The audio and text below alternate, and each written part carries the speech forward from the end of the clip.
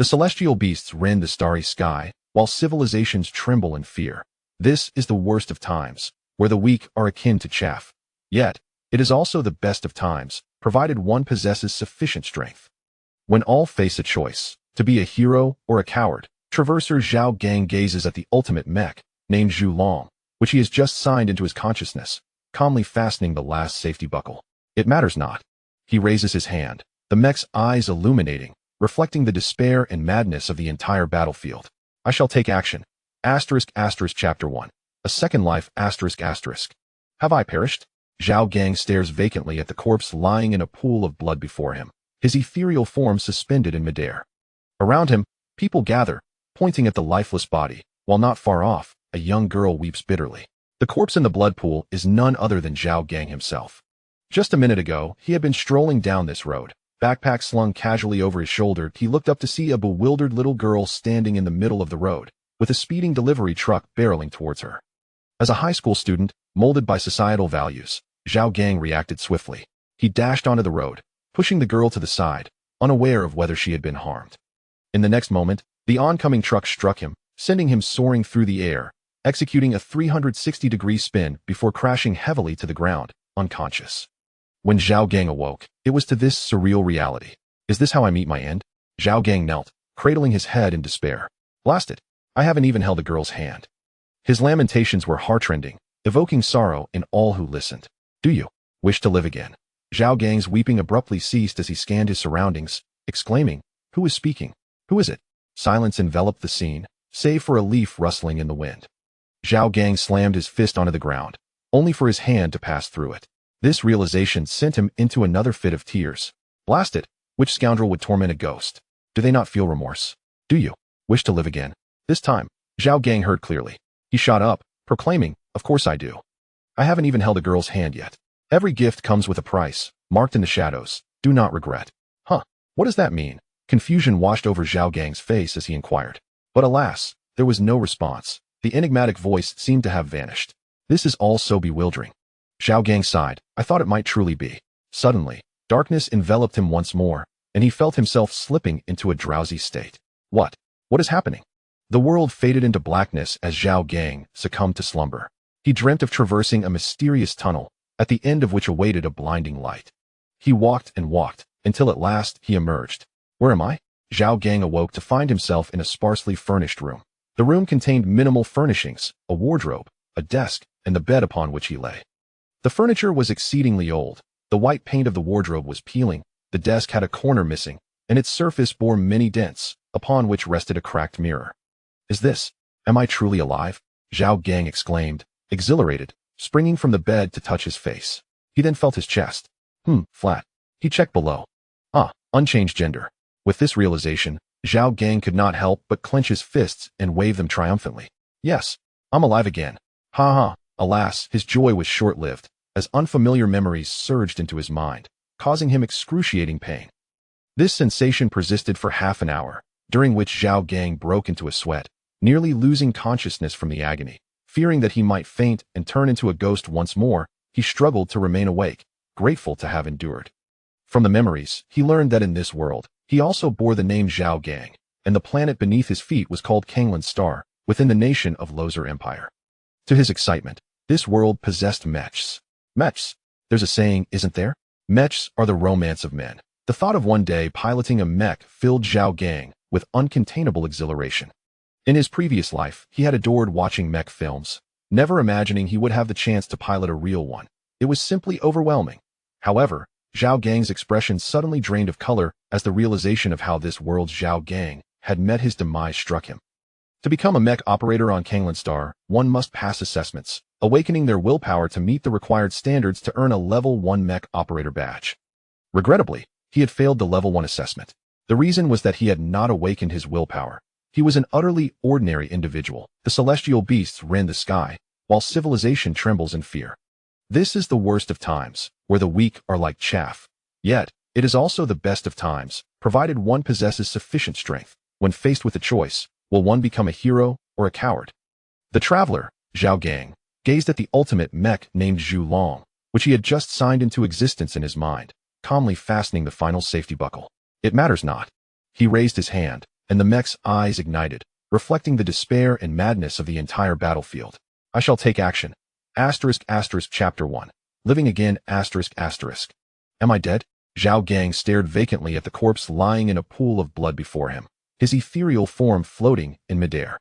Around him, people gathered, pointing at the lifeless body, while not far away, a little girl wept bitterly, wiping her tears. The corpse in the bloodstain was none other than Zhao Gang himself. Just a minute ago, he had been strolling along this road with his backpack slung over one shoulder. He had looked up to see a little girl standing helplessly in the middle of the road. Directly in front of her was a speeding truck, a high school student long influenced by societal values. Zhao Gang reacted swiftly. He dashed onto the road, pushing the girl to the side, unaware of whether she had been harmed. In the next moment, the speeding truck struck him, sending Zhao Gang soaring through the air in a complete 360-degree spin before crashing down heavily, losing consciousness. When Zhao Gang awoke, this was his reality. Did I die like this? Zhao Gang knelt on the ground, clutching his head as tears streamed down his face. Curse it! I haven't even held a girl's hand. His wretched cries were heart-wrenching, drawing tears from those who heard. Do you wish to live again? Zhao Gang's sobs abruptly halted as he looked around, exclaiming, Who is speaking? Who is it? A leaf was swept by the wind, and the atmosphere turned eerily quiet. Zhao Gang struck the ground with force, only for his hand to pass through it, prompting him to weep once more. Curse it! Which bastard would bully a ghost? Don't you have a conscience? Sob. Do you wish to live again? This time, Zhao Gang heard the words clearly. He suddenly raised his head and shouted, Of course I do. I haven't even held a girl's hand. Every gift comes with a price marked in the shadows. Do not regret. What do you mean? Confusion spread across Zhao Gang's face as he inquired. Alas, there was no response. The voice from the void seemed to have departed. How bizarre. Zhao Gang sighed, muttering, I thought it was truly possible. Suddenly, darkness enveloped him, and he felt a heavy drowsiness wash over him. What is happening? Once again, darkness fell before his eyes, and Zhao Gang succumbed to slumber that he dreamt of traversing a mysterious tunnel, at the end of which lay blinding light. He walked and walked. Finally, he emerged. Where's this? Zhao Gang awoke to find himself in a spacious room. The furnishings were sparse, consisting only of a wardrobe, a desk, and the bed beneath him. The furniture was quite old. The white paint on the wardrobe was peeling. The desk was missing a corner, and its surface was uneven, adorned with a cracked mirror. Am I truly alive? Zhao Gang was filled with excitement as he leapt from the bed, reaching to touch his face. He then felt his chest. Yes, flat. He checked below. Yes, his gender remained unchanged. With this realization, Zhao Gang couldn't help but clench his fists and wave them in delight. Wow, I'm alive again. Ha ha. Unfortunately, his joy was short-lived as unfamiliar memories flooded his mind, causing a splitting headache. This torment persisted for half an hour, leaving Zhao Gang drenched in sweat, the pain nearly overwhelming him. Fearing that if he fainted, he might once again become a ghost, Zhao Gang persevered, managing to endure. From the memories, he learned that in this world, he too was named Zhao Gang, and the planet he stood upon was called Azure Star, within a nation known as the Lozer Empire. What thrilled Zhao Gang most was the existence of mechs in this world. Mechs. There is a saying, isn't there? Mechs are the romance of a man. The mere thought of potentially piloting a mech filled Zhao Gang with uncontainable excitement. He had always adored mech films in his past life. Little did he expect to have the chance to operate a real mech. However, Zhao Gang's expression suddenly turned pale as he recalled how this world Zhao Gang had met his demise. To become a mech pilot on Azure Star, one must undergo assessments, awakening their consciousness and meeting the required standards to obtain the badge of a Level 1 mech pilot. Regrettably, he had failed the Level 1 assessment. The reason being, he had not awakened his consciousness, rendering him a complete, ordinary person. Chapter 2. The Divine Mecha Dragon. The essence of consciousness energy, known as Enung by the inhabitants of the Azure Blue Star, can only be awakened by those endowed with the innate talent for mecha. It is through this awakening that one becomes a mecha master. Zhao Gang exhibited extraordinary aptitude for mecha piloting as soon as he encountered them, leading the Academy's instructors to believe he would undeniably awaken his Enung. Unfortunately, Zhao Gang's family circumstances were less than favorable. He lost his parents in a tragic accident at the tender age of 3, leaving him to depend solely on his sister, Zhao Xiaodang. The siblings struggled to make ends meet with the meager support from the Empire. Upon learning of Zhao Gang's remarkable mecha talent, Zhao Xiaodang juggled her studies at the Empire Mecha University with her perilous work as part of a mecha mercenary group, hunting star beasts in the cosmos. Each return from her missions left her battered and on the brink of death several times, requiring extensive medical intervention to pull her back from the edge. All her sacrifices were aimed at providing Zhao Gang with the nutritional supplements he needed for training. Tragically, however, everything took a dire turn when Zhao Gang discovered that he had failed to awaken his Inong. He succumbed to despair and took his own life. Having come to terms with this harrowing reality, Zhao Gang stared blankly at the ceiling, his heart heavy with desolation. The greatest agony lies in the inability to reach for what one cherishes most when it is within sight, a torment akin to the depths of hell. With a heavy sigh, he buried his hands in his hair, sitting on the floor in a state of lamentation. Ding! Congratulations on unlocking the sign-in system.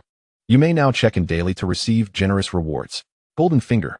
Zhao Gang leaped to his feet, clapping his hands in exultation. Can this grant me Inung? Indeed. Will it truly allow me to possess Inung? Yes. Then can you bestow it upon me now? Hello? System? Zhao Gang called out, noticing the system's silence. System, speak to me. Scratching his head in confusion, he mused, could it be malfunctioning? System? System? Ding. After what seemed like an eternity of his persistent calls, the system finally responded. The first sign-in grants a novice gift pack, which may contain Inung, Mechas, piloting skills, and other splendid rewards. Will you sign in? Upon hearing such delightful news, Zhao Gang eagerly replied, sign me up. Sign in successful. You have received a novice gift pack. Would you like to open it? Open it. His face radiated confidence. Despite being less than fortunate, he firmly believed that his luck would eventually turn. As he spoke, a package materialized before him, swelling and transforming into a burst of fireworks. The dazzling light compelled Zhao Gang to instinctively shut his eyes. Ding ding ding. Congratulations, you have obtained Spatial Inung. Congratulations. You have acquired Divine Mecha Dragon. Congratulations, you have received Intermediate Nutritional Liquid X1. Congratulations, you have secured Inung Recovery Potion X1. Zhao Gang opened his eyes wide, his mind racing with the realization that he had indeed acquired Inung, and of the rare spatial variety. Most thrilling of all was the fact that he had obtained a Divine Mecha. A Divine Mecha. It is known that, at present, there exist only 10 Divine Mechs on Azure Star, each crafted by the legendary Mech Master Moroff, utilizing the finest materials available. Following the demise of the illustrious Moroff, the emergence of new Divine Mechs has become exceedingly rare. Moroff's creation of 10 Divine Mechs has rendered them unmanageable since the death of the first generation of Mech Masters. Currently, they lie in storage within the Mech Association. Moreover, based on Zhao Gang's own recollections, it appears that among the many Divine Mechs, there is none named Dragon. At this moment, the system provided clarification. This system possesses numerous Divine Mechs, none of which have yet manifested in this world. Please rest assured, host. Zhao Gang's mouth watered as he contemplated the system's words. Numerous Divine Mechs. Zhao Gang's eyes sparkled, in rounding up the implications. Did this not suggest that he possessed many Divine Mechs? Overwhelmed with excitement, he felt an urge to sing. However, upon further reflection, he decided to check the rewards first, postponing his serenade for another time. With this thought, Zhao Gang opened the system's repository to take a look.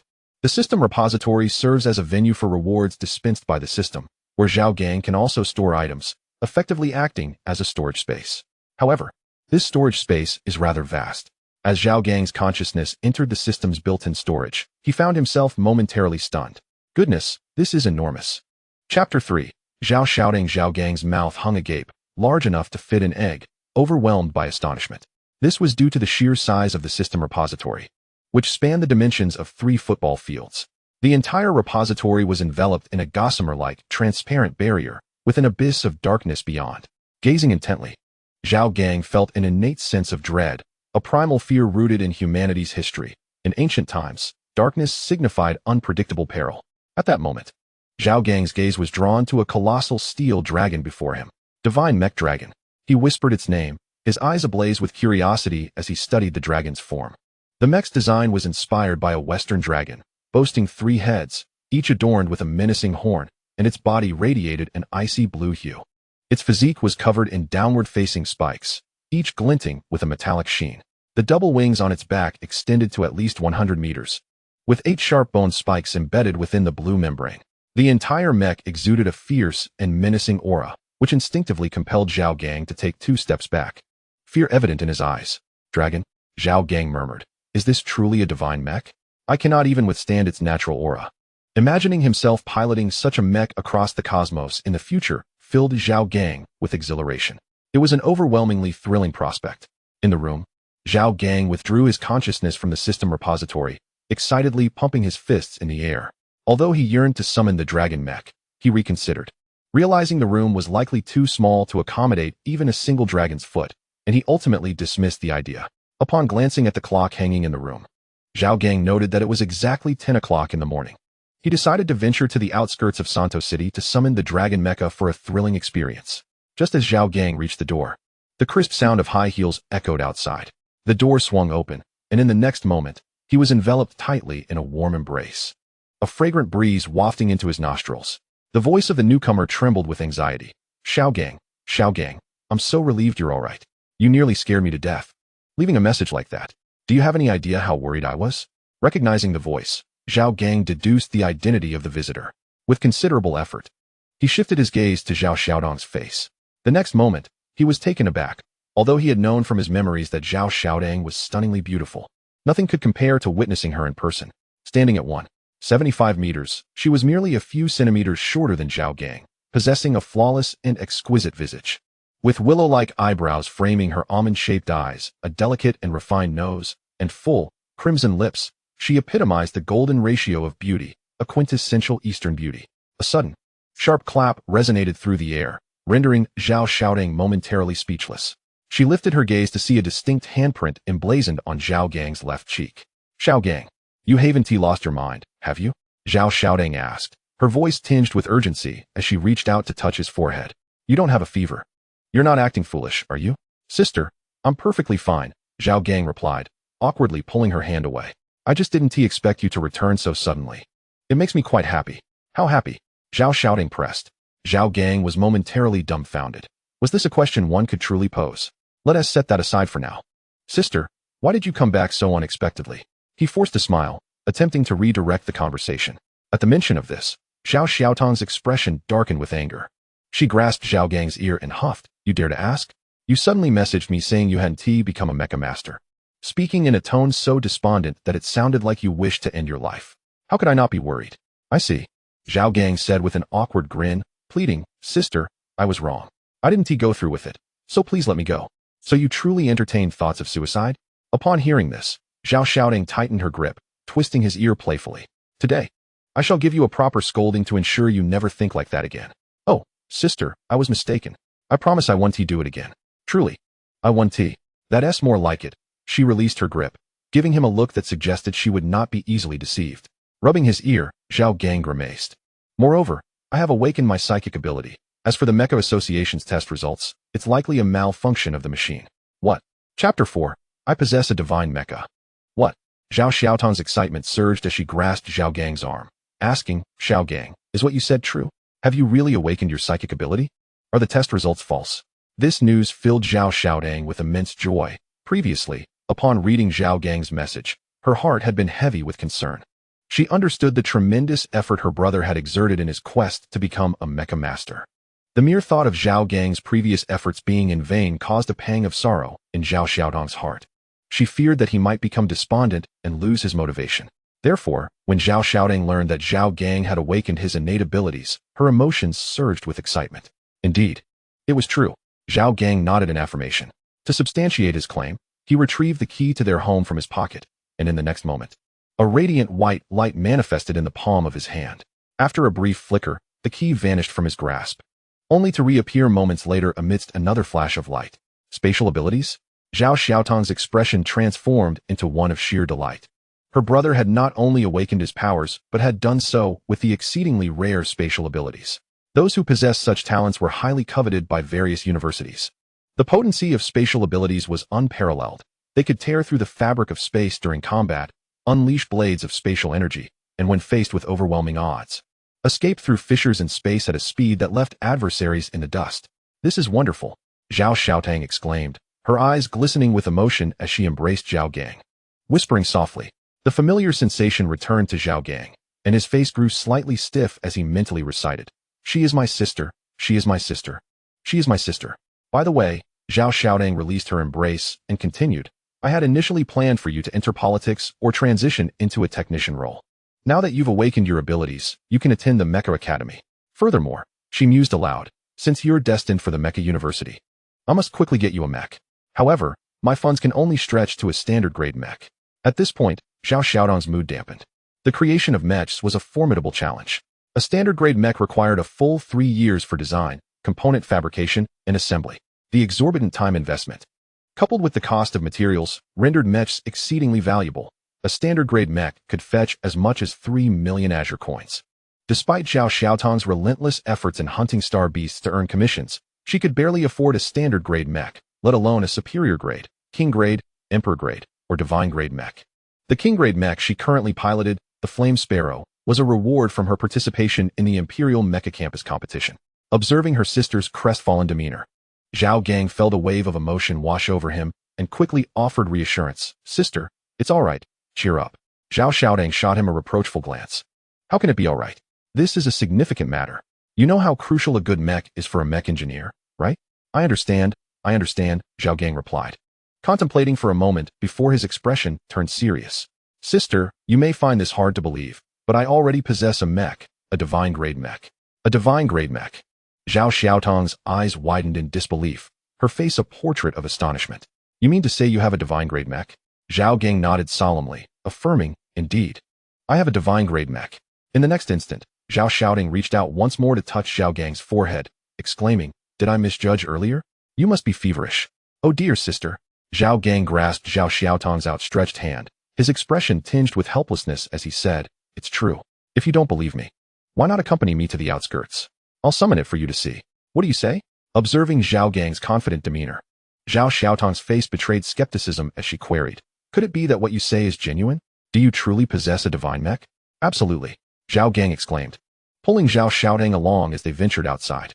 "What you hear may be dubious, but what you see is tangible. Come, let me show you." All right. Just take it slowly," she replied. Chapter 5, Dragon. Arise. A hovering taxi gradually came to a halt on the outskirts of Xingguan City. As the door lifted, Zhao Gang and Zhao Xiaodang emerged from the vehicle. After settling the fare, the taxi resumed its journey, gradually fading from view. During their trek, Zhao Gang spun a poignant tale for Zhao Xiaodang, recounting the circumstances under which he acquired the divine mech. The essence of the story was this. Upon discovering that he had not awakened his latent abilities, Zhao Gang, disheartened, was making his way home when he encountered an elderly man, bloodied and collapsed before him. As a responsible citizen of Xingguan City, Zhao Gang rushed to inquire if the old man needed assistance. The elder, however, declined help and instead presented him with a necklace containing the mech. Declaring that his time was short, he praised Zhao Gang for his kindness and chose to bequeath his divine mech to him. To lend credence to his narrative, Zhao Gang produced the necklace he had purchased 3 days prior at the market for 20 Azure coins. It is worth noting that he had initially intended to gift this necklace to a female classmate, but she had disdainfully refused it. Reluctant to discard it, he kept it, not anticipating its utility today. Despite Zhao Gang's elaborate fabrication, Zhao Xiaodang remained unconvinced. The tale was simply too implausible, akin to stumbling upon a fortune by the roadside. She surveyed their surroundings and pointed toward a path through the nearby woods, saying, "I remember there's a large clearing ahead. Let us head there." "Very well." Zhao Gang agreed, understanding his sister's intent. Summoning the mech here might attract unwanted attention from passers-by. The two proceeded along the path for approximately 20 minutes until they reached a spacious clearing, which unfolded before them. "I used to train here often," Zhao Xiaodang remarked. Pointing at a broken tree, Zhao Gang nodded. He recalled how, after gaining admission to the Mech University, she would occasionally vanish for a time during her visits home. "Now, let me witness your divine mech," Zhao Xiaodang said, crossing her arms defiantly as she looked at Zhao Gang, clearly still skeptical of his claims. "All right," Zhao Gang nodded, excitement flickering across his face. After all, this was his first opportunity to summon his divine mech in the real world. "Dragon, arise." Zhao Gang took a deep breath and shouted. No sooner had the words left his lips than a rift in space opened above him. As the fissure slowly widened, 3 fearsome dragon heads emerged from the rift in space, gradually revealing the entirety of the colossal dragon before the 2 individuals. The ice-blue steel dragon flapped its wings, hovering in midair, its piercing gaze fixated upon the 2 humans below. In the next moment, the steel dragon descended gently, its wing beats stirring up clouds of dust. Upon landing, it raised its head to the sky and released a resounding roar. Accompanying this mighty bellow was an overwhelming aura that emanated from its form. Following this display, the steel dragon lowered its head and crawled towards Zhao Gang. Zhao Xiaodang, gazing at the imposing creature, was momentarily rendered speechless. At this point, there was no room for doubt. The sheer presence exuded by the steel dragon convinced Zhao Gang that this mech was undoubtedly divine in nature. Stammering, he pointed at the steel dragon and then at Zhao Gang, exclaiming, You, Zhao Gang, you really possess a divine mech. Zhao Gang smiled slightly, lifting his chin with pride as he responded, Of course. When have I ever deceived you, my dear brother? Isn't it magnificent? Observing Zhao Gang's self-satisfied demeanor, Zhao Gang rolled his eyes and playfully tapped his brother's back with just the right amount of force. Look at you, so full of yourself. Naturally, one must revel in such glory, Zhao Gang grinned. Now, you haven't piloted it yet, have you? Hurry and input your consciousness information. Zhao Gang shook his head in exasperation. Chuckling at his brother, Zhao Gang nodded in response and approached the dragon mech. During the initial piloting of a mech, it is essential for the mech technician to bind their consciousness information akin to the password settings of modern smartphones, including iris scans. However, this consciousness input method offers even greater security. Each individual's consciousness is unique and cannot be replicated. This means that the mech is utterly secure from theft. Unless the owner is killed, no one else can operate the stolen mech. This security measure surpasses genetic passwords, since genes can be copied, but consciousness information is inherently irreplicable. As Zhao Gang stood before the dragon mech, he extended his right hand to rest upon its head. In an instant, a brilliant light enveloped him, and Zhao Gang's figure vanished from sight. Chapter 6. Inputting consciousness information. A flash of light occurred, prompting Zhao Gang to instinctively close his eyes. When he opened them again, he found himself in a realm of darkness. He was seated on a chair, his hands gripping its icy cold armrests. Before he could take further action, the dark space illuminated and a gravelly voice echoed. Please proceed with consciousness information input. Surveying his surroundings, Zhao Gang noticed the absence of anything substantial. The walls were adorned with intricate blue patterns, centering around the chair he occupied. As for the control panel mentioned within the mech, it was nowhere to be found. No holographic screens existed in this void. Only to the side did he see a table beside the chair, upon which rested a strikingly futuristic blue helmet. Please proceed with the consciousness information input. The raspy voice echoed once more. Zhao Gang picked up the helmet from the table and donned it. In the next moment, his vision was once again engulfed in darkness. The sound of heavy breathing filled his ears, and as Zhao Gang opened his eyes, he found himself surrounded by obscurity. Where am I? Zhao Gang inquired in astonishment. In the realm of consciousness, came the raspy voice. Accompanying this utterance, a pair of icy blue eyes materialized before Zhao Gang. However, these eyes were excessively large. A glimmering point of light shot forth from those azure orbs, and through its ethereal glow, Zhao Gang faintly discerned a figure. It was a colossal dragon, the self-awareness of the dragon mech. The reason why such mechs are deemed divine is that they have attained self-awareness, qualifying them as new life forms. They can synchronize with their masters during combat, compensating for any errors made by the mech pilot. Nevertheless, it is imperative to note that the pilot's commands take precedence. The glowing point approached Zhao Gang, gradually merging into his forehead. Consciousness information has been recorded. Mech pilot, Zhao Gang, greetings. You may refer to me as Dragon. Upon hearing this, Zhao Gang was about to respond, but suddenly darkness enveloped him, and his head felt heavy. He fainted. When Zhao Gang opened his eyes again, he discovered he had returned to the cockpit. Dragon, Zhao Gang called out, surveying his surroundings. I am here, Dragon replied in its distinctive raspy tone. Battle mode, Zhao Gang commanded. No sooner had he spoken than he gazed down at himself. Witnessing the helmet atop his head extending downwards, transforming into a suit of armor that enveloped him entirely. In the next instant, the scene before Zhao Gang shifted, his perspective transitioning to the exterior. His view elevated abruptly, and upon looking down, he realized he had become a mech. This is the advantage of consciousness control. The mech pilot can seamlessly integrate with the mech, maneuvering it with greater finesse for various combat scenarios and executing intricate attack techniques with ease. The trees in the forest were exceedingly short, the tallest barely reaching his knees. Zhao Gang clenched his fists and swung them forward, the force slicing through the air with a resonant thud. The dragon mech is a beast-type mech, capable of assuming two forms. One is the dragon form, also known as the hunting form. The other is the combat form, which is the humanoid shape Zhao Gang currently commanded. The dragon form features 3 dragon heads, 2 of which serve as shoulder armor, covering the joints of his shoulders, while the last dragon head forms the chest plate, safeguarding his torso. Zhao Gang found himself nestled within this chest armor. The strength of the dragon mech was overwhelming, a power that transcended description, a true testament to its divine classification. What an extraordinary force! Zhao Gang marveled, suddenly struck by a thought. Switch to hunting form, he instructed. As he spoke, The dragon mech slightly bent its knees and leapt into the sky, transforming midair back into the form of 3 colossal dragons. Upon landing, a radiant light burst forth. And when the illumination faded, only Zhao Gang's figure remained at the spot. Zhao Gang gazed at Zhao Gang in the distance, waving his hand as he spoke. Sister, I have successfully entered the consciousness data. Zhao Gang nodded, replying, as long as it is done. The next step is for you to register the information at the Mecha Association. Each year during graduation season, various universities seek out quality candidates from the Mecha Association's database, offering numerous rewards to secure the best students. This is your opportunity. Concerned for her brother's future, Zhao Gang had already contemplated his path, while Zhao Gang was entering his consciousness data. Zhao Gang had no objections, affirming, I understand. Tomorrow is the day for fresh graduates to register at the Mecha Association. I will be there. All right, I shall return home now, Zhao Gang said with a smile. Today is a day worth celebrating. Shall we indulge in a feast? What feast? How about iron spine pork? Zhao Gang inquired. Zhao Gang readily agreed, nodding, sounds great. Let's go? Onward. The following morning, Zhao Gang awoke early, freshened up, and donned his newly purchased attire before stepping out. Today marked the day for fresh graduates to upload their information at the Mecha Association.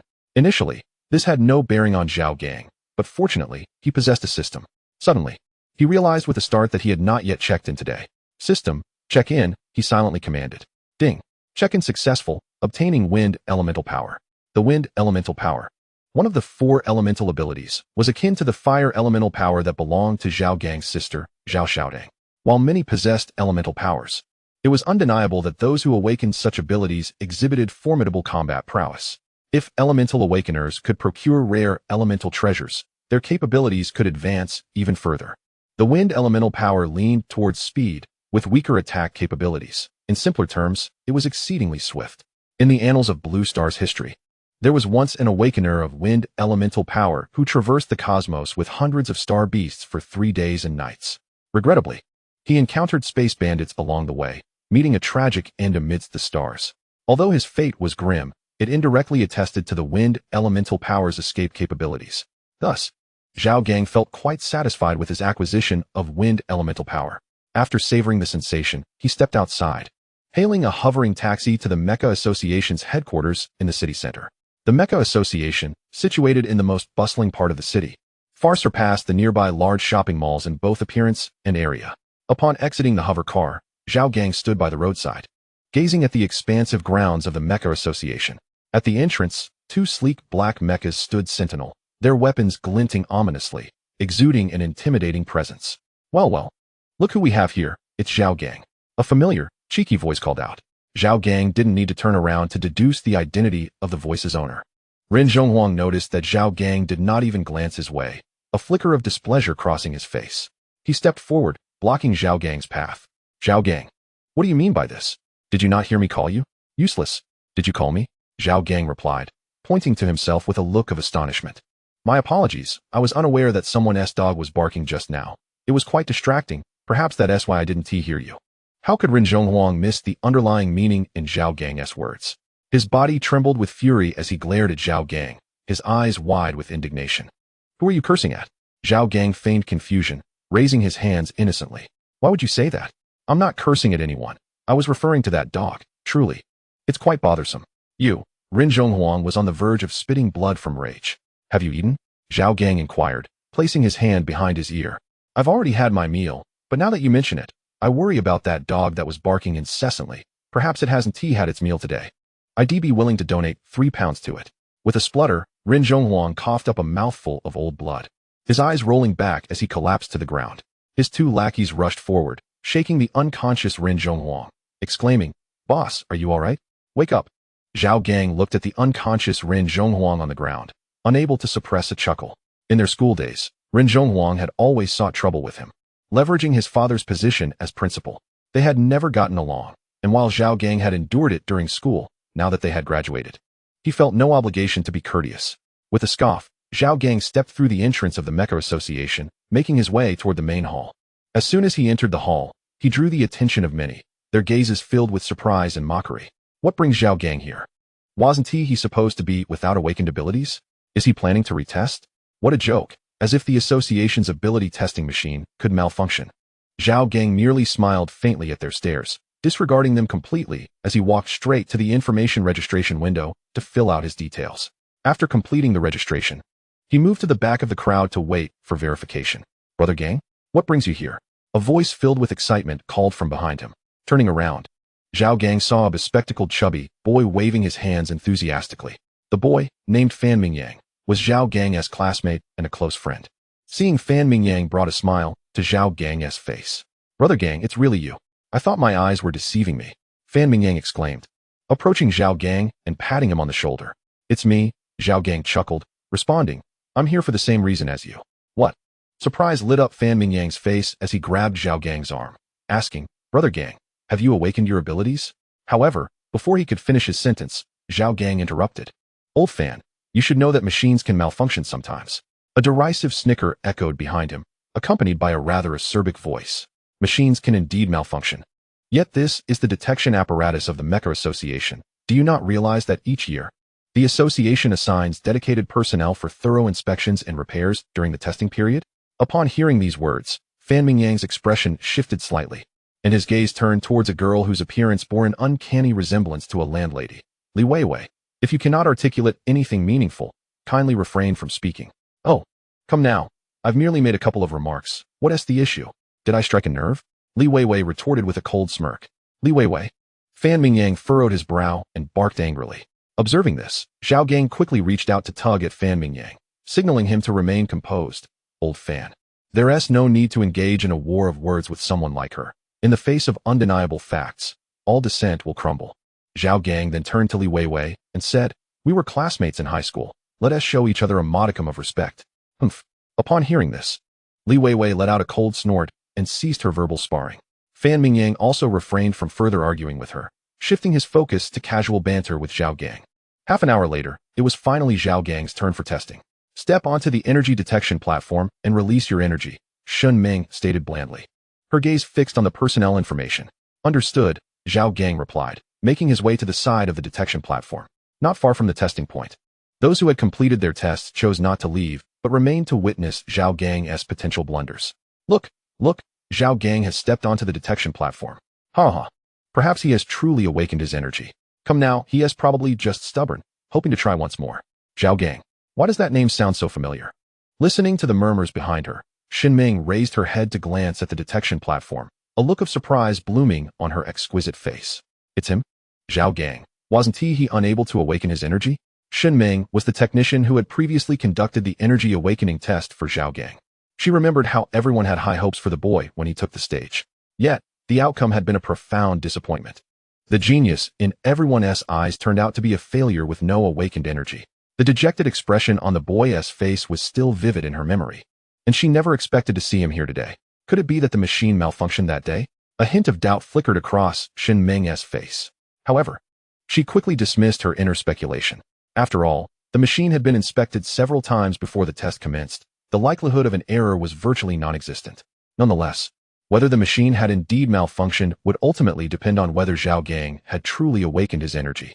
On the detection apparatus, Zhao Gang's internal energy was activated under his control, coalescing into a dazzling column of blue and green light that enveloped him. A roar of astonishment erupted from the crowd at the testing point. They were astounded to discover that Zhao Gang had indeed awakened his energy, and not just one, but two. Am I seeing things? Dual energy? The once lost genius has returned. Ha ha ha. Fan Mingyang pointed at the crowd, laughing heartily. What do you think? My brother is exceptional. Isn't he? He has always been a genius. Space energy, wind energy, dual energies, ha. Meanwhile, at the examiner's seat, Xin Ming gazed in bewilderment at the figure shrouded within the radiant light. Awakened at last, possessing the rare dual affinity for elemental powers. Chapter 9. Spicy rabbit heads. As Xin Ming gazed upon the figure illuminated by the detection apparatus, she murmured to herself. The radiant beam had now dissipated, and Zhao Gang, with an expression of nonchalance, descended from the platform and merged into the crowd. Observing his approach, the onlookers parted to create a path for him. Zhao Gang did not linger. After exchanging a brief greeting with Fan Mingyang, he exited the association's hall, snapped back to reality as she watched his silhouette fade from view. Xin Ming realized she needed to promptly inform the academy. At the entrance, beside an ambulance, several medical personnel were lifting a stretcher into the vehicle, upon which lay Ren Zhonghuang. He was glaring at Zhao Gang with a gaze full of animosity. Zhao Gang felt no remorse. All of this was merely the consequence of Ren Zhonghuang's own actions. Hailing a hovering vehicle, Zhao Gang took his seat. As the vehicle sped away, Ren Zhonghuang muttered to himself, "Zhao Gang, I will not let you off so easily." The car raced along the road, and within mere minutes, Zhao Gang arrived at the entrance of Jinglin Community, his residence. After settling the fare, he exited the vehicle and ascended to the 6th floor via the elevator. A few gentle presses on the doorbell, and the door swung open to reveal Zhao Xiaodang, clad in an apron and wielding a spatula. Upon seeing Zhao Gang, a smile brightened her face. "Back so soon," she exclaimed, pulling him inside. "I'm preparing your favorite, spicy rabbit heads. They will be ready shortly. Please wait in the living room." With that, Zhao Xiaodang retreated to the kitchen. Watching his sister bustle about, Zhao Gang felt a smile tug at his lips. After washing his hands in the restroom, he quietly settled at the dining table in the living room, eagerly anticipating the meal she was preparing. "Here comes the spicy rabbit heads," Zhao Xiaodang announced as she emerged from the kitchen, carrying a cast-iron pot. Inside were 4 perfectly tender rabbit heads, exuding an enticing aroma that awakened Zhao Gang's appetite. The spicy scent wafted into his nostrils, prompting Zhao Gang to instinctively take a deep breath, causing his throat to involuntarily swallow. Gurgle. His stomach betrayed him with a loud growl, and an awkward feeling washed over him. Zhao Xiaodang chuckled, using chopsticks to place a piece of rabbit meat into Zhao Gang's bowl. "Give it a try and tell me how it tastes." "Delicious," he exclaimed, savoring the morsel before swallowing. "It's fantastic," he added, giving a thumbs up with his left hand in admiration.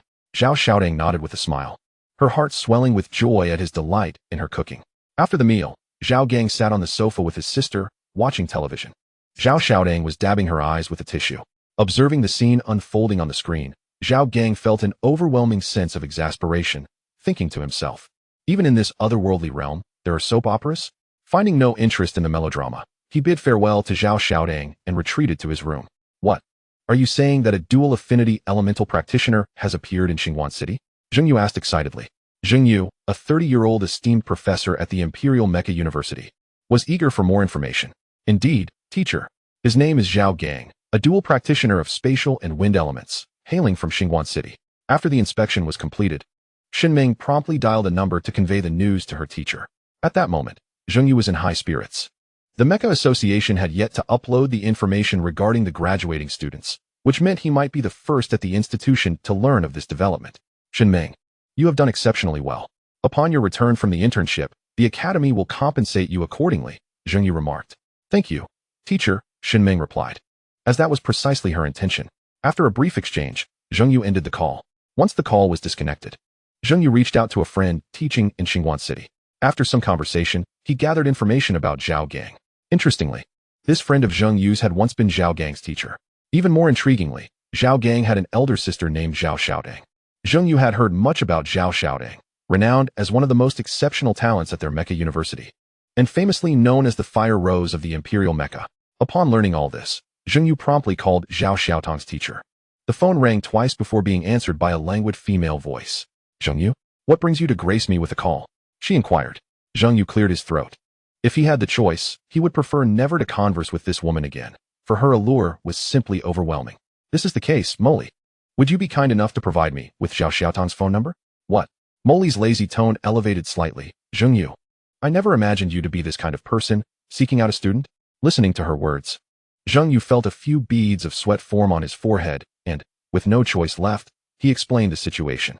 "Oh, you mean to say that Xiaodang's younger brother is a dual-element ability user?" Molly inquired over the phone. Zheng Yu sighed. "Indeed." "Very well," Molly replied, her voice tinged with a hint of playfulness. "In light of your honesty, I shall provide you with Xiaodang's number shortly." "Is that so, Molly?" "Thank you." After hanging up, Zheng Yu wiped the sweat from his brow, reflecting on how Molly's allure had seemingly intensified, leaving him with a restless feeling even through the phone line. Ding. Zheng Yu opened his phone to find a message from Molly, and without hesitation, he entered Zhao Xiaodang's number to call. Chapter 10. The Young Master? In Xingguan City. Upon seeing an unfamiliar number, Zhao Xiaodang hesitated for a moment before answering. "Hello, who is this?" "Greetings, may I ask if this is Zhao Xiaodang?" Zheng Yu inquired. "Yes, it is. Who are you? What do you need?" Zhao Xiaodang responded. "Hello, Zhao Xiaodang. I am Zheng Yu. I wonder if you have heard my name before." "Zheng Yu?" Zhao Xiaodang paused momentarily. She certainly recognized the name. He was the academy's distinguished lecturer, known for his unique teaching style that emphasized practical skills. The majority of students who graduated from his classes had become key assets in the military. In fact, Zhao Xiaodang herself had attended his lectures, which she still remembered vividly due to their exceptional quality. However, she wondered what Zheng Yu could possibly want from her. Hello? Zhao Xiaodang snapped back to attention and quickly added, I apologize, Teacher Zheng. I do know you. I attended your class. May I ask why you are calling today? Is it true that you are currently in Xingguan City? Zheng Yu inquired. Does this have anything to do with what you wish to discuss? Zhao Xiaodang hesitated momentarily before responding. Yes, teacher, I am indeed in Xingguan City. Haha, I shall not beat around the bush. I have heard that your brother is a dual-element psychic. I wonder if he would be interested in attending the Imperial Mecha University.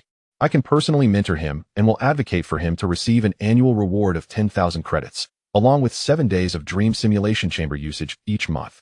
Furthermore, I will provide him with a second-tier evolution potion. Upon uttering these words, Zheng Yu felt a slight pang in his heart for the generous conditions he had offered. He was indeed making a significant investment for the sake of a dual-element psychic. On the other end of the line, Zhao Xiaodang was utterly taken aback. Teacher Zheng, this is rather sudden. I need to consult my brother's opinion. However, if he is willing, I trust that the conditions you mentioned would be feasible. Zhao Xiaodang swallowed hard, contemplating the implications. 10,000 credits. She herself had only accumulated 120,000 credits through relentless task completion. The prospect of 10,000 credits, coupled with the monthly access to the dream simulation chamber and the evolution potion, was an alluring proposition that could drive any student of the Imperial Mecha University into a frenzy. Even Zhao Xiaodang felt a surge of impulse, tempted to agree on behalf of Zhao Gang. Yet, she restrained her thoughts. No problem, you may inquire about his thoughts, Zheng Yu replied confidently. He was assured that the top-tier mecha universities in Kanglan Star were only 4 in number, and the conditions he had set forth were unattainable by the remaining 3 institutions. Thank you, Teacher Zheng. I will consult my brother and call you back once he has made a decision. Very well, go and ask him, and let me know when he has made up his mind. After hanging up the phone, Zhao Xiaodang's face radiated excitement. She had not anticipated that Zheng Yu would present such generous terms to recruit Zhao Gang. The provision of an evolution potion was particularly notable, as mecha masters required such potions to advance their psychic abilities, and the materials needed for these potions were exorbitantly priced. The reason many mecha masters hunted star beasts for revenue was predominantly to elevate their own capabilities. However, what exactly did it mean to be a dual-element psychic? Zhao Xiaodang furrowed her brow and approached Zhao Gang's door, knocking gently. Is there something you need, sister? Zhao Gang, bleary-eyed, opened the door and asked in a daze. Humph. Zhao Xiaodang scoffed coldly, remaining silent. Zhao Gang, momentarily stunned, shook off his drowsiness and tentatively asked, Sister, what did I do wrong? I need to ask you. What is the situation regarding being a dual-element psychic? Zhao Xiaodang questioned. Oh dear, I completely forgot. Zhao Gang exclaimed, slapping his forehead. This morning, I inadvertently discovered that I awakened the wind element psychic ability. However, fearing I might miss the registration deadline for the Mecha Association, I didn't mention it to you. Then, upon returning home and seeing the delicious meal you prepared, it slipped my mind. Really? Zhao Xiaodang probed. Absolutely true, Zhao Gang affirmed, adding, I swear. That's more like it, so I'll let you off this time. Zhao Xiaodang scoffed and continued. Just now, Teacher Zheng Yu from the Empire Mecha University contacted me, expressing a desire to enroll you. Should you accept, you would receive an annual allocation of 10,000 points and 7 days of dream simulation chamber usage each month during your university years. Furthermore, you would also be gifted a second-tier evolution potion. Points? I am familiar with the dream simulation chamber and the evolution potion. But what exactly are points and what purpose do they serve? Zhao Gang inquired. Zhao Xiaodang cleared her throat and explained, the Empire Mecha University operates on a points system. Points can be exchanged for various rare items within the points system. She paused briefly before continuing. There are 5 ways to acquire points. First, by completing tasks assigned in the Academy's taskbar. Second, through significant inventions. Third, by making substantial contributions to the Empire. Fourth, through dueling. And fifth, by slaying star beasts on the battlefield. The points awarded vary according to the rank of the star beasts. So, does this imply that points hold considerable importance? Zhao Gang pondered aloud. Indeed, Zhao Xiaodang extended her right hand, fingers splayed, and said, each point is valued at 100,000 Azure coins. Even so, few are willing to redeem them. 1 point is worth 100,000 Azure coins. Zhao Gang was taken aback, his mouth agape, unable to close it for a moment. I personally believe this offer is quite generous. However, the final decision rests with you, Zhao Xiaodang remarked. Zhao Gang fell silent. Among the 4 major mecha academies, the Lozer Empire Mecha Academy, namely the Empire Mecha University, ranked third.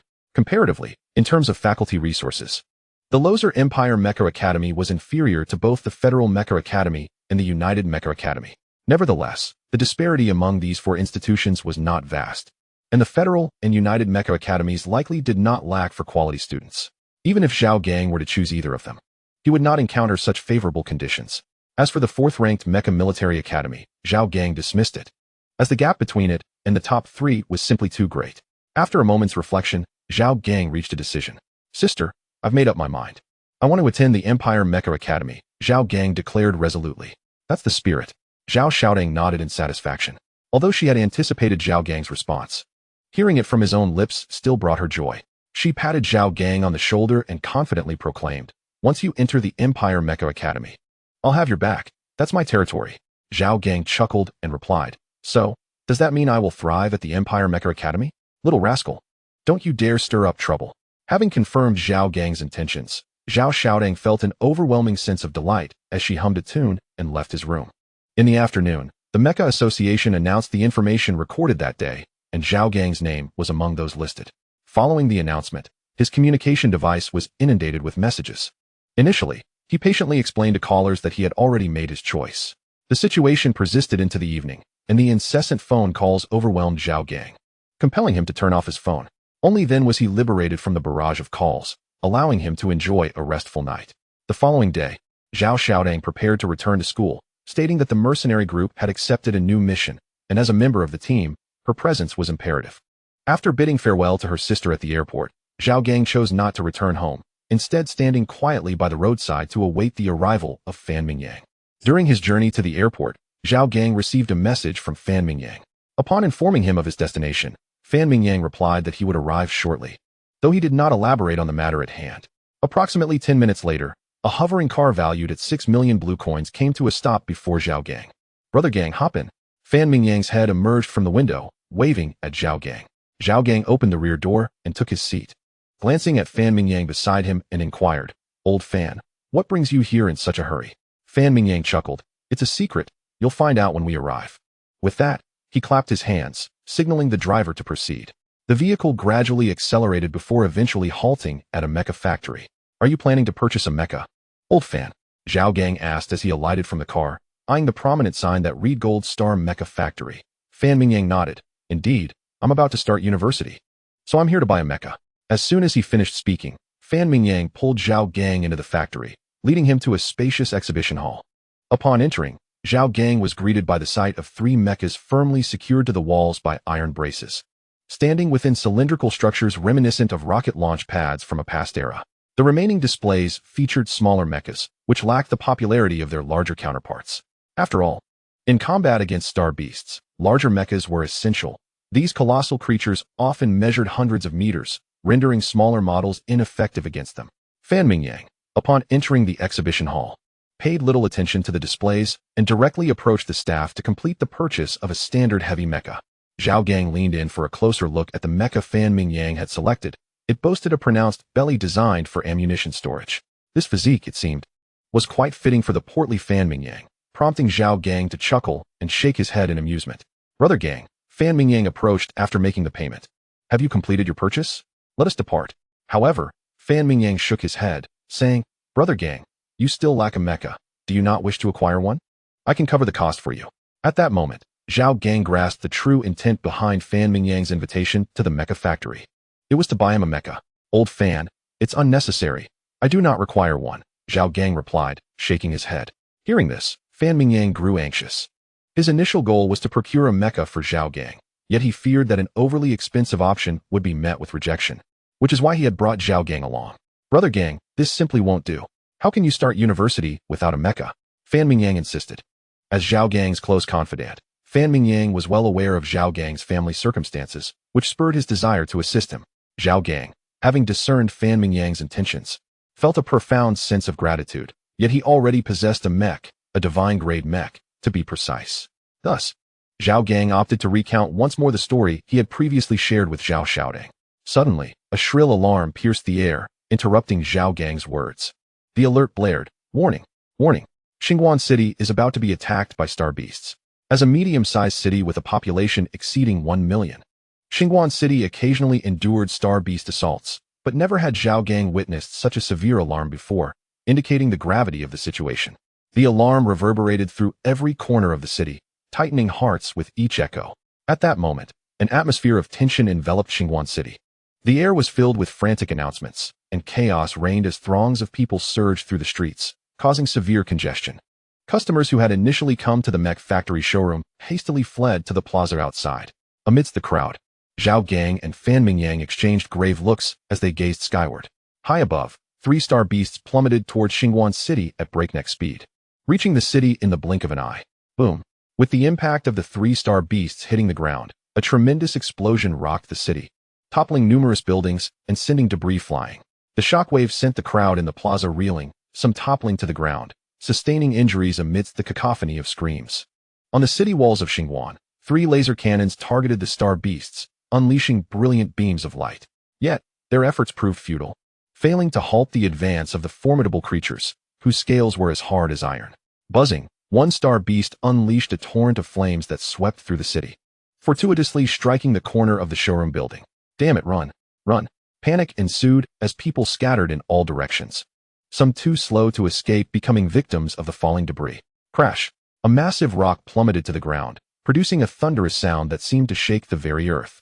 As the dust settled, the scene was gruesome. Those who had failed to flee lay trapped beneath the rubble. Mom! Mom! Amidst the chaos, a little girl cried out as she ran towards a body that had been severed at the waist. Kneeling beside the corpse, she wept. The hem of her white dress stained crimson.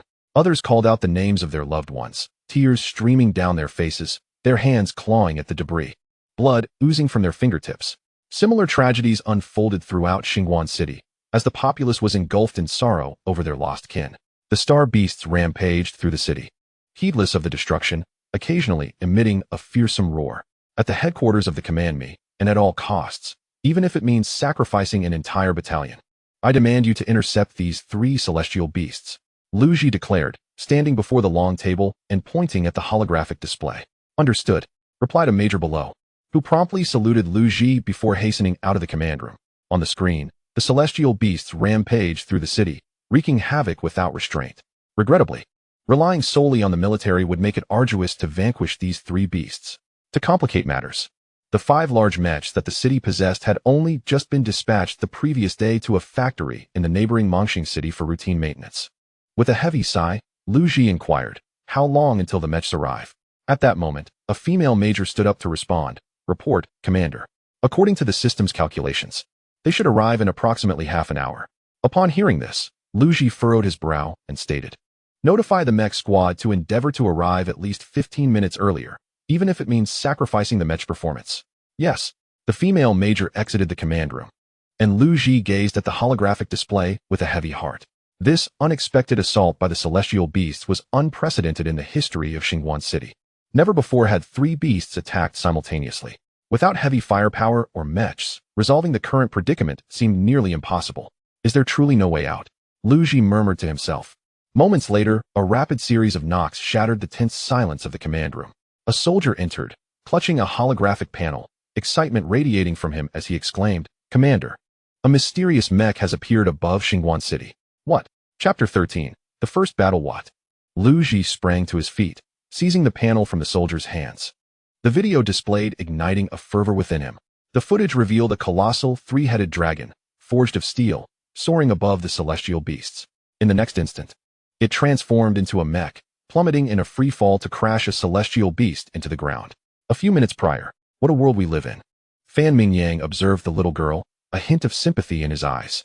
Zhao Gang gazed at the weeping child and softly remarked, "Old Fan, do you know why I declined the mech you offered me?" Fan Mingyang was momentarily taken aback, unable to comprehend why Zhao Gang had suddenly posed this question. Yet he replied, "Why? Because I already possess a mech." With that, Zhao Gang turned towards the direction of the celestial beasts. A spatial rift materialized above him, and the 3-headed dragon emerged from within, its heads raised in a fearsome roar as it soared towards the beasts. In the square, the crowd stood in stunned silence, watching the menacing blue dragon in the sky until it faded from view, at which point the crowd erupted in excitement. That youth is a mech master? Fantastic. We're saved. Fan Mingyang paid no heed to the surrounding commotion, his eyes wide with astonishment as he stared at the sky. The three-headed dragon flew with remarkable speed, reaching the location of the celestial beasts in mere seconds. Battle mode engaged, Zhao Gang announced, transitioning to combat mode. Upon the issuance of the command, Zhao Gang's consciousness seamlessly integrated with the entire mech. Subsequently, he folded the wings behind him, and the mech plummeted downward in a free fall. On the ground, the scales of the star beast shimmered with a faint, ethereal glow under the sunlight. The mech dove down, colliding with the star beast, producing a muffled thud that sent two other star beasts hurtling away for hundreds of meters due to the immense force of impact. The earth trembled violently, dust swirling in the air, and a deep crater formed upon the ground. Zhao Gang knelt partially on the back of the star beast, grasping its jaw with his left hand to elevate it, while his right wrist unleashed a blade of light. Just as Zhao Gang prepared to stab downward, a massive creature resembling a leopard lunged at him, sinking its fangs into the shoulder armor of the mech. Roaring, Zhao Gang chose not to relent. The mech's blade drove fiercely into the skull of the star beast beneath him, causing blood to splatter and the foul stench of its viscera to coat the mech's faceplate. In the next moment, Zhao Gang maneuvered the mech's left hand to seize the neck of the leopard-like star beast, yanking it down from the shoulder. With his left arm raised high, the star beast expelled a ball of flame from its mouth, yet it posed no significant threat to the formidable mech. Through the mech's eyes, Zhao Gang observed the leopard-like star beast and discerned fear reflected in its gaze. Do you still feel fear? Zhao Gang recalled the image of a little girl kneeling in a pool of blood, weeping. He remembered the middle-aged man, frenziedly moving boulders with bloodied hands, wounds deep enough to expose bone. He envisioned the city ravaged by the star beasts, engulfed in flames, a veritable hell on earth. Die, Zhao Gang murmured to himself. The mech released a chain-like blade, cleaving the leopard-like star beast in two, with its repugnant blood cascading like raindrops, forming a puddle beneath the mech. Boom. Following the sound, Zhao Gang turned his gaze to witness two mechs encircling the last star beast in a hunt. The ground shook as one mech collided with the star beast midair, each impact sparking fiery embers, revealing numerous scratches on the mech's surface. Another mech stood behind the star beast, thrusting a long spear into its back. Observing this scene, Zhao Gang withdrew his gaze, crouched, and leaped into the sky, transforming into a three-headed dragon as he departed the battlefield. The city guard's mech pilots had intervened, relieving him of the need to engage further.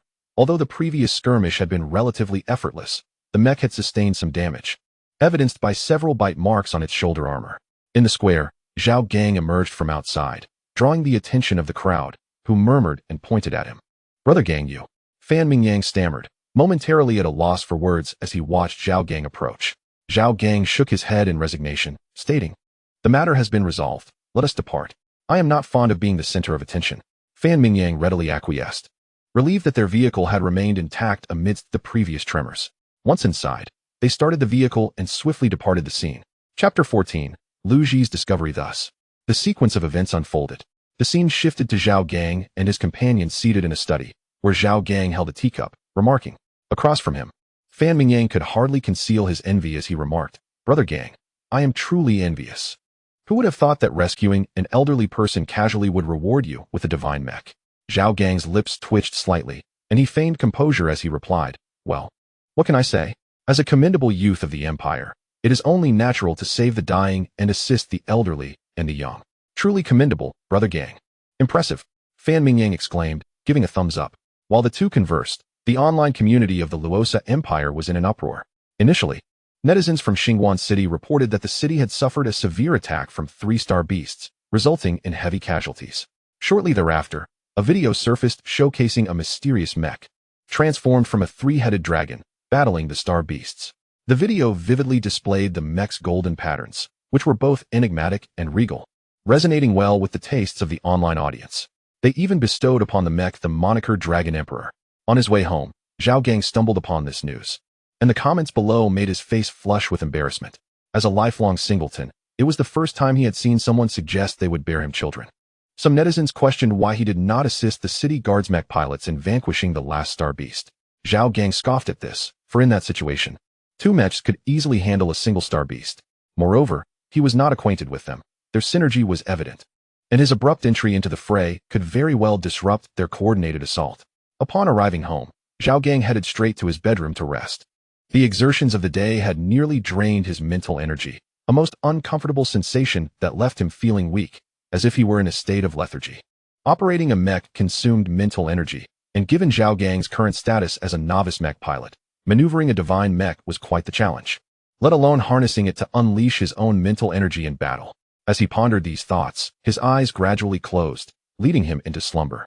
By the way, I haven't checked in today, have I?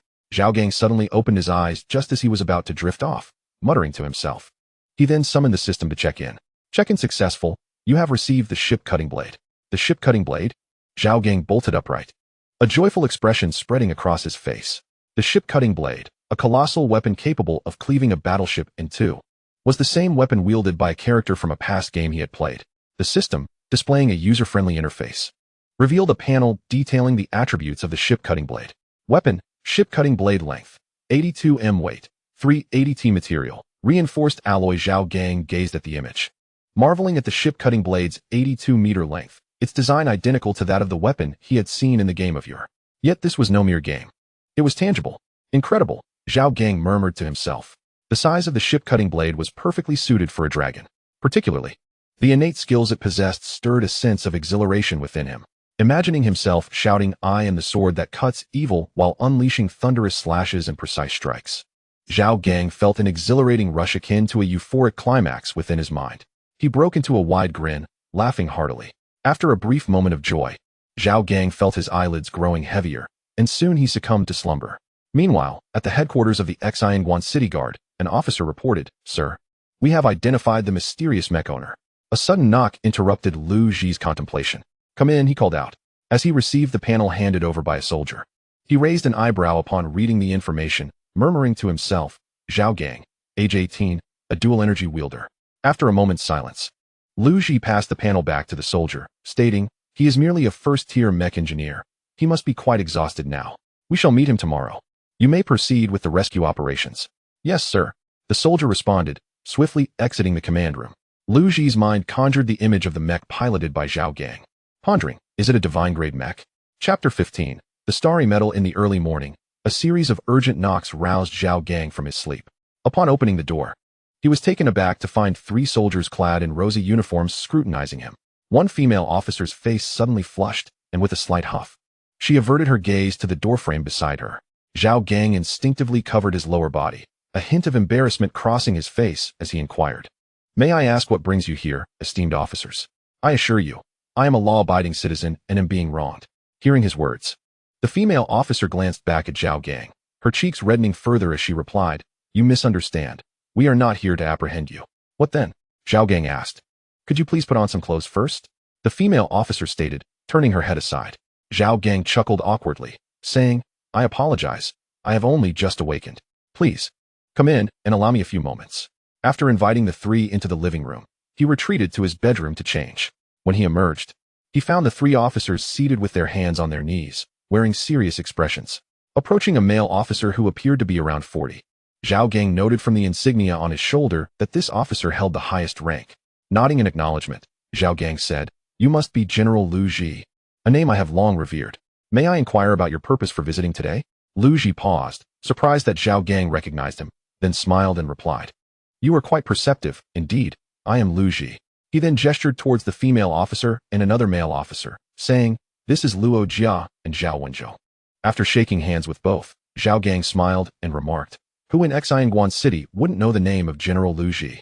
He believed that regardless of their intentions, flattering them would be wise. You. Lu Ji chuckled, shaking his head. "In that case, let us get straight to the point. We would like to know if you, Zhao Gang, would be interested in joining our guard. We greatly admire the combat prowess you displayed during the city's siege by star beasts."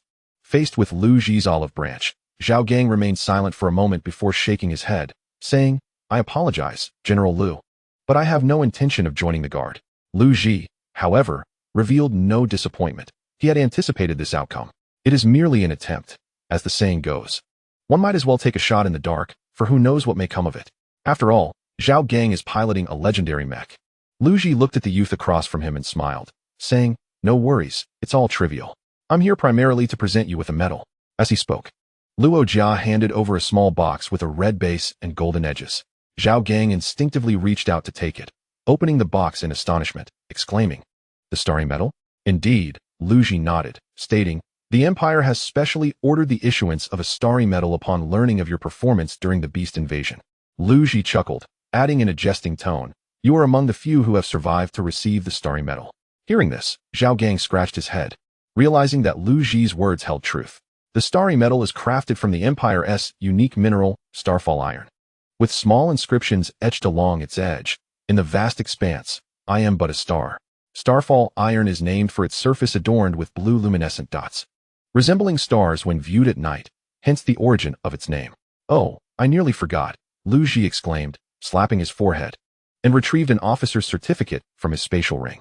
Zhao Gang was momentarily taken aback, gazing at the officer's certificate in Lu Ji's hand, at a loss for words. Observing Zhao Gang's fluctuating expressions, Lu Ji seemed to guess what was on his mind, smiling as he explained. We also intend to grant you the title of honorary soldier with the rank of second lieutenant. Would you be willing to accept? Of course I would. Zhao Gang replied eagerly. Due to the threat posed by the star beasts, the nations of Kanglan Star extend significant privileges to soldiers. Possessing an officer's certificate would afford Zhao Gang numerous advantages. He nodded vigorously, accepting the certificate from Lu Ji's hand and expressing, I am very willing. I thank the Empire for this honor. Lu Ji nodded with satisfaction, remarking, upon meeting you today, Zhao Gang, it is evident that a hero emerges in youth. You are quite astute. Zhao Gang's face flushed slightly. It was the first time someone had praised him so. He believed that if Lu Ji continued to shower him with compliments, he would soon grow accustomed to it. Subsequently, Zhao Gang looked at Lu Ji with an expression that conveyed his eagerness to hear more. Lu Ji shook his head in resignation, rising to his feet. Since our business is concluded, we shall not impose any further. Disappointment washed over Zhao Gang. He dared not voice any objections as he stood to see the three out.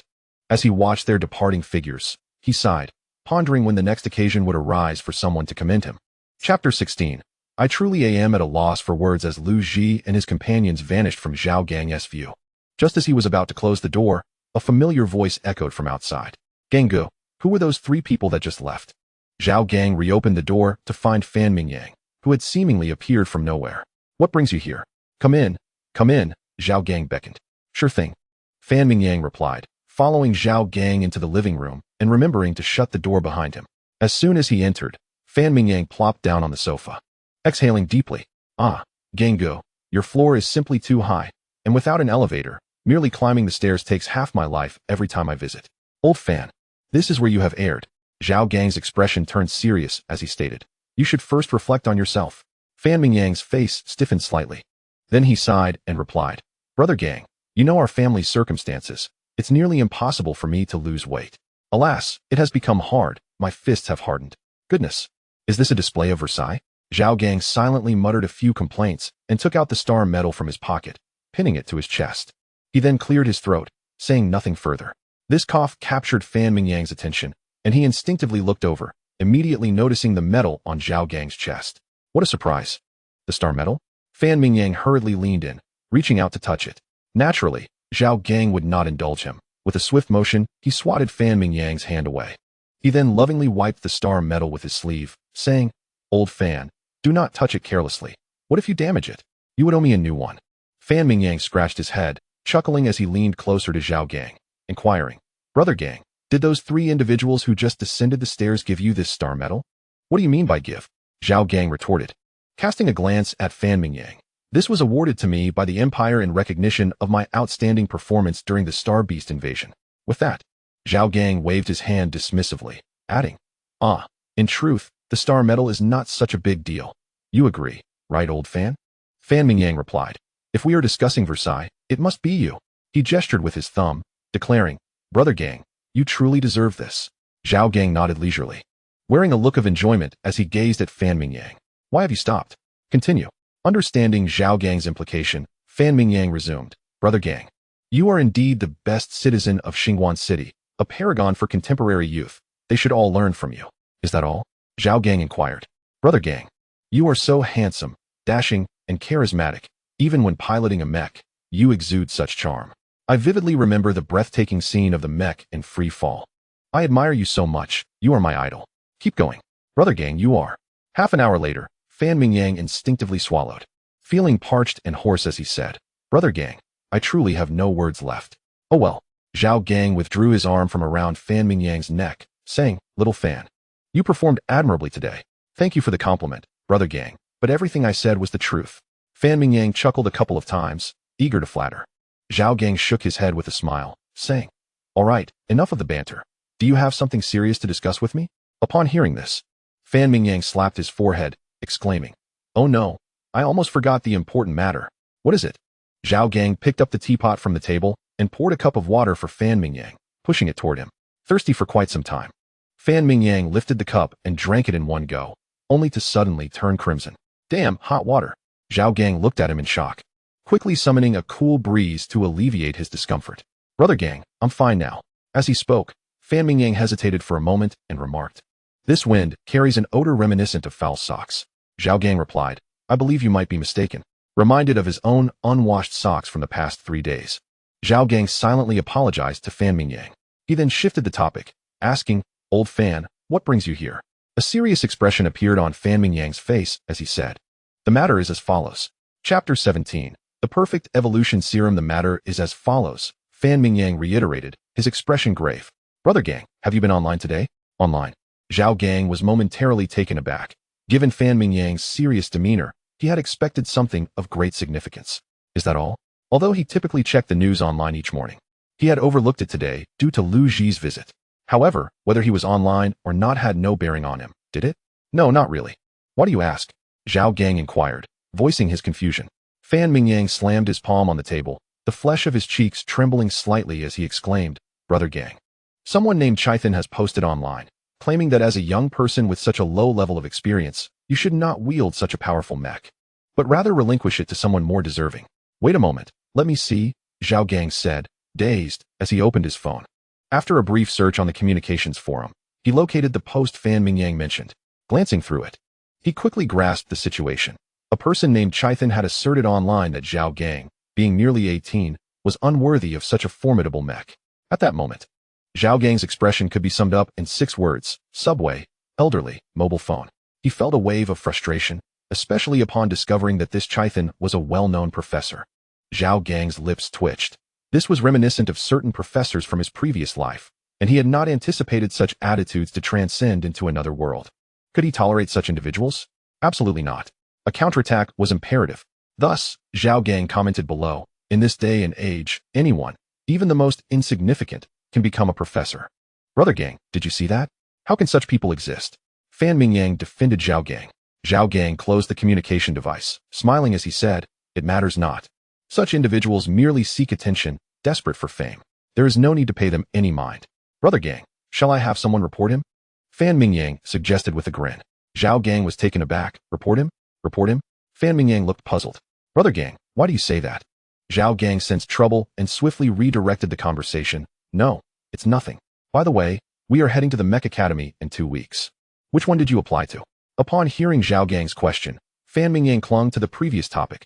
Of course, the Imperial Mecha Academy. Coughing as if he had been choked, Zhao Gang managed to continue. The Imperial Mecha Academy? Speaking of which, old Fan, aren't your scores insufficient? Indeed, Fan Mingyang nodded. However, my father donated a building. Zhao Gang exclaimed, the vile nature of money. Subsequently, the two engaged in a brief conversation before Fan Mingyang took his leave, having arranged to visit the Imperial Mecha Academy together in 2 weeks. At that very moment, in the imperial capital of Luosa City, a flamboyantly dressed man sat before a floor-to-ceiling window, furiously prodding at the screen of his communicator, his makeup speckled across his face with each motion. This individual was none other than Shibata, who had publicly demanded that Zhao Gang relinquish his mecha. With a delicate flourish of his fingers, he exclaimed, Good heavens! The youth of today are truly violent. I must report you. Ban your account. Do it now. Moments later, Shibata's actions came to an abrupt halt, not due to a successful report, but because his account had been suspended. How could this happen? Why has my account been banned? His shrill voice pierced through the glass, echoing outside. Achoo! Who is cursing me? Zhao Gang muttered to himself. However, he was relieved to find that he was finally undisturbed. Closing the door behind him, he settled onto the sofa in the living room. System, sign in. Sign in successful. Congratulations, you have received a perfect evolution potion. What? Chapter 18. Those who smile are never unlucky. A perfect evolution potion. Zhao Gang's heart raced with excitement. He had thought that drawing a divine-level mecha had exhausted all his luck, yet here he was, fortunate beyond measure. The evolution potion was the sole means for mecha engineers to elevate their status, though Zhao Gang had no recollection of how it was crafted, tears streaming down his face. He exclaimed, "Indeed, those who smile are never unlucky. With a cheerful disposition, good fortune naturally follows." He recalled a line from a television drama in his past life, which he now deemed the wisest words he had ever heard. Just then, the communicator on the table began to ring. Before Zhao Gang could check his system inventory, he noticed a holographic image of a half-body figure appearing on the screen. Calming his excitement, he accepted the communication request from Zheng Yu. "Hello, Teacher Zheng," Zhao Gang greeted, waving and smiling at the holographic display. "I hope I am not interrupting you, Zhao Gang," Zheng Yu said, surveying his surroundings out of politeness. "Not at all," Zhao Gang replied, waving his hand dismissively. "The reason I called," Zheng Yu paused for a moment, "is that since you are due to report to the academy in 2 weeks, I have decided to fulfill a condition for you in advance." Zhao Gang was taken aback and said, "Teacher, isn't it a bit too soon?" Zheng Yu shook his head and asserted, "This is settled. The higher your level, the greater my bonuses will be. I am sending you the evolution potion, which should arrive shortly via a delivery service. Be sure to receive it. Well then, I have a meeting to attend," Zheng Yu concluded, abruptly ending the call. The holographic screen flickered slightly before dissolving into specks of light. "All right," Zhao Gang began to respond, only to realize that Zheng Yu had already hung up. This series of actions left Zhao Gang somewhat perplexed, pondering why Zheng Yu felt compelled to act in such a manner. Nevertheless, he did not refuse, as the potion offered was a standard-grade second-tier evolution potion, worth a considerable sum. Although Zhao Gang had already acquired a second-tier perfect evolution potion, he contemplated whether the potion gifted by Zheng Yu could be sold for a profit. Meanwhile, after ending the communication, Zheng Yu exhaled in relief, his previously tense expression now considerably relaxed. Today at the academy, he had overheard conversations about dual-attribute psychics joining the Imperial Mecha Academy, which filled him with anxiety. He had arranged everything with Zhao Gang, and the thought of another instructor potentially taking Zhao Gang away left him feeling despondent. To safeguard against this, Zheng Yu resolved to present the second-tier evolution potion to Zhao Gang ahead of time. This way, Zhao Gang would absorb the potion and achieve second-tier status precisely 1 week after the semester commenced, thereby earning the award from the academy. Additionally, it would strengthen their bond. It was a strategy that not only promised financial gain, but also fostered a good relationship with Zhao Gang. Truly a case of killing 2 birds with 1 stone. Zheng Yu was quite pleased with his plan. Meanwhile, in Xingguan City, after concluding the communication, Zhao Gang waited briefly in the living room until a sudden knock on the door interrupted his thoughts. He rose to open it. "Is this Mr. Zhao Gang?" inquired the delivery person, clad in a yellow uniform. "That's me," Zhao Gang replied, glancing at the box the delivery person held. "Very well. I need to confirm your iris information. Please cooperate." With that, the delivery person produced a device reminiscent of a barcode scanner from Zhao Gang's past, aiming it at his pupil. Once the information was verified, the delivery person handed the evolution potion to Zhao Gang. "Here is your package. Please take care of it."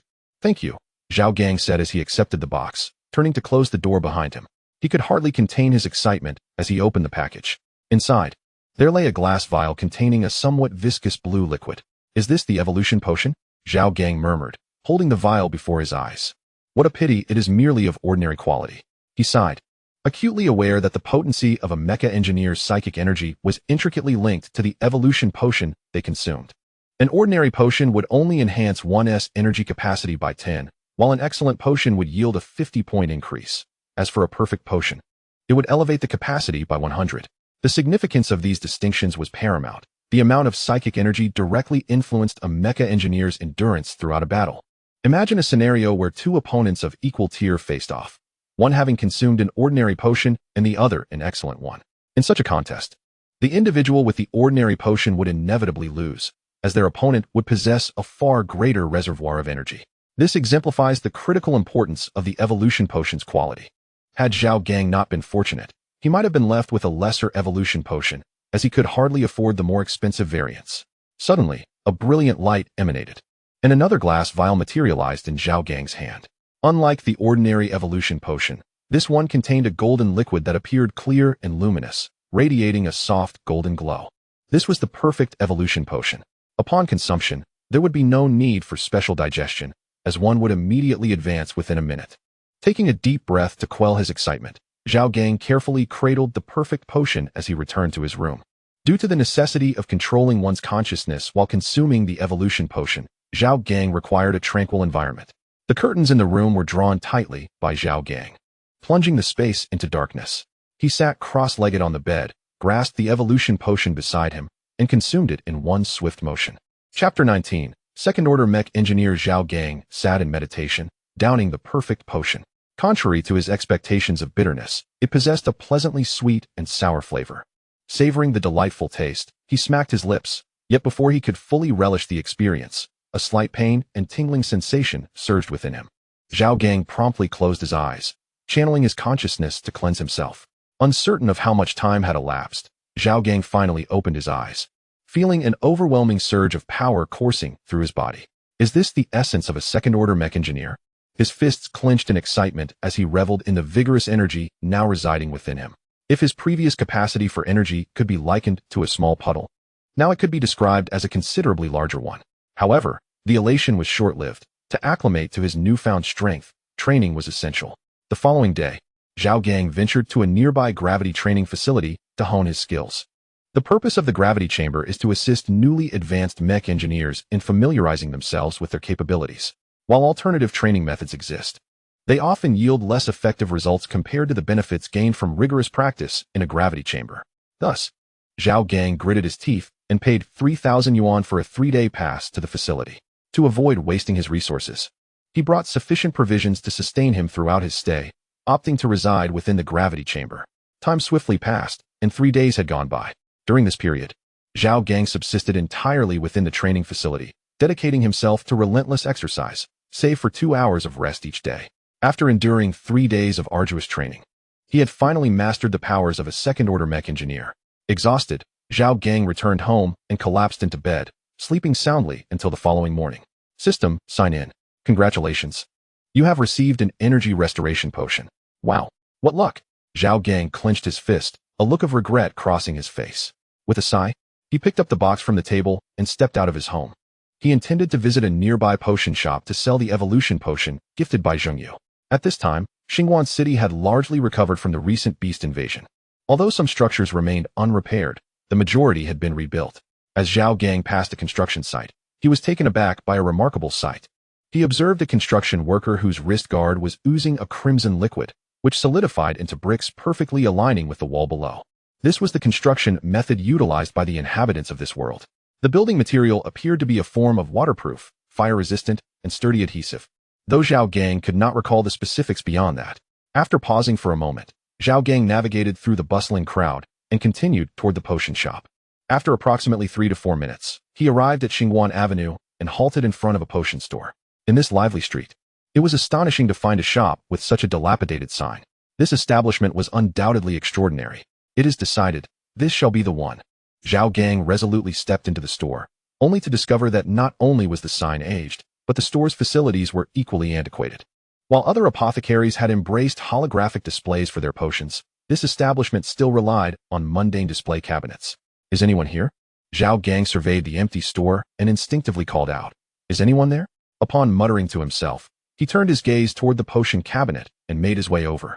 "Youngster, why are you getting so close just to look?" A hoarse, elderly voice startled Zhao Gang, causing him to jump. He quickly turned to see an old man leaning on a cane at the entrance. Relieved, Zhao Gang casually fabricated a lie. "I'm nearsighted and can't see clearly. Also, sir, scaring people can really be dangerous." "Nearsighted? How amusing," the elder replied, slowly making his way to the counter. After settling into a chair, he continued, "I didn't expect you to be quite knowledgeable, recognizing such an ancient ailment." "Me? Knowledgeable?" Zhao Gang felt his face flush. It was the first time in his life someone had praised him in such a manner, leaving him momentarily flustered. "Don't be modest. Where did you learn about nearsightedness?" The old man conjured 2 cups of tea from thin air, placing one before himself and offering the other to Zhao Gang. It dawned on Zhao Gang that nearsightedness must have been a condition known for quite some time. So, those dashing characters in science fiction sporting glasses were merely fictitious? Shaking his head to dispel the errant thoughts, he said, "Well, I read about it in an ancient book." Perceiving Zhao Gang's hesitance as disinterest in the topic, the elder grew somewhat disenchanted and straightforwardly inquired, "All right, let us discuss the matter at hand. What brings you here?" Chapter 20. Even more handsome, what brings you here? Zhao Gang paused, then tentatively asked, "Sir, do you purchase potions?" "Potions? Let us see what you have," the elder replied, taking a sip of tea. Without hesitation, Zhao Gang opened the box he had been holding and presented it to the old man. After a mere glance, the elder stated, 300, Azure coins, fixed price. Wait, that is not right, Zhao Gang exclaimed, suddenly agitated.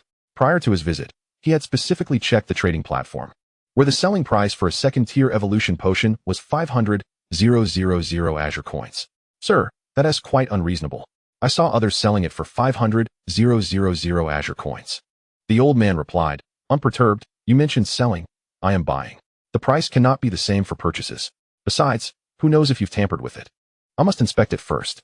Zhao Gang was momentarily at a loss for words, struggling to find a counterargument, and mumbled under his breath. This old man is more shrewd than a swindler. What did you say, you little rascal? Surprisingly, the elder had overheard him. The old man puffed out his cheeks and glared, declaring, I'll tell you this. Even if you go elsewhere, you won't find a higher price than mine. Zhao Gang was suddenly engulfed in embarrassment as he gazed upon the gaunt visage of the elderly man. Hastily, he uttered, Old sir, please calm down. The old man, displaying impatience, waved his hand dismissively and pointed towards the entrance, declaring, Are you selling or not? If not, then be gone. Sell, sell, sell. Zhao Gang nodded vigorously, akin to a chick pecking at grain. Observing this, the old man let out a cold snort, stowing the potions along with their boxes into a spatial ring, subsequently retrieving a communication device. Zhao Gang, recognizing the cue, promptly handed over his own device. The Lozer Empire Bank has transferred 300 Azure coins. Once the transaction was settled, the old man cast a sidelong glance at Zhao Gang, still lingering, and irritably remarked, I've given you the money. What are you still doing here? Well, old sir, I noticed you have some physique potions, Zhao Gang cheerfully interjected. 10,000 per bottle. Upon hearing this price, Zhao Gang felt a pang of regret for the money he had just accrued. Rubbing his hands together with a sheepish grin, he said, Old sir, that price is non-negotiable. His expression faltered, and with a weary tone, he added, I'll take 8. No, 6 bottles, please. The old man rolled his eyes at the penny-pinching youth and pushed the communication device back towards Zhao Gang. 60,000 Azure coins. Enduring the sting of parting with his money, Zhao Gang paid the elder 60,000 Azure coins. Moments later, he exited the potion shop, buoyed by a sense of accomplishment. Although the faint twitch of his lips betrayed his inner turmoil, today had indeed been an impulsive expenditure. The moment he stepped out, regret washed over him. However, the old man had stated unequivocally that refunds were not permitted. Thus, Zhao Gang resigned himself to his fate. Instead of returning home, he made his way directly to the gravity chamber, spending a substantial sum to purchase 6 days of access, along with 6 bottles of nutritional fluid from the gravity room. With the elevation of his realm, Zhao Gang increasingly perceived the frailty of his physical form. Although mech engineers in this world believe that sheer willpower sufficed, Zhao Gang harbored a different conviction. After all, he had seen protagonists who mastered both body and technique. Naturally, he too aspired to such dual mastery. For who among them was not a protagonist in their own right? Over the subsequent 6 days, Zhao Gang trained fervently in the gravity room, akin to a man possessed. With the nutritional fluid providing daily sustenance, he found that he need not pause for meals, requiring only 8 hours of sleep each day. Thus, his physique experienced significant breakthroughs, even achieving what could be likened to the fantastical notion of marrow washing. Yet, the gravity room soon became unbearable due to the foul odors. Forcing Zhao Gang to halt his training, step out to the relaxation area for a shower, and request a cleaning crew to attend to the gravity room's hygiene. He would forever remember the disdainful gaze of the staff member tasked with cleaning the gravity room. After 6 days, as Zhao Gang emerged from the gravity room, he bore a strikingly different appearance. His facial features were now sharply defined and profound, and although his physique showed little change, explosive muscles lay concealed beneath his skin, ready to unleash formidable power. In Zhao Gang's own words, I'm looking even more handsome now. How can the young lads compete? Chapter 21. Inferior rating? That evening, after leaving the gravity chamber, Zhao Gang dined at a nearby restaurant, indulging in a sumptuous dinner. With merely 5 days remaining until his journey to the Imperial Mecha Academy, Zhao Gang resolved to arrive 3 days early, taking the opportunity to visit his sister, Zhao Xiaodong. Upon returning home, he collapsed onto his bed, succumbing to a deep slumber. During the 6 days spent in the gravity chamber, his sleep had been scant, sustained solely by an indomitable will to persevere through his training. Upon exiting the gravity chamber, he allowed himself to relax, and the weariness washed over him, necessitating a replenishment of sleep. The following day, the insistent ringing of his communication device roused Zhao Gang from his slumber. As he connected the call, a middle-aged figure appeared on the screen. Mr. Han, is there something you wish to discuss? Zhao Gang inquired, recognizing his former middle school teacher. Mr. Han's expression was gravely serious as he promptly stated, Zhao Gang, have you found yourself in some trouble? Taken aback by the accusation, Zhao Gang stammered, trouble? What kind of trouble? After a brief pause, he continued, Teacher, I haven't caused any trouble at all. What's the matter? Mr. Han pressed on. Have you reviewed the academic evaluation that the Academy issued for you today? The academic evaluation? Zhao Gang echoed, realizing that this assessment was a comprehensive review conducted by his previous school to determine a student's suitability for admission into a new institution. A favorable evaluation could significantly enhance the likelihood of acceptance into the Academy. Has it been released? He questioned, puzzled. Mr. Han hesitated, a look of resignation crossing his face as he rubbed his forehead and sighed. The results of our Academy's evaluation have been published, and your rating is classified as poor. Poor, Zhao Gang exclaimed, springing to his feet. That cannot be true. I understand your disbelief, Mr. Han replied. Zhao Gang had always been an exemplary student, and a poor rating seemed utterly unfathomable. Initially, he had felt quite confident about his evaluation, but this unexpected result was disheartening. Mr. Han's expression grew more severe. The evaluation was conducted personally by the principal. Zhao Gang's brow unfurled as he recalled the venomous glare from Ren Zhonghuang at the entrance of the Mecha Association, leading him to suspect the underlying motives. I am uncertain why the principal would seek to undermine you, but this evaluation is pivotal for your future. You must find a way to address it, Mr. Han urged, noting Zhao Gang's apparent lack of concern. Feeling a warm sense of gratitude for Mr. Han's worry, Zhao Gang smiled and reassured him, Teacher, there is no need for concern. How can I not be concerned? Mr. Han retorted, frustration evident in his tone. This evaluation could dictate the institutions you are eligible to attend. You must treat this matter with the utmost seriousness. Teacher, it's not that I don't wish to take it seriously, but it is no longer necessary. Zhao Gang replied with a shrug, raising his hands in a gesture of dismissal. After all, I am already a student of the Imperial Mecha Academy. The Imperial Mecha Academy. Mr. Han exclaimed in astonishment. I cannot be mistaken. Indeed, you are not, Zhao Gang replied with a smile.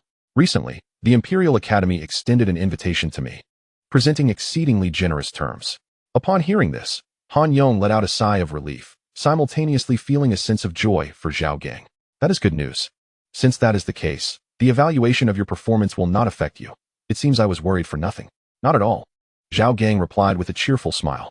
I truly appreciate your concern for my affairs. All right then, since everything is fine, I shall end this communication. Han Yong waved his hand and disconnected the call. After the call ended, Zhao Gang leaned against the wall, a cold glint flickering in his eyes as he reflected on Han Yong's recent words. Ren Zhonghuang, Zhao Gang murmured to himself. Although the two had their share of grievances, he had not anticipated that Ren Zhonghuang would resort to such underhanded tactics. Had it not been for the invitation he received from the Imperial Mecha Academy, the evaluation of his performance could have posed unimaginable difficulties for him. To avoid a recurrence of such circumstances, Zhao Gang resolved to issue a warning. With this thought in mind, Zhao Gang located Ren Zhonghuang's contact number and dialed it. Moments later, the call connected, and Ren Zhonghuang appeared on the screen. Oh, is that our genius on the line? What brings you to call me? Speak up. Perhaps if you plead with me, I might oblige, Ren Zhonghuang said with a smirk. Ren Zhonghuang, do you think I am unaware of who is behind this? Zhao Gang replied with an impassive expression. Ren Zhonghuang's demeanor shifted to one of unease as he avoided Zhao Gang's gaze. What are you talking about? Zhao Gang smiled coldly. Let us skip the trivialities.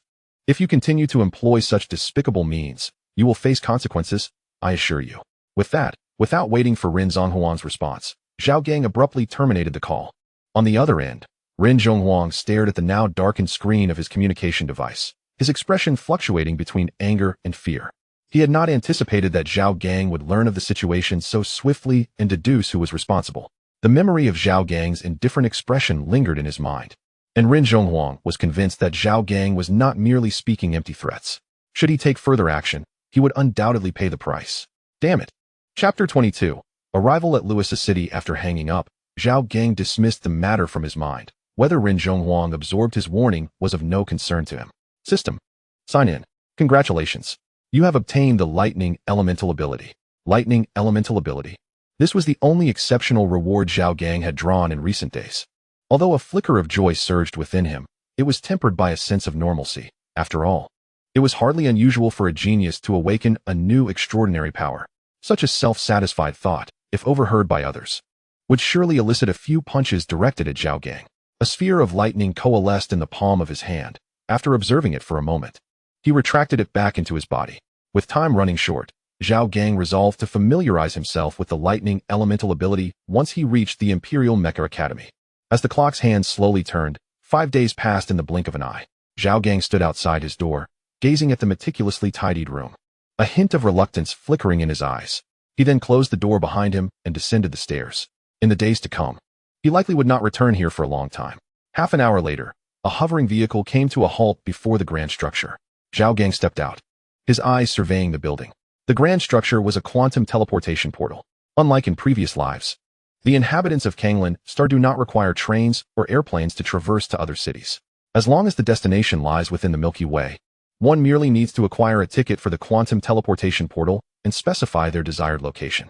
Surrounded by his bodyguards, Fan Mingyang approached Zhao Gang. "Shall we depart now?" "Very well," Zhao Gang replied, nodding as he approached the grand portal structure. After handing his ticket to the attendant, he stepped into the portal's interior, with Fan Mingyang and his guards following closely behind. Inside the magnificent structure, a circular platform awaited, where travelers stood in anticipation of the teleportation to commence. Teleportation is about to begin. Passengers are advised to remain calm and close their eyes until the journey concludes, echoed the voice of a staff member through the speakers. No sooner had the announcement concluded than a beam of light illuminated from the center of the quantum teleportation platform, gradually expanding to envelop the crowd. The circular base beneath them began to rotate slowly, and then, with a sudden brilliance, the travelers transformed into motes of light, vanishing within the radiant column. Zhao Gang felt as if he were hurtling through an invisible tunnel at an astonishing speed. After what felt like an eternity, the sensation gradually dissipated. Arrival at Luosa City. Teleportation has concluded. Passengers are to disembark in an orderly fashion, reverberated over the intercom. As Zhao Gang slowly opened his eyes, he found himself in an unfamiliar locale. Undeniably an exhilarating experience. "Little brother."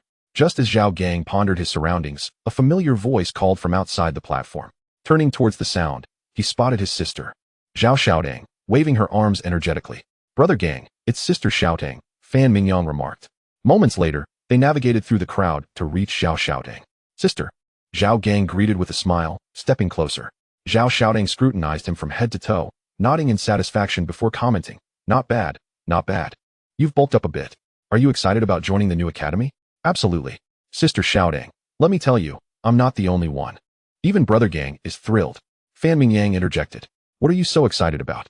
Zhao Xiaodang shot a glance at Fan Mingyang, gesturing with her chin towards the bodyguards behind her. "Xiao Fan, your entourage is growing larger by the day." Upon hearing this, a few beads of cold sweat trickled down Fan Mingyang's forehead. Having been close friends with Zhao Gang for many years, he was well acquainted with Zhao Xiaodang. During their childhood, she often bullied them, and they had both been too intimidated to retaliate. Recalling this, Fan Mingyang quickly explained, "Sister Xiaodang, don't misunderstand. I only called the bodyguards because I knew you would be here to assist us with our luggage, and I thought it would be too burdensome for you." Zhao Xiaodang scoffed, clearly unconvinced by his claims, for she had known him long enough to recognize his penchant for exaggeration. After all, there was a notorious incident where Fan Mingyang had taken his younger brother to a virtual dating venue, claiming it was to teach Zhao Gang about romance. Is that truly a place for romance? It was clearly in Zhao Xiaotang's eyes. Her brother had undoubtedly been led astray by Fan Mingyang. Had Fan Mingyang been aware of Zhao Xiaotang's thoughts at that moment, he would undoubtedly exclaim his innocence. For it was not he who escorted Zhao Gang, but rather Zhao Gang who led him there. At that juncture, Zhao Gang interjected into their conversation. "Sister, let us not linger on this. Where are we headed now?" "Naturally. We are off to the academy. Come along. Teacher Zheng wishes to meet you," Zhao Xiaodang replied. "We?" Zhao Gang's face exhibited confusion as he glanced at Fan Mingyang. "Indeed," Zhao Xiaodang retorted, smirking at Fan Mingyang. His father donated a building, and one of the stipulations for his admission to the Mecha Academy was that he would be in the same class as you. Teacher Zheng had no choice but to acquiesce to the Academy's decision. "Ha ha ha." Fan Mingyang scratched his head in silence. Subsequently, the trio, accompanied by a cadre of bodyguards, exited the quantum teleportation gate and boarded a hovering automobile, setting forth toward the imperial capital Mecha Academy. The bodyguards followed closely behind in 2 additional vehicles. As the capital of the Lozer Empire, Lozer City thrived with opulence, its expanse 5 times that of Xingguan City, where the costly hovering cars were ubiquitous. The vehicle in which Zhao Gang and his companions traveled glided along the aerial track, eventually arriving at the city's periphery. Upon disembarking, Zhao Gang was greeted by the imposing sight of a grand metallic gate. Flanking the entrance stood two formidable mechas, while throngs of students traversed in and out. At the far end of his vision loomed a towering, cloud-kissed edifice. This would be Zhao Gang's abode for the next 4 years. What do you think? Isn't it awe-inspiring? Zhao Xiaoding's voice broke through Zhao Gang's reverie. Zhao Gang nodded. Indeed, it is quite astonishing, after all. Such architectural splendor is absent in Xingwan City. I felt the same when I first arrived at the academy, Zhao Xiaoding remarked. Come, let me introduce you to Teacher Zhang. With that, Zhao Xiaoding led Zhao Gang and Fan Mingyang into the academy. The bodyguards, unable to accompany them within, were instructed by Fan Mingyang to remain and wait. Half an hour later, the trio arrived at the foot of the tower-like structure. Zhao Xiaoding, while leading the way, explained, "This is the academy's trial tower, where students typically undergo training. The offices of the faculty are also located here." They ascended to the 6th floor via the elevator, where Zhao Xiaoding paused before a door and gently knocked on the metallic surface. "Come in," came Teacher Zhang's voice from within. The door swung open, and the three entered. Inside, Zheng Yu, upon recognizing the figure behind Zhao Xiaoding, smiled and said, "Zhao Gang, how are you finding your new surroundings?" "Quite well, Teacher Zhang. I am adapting nicely," Zhao Gang replied with a nod. Though they had never met in person before, their previous communications rendered the encounter far from awkward. "That is reassuring to hear," Zheng Yu responded, retrieving 2 cards from his pocket and placing them on the table. "There are 3 days until the semester begins. These are your student cards, containing the points previously promised to you. By the way, I presume you have yet to secure accommodation?" Zheng Yu seemed to recall something and tapped his forehead in inquiry. "Not yet. I intend to assist my brother in finding a residence shortly," Zhao Xiaoding interjected. "Then there is no need for any trouble on your part." With a grand gesture, Zheng Yu proclaimed, "The card is linked to a villa in the academy's residential area. I seldom stay there, so let Zhao Gang make use of it." Astonished, Zhao Gang thought, "A villa as a welcome gift upon enrollment?" Just as he was about to decline, Zheng Yu added, "It's settled then." Faced with this situation, Zhao Gang had no choice but to acquiesce. He picked up the 2 cards from the table. One was golden, the other silver. The golden card was associated with Zhao Gang's information, while the silver card belonged to Fan Mingyang. After a brief exchange, Zhao Xiaoding led the 2 of them to the residence bestowed by Zheng Yu. The academy's villa district was nestled beside a serene lake, offering a splendid environment. The trio halted before a villa, and Zhao Xiaoding marveled at the architecture, exclaiming, "Teacher Zheng is truly generous. Only A-grade students are permitted to reside here." A-grade students? Zhao Gang's face reflected confusion, as Zhao Xiaoding had not previously elaborated on this. "Let us discuss it inside." Zhao Xiaoding took the card from Zhao Gang's hand and swiped it at the metallic door, which opened with a resounding click. Upon entering the living room, Zhao Xiaoding explained, "The academy conducts an annual comprehensive evaluation of students across all grades, categorizing them into A, B, C, and D grades. However, D-grade students are eliminated from the academy." She continued, "The benefits of residing in the Villa District include specialized virtual pods, which provide direct access to the Dream Network. This is the advantage." Hearing his sister's words, Zhao Gang hesitated, uncertain whether to graciously accept Zheng Yu's gift. "Do you feel that Teacher Zheng has given too much?" Zhao Xiaoding discerned his thoughts. After a moment of silence, Zhao Gang nodded. Zhao Xiaoding affectionately ruffled his hair, saying, "Don't think that way. Your talent merits such treatment from Teacher Zheng. Moreover, if your performance is commendable, Teacher Zheng will also receive rewards from the academy. It's simply a mutually beneficial arrangement." "Indeed, Brother Gang," Fan Mingyang chimed in. "You underestimate the rarity of dual attribute practitioners. I've looked into it. In our cohort, there are only 13 dual attribute practitioners, including you." "I see now," Zhao Gang responded, and after hearing their encouragement, he ceased his hesitation and graciously accepted Teacher Zheng's gift. Subsequently, Zhao Xiaoding provided a few instructions before departing, as the mercenary group had matters to attend to. She had only taken a brief leave due to Zhao Gang's first arrival in Luosa City. Now that Zhao Gang was settled, she prepared to leave, promising to return in 7 days.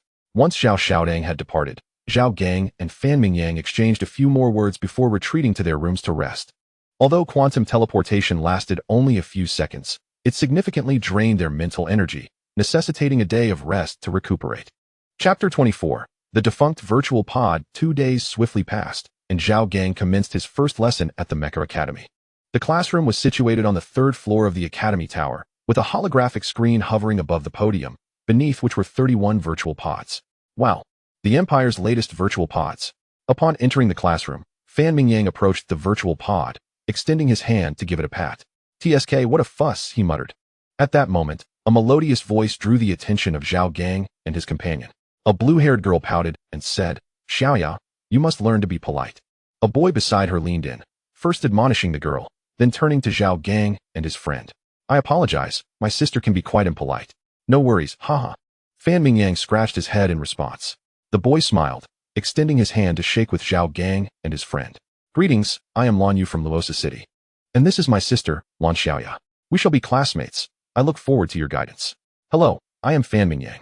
I look forward to it as well," he said with a beaming smile. Zhao Gang nodded. "Hello, I am Zhao Gang." "Zhao Gang." Lan Xiaoya emerged from behind Lan Yu, her face adorned with curiosity. "Are you the Zhao Gang? You don't look like it." "Xiaoya." Lan Yu shot his sister an exasperated glance, yet he was helpless. Her proud demeanor had been ingrained for quite some time, and changing her ways would not be a swift endeavor. "So, you are Zhao Gang. I have watched your battle videos. Your prowess is impressive," Lan Yu remarked with a smile. "You flatter me," Zhao Gang replied modestly, then turned his gaze to Zheng Yu, who had just entered the classroom. "It seems class is about to commence. Shall we continue our conversation after?" Lan Yu readily agreed, and after arranging to chat further post-class, he stood beside a virtual pod. "Next, I will assess each of your combat capabilities," Zheng Yu addressed the students. "Now, please place your mecha emblems into the virtual pod's information interface to upload your mecha data." "Mecha emblem?" Zhao Gang murmured. Ever since he acquired the dragon mecha, he had yet to encounter any mecha emblems. "System, where is the mecha emblem?" he inquired within the system. "Mecha emblem has been generated. Please check the warehouse." The system responded. Zhao Gang nodded, his consciousness entering the system's warehouse. Inside, the form of the dragon mecha had vanished, leaving only a shimmering blue dragon scale suspended in the air. "Is this the emblem of the dragon mecha?" Zhao Gang mused, returning to reality and gazing at the scale in his hand. "Wow, Li Kairui actually possesses a king-level mecha. How cool." Zhao Gang exclaimed upon spotting a red-haired boy standing proudly among the crowd. "Look, Lan Yu and Lan Xiaoya are also siblings with king-level mechas. And their SR class beauty, Wei Ying. Her mecha is stunning," he added. The mechas of the Lan siblings resembled mechanized water element spirits, while Wei Ying's mecha could only be likened to an angelic beast in Zhao Gang's eyes. "Ah, one cannot hide their strength," Zhao Gang sighed. Subsequently, he placed the dragon scale into the virtual pod's information interface. However, an unexpected incident occurred as soon as the scale was inserted. The surface of the virtual pod sparked with electricity, followed by a plume of black smoke. "What on earth is happening?" Zhao Gang coughed out the smoke, grumbling. "Look at that guy." The virtual pod exploded. "Ha ha, look at his predicament." Beside him, Fan Mingyang leaned in with a concerned expression. "Brother Zhao, what happened?" Zhao Gang replied. "Somewhat at a loss, how would I know? It just suddenly turned out like this." On the podium, Zheng Yu observed the virtual pod next to Zhao Gang, seemingly deep in thought, before casting a meaningful glance in Zhao Gang's direction. "Perhaps the virtual pod is malfunctioning. For now, Zhao Gang, you may use the standard grade mech," Zheng Yu announced, producing a small sword that flew towards Zhao Gang. Instinctively, Zhao Gang caught the small sword, only to realize it was also a mech insignia. He looked at Zheng Yu, feeling as though he had discerned something. "Ah, indeed, the brilliance of the strong cannot be concealed." Zhao Gang sighed inwardly, shaking his head. Chapter 25, Student Combat. Next came the lesson. The virtual pods in the classroom contained records of the battles between the Azure Blue Star and the Star Beasts over the millennia, allowing each student to enter the battlefield and experience its harsh realities. They could also spar with each other, and a leaderboard was established.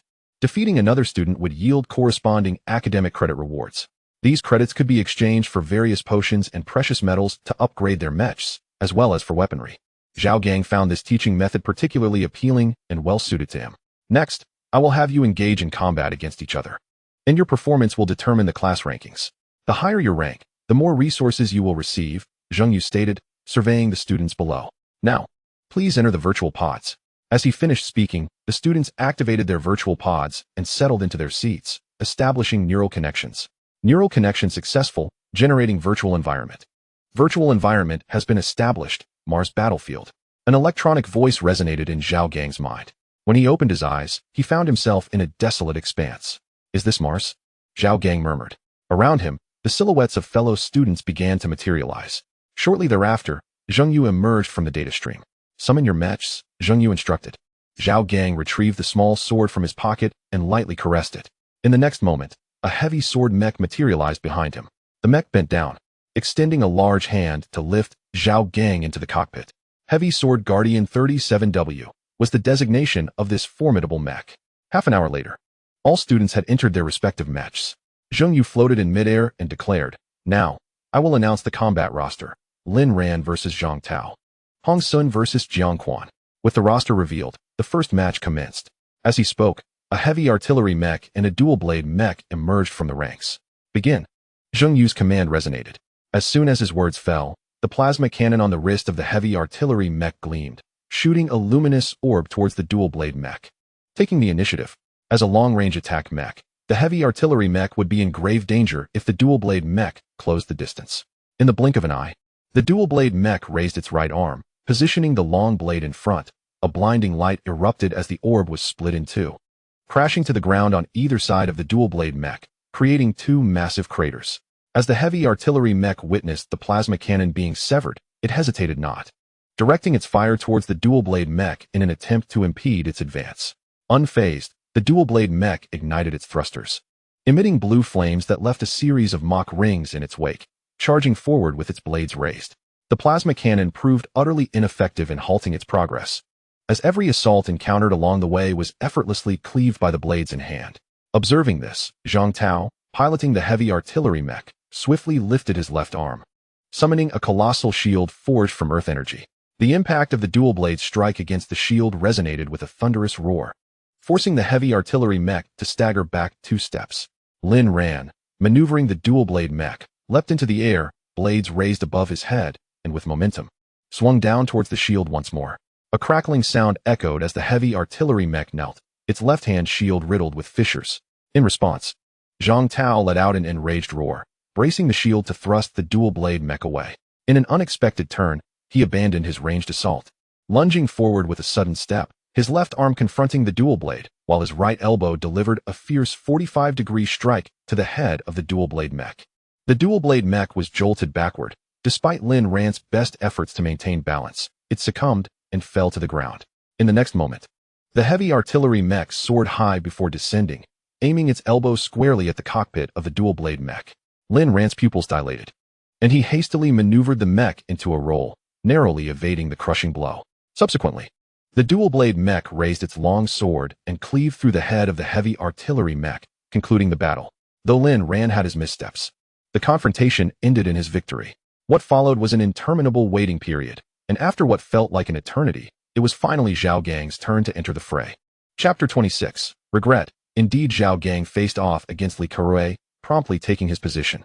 Upon hearing Zheng Yu call his name, he steered his mech to the center of the arena.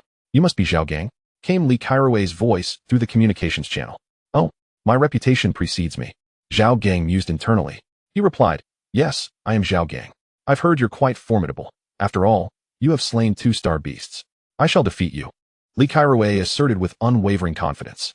"Allow me to introduce my mech, the royal mech crafted by the Empire's foremost mech designer, the Red Lion." Before Zhao Gang could respond, Li Kairui propelled the Red Lion mech towards him.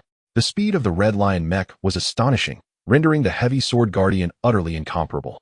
The fist pierced the air, striking the chest plate of the heavy sword guardian with tremendous force, leaving a significant dent.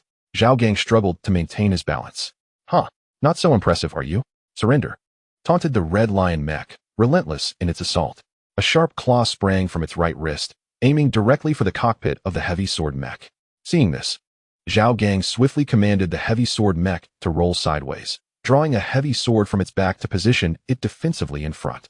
In the next instant, flames erupted from the legs of the heavy sword mech, propelling it forward with great force towards the Red Lion mech. Upon witnessing the unfolding events, the Red Lion mecha crossed its arms before it, attempting to shield itself from the encroaching assault. The heavy sword struck forcefully against the Red Lion mecha's arms, erupting in a thunderous roar accompanied by a flurry of sparks. Realizing that this strike had proven ineffective, the heavy sword mecha twisted its torso, swinging the sword down with ferocity, targeting the Red Lion mecha's midsection. The Red Lion mecha struggled to maintain its balance, but alas, it was too late. Zhao Gang, astonishingly discarding the heavy sword, seized the shoulders of the Red Lion mecha, delivering a knee strike directly to its chest plate. The onslaught continued. The right fist of the heavy sword mecha crackled with electrical energy, as the thrusters at the elbow ignited with a fierce flame, propelled by wind energy, crashing into the head of the Red Lion mecha with tremendous force. Undeterred, the punch pierced through the head, and amidst a billow of black smoke, the battle reached its conclusion. The heavy sword Mecha withdrew its fist, and the red lion Mecha collapsed heavily to the ground, a cloud of dust dispersing with a resonant boom. Such strength. Is this Zhao Gang? Murmured the onlookers, recalling the day when Xingguan City was besieged by star beasts. And it was said he single-handedly vanquished 2 of them. Incredible. The students observed the duel, whispering among themselves. Wow, Brother Gang, that was phenomenal. That punch was simply irresistible. As Zhao Gang exited the Mecha, Fan Mingyang approached, exclaiming loudly. Ha ha. Zhao Gang chuckled, patting Fan Mingyang on the shoulder. Old Fan, let us keep it low-key. Humph. Li Kerouei, appearing beside them, let out a disdainful snort after overhearing their conversation. Zhao Gang, don't get too complacent. This time, I was merely out of sorts. Next time, I shall not be defeated. With that statement, Li Kerouei severed the virtual connection, leaving Zhao Gang and Fan Mingyang exchanging glances. Brother Gang, does this guy have issues? Fan Mingyang pointed to his head, perplexed. Zhao Gang shrugged nonchalantly. Who knows? 2 more battles remained, one of which featured Fan Mingyang against Wei Ying. This contest was nothing short of a spectacle, dazzling and overwhelming, a veritable paradigm of violent aesthetics. To put it succinctly, Fan Mingyang was thoroughly dominated throughout the encounter. By its conclusion, even Zhao Gang could hardly bear to watch. With that, Zheng Yu announced the end of the class before departing the classroom. Brother Gang, I lost, Fan Mingyang lamented as he approached, head hung low. Zhao Gang comforted him with a supportive pat on the shoulder. It's all right, it's perfectly normal to lose. What I mean is, just do your best next time. Fan Mingyang looked up, feeling aggrieved. Brother Gang, did you imply that I was never going to win? Not at all. You must have misheard. Zhao Gang replied with a laugh. By the way, what shall we eat later? At the mention of food, Fan Mingyang's interest was piqued. How about we try the hidden dragon meat? It's a material from a level 3-star beast, reputed to be quite delicious. And it's a special supply from the Imperial Mecha Academy. I've never had it. Though it is a bit pricey, Fan Mingyang hesitated. Zhao Gang grinned as he draped an arm around Fan Mingyang's shoulders, waving his hand dismissively. No worries, my treat. Really? Why would I lie? Let us go. 2 hours later, Zhao Gang stood at the entrance of the restaurant, staring at the 300 credit bill, a pang of regret stirring within him. Burp. Brother Gang, this hidden dragon meat is truly delightful, wouldn't you agree? Fan Mingyang bit on a toothpick and spoke. Zhao Gang felt tears welling up in his heart, unable to find the right words. At that moment, he deeply regretted his extravagant actions. Indeed, he was filled with remorse. Chapter 27. The Invitation from the School Beauty System. Sign in. Sign in successful. Obtain Gene Serum 1. In the classroom, a glimmer of excitement flashed in Zhao Gang's eyes. This was something entirely absent from Kanglin's star. A pure product of the system. After meticulously reviewing the usage instructions, Zhao Gang's joy intensified. The gene serum could enable his genes to evolve. In simpler terms, after consuming the serum, his talents would be elevated. However, with the existence of the system, what need was there for talent? He suddenly felt that the gene serum was rather superfluous, akin to a tasteless dish that was regrettable to discard. Sigh, he decided to give the serum to his sister. After some contemplation, Zhao Gang concluded the serum's rightful owner. Clearly, Zhao Xiaodong was in greater need of it than he was. At that moment, Zheng Yu entered the classroom with an expression of indifference. The students, who had been playfully chattering, fell silent in an instant, aligning themselves in formation. Zheng Yu tossed a paper document onto the podium and spoke coldly. You still have the leisure to play around here? Look at your grades, utterly worthless. You possess talents that others envy, yet you fail to fully realize them. Your lackluster combat skills are nauseating to behold. I find it hard not to worry about whether you will survive on the battlefield. Teacher, I made a mistake at that time. If given another chance. Li Kai raised his hand to interject. Zheng Yu cut him off. Do you think that once on the battlefield, you will have the opportunity to say it was a mistake and ask for another chance? If it were a true battlefield, you would have already perished.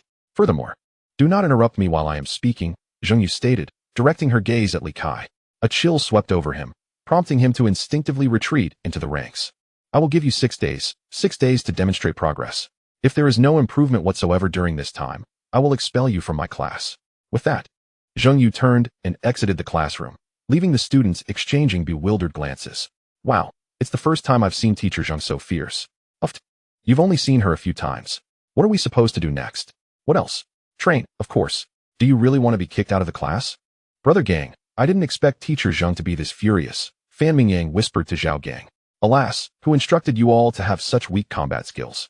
Honestly, I can hardly bear to watch, Zhao Gang sighed, expressing his disappointment.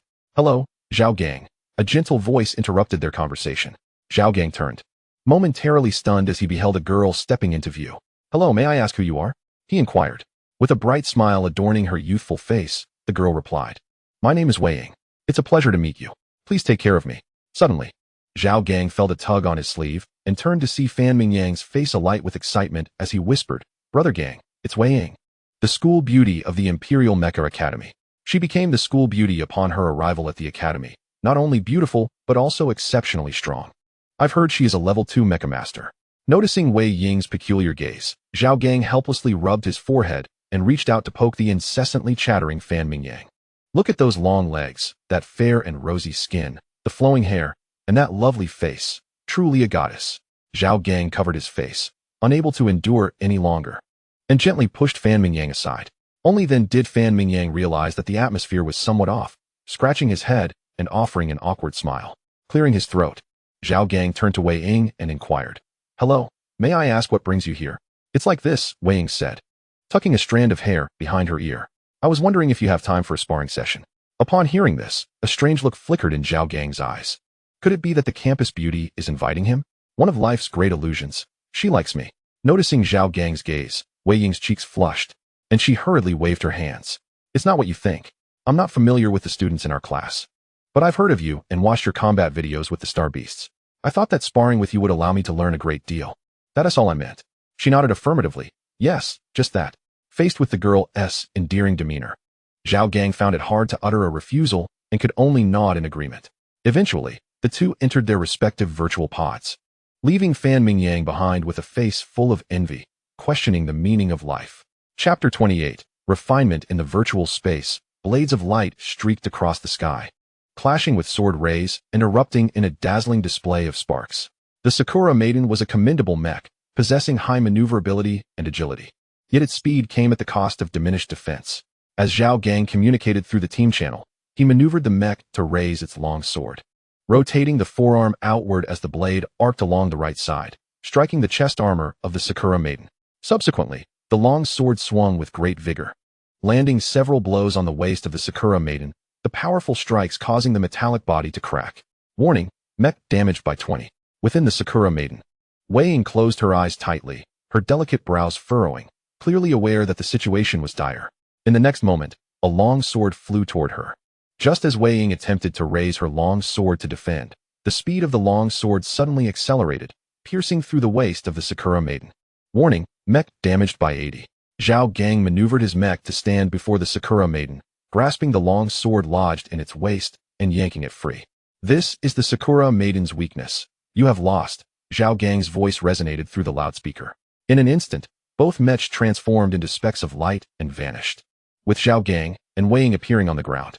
Wei Ying sat on the ground, casting a reproachful glance at Zhao Gang, her lovely face tinged with grievance.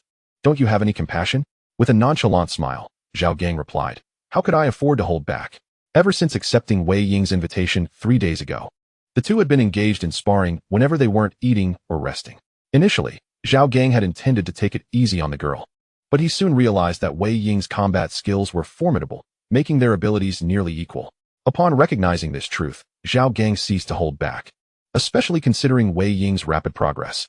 Had it not been for the new combat technique, the flirtatious blade, acquired during today's system check-in, he might not have been able to best her.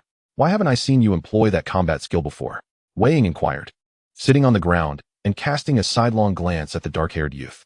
Zhao Gang explained, One must cherish and protect beauty, so I had to keep a trump card hidden." "I believe you," Wei Ying replied with a serious expression that was palpably dismissive. "However, that technique is truly formidable." She reminisced about the earlier battle, expressing her admiration. Zhao Gang rose and stretched, remarking, "Interested in learning? I can teach you." "Forget it. That technique is undoubtedly a top-tier skill." Wei Ying initially hesitated before resolutely declining his offer.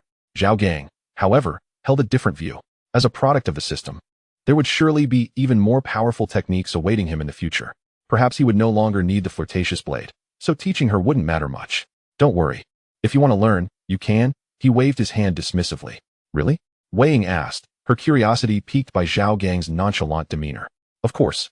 Zhao Gang paused for a moment, smiling as he added, "But you'll have to treat me to a meal." "All right, what shall we eat? I have plenty of credits." Wei Ying exclaimed joyfully, rising to her feet and patting her waist with a look that suggested she could afford anything. Seeing her expression, Zhao Gang felt reassured. Let us feast on hidden dragon meat. Sounds good. Let us go. 2 hours later, Wei Ying stood outside the restaurant, her beautiful eyes glistening with tears, glaring at Zhao Gang, who was casually picking at a toothpick. Zhao Gang. Wei Ying charged at him, raising her delicate fist. Zhao Gang sensed trouble. It was the first time he had witnessed the school belle in such a furious state. Thus, he promptly chose to flee. Zhao Gang, don't run. Take this punch. Come catch me first, haha. See my wrath. Within the campus, onlookers watched the scene with envious eyes, wishing they could be pursued and struck by the school belle. Chapter 29. The genius class. Zhao Gang, stop right there. Casting a glance over his shoulder at the relentless figure pursuing him, Zhao Gang shouted, Wei Ying, stop chasing. If you stop, I will too. Fine, you stop first. Wei Ying, her cheeks flushed, said as she leaned on her knees, panting.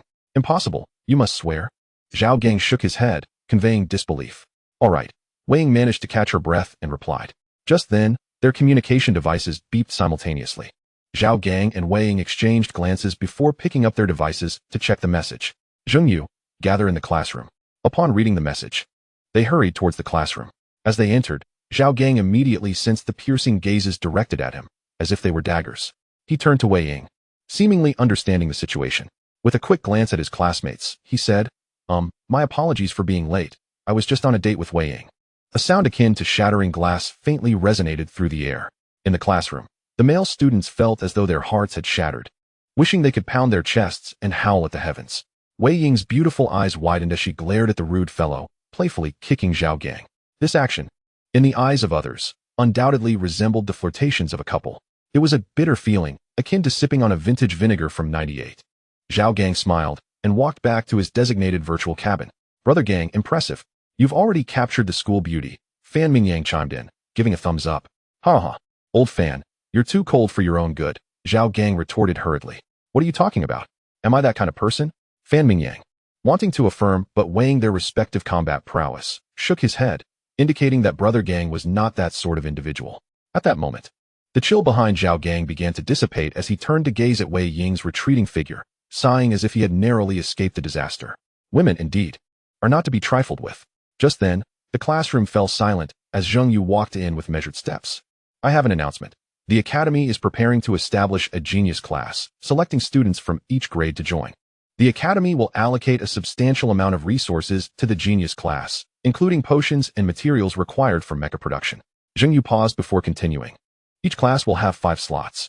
Initially, we plan to assess your progress in 3 days, but coincidentally, the top 5 will be candidates for the genius class.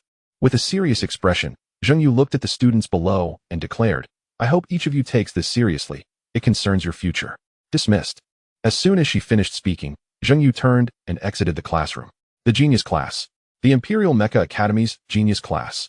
Surely, those who could enter would be the creme de la creme. Don't worry, once I join the genius class, I won't forget any of you, Zhao Gang joked. Oh please. You?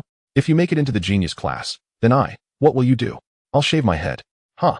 What do you think about the genius class? Wei Ying asked Zhao Gang softly as she approached him. What do I think? Of course, I want to get in. The resources are too good to pass up. Zhao Gang replied, shrugging his shoulders. Wei Ying nodded. Then teach me the flirtation blade tomorrow? Sure, Zhao Gang agreed with a nod. Wei Ying smiled at him, turning to leave the classroom while saying, thank you.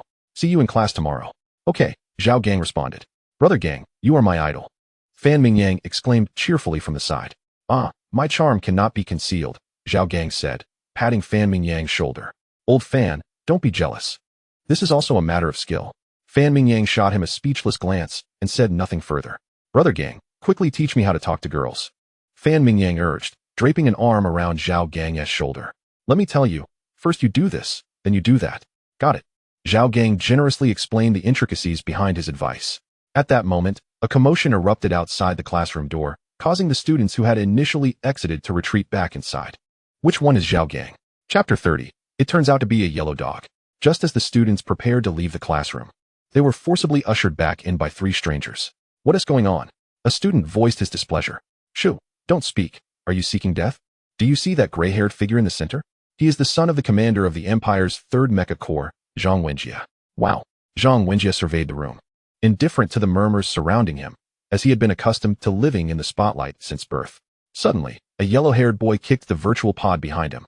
producing a dull thud. He then fluffed his hair and arrogantly declared, "What are you staring at? Keep looking, and I'll have your eyes gouged out." The surrounding students, though seething with anger, dared not voice their discontent and lowered their heads. Seeing this, the yellow-haired boy became even more audacious, grinning menacingly. "Which one of you is Zhao Gang? Step forward. What are you babbling about?" Fan Mingyang stepped forward, glaring at the yellow-haired boy with indignation. The yellow-haired boy dismissed him with a shove, sending Fan Mingyang sprawling to the ground. "What right do you, a mere first-tier mecha master, have to speak? Who dares to bark here?" Zhao Gang furrowed his brows and emerged from the crowd, helping Fan Mingyang to his feet. He then appeared to just notice the yellow-haired boy, adopting an expression of sudden realization. "Oh, so you are a yellow dog. You." The yellow-haired boy was momentarily speechless, pointing at Zhao Gang without uttering a word. At this juncture, the main figure finally spoke, pushing the yellow-haired boy aside. Zhang Wenjie frowned at Zhao Gang. "So, you are Zhao Gang?" Zhao Gang shrugged, spreading his hands. "I believe there is no other in attendance bearing the name Zhao Gang." "Very well," Zhang Wenjie replied with a cold smirk. "Let me be clear. Keep your distance from weighing. I shall only say this once." "Ah, so this grand display was all for weighing." Zhao Gang finally comprehended that this individual was yet another smitten admirer of the illustrious Wei. Observing Zhao Gang's distracted demeanor, a surge of anger welled up within Zhang Wenjie, and the aura of a fourth-tier mecha master enveloped the entire classroom. "Did you not hear what I said?" The students around them struggled to maintain their composure under the overwhelming pressure exerted by a higher-tier mecha master. Yet, Zhao Gang seemed oblivious to the intimidation. Frowning as he replied, "Senior, this is rather excessive, don't you think? Remember, if I see you walking alongside Wei Ying again, it will not be merely a warning." With that, Zhang Wenjie turned and exited. Before leaving, the yellow-haired boy cast a smug glance at Zhao Gang. "Kid, remember, don't provoke those you shouldn't." Zhao Gang, however, was no longer inclined to be courteous. He delivered a sharp elbow to the yellow-haired boy's chest, sending him crashing against the wall, where he succumbed to unconsciousness. On the side, one of Zhang Wenjie's lackeys hastily dragged the yellow-haired boy away, his tail between his legs. Outside, Zhang Wenjie, sensing the commotion behind him, felt a twinge of embarrassment and merely snorted before hastening his departure. Inside the classroom, the students exchanged glances and began to disperse. "Brother Gang, they are too arrogant. Just because they are 1 year ahead of us," Fan Mingyang said through gritted teeth, rubbing his chest. "Lao Fan, are you alright?" Zhao Gang inquired, observing Fan Mingyang closely. "I'm fine, Brother Gang," Fan Mingyang replied, his eyes slightly reddened, his voice hoarse. "Brother Gang, I finally understand that when one possesses little strength, even wealth cannot shield one from bullying." Zhao Gang sighed and patted Fan Mingyang on the shoulder, saying, "Lao Fan, it's my fault for dragging you into this." Fan Mingyang shook his head. "Brother Gang, we are best friends. Of course, I will support you. However, their arrogance is unbearable. Rest assured, Lao Fan. They will soon pay the price, I assure you." Zhao Gang comforted him while continuing to pat his shoulder. "I heard that Zhang Wenjie has already become a level 4 mecha master." Fan Mingyang hesitated for a moment before speaking. "Are you not aware of your brother's talent?" Zhao Gang exclaimed, throwing an arm around Fan Mingyang's shoulder. "In 1 month, I will undoubtedly become a level 4 mecha master, and then we shall avenge our grievances." "All right, Brother Gang, I believe in you." Fan Mingyang nodded seriously. Zhao Gang gazed out the door, his eyes flickering with a cold glint. He silently recorded today's events in his mind. It was ultimately a matter of insufficient strength. Otherwise, how would Zhang Wenjie dare to confront him? For now, he could only harbor this in his heart and seek retribution later. After a moment, Zhao Gang returned to his senses and turned to Fan Mingyang with a smile. "Let us go. I'll treat you to a meal." "Dragon meat?" Zhao Gang replied. "Then let us go." Chapter 31. I believe in you in the virtual space. The blade must be thrust from below, the force directed to the front of the blade, while the mecha's forearm rotates outward, the blade's edge curving upward along the body. The next day, Zhao Gang logged into the virtual space early to teach Wei in combat techniques. Again, Zhao Gang frowned, looking at the girl in the basin ahead. Remember, there are no fixed patterns and techniques. They must adapt to circumstances. This combat skill tests a mecha master's reflexes immensely, Wei Ying remarked helplessly in the team channel. In the next moment, the cockpit of the girl projected a beam of light, revealing Wei Ying clad in pink armor. The entire suit did not appear cumbersome. Rather, it perfectly accentuated Wei Ying's figure. She removed her helmet, smoothed her slightly tousled hair with her left hand, and sat down beside Zhao Gang. Zhao Gang instinctively inhaled, a subtle fragrance of jasmine filling his nostrils. He couldn't help but muse that the virtual space was almost too realistic. Thankfully, He was a man of integrity. After a while, Wei Ying observed Zhao Gang lost in thought and asked, "By the way, why aren't you using your own mecha? Don't you have one?" Zhao Gang snapped back to attention and grinned. "Would you believe me if I said the virtual pod cannot handle my mecha's data?" Wei Ying paused, recalling when Zhao Gang had claimed the virtual pod was damaged during their first class. But if the virtual pod cannot handle it, then what about a royal-level mecha? Wei Ying's eyes widened, her lips parting in astonishment. Royal-level mecha? She finally managed to say after a long pause, shaking her head with a smile. "We are all the same age. Possessing a royal-level mecha would be the limit. How could anyone possibly have?" "You are mistaken. My mecha is a divine-level mecha." Zhao Gang shook his head and remarked, "You know, the virtual chamber can only accommodate data input from a king-level mecha. It cannot withstand the data from royal or divine-level mechas." Wei Ying appeared somewhat dazed. She initially thought her speculation was bold enough. Yet reality proved to be even more astonishing. A divine-level mecha. Although her family had once possessed such a mecha, it was only her great-grandfather, the first family patriarch, who could pilot it. After her great-grandfather perished valiantly at the azure blue Great Wall, that divine-level mecha vanished without a trace. However, as Wei Ying regained her composure, she glanced at the calm demeanor of the youth beside her and pondered, "Zhao Gang actually possesses a divine-level mecha? You just told me this. Aren't you afraid I might harbor ill intentions?" Wei Ying shot Zhao Gang a glare.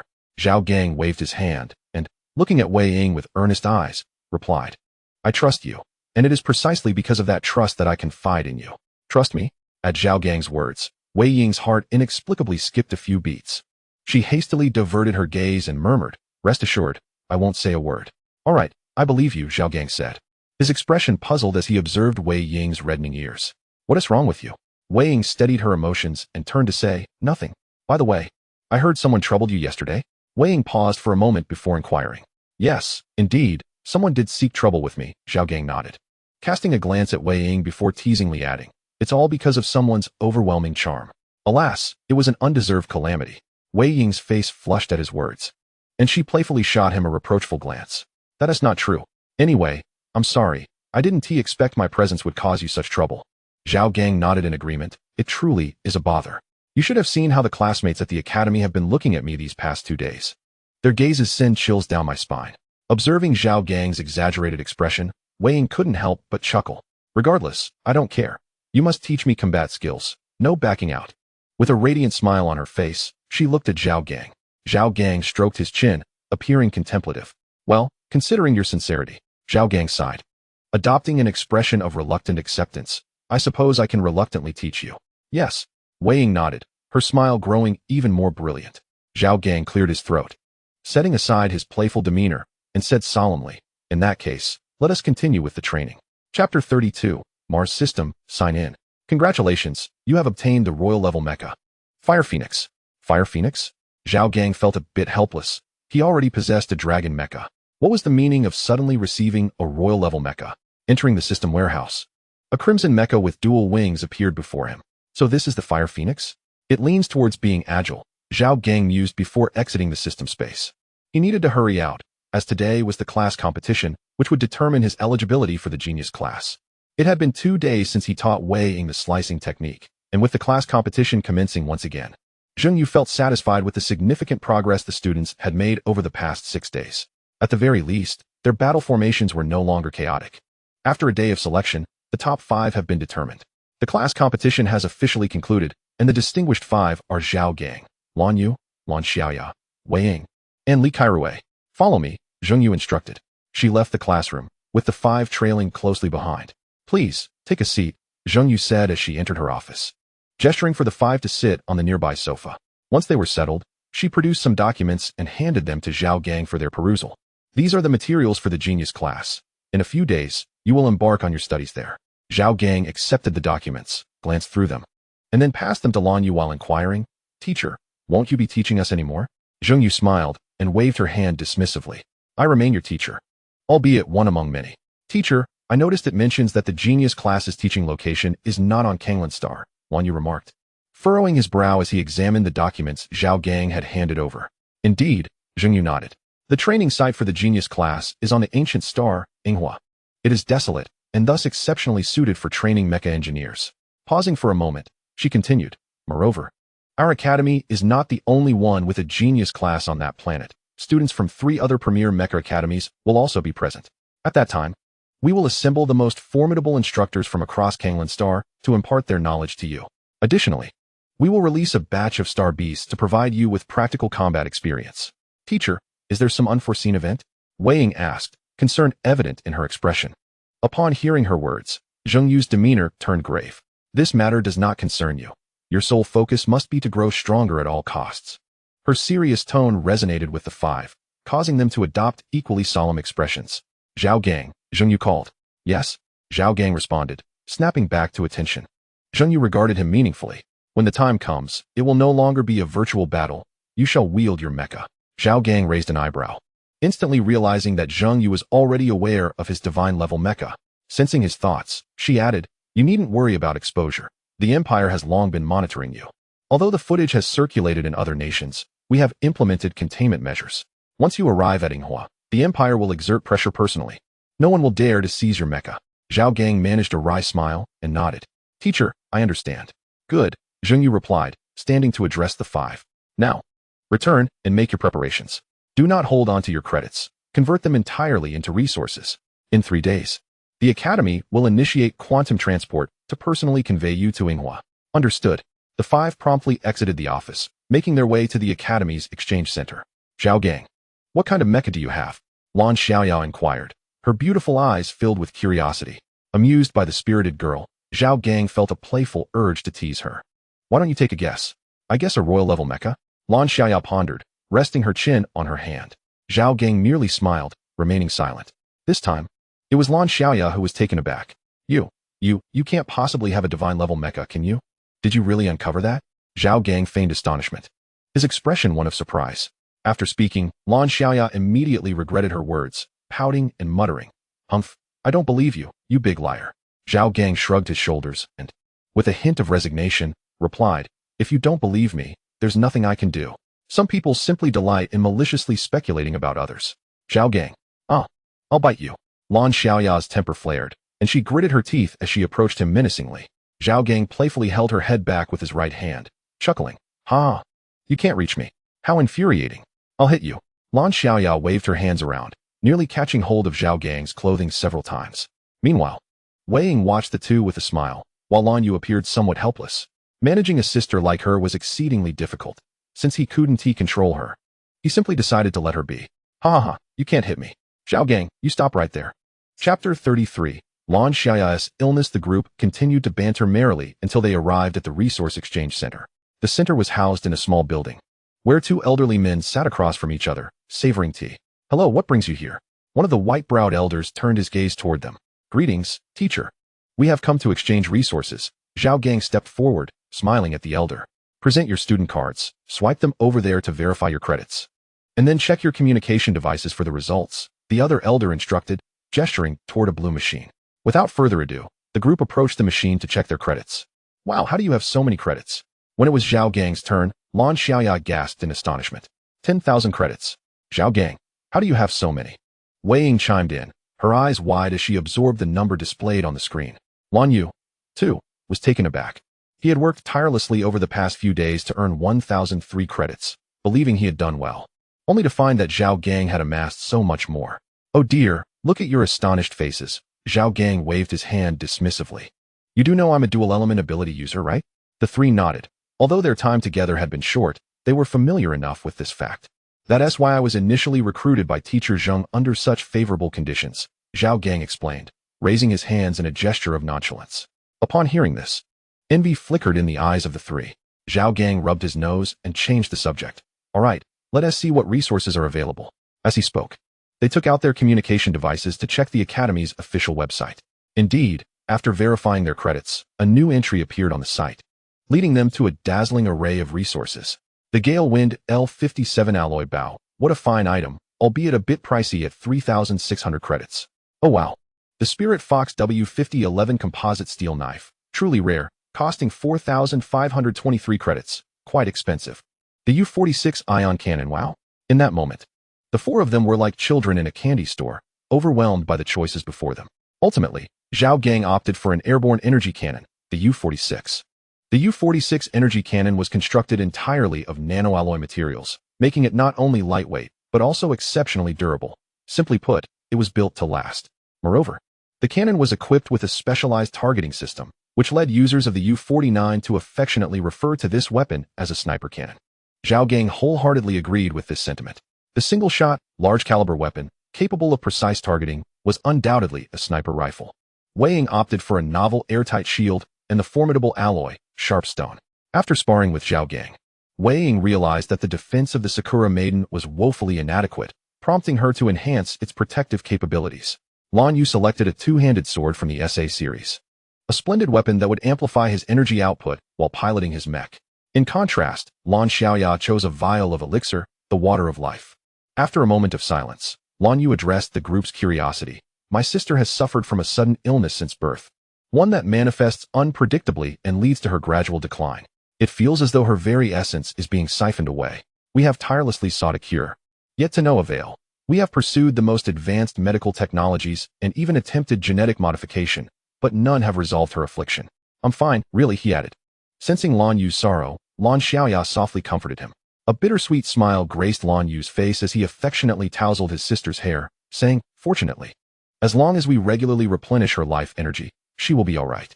However, the sources of such energy are scarce, with the Imperial Mecha Academy being the most substantial. That is why we have come here. We will undoubtedly find a cure, and we will keep an eye out for relevant medicines for you, Xiaoya.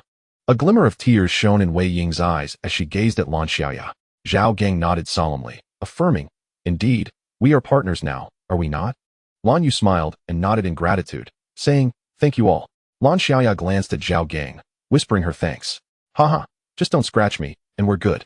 Zhao Gang chuckled, scratching his head. The previously somber atmosphere dissipated instantly as the group exchanged glances and burst into laughter. Chapter 34. Something wants to give you a gift. After bidding farewell to Lan Yu and the others, Zhao Gang returned to his residence. Upon entering, he was met with an unexpected figure. Sister, what brings you here? He exclaimed. Oh, Gangge, you're back. Fan Mingyang chimed in. Zhao Xiaoding, engaged in conversation with Fan Mingyang, turned her head and shot Zhao Gang a playful glare. What? Am I not allowed to visit my brother? Zhao Gang scratched his head. Not at all. I just didn't expect to see you, so it slipped my tongue. Spare me the banter, Zhao Xiaoding replied, crossing her legs as she regarded her younger brother. I heard you've been selected for the genius class? At this, Zhao Gang's face lit up with pride. Feigning modesty, he hadn't anticipated that the news would spread so swiftly, and that his sister would discover it. Observing her brother's expression, Zhao Xiaoding sighed and waved her hand dismissively. All right, let us get to the point. After a moment of contemplation, she continued, currently, there are a total of 20 students selected for the genius class. 20, Zhao Gang exclaimed, astonished. According to Zheng Yu, the selection process for genius classes and other grades was exceedingly rigorous, so he was surprised that 20 students had made the cut under such circumstances. With their addition, the total number of individuals reaches 25. Although all the academies across the Azure Blue Star send students to Mars, it is unlikely that any single academy would have such a multitude of participants. Zhao Xiaoding nodded and remarked, after all, our academy is one of the 4 major mech academies, so it is quite normal for us to have a larger quota. Furthermore, I have been selected as well. Really? Zhao Gang exclaimed with delight upon hearing this, feeling genuinely happy for his sister. Of course, Zhao Xiaoding replied, playfully brushing her hair aside. Our slots were fiercely contested through battles with star beasts, and it is said that the resources in the genius class are exceedingly abundant. As they have gathered the entire star system's resources, we must strive for them. Zhao Gang nodded in agreement. He was not entirely aware of the reasons behind the establishment of the genius class at Azure Blue Star, but he understood that the resources within were highly coveted. Rare metals and an array of resources were available, making even Zhao Gang feel a flicker of desire. Some metals could be utilized to enhance dragon mechs, promising significant improvements, a temptation he found irresistible. Indeed, I too covet the resources within, Fan Mingyang nodded, his expression one of lament. This realization made him understand that some things simply could not be attained even with wealth, which was disheartening. Ha ha ha, old Fan, do not worry. When the time comes, I shall share some resources with you, Zhao Gang chuckled, offering a comforting pat on Fan Mingyang's shoulder.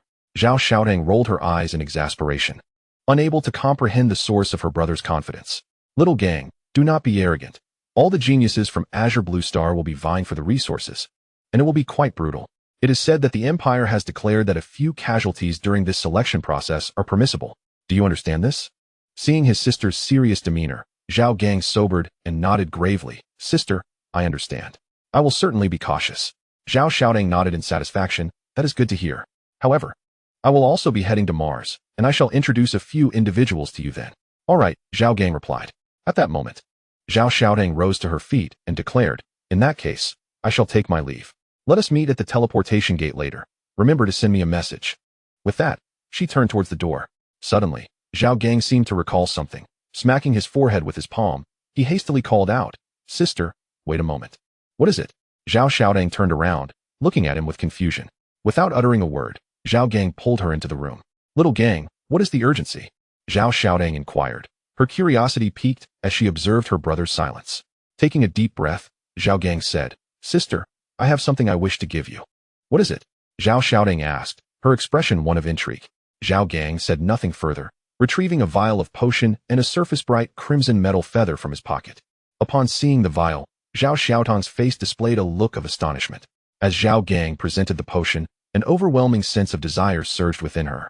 A yearning at the genetic level, she felt as if every cell in her body craved to absorb the potion. What is this?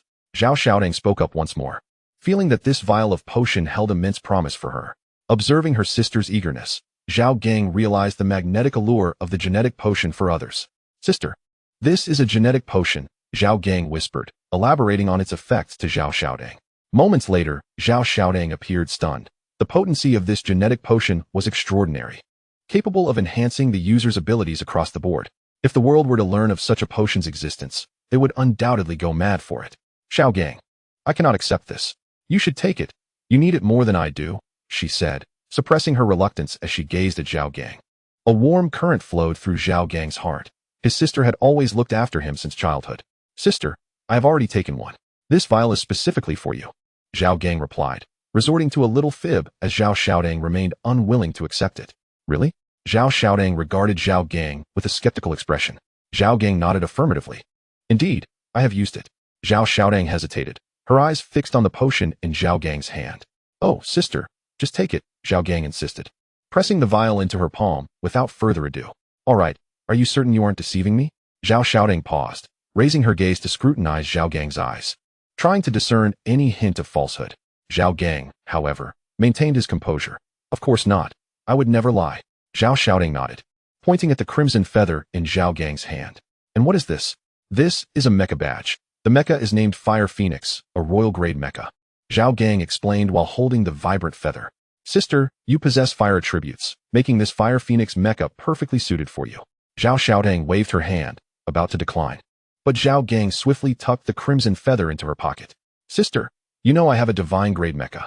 Why would I choose to pilot a royal-grade mecha instead? Just keep it, Zhao Gang urged. Moreover, we're soon heading to Mars.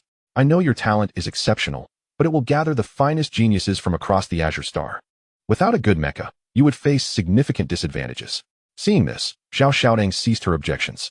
Although she was curious about where her brother had acquired such an abundance of mechas and potions, she refrained from asking since he chose to remain silent. She trusted that if any danger arose, her brother would not keep it from her, and that was sufficient. Very well, I shall accept it, Zhao Xiaodang conceded, feigning satisfaction as she nodded. As an elder sister, she could not refuse her brother's thoughtful gifts. You did well, and I am pleased. Zhao Gang scratched his head, smiling. Sister, aren't you curious about how I came by such valuable items? Zhao Xiaodang rolled her eyes, playfully twisting Zhao Gang's ear. Sister is not foolish. If you wanted to share, you would have done so by now. If you choose not to, then so be it. Tell me when you feel ready, understood? Ouch. That hurts. I understand. Zhao Gang pleaded for mercy. Humph. Zhao Xiaodang released her grip and gazed at her younger brother, who was rubbing his ears and taking in a sharp breath, a smile gracing her face. After a moment, her expression turned serious as she advised Zhao Gang to keep his secret well guarded, stating that it should only be shared with those who are truly close to him. Naturally, Zhao Gang readily agreed, nodding eagerly to indicate his understanding. Following their brief exchange, Zhao Xiaodang departed from Zhao Gang's residence. She had returned from space not long ago and had come straight to see him, as she was scheduled to attend a meeting with the mercenary group afterwards and could not linger any longer. Zhao Gang stood at the doorway, watching his sister fade into the distance before turning back to rest in his room. Chapter 36. Journey to Mars on October 12, 3012, in the Blue Star calendar. It was the day for the gifted class members to embark on their journey to Mars. Zhao Gang had arrived early to meet Wei Ying and the others, and together they made their way toward the Academy Square. The square of the Imperial Mecha Academy was distinctive, with 6 circular platforms lining its edges, each displaying a battered mecha. According to historical records, these mechas belonged to former students of the Academy who made remarkable contributions during the Beast War and met their heroic demise. Subsequently, the second president of the Imperial Mecha Academy decided that any student who made significant contributions would have their mecha displayed here for future generations to admire. This was precisely why the Academy's students fought valiantly in the Beast War, taking great pride in such honor. Zhao Gang. Zhao Xiaodang spotted her brother's figure in the square and waved with a smile. Sister, this is my friend. Zhao Gang approached and introduced Wei Ying and the others to Zhao Xiaodang. Zhao Xiaodang greeted them warmly. Then, pointing to a poised girl beside her, she said, "This is my classmate, Han Lu." "Hello, Zhao Gang," Han Lu greeted with a smile. "Xiao Tang often speaks of you." "Oh, senior sister. What does my sister say about me?" Zhao Gang feigned a puzzled expression. Han Lu tugged at Zhao Xiaodang and said, "Xiao Tang mentioned that her brother is quite exceptional, a dual-element adept, and even asked if we would be interested in becoming her sister-in-law." Zhao Xiaodang blushed deeply, hastily covering Han Lu's mouth with her hand. "Don't listen to Xiao Lu's nonsense. I never said such things." Zhao Gang scratched his head, offering an awkward smile, as he could easily guess from his sister's expression that she had indeed made such comments. Just as the group was chatting, a commotion erupted from the crowd. An elderly man, radiating vitality, slowly approached the front of the line and came to a halt. As he stood there, his face took on a serious demeanor, an aura of authority emanating from him. In an instant, the crowd fell silent, not a sound escaping. The elder nodded in satisfaction and introduced himself. "I am Zhong Xian, the president of the Imperial Mecha Academy." "Greetings, President. It has been a long time." Zhong Xian raised his hands, signaling for silence. The students below immediately quieted down. With his hands clasped behind his back, he leisurely paced before the crowd. After a moment, he proclaimed, "We have been in conflict with the Star Beasts for over a millennium, and throughout this time, we have sacrificed countless warriors. The war with the Star Beasts has never ceased. Battles, both large and small, continue unabated. As I converse with you, a segment of the Great Wall in the galaxy is embroiled in conflict." Zhong Xian pointed to the sky above and spoke. After a moment of silence, he gazed at the crowd and said, "I will not impose too much pressure upon you, but strive diligently." With that, Zhong Xian turned and departed. The students exchanged glances. Their hearts stirred with tumultuous waves. They were all prodigies, astute individuals who, in this moment, began to surmise the true purpose behind the establishment of genius classes by various nations of the Azure Blue Star. It is highly plausible that an unexpected event has occurred at the front lines of the Azure Great Wall, or perhaps war is imminent, necessitating the urgent cultivation of elite combatants. The atmosphere in the square grew exceedingly grave. The sound of footsteps echoed as Zheng Yu approached the students and announced, "Now, follow me to the quantum teleportation platform for remote transmission." With that, Zheng Yu stepped forward, and the students followed closely behind. The academy possessed numerous teleportation platforms, and the one being utilized was the largest, more than sufficient to accommodate 25 students. The atmospheric gravity on Mars is relatively light. Once we arrive, take time to acclimate, as long-distance teleportation may cause discomfort. Zheng Yu also entered the teleportation platform, for he was indeed the instructor of the genius class. He offered his reminders while gesturing to the staff below the platform. The staff nodded in acknowledgement and subsequently activated the quantum teleportation device. A beam of light enveloped them, gradually fading away, and the figures of the group vanished from the platform. Chapter 37. Arrival in ancient text states, flickering firelight, chaotic and perplexing, referring to Mars. The most renowned phenomenon associated with Mars is the heart-guarding star, which ancient peoples regarded as an ominous sign. As technology has advanced, it has become apparent that the so-called heart-guarding star is merely a phenomenon occurring when Mars approaches the star Beta Centauri. Mars, a desert planet, is characterized by sandy dunes and scattered gravel, perpetually accompanied by dust storms. On October 12, 3012 of the Azure calendar, a beam of light descended from deep space to the surface of Mars, creating a powerful impact that stirred up clouds of dust.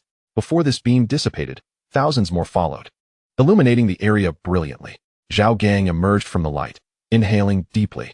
Unlike the Azure star, although Mars has undergone terraforming, the air still carries a distinct earthy aroma.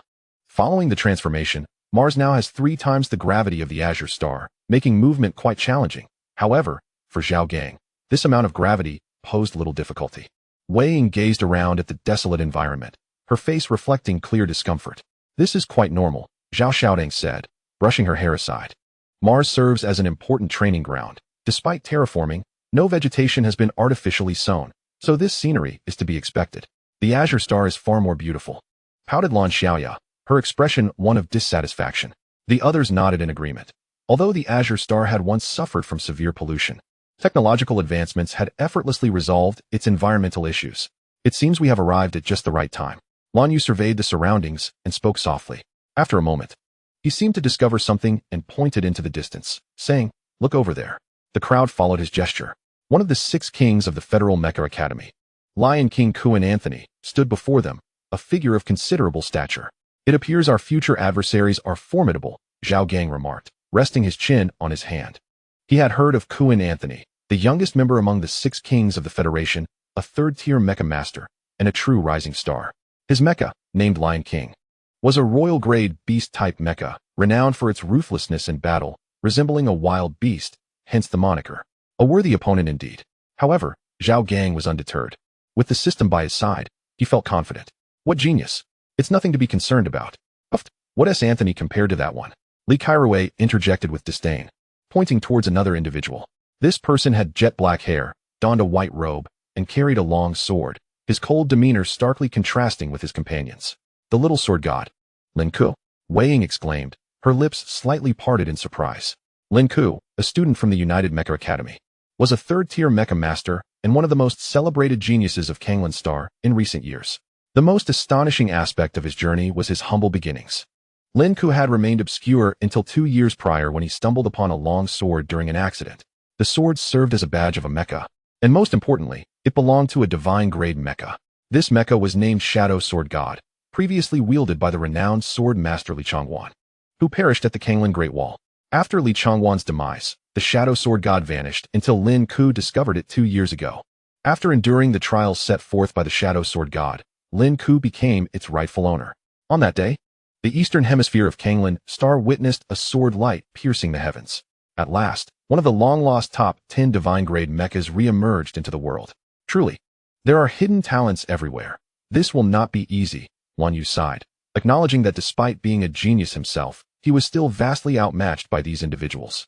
Zhao Gang patted Lan Yu on the shoulder, reassuring him, "Fear not, with me around, whether it be the Lion King or the Little Sword God, they are no cause for concern." A derisive snicker came from behind them. Turning to look, they saw a coldly charismatic youth observing them with a mocking expression. "The Imperial Mecha Academy? Such arrogance. No wonder you haven't produced any geniuses in recent years," the cold youth proclaimed, crossing his arms. "At this rate, your position as one of the 4 major mecha academies will soon be in jeopardy." Upon his words, his companions erupted in laughter. "What do you mean? Students of the Mecha Warfare Academy?" Lan Xiaoya stepped forward angrily, pointing at the opposing group. "What about us?" The cold youth glanced around, shrugging. "I merely mean to say that you are utterly misguided. You, all right, young lady, a bit of grace would be more fitting." Zhao Gang extended his hand to stop Lan Xiaoya, then smiled as he addressed the figure across from him.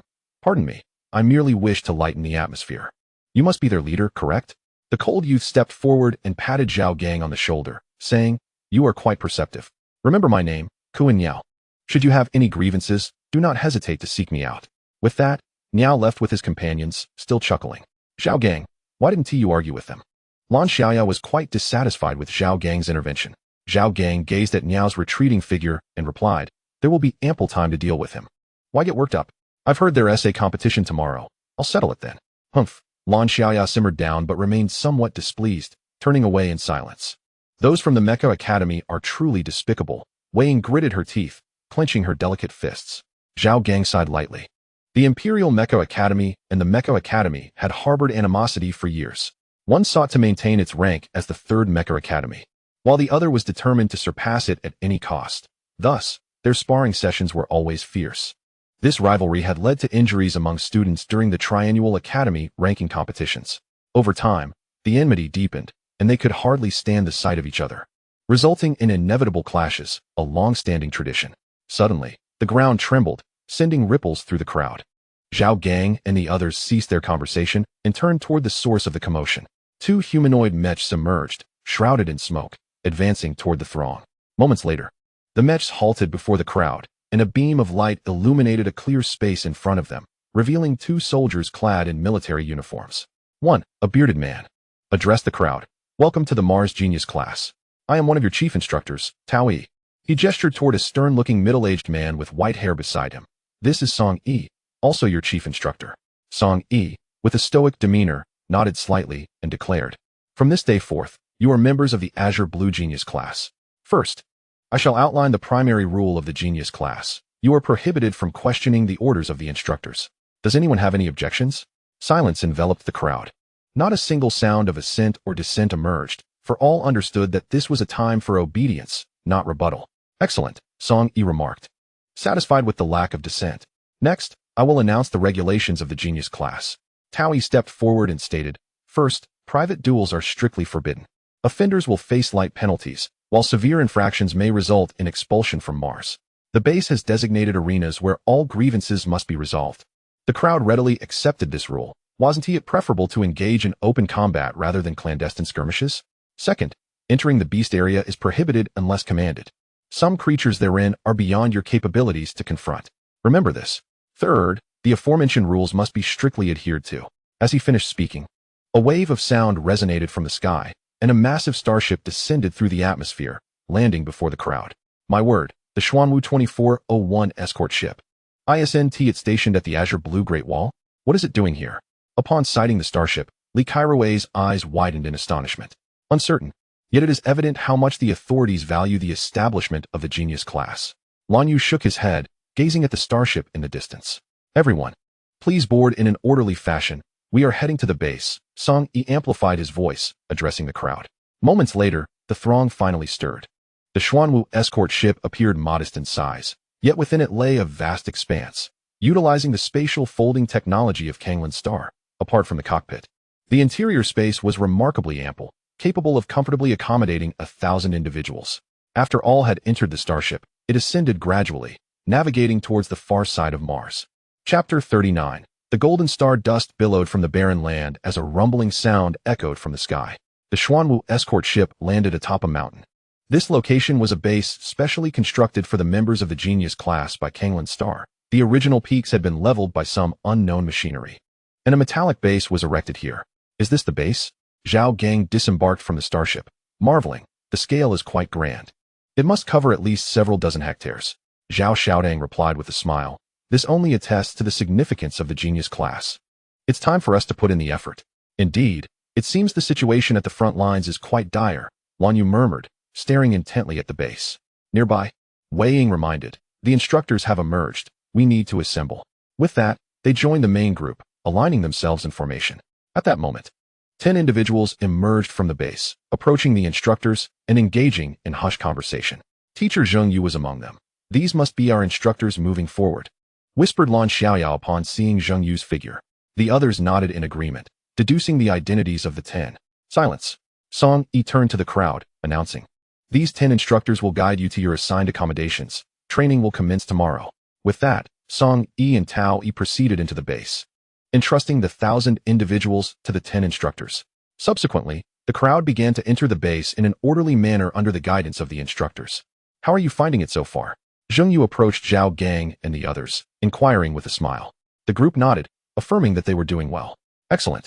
Then follow me. Zheng Yu gestured for them to follow, leading them deeper into the base. The expanse of the base was extensive. They walked for a full half hour before halting at the entrance of a courtyard. Zheng Yu retrieved a keycard from his pocket and handed it to Zhao Gang, stating, this is your keycard.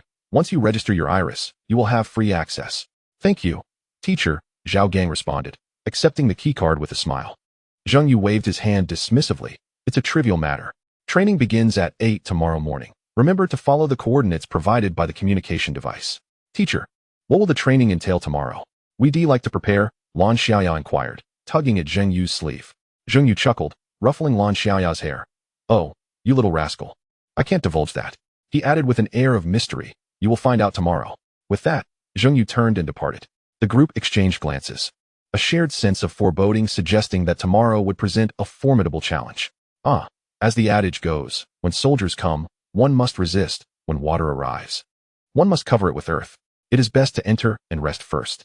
Zhao Gang positioned the card against the metallic door, and a silver glimmer danced through the crack before the door opened with a sound.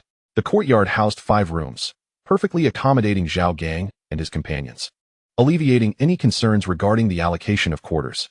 It seemed that Zheng Yu had deliberately reserved these for them. After sharing a few casual conversations in the living room, they retreated to their respective rooms for rest. System, sign in. Zhao Gang closed the door behind him and silently summoned the system. Sign in successful. Congratulations. You have obtained Star Gold. Star Gold? A look of confusion crossed Zhao Gang's face. It sounded like a type of metal. Yet he had never encountered it, nor even heard of it. With this thought, Zhao Gang retrieved his communication device. Moments later, he closed the device, unable to conceal his excitement. Star Gold was an exceedingly rare artificial metal, its creation a convoluted process. To acquire Star Gold, one must excavate an entire star system's metal veins, then refine them until one ends up with a mass the size of a small mountain. The Azure Blue Star had once manufactured this metal, but due to the necessity of extinguishing a planet's life to obtain it, the nations of Azure Blue Star later halted its production, forbidding the creation of Star Gold. The rarity of Star Gold stemmed not only from its intricate manufacturing process, but also from its remarkable characteristics. Star Gold was exceptionally durable and possessed a wondrous skill known as meteor fall. This skill was immensely powerful, generating a gravitational field upon release, leading to a violent explosion upon contact with an attack, resulting in substantial damage. Star Gold was often referred to as a divine-grade metal, with just 100 grams fetching a staggering 4 million Azure coins. Contemplating this, Zhao Gang glanced at the mountain-like pile of Star Gold in his system warehouse. This must be beyond valuation, he mused quietly, but regardless, he could affirm with absolute certainty that he had struck gold. Chapter 40, Weighted Running? Star Gold. It was entirely suitable for the creation of divine-grade mechs, yet the manufacture of such mechs was no trivial endeavor, involving an exceedingly intricate process. System. Do you possess the blueprints for divine-grade mechs? After some contemplation, Zhao Gang softly summoned the system. Beep. This system is omnipotent and has everything you seek. Zhao Gang sensed a hint of arrogance in the system's voice, whether it was merely his imagination or not. He nodded inwardly. As long as the blueprints existed, the remaining challenge lay in his own luck. After a moment, Zhao Gang shook his head, dispelling these thoughts. The blueprints were merely a matter of time, and now he needed to rest. Entering the washroom and cleansing the dust from his body, Zhao Gang soon drifted into slumber. System, sign in. Sign in successful. You have obtained a Tier 3 perfect potion. Zhao Gang leapt from his bed in exhilaration. After an entire month, he had finally drawn an advancement potion again, allowing him to progress further. Although he had previously spoken lightly of his situation, Zhao Gang still felt a sense of urgency. No one wished to be overshadowed by others, especially now that he stood on equal footing with those top-tier geniuses. However, this was not the opportune moment to consume the potion. It was time to assemble. Zhao Gang dressed, opened the door, and stepped outside. In the living room, Zhao Xiaodang was consuming synthetic meals while watching a video. Zhao Gang leaned in for a closer look and inquired, "Is this a compilation of Little Sword God's battles? Why is there no sound when he walks?" Startled by the sudden interruption, Zhao Xiaodang shot him a glare and replied, "Yes, this is a compilation of Little Sword God's battles. He is exceptionally powerful." Concerned that Zhao Gang might not be taking it seriously enough, Zhao Xiaodang's expression turned grave as she reiterated, "He is truly formidable." Zhao Gang gazed at the holographic screen, where Little Sword God effortlessly sliced through the armor of an adversary with a single strike, followed by a fierce explosion. He nodded in agreement. Indeed, he is powerful. "Good morning, you two are up so early." Lan Xiaoya, clad in a bear-themed pajama set, entered the living room and greeted the Zhao siblings. At that moment, Lan Yu energetically emerged from the room opposite Lan Xiaoya, and upon seeing his sister's disheveled appearance, his expression darkened. "Lan Xiaoya, hurry and freshen up. We have an assembly," he commanded with a stern face.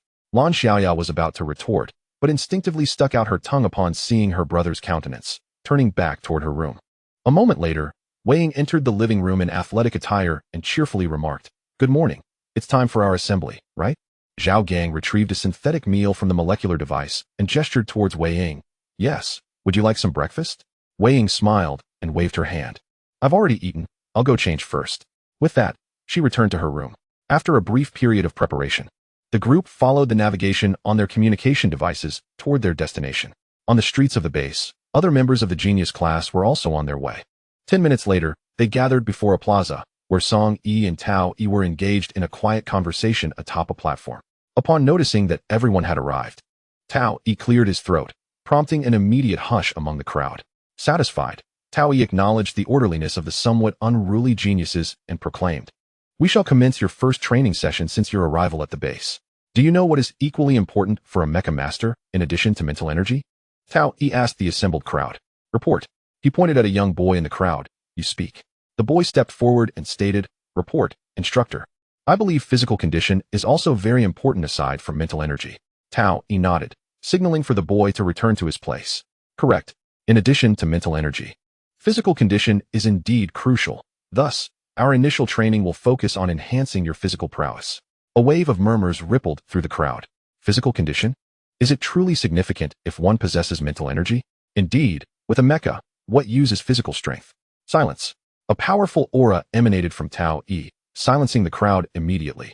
"Foolishness," he retorted coldly, glaring at them. A truly elite mecha master would never neglect their own physical capabilities. Do you think having strong mental energy is sufficient? The burdens of operating a mecha must be borne by the body. Pointing at the students, he derisively added, "If you cannot comprehend this fundamental concept, you might as well withdraw from the class." In the midst of the crowd, a profound silence enveloped the gathering. The onlookers, not devoid of intellect, comprehended Tao Yi's words. And from that moment forth, no dissent arose. Tao Yi refrained from further elaboration and promptly announced the training regimen. Each participant was instructed to retrieve a 20-pound weight from the warehouse and subsequently run 5 laps around the base. Upon concluding his instructions, Tao Yi surveyed the hesitating students and proclaimed with authority, "Now, immediately proceed to the warehouse." With that, the students activated their communication devices, following the new navigation directives. Although the purpose of the exercise eluded them, the stern demeanor of their instructor instilled a fear of expulsion from the elite class, compelling them to value this rare opportunity. Chapter 41. Training. Upon reaching the warehouse, the base personnel awaited their arrival. After receiving their weights, the students immediately sensed a notable difference. The weights, crafted from steel, manifested as metallic rings, and most alarmingly, they discovered that the use of their mental energy was rendered impossible while adorned with these rings. Tao Yi, observing the bewildered expressions of the students, smiled and remarked, "Wishing to utilize your mental energy? That is unattainable. These are specially designed weight rings." The students, who had intended to leverage their mental energy to facilitate their training, felt a wave of despair wash over them upon hearing Tao Yi's words. The gravity on Mars was thrice that of Azure Blue Star, and coupled with the 20-pound weight rings, the prospect of completing 3 laps around the base without the aid of their mental energy seemed an insurmountable challenge. Indifferent to their plight, Tao Yi remained resolute. The training regimen had been declared, and it would not conclude until it was fulfilled. Zhao Gang, standing amidst the throng, jostled the metal ring on his leg. For him, it was somewhat tolerable, though a tad uncomfortable. "Ah, I detest running," lamented Lan Xiaoya, fastening her metal ring with a pout. Lan Yu chuckled and affectionately ruffled his sister's hair, saying, "Don't worry, if you can't keep up, I'll carry you." Lan Xiaoya's eyes sparkled with hope as she tugged at Lan Yu's sleeve, her eyes curving into crescent moons. "Thank you, brother." Lan Yu indulgently patted her head, smiling in silence. Thus, the training commenced, with Zhao Gang and others jogging in unison around the base. During the first lap, all participants exhibited commendable vigor. By the second lap, however, their stamina began to wane. "I'm utterly exhausted," Zhao Xiaodang remarked, wiping the sweat from her brow in exasperation. "Exhausted? I don't feel that way," Zhao Gang replied leisurely, maintaining a relaxed demeanor despite having completed a lap. Zhao Xiaodang shot her brother an incredulous glance, choosing not to engage further. A quick scan of the group revealed that Lan Xiaoya was starting to falter, while Lan Yu appeared slightly breathless. What surprised her most was Wei Ying, who remained in excellent condition, her expression still one of ease. Determined, Zhao Xiaodang gritted her teeth, striving to regulate her breathing as she pressed on. As they reached the midpoint of the third lap, many had already fallen behind, with the remaining participants primarily comprising those accustomed to self-training. Zhao Gang had long since completed his 3 laps and was now standing by, offering water to his sister, Zhao Xiaodang. Wei Ying sat quietly to the side, sipping water in small gulps. Though she appeared relaxed, she was, in fact, beginning to feel physically drained. Fortunately, there were only 3 laps. Had there been more, she feared she would not have been able to endure. Lan Yu stood beside her, supporting his sister, Lan Xiaoya, who collapsed into his arms after completing the entire course. Her frail body had persevered through sheer willpower alone. After a brief respite, the trainees reconvened, and it was now Song Yi's turn. He stood on the platform, pointing to a large black iron box on the right side of the crowd, declaring, "Each of you shall select a suitable weapon and swing it 10,000 times. A chorus of groans erupted from the crowd. Swinging a weapon 10,000 times seemed a Herculean task that would surely leave their arms in tatters. Unfazed by the lamentations, Song Yi returned to his seat. A command is a command. Disobedience would lead to expulsion, with no room for refusal. Moments later, the trainees resigned themselves to their fate, moving towards the black iron box to retrieve their chosen weapons and begin their arduous task. As afternoon approached, the square resonated with the clinking of metal. After completing their training, the trainees could no longer maintain their grip on their weapons, which clattered to the ground, echoing with metallic impacts. Moments later, with Tao Yi's call of training concluded, the trainees seemed to receive a reprieve, collapsing onto the ground, unwilling to rise. Zhao Gang lay sprawled beside his long sword, which was now awkwardly embedded in the earth. The exertion of swinging the sword 10,000 times had been utterly exhausting. By the end of the session, the once light sword felt as heavy as lead in his hands, yet he could not bring himself to discard it. After a brief rest, the weary trainees dragged their fatigued bodies away from the square. Upon returning to their quarters, Zhao Gang and his companions sought solace in their rooms, utterly drained, longing only for a comfortable slumber. However, this was merely the beginning. Chapter 42. The bet with the training concluded. The trainees breathed a collective sigh of relief as Song Yi announced the end of the day's regimen at the base square. It had been a month and a half since their arrival on the Yinghua planet.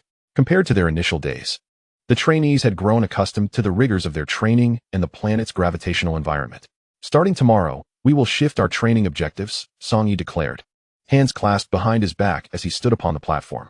Tomorrow afternoon, I will deploy you to the Star Beast Zone, where each of you must slay at least 3 star beasts, employing any means necessary. I only require results.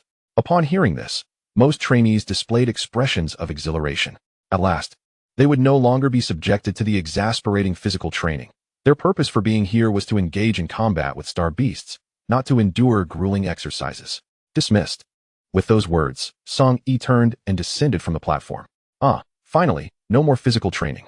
Lan Xiaoya stretched, a look of relief washing over her.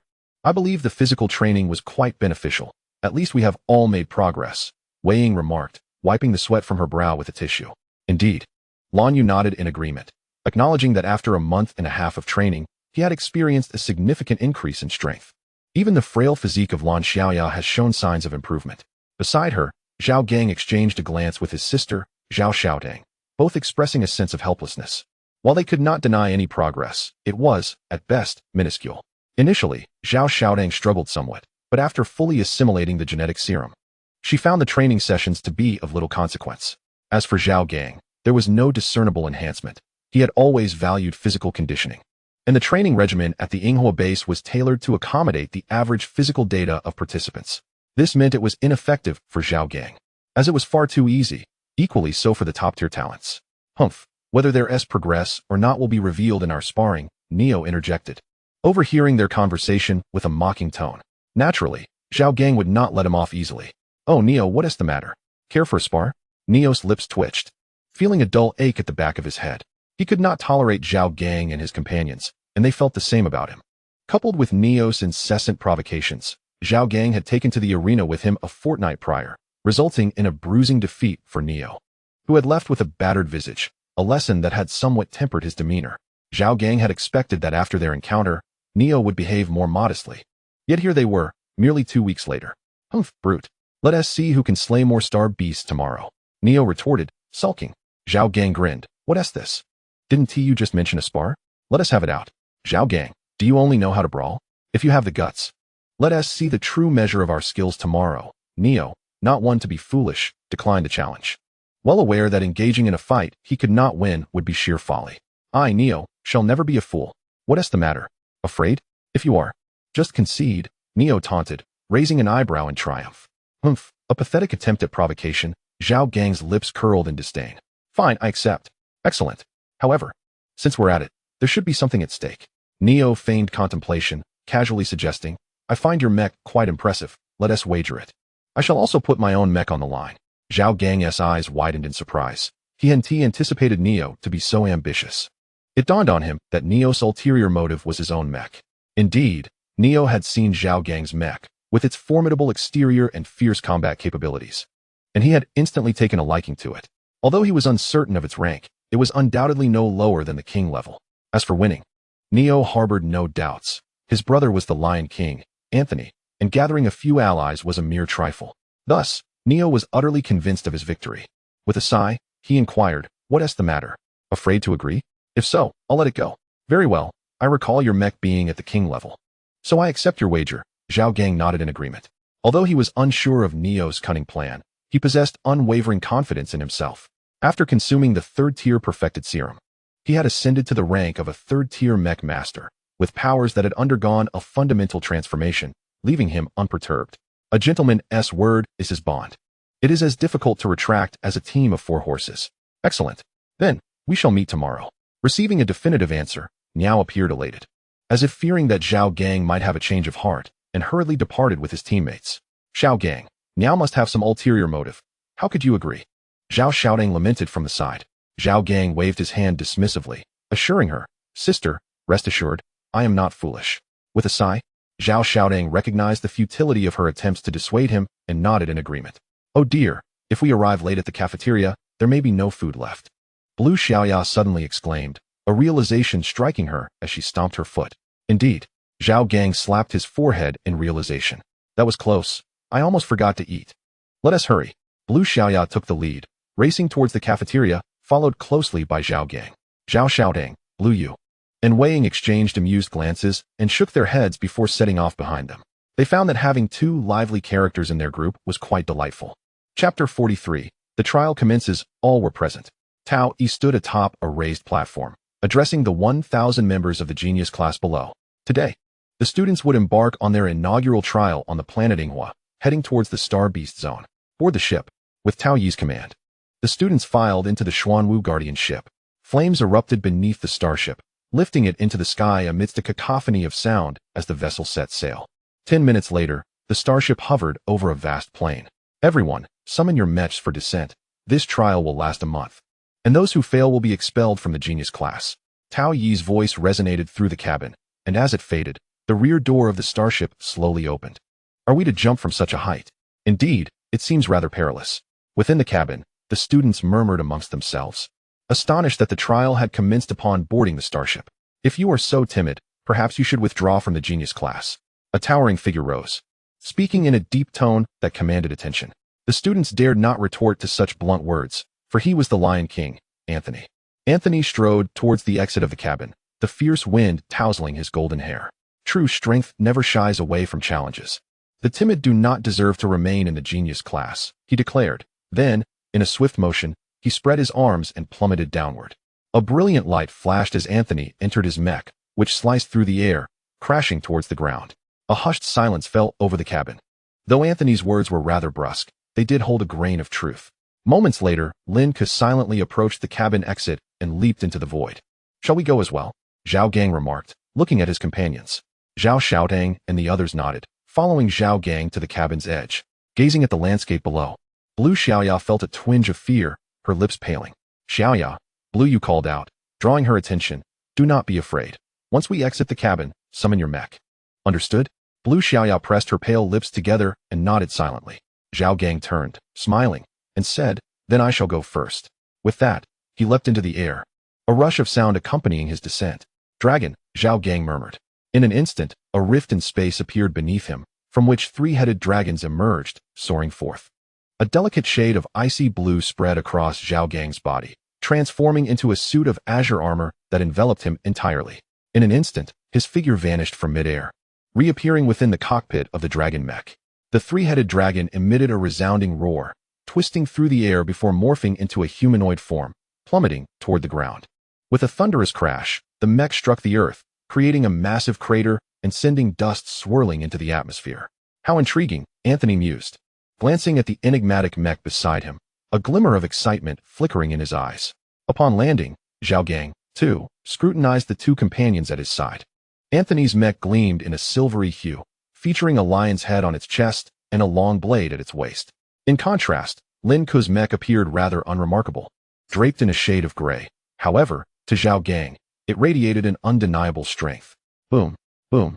A series of explosive sounds erupted as the students stifled their fears. Leaping from the starship, "Let us proceed," Zhao Gang said upon spotting Zhao Xiaodang and the others, not wishing to delay. Completing the mission remained the foremost objective. The 5 mechs soared into the sky, heading deep into the star beast zone. The outer edges of the zone were sparsely populated with star beasts, and the recent commotion had driven most of them deeper into the area. Exercise caution. The star beasts are exceedingly treacherous, Zhao Gang cautioned over the communication channel. As a seasoned member of a mercenary group frequently engaged in battles with star beasts, she was intimately familiar with their habits. Acknowledged, replied Zhao Gang and his companions. Having previously agreed that Zhao Gang would lead this trial, the 5 mechs flew in formation above, venturing deeper into the star beast zone. Below, a spherical star beast emerged from the underbrush, its solitary eye observing the unfolding scene. Chapter 44. Demos Lhasa in a desolate star system. A colossal star beast emerged from a spatial vortex, 2 metallic chains embedded deep within its flesh.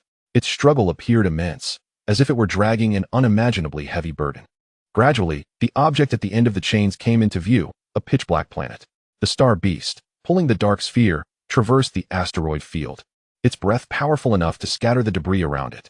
At a nearby platform, a humanoid star beast observed the scene before it. Demos, behold how foolish your race is. Much like your 9 companions, it laughed boisterously. Surrounding it, other star beasts lay prostrated, their massive heads touching the ground in a semblance of worship toward their king. At the center of the platform, a metallic pillar reached towards the heavens, binding a human male whose body was riddled with scabs and wounds. Upon hearing the taunt, Demos, who had been silent with his head bowed, lifted it to regard the humanoid star beast, sneering, Jorhul, even so, you have still lost. Jorhul, infuriated yet mocking, retorted, Demos, do you truly believe humanity can once again cast my kind beyond the galaxy as they did a century ago? Do you think they can replicate the feat of slaying the 7 kings? Without waiting for Demos to respond, Joshua continued, today, humanity can no longer withstand a more ferocious assault. In your human vernacular, it is akin to reaching a dead end. Demos fell silent for a moment before suddenly breaking into a laugh, his rasping chuckle piercing Joshua's ears. This time, I shall capture the entirety of your human future, annihilating your hopes.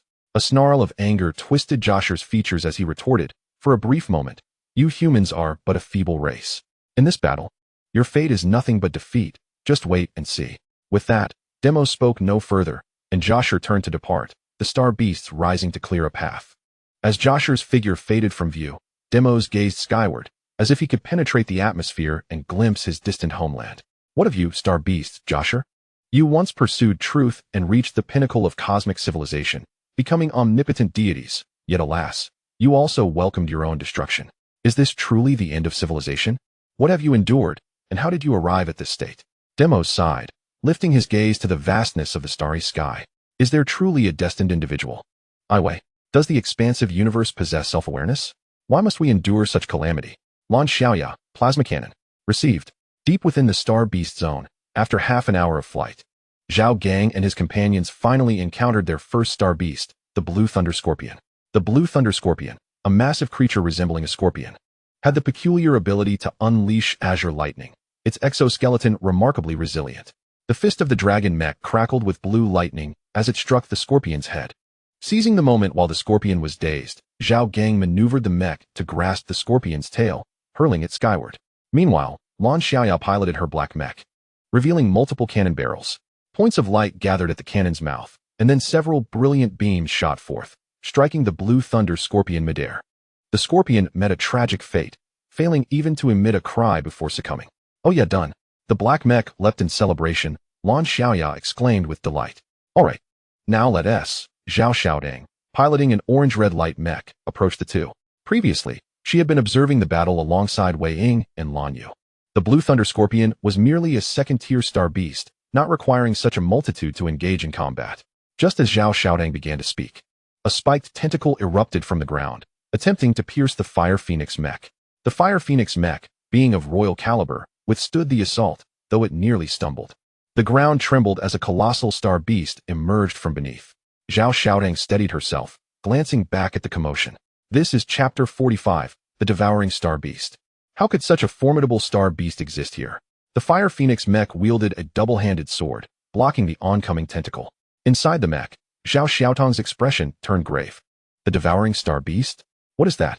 Wei Ying, piloting the Sakura Maiden, soared into the sky, evading the Devouring Star Beast strikes. Zhao Gang, equally perplexed, continued his actions without pause. The dragon mech took 2 strides, grasping the tentacles of the devouring star beast and pulling them behind its back, seeking to extract the creature from the depths of the earth. Wind blades, sculpted from the essence of the wind, viciously sliced through the tentacles, severing them and causing a downpour of foul, crimson blood. The ground trembled as the star beast writhed in agony beneath the surface. "Come forth," Zhao Gang bellowed, as the thrusters on his feet erupted in brilliant flames, amplifying his strength once more. In the next moment, the earth split apart, and an octopus-like star beast was yanked from the ground by the dragon mech. The creature, with its 3 eyes, fixed a furious gaze upon its tormentor. With a thunderous roar, the devouring star beast raised its 7 remaining tentacles and lashed out at the dragon mech.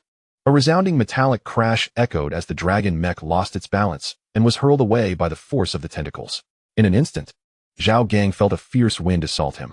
The star beast lifted itself with its 8 tentacles and, like a spring, launched itself toward Zhao Gang. "Watch out!"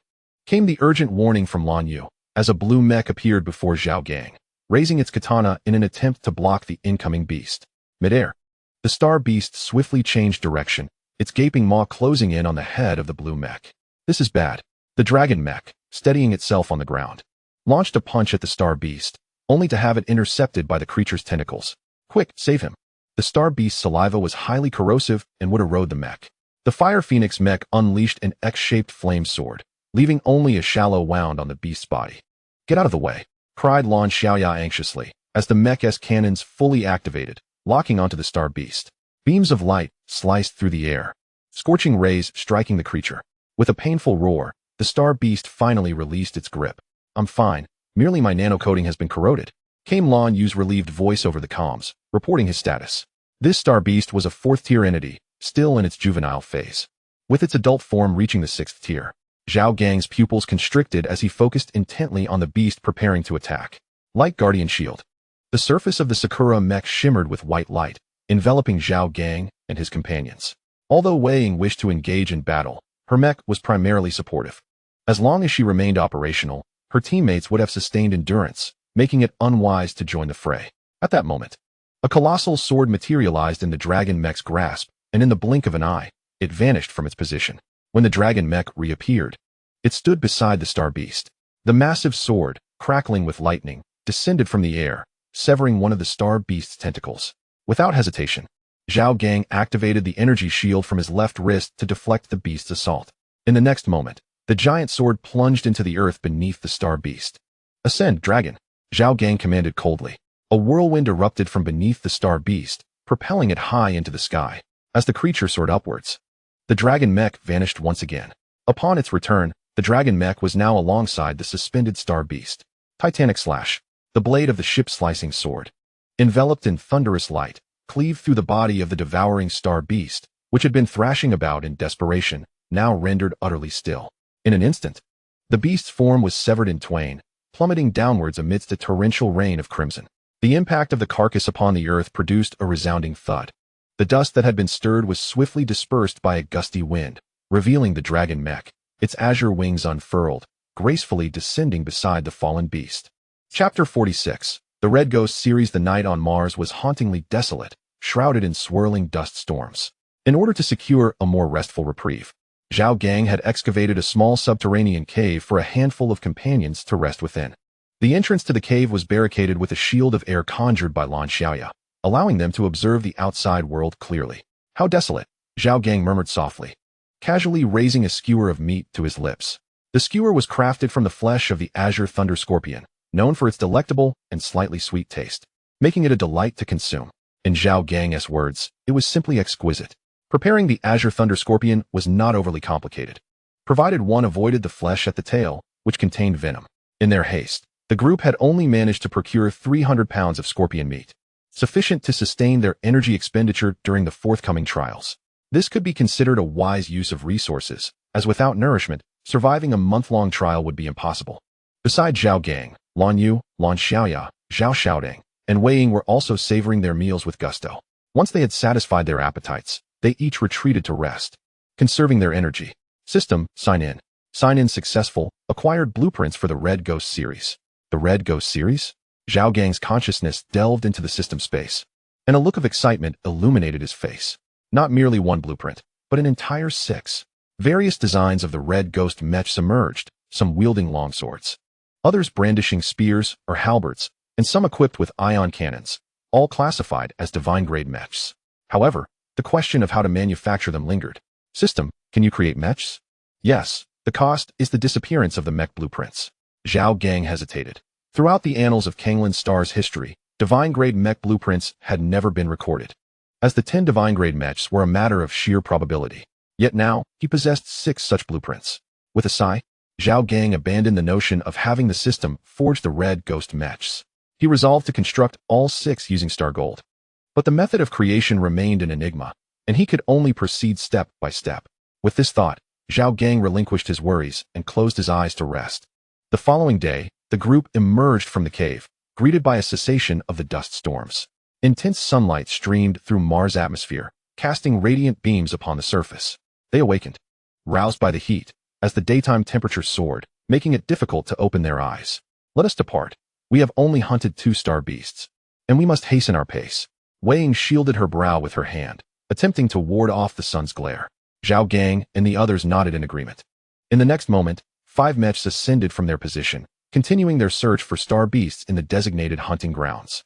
Time swiftly passed, and nearly half a month had elapsed since Zhao Gang and his companions had entered the star beast territory.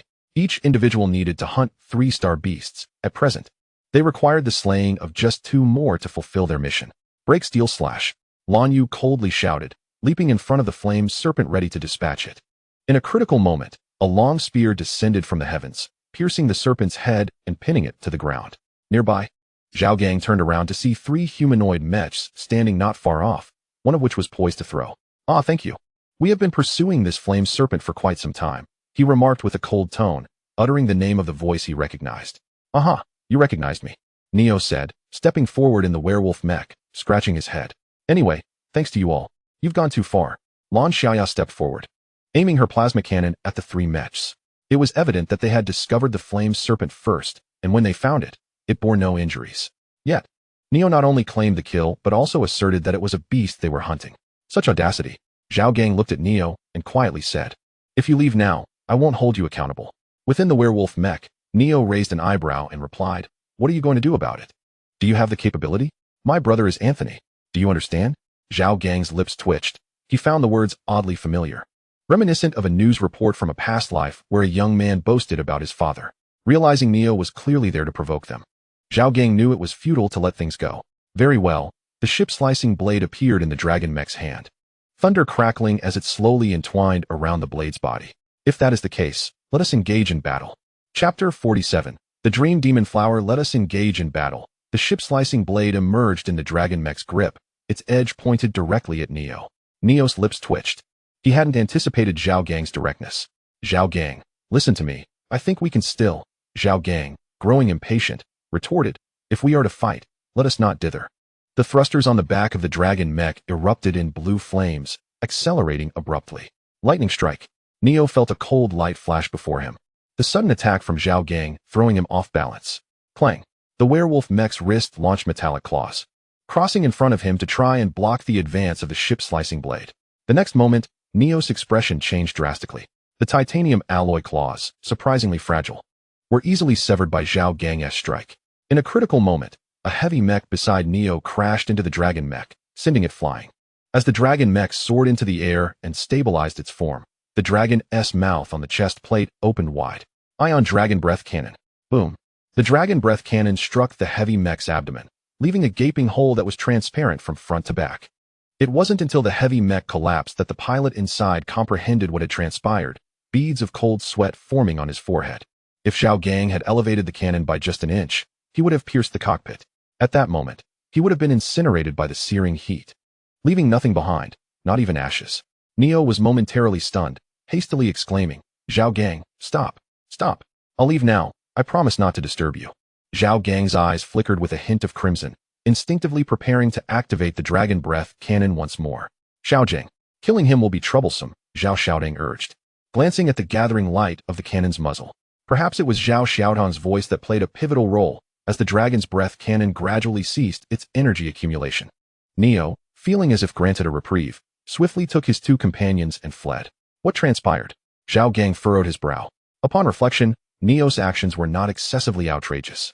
He should not have harbored any impulse to kill Neo. Yet, an inexplicable emotion surged within him moments ago, had it not been for Zhao Xiaotong's timely exclamation. He might have lost control. Zhao Gang, what was that about earlier? Wei Ying inquired with evident concern over the communication channel, having sensed the disturbance. Zhao Gang had indeed entertained the thought of striking Neo down. I don't know, Zhao Gang replied after a pause. There was a strange emotion stirring within me.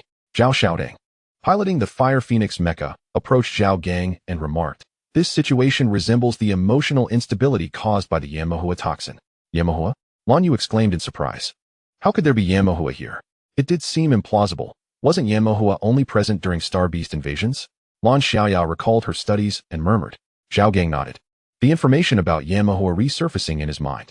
Yanmohua, a plant like Star Beast, resembled the earthly flower known as the spider lily and typically appeared just before a Star Beast invasion. Consequently, it was referred to by the inhabitants of Kanglan Star as the harbinger of the Star Beasts. Indeed, once Yanmohua infiltrated a target planet, it released hallucinogenic pollen toxins. The pollen could disperse over vast distances, reaching up to several dozen kilometers, with toxins of considerable potency. During the Star Beast invasion of Kanglan Star, this creature had inflicted severe damage. Let us report this to Instructor Song Yi, Zhao Gang mused after a moment. Regardless of the accuracy of our conjecture, a report is warranted. Better to be cautious than to risk unforeseen consequences. Zhao Xiaodong nodded. All right, I will send the report now. Additionally, I suggest you initiate the Mecha's diagnostic procedures. The database should contain backup molecular information on Yanmohua, so it is prudent to conduct a check. The group nodded in agreement, and Zhao Xiaodong reported their findings to Song Yi while the others commenced the Mecha's diagnostic program for blood analysis. I do indeed have traces of Yanmohua pollen within me. A data stream emanated from Zhao Gang's helmet. After reviewing the information, he frowned. I do not, Wei Ying stated. I have not detected any Yanmohua pollen either. Lan Yu added. I have a trace as well, Lan Xiaoya said, a flicker of impatience crossing her eyes. This Yanmohua is quite bothersome. Suddenly, Zhao Xiaodong interrupted her, exclaiming, this is not good. Chapter 48. The Star Beast Invasion. This is not good. Zhao Xiaotong's voice, tinged with urgency, echoed through the communication channel. Zhao Gang's heart sank. The situation had undoubtedly taken an unimaginable turn. What happened? Lan Xiaoya asked, her concern palpable. A swarm of star beasts is descending upon Mars, numbering approximately 3,000. Meanwhile, within the Mars base, how could so many star beasts arrive at Mars? Song Yi bellowed, his fist crashing onto the table, creating a dent. What is happening with the Kanglan Great Wall defense line? On the other side, Tao Yi was engaged in a conversation with an elderly man. Understood. Yes, sir. As the communication ended, Tao Yi cast a glance at Song Yi, then let out a sigh, enveloped in silence. What on earth is happening? Speak up. A jolt of anxiety surged through Song Yi as his gaze fixated on Tao Yi. The 10th city has fallen, and one of the 7 kings of the Star Beasts is suspected to have emerged, Tao Yi stated, lifting his head and closing his eyes. Upon learning the situation, Song Yi became considerably calmer. Our immediate priority is to evacuate the talented class students. The Star Beasts are making significant moves, and they are undoubtedly targeting the students. There should be reinforcements, right? The base has only 300 soldiers. Tao Yi nodded and replied, the higher-ups have issued orders to the nearest A312 star cruiser. But the problem is that A312 is currently undergoing maintenance and will arrive in 2 hours. Taking a deep breath, Song Yi gazed at the holographic screen displaying the approaching swarm of star beasts, feeling a weight in his heart. Call the students back, halt the trials, and return to the Yinghua base immediately.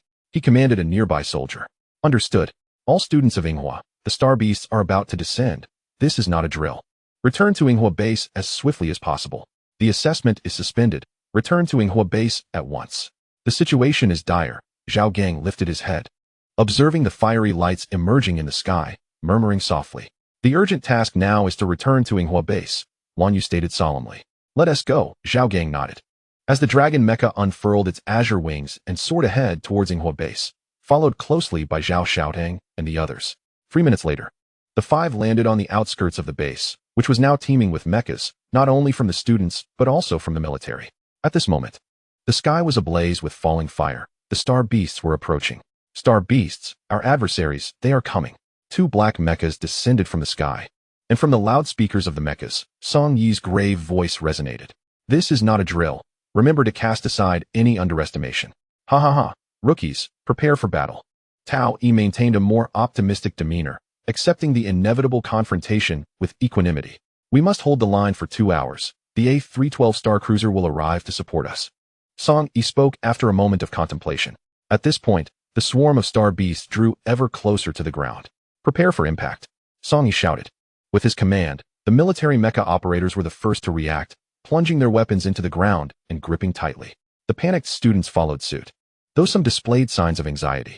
In the next instant, a thunderous explosion echoed as star beasts crashed into the ground, sending strong tremors through the area. As the dust settled, both sides faced each other, and a roar erupted from the star beast horde. The beasts charged towards the human forces, shrouded in smoke. All units, fire the ion cannons. Tao E commanded calmly. The distance was still too great for close combat. In the next moment, countless ion beams were unleashed, felling the star beasts like wheat stalks. The star beasts, undeterred by the loss of their kin, relentlessly surged forward. Draw your blades. Song E bellowed, unsheathing his sword. Kill! Kill! The battle commenced in an instant. The celestial beasts and the mech army collided like two torrential waves, blood cascading like rain, pooling on the ground to form small streams. The star leopard leapt high, its gaping maw clamping onto the cockpit of a mech, yanking upwards with a ferocious pull, accompanied by a human's anguished scream as the mech toppled to the ground. This was a clash of savagery and technology. War is merciless, devoid of emotion. Chapter 49, where the conflict had reached a fever pitch. The celestial beasts, oblivious to the concepts of life and death, surged relentlessly into the torrent of mechs. In the skies above, 3 mechs unleashed ion cannons upon the throng of celestial beasts below, their efforts proving futile. Among the beasts, an unknown creature split its head open, revealing a fleshy cannon.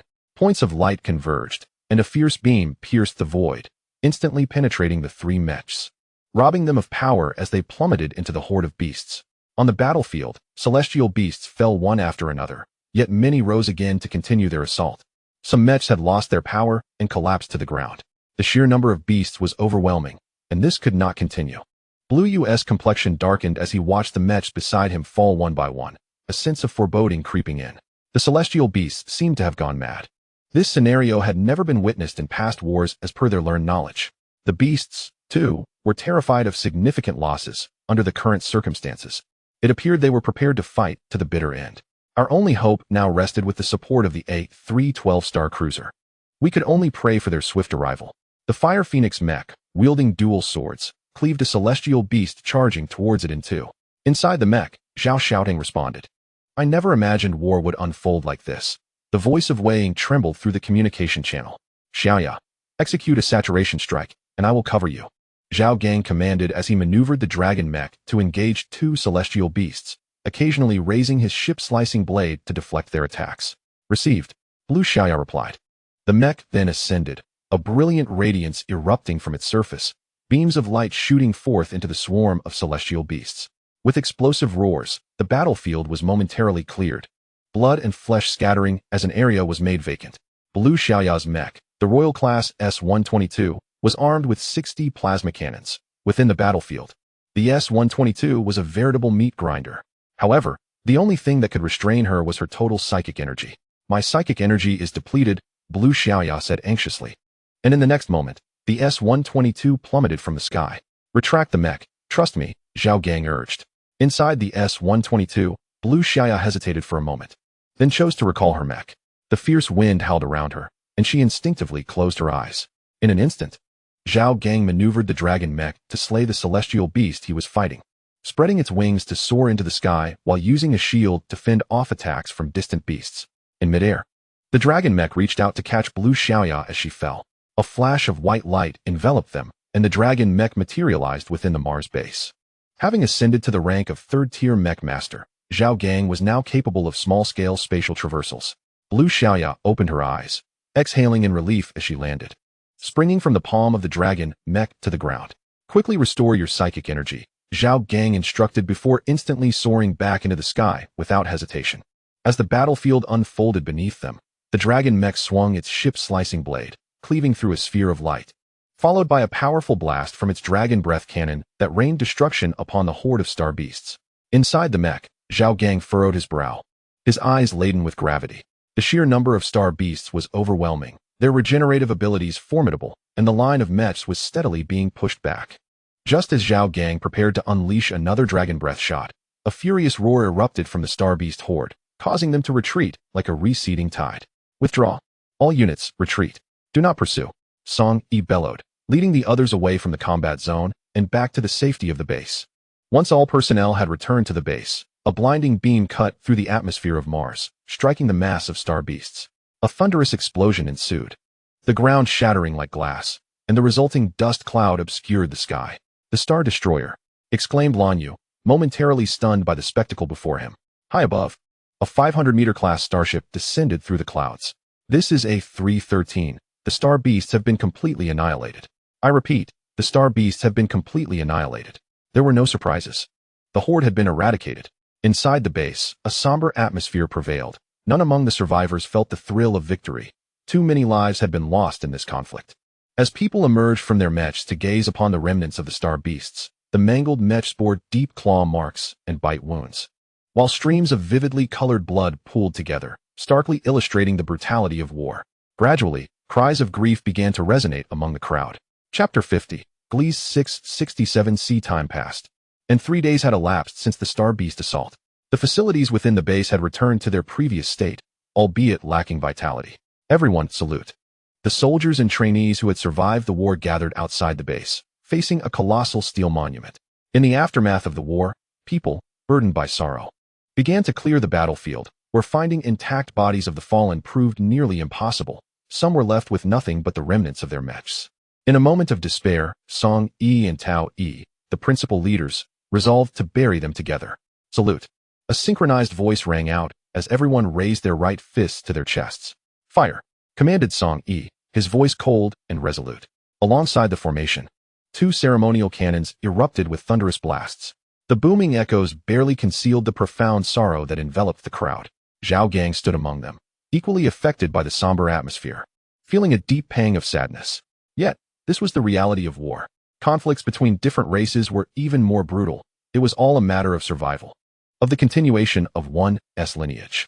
This war would persist for generations, until one side was utterly vanquished, for the cycle of warfare would not cease otherwise. A fierce fire ignited in Zhao Gang's eyes. His parents had also fallen victim to the Star Beasts during their journey to the Moon Star. They had been ambushed and perished in the Starry Sea. He could not fathom why that voice had brought him to this world. But here he had taken root and forged friendships. The Star Beasts must be exterminated. Zhao Gang resolved inwardly, his determination solidifying. His gaze gradually became resolute. The recent Star Beast attack had inflicted severe losses on the Mars base. Even the Xuanwu escort ship, which had remained at the base, had not escaped unscathed, having been shot down by long-range attacking Star Beasts during the conflict. At present, the entirety of the Mars base lies dormant, with only a handful of fighter jets and mechs remaining active, due to a significant reduction in combat capabilities. Song Yi and Tao Yi resolved to relocate the members of the talented class to the more securely fortified planet Gliese 667C. Gliese 667C, a habitable planet discovered before the advent of interstellar travel, was initially visited by explorers from Azure Star, only to be met with disappointment as no signs of life were found, though it was indeed suitable for human habitation. Eventually, settlers established cities there, and with the emergence of mechs, Gliese 667C became a primary hub for their manufacturing, thanks to the presence of the essential raw material, dark gold, used for creating energy amplifiers. Considering the time-consuming nature of spatial jumps, Song Yi opted for a Stargate transmission. The Stargate rotated slowly, and a beam of light shot skyward, engulfing those within, who then vanished like motes of light. When they reappeared, they found themselves in a city crafted from metal. Robots were ubiquitous throughout the metropolis, and holographic advertisements adorned the sides of towering buildings. "Jesse Robotics, your trusted companion," one proclaimed. "Greetings, viewers. The finals of the WWS boxing tournament are upon us. Who will claim the championship this season? Tune in to the ST Public Holographic channel." Another advertisement chimed. "For your shampoo needs, choose Mu Yun Shampoo, gentle and non-irritating." Proudly endorsed by our station.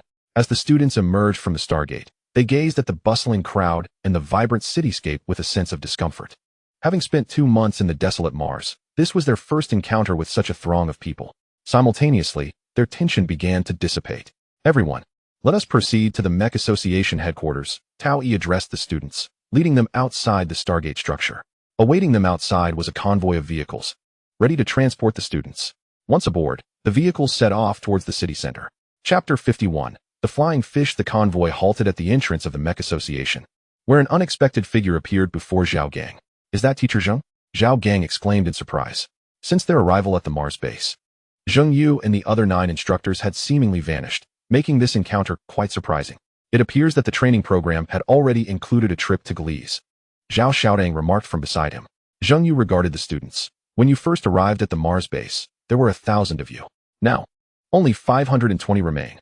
A solemn silence enveloped the students. "Witnessing your growth brings me joy, yet I am also saddened," Zheng Yu expressed. After a moment, he sighed and continued, "Your accommodation details have been sent to your communication devices. Please rest promptly, as training commences tomorrow."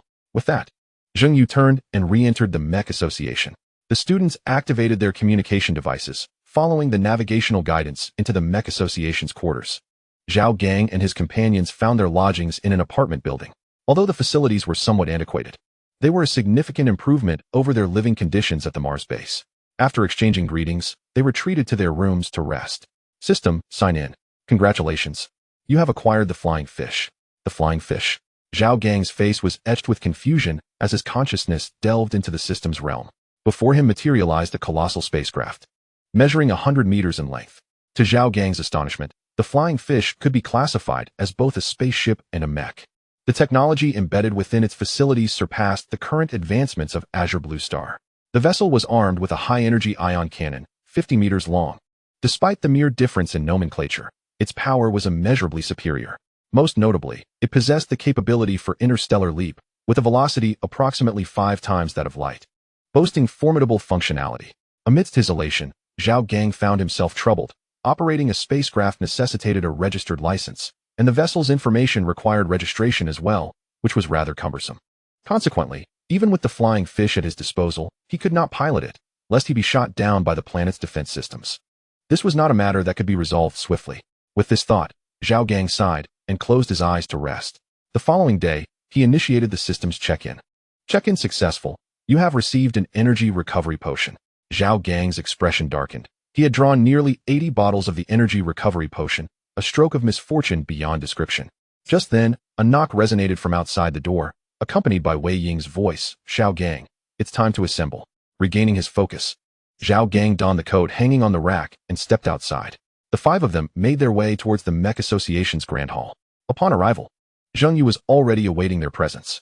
Once all the students were gathered, Zheng Yu cleared his throat and proclaimed, "Today, I shall impart knowledge regarding the types of star beasts, along with their abilities and characteristics." The students were taken aback. They had already studied the knowledge of star beasts during high school and were surprised to find that this was the subject of their current lesson. "I understand your astonishment," Zheng Yu said, tapping a few times on his wristwatch. Behind him, a holographic display illuminated, revealing a star beast they had never encountered before. This creature, known as the blue lizard beast, was aptly named for its lizard-like appearance. Zheng Yu turned slightly, gesturing towards the holographic screen. 6 months ago, it emerged on the battlefield of the 6th city of Azure Blue Great Wall, its psychic shockwave resulting in a defeat during that conflict. Zheng Yu's expression grew grave. "This is merely one instance. While our technology advances, star beasts have never ceased their evolution. Otherwise, how could this war have persisted for a millennium without resolution? Today, we will focus on the blue lizard beast." He pointed to the fleshy orb atop the beast's head, indicating that this was the source of its psychic shockwave. Thus, if this area were destroyed, it would be unable to unleash its psychic wave. However, the appearance of the blue lizard beast would invariably be shielded by a multitude of star beasts, making its elimination exceedingly challenging. Zheng Yu sighed, stating, "To slay the blue lizard beast often demands the sacrifice of 5 or even 6 lives." Next, he continued, "Let us now turn our attention to Chapter 52, the 7 Kings of Star Beasts.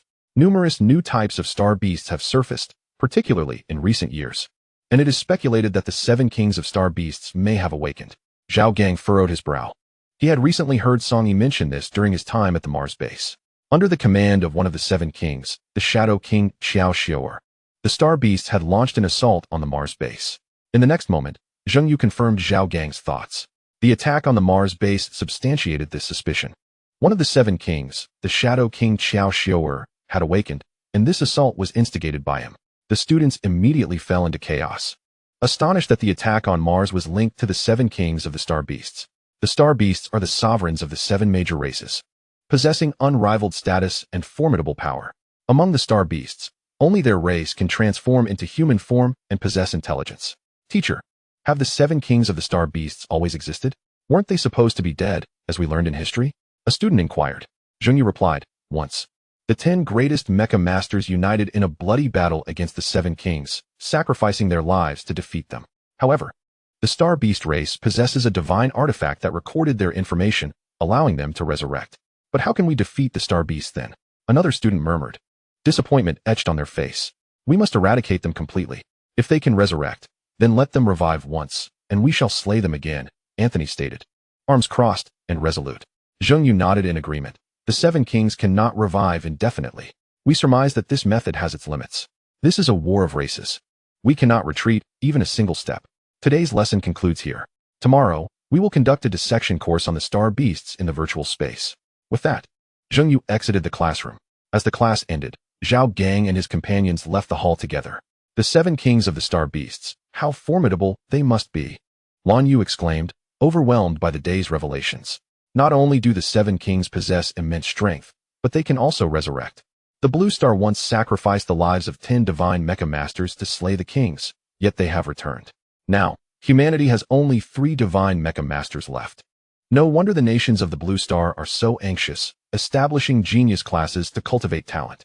In our previous studies, we learned that the 7 kings of the star beasts are incredibly dangerous. They can not only control various star beasts, but even manipulate a small planet. Using it to launch attacks, this is what truly poses a headache, Zhao Gang remarked. From their memories, they could grasp the terror of the 7 kings. Is there truly no way to annihilate them completely? Lan Xiaoya asked, her face contorted with anger. If I find out where their home planet is, I would obliterate it with a star cannon. What we can do is to continue to grow stronger. In the face of absolute power, everything else is but illusion, Zhao Gang asserted. Upon hearing this, Zhao Xiaodang and the others fell into a contemplative silence. Their strength was still insufficient to partake in large-scale interstellar battles, unable to influence the course of a war. In any case, continual progress is essential, Zhao Xiaodang stated. By the way, what are your current scores? Upon hearing this, Lan Xiaoya's expression turned awkward as she stammered. I only have 300 points. I have 1,300 points, Lan Yu reflected thoughtfully. So it seems mine is the highest? I have 2,800, haha? Zhao Gang scratched his head in amusement. The point system is implemented in the genius class, where completing daily training tasks earns 130 points, and those with outstanding performance can receive additional points. My current points total 2,100. Shall we exchange supplies together tomorrow? Zhao Xiaodang checked her communicator and inquired. Of course, Zhao Gang nodded and turned to Lan Xiaoya, asking, why do you have so few points? Lan Yu chuckled helplessly and answered on Lan Xiaoya's behalf. Xiaoya recently exchanged for 6 plasma cannons, and after having them installed by the Mecha maintenance technician at the base, she only has 300 points left. I see, that's good news. Zhao Gang expressed his approval, reaching out to ruffle Lan Xiaoya's hair, saying, tomorrow, let us see what else you need, and I'll cover the points for you. Lan Xiaoya's initially displeased expression transformed into a beaming smile at Zhao Gang's gesture. Haha, let's head back and rest. Zhao Gang chuckled at Lan Xiaoya's adorable demeanor. The group returned to their quarters to take a break. Chapter 53. The Tusked Elephant System. Check-in. Check-in successful. You have received a pair of slippers. What? The next morning, Zhao Gang sat in the living room, a perplexed expression on his face. System. Come forth. I understand you are a check-in system, but why on earth did I draw slippers? Even if luck is against me, this is an affront. Ding. Please mind your words. Additionally, this system is omnipotent and possesses everything. Note, the final interpretation rights belong to this system. Zhao Gang muttered curses under his breath. Yet the system remained unyielding, refusing to respond despite his summons. Zhao Gang. Good morning. Wei Ying emerged from her room and greeted Zhao Gang, who was seated on the sofa. What is wrong with you? Zhao Gang awkwardly scratched his head and replied, good morning. It's nothing, really. Wei Ying gave him a curious glance. Are you sure it's nothing? Nothing at all. Zhao Gang hurriedly gestured dismissively. All right then. Wei Ying nodded and turned back to her room. Half an hour later, the group entered the association hall, which had undergone a transformation. The previous day's setup had been entirely cleared away and replaced with a virtual pod occupying the entire space. Footsteps echoed as Zheng Yu entered the classroom. Dispensing with any pleasantries. Enter the virtual pod, loading virtual scene 012.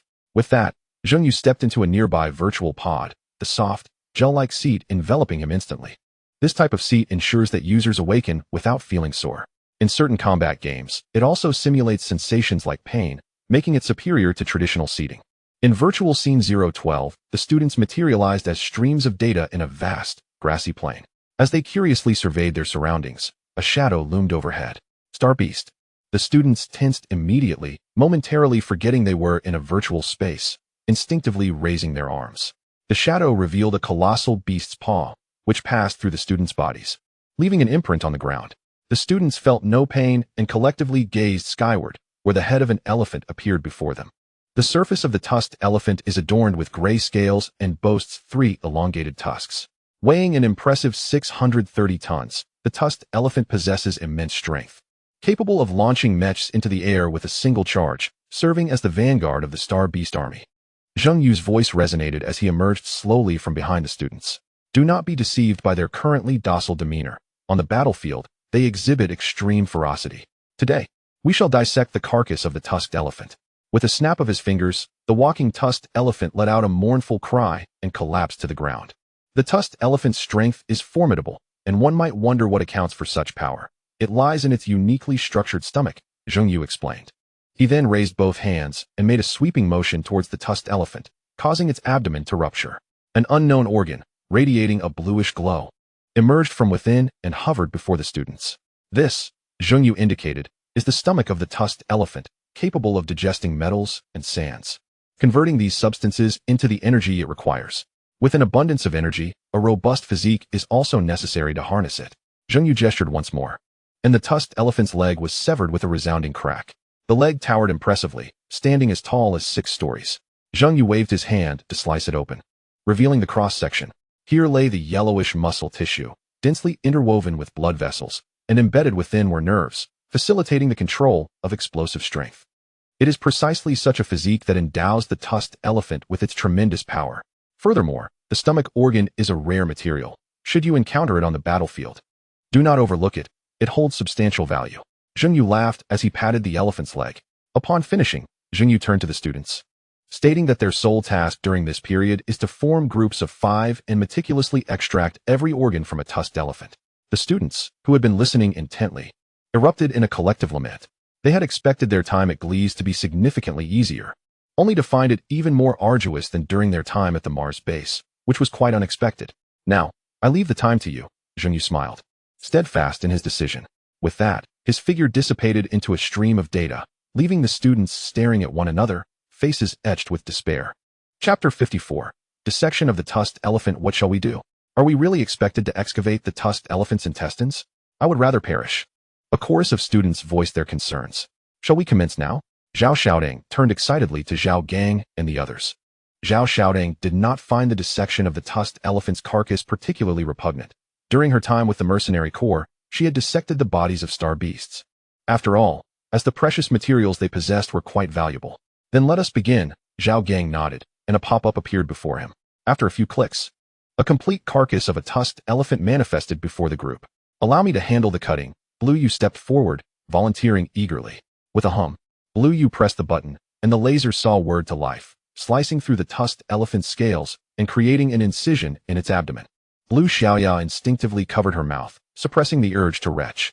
The stench of the tusked elephant's blood was overwhelmingly pungent, especially given their proximity to the creature. Xiaoya, brace the muscles. Zhao Gang stepped forward to assist Lan Yu in cutting into the tusked elephant. Seeing this, Xiaoya had no choice but to steel herself and join in. She lightly tapped in midair, and a pair of mechanical arms emerged from behind her. With great care, she maneuvered the mechanical arms to tear apart the muscle tissue of the tusked elephant's abdomen. Crack! As the muscle was ripped open, the internal organs were revealed. Allow me to provide support. Weighing approached with 2 metallic discs, placing them at the incision on the tusked elephant's abdomen. Subsequently, she tapped on the discs a few times, causing 2 transparent beams of light to slowly rise, holding the incision open. Next, we must dissect the organs, Zhao Gang remarked, feeling the warmth of the tusked elephant's flesh beneath his palm. He couldn't help but marvel at the realism of virtual reality, capable of simulating such sensations. Indeed, Zhao Gang nodded, donning her nanotechnology gloves. Although this is a virtual space, the blood of the star beasts can still be corrosive. We must avoid direct contact. The others nodded in understanding. Let us begin, Zhao Gang declared as she stepped into the tusked elephant's body, with Zhao Gang, Wei Ying, Lan Yu, and Xiaoya hastily following suit. The tusked elephant was colossal, and even with their combined efforts, it took the 5 of them a full 4 hours to complete the dissection. After 4 hours, they had successfully divided the tusked elephant. Aside from a few organs they inadvertently damaged at the beginning, the rest remained intact. That should be it, right? Xiaoya removed her mask, taking a deep breath of fresh air. The scent within the tusked elephant was indescribable, nearly overwhelming her senses. Yes, it's finally done, Zhao Gang said, dragging a massive tusk over and setting it aside.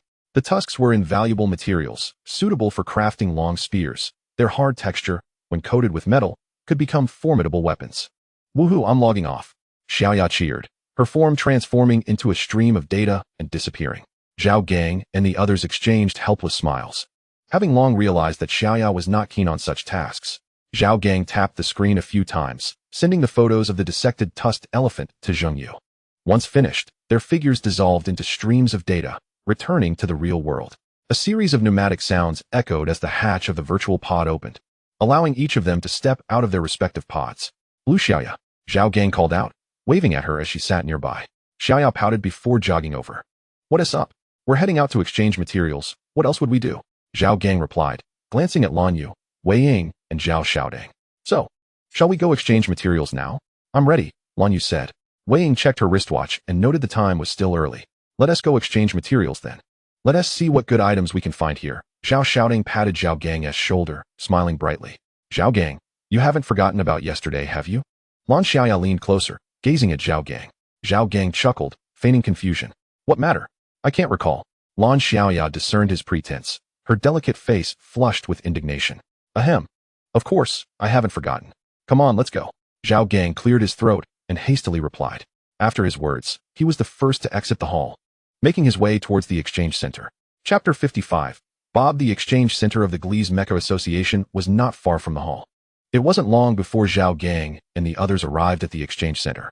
Greetings, I am the intelligent robot at the exchange center. You may call me Bob. How may I assist you today? As Zhao Gang and his companions entered, a humanoid robot approached them.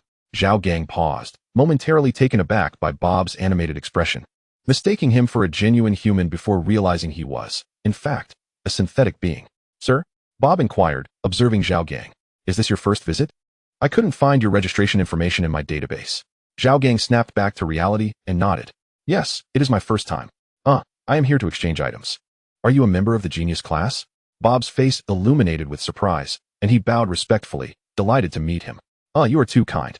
Zhao Gang scratched his head, feeling somewhat uncomfortable, recognizing the uncanny valley effect at play. It is merely my duty, Bob replied earnestly, then gestured towards a door nearby. Since this is your first visit, we need to register your information. Please follow me. With that, Bob led the way. How do you feel? Is it quite unsettling? Zhao Xiaodang leaned in, smiling. This is Gliese, a planet that prioritizes intelligent machinery. Zhao Gang nodded, voicing his thoughts. Aren't you concerned about an intelligent machine crisis? The consequences could be dire if they gain consciousness.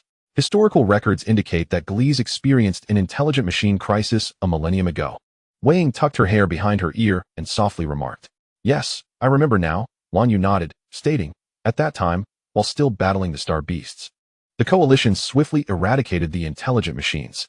Afterward, the renowned intelligent machine researcher, Fuller, refined the robot laws, and since then, the intelligent machine crisis has not recurred until today. I am aware of that. Lan Xiaoya chimed in excitedly. Since then, if an intelligent machine attempts to bypass the 3 fundamental laws, its consciousness will be completely obliterated.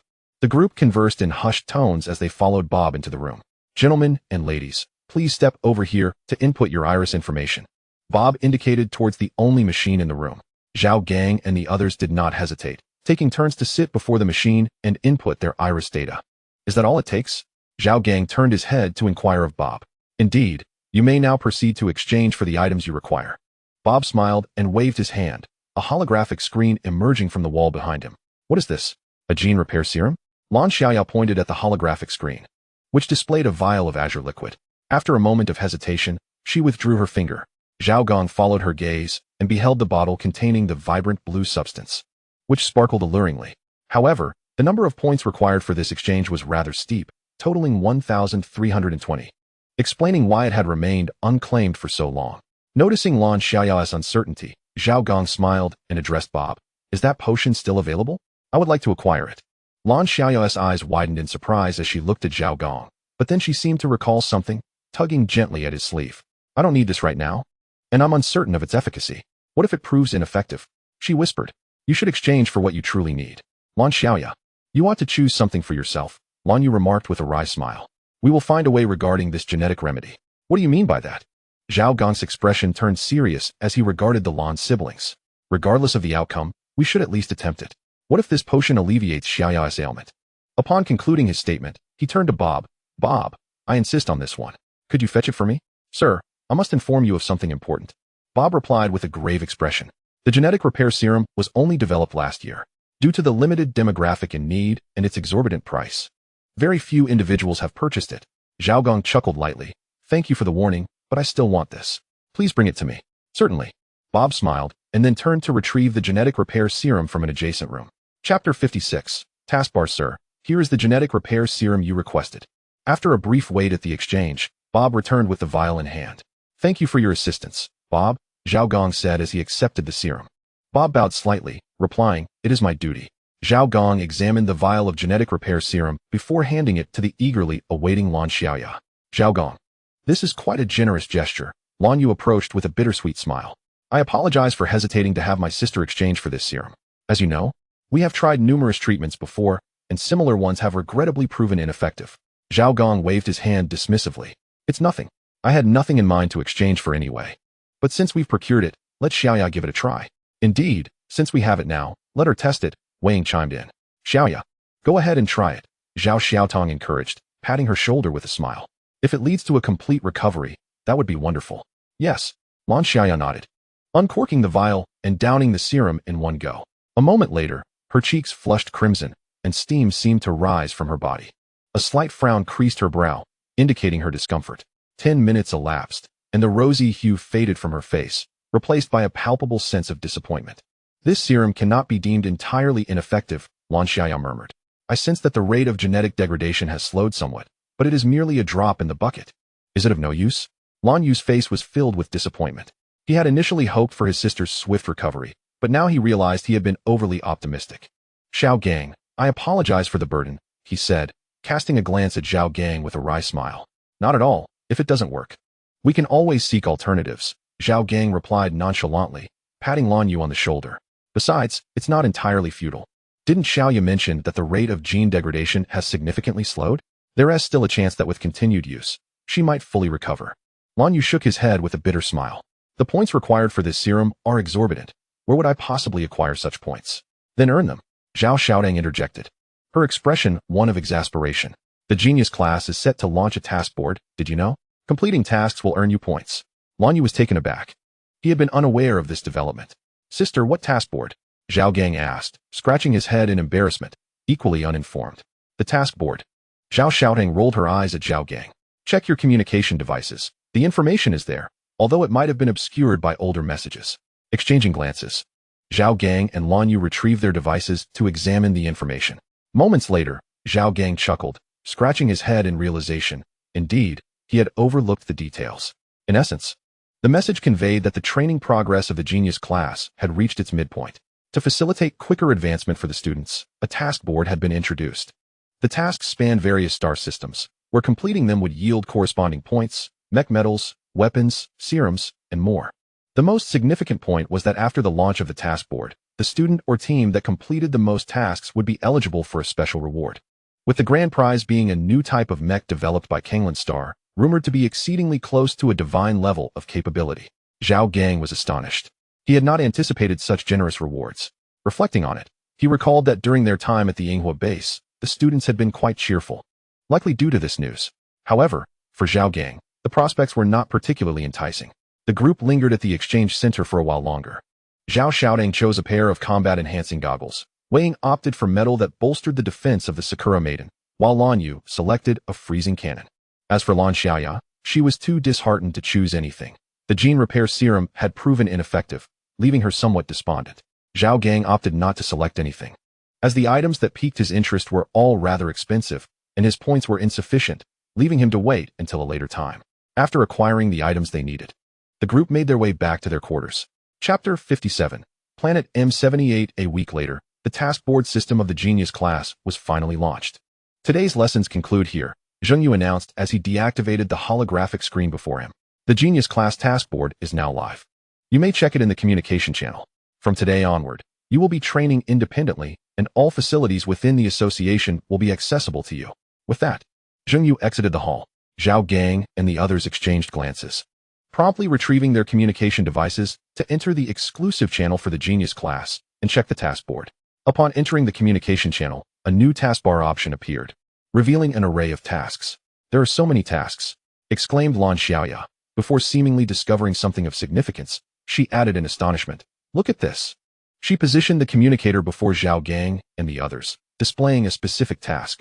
Task: Journey to the Orion Arm Reflection Nebula, Planet M78, to investigate the mysterious fog.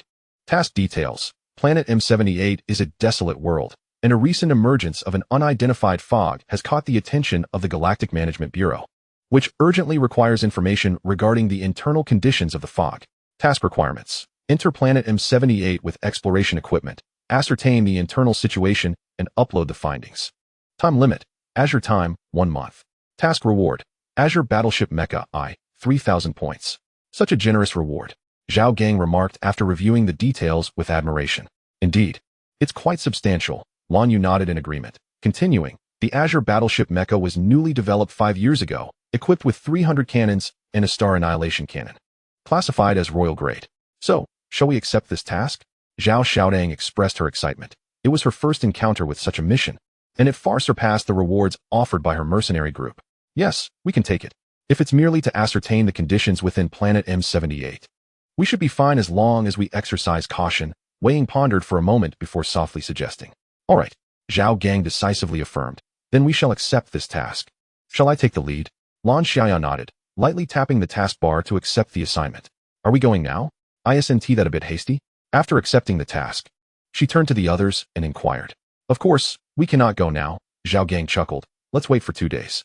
Wei Ying's mecha is currently being upgraded. I believe it will be completed in 2 days, right? He then directed his gaze towards Wei Ying. Wei Ying nodded, replying, indeed. The Sakura Maiden will be upgraded in 2 days. Additionally, she added, my family has a branch company on Kifalon Star, near Planet M78. We can gather supplies there before our departure.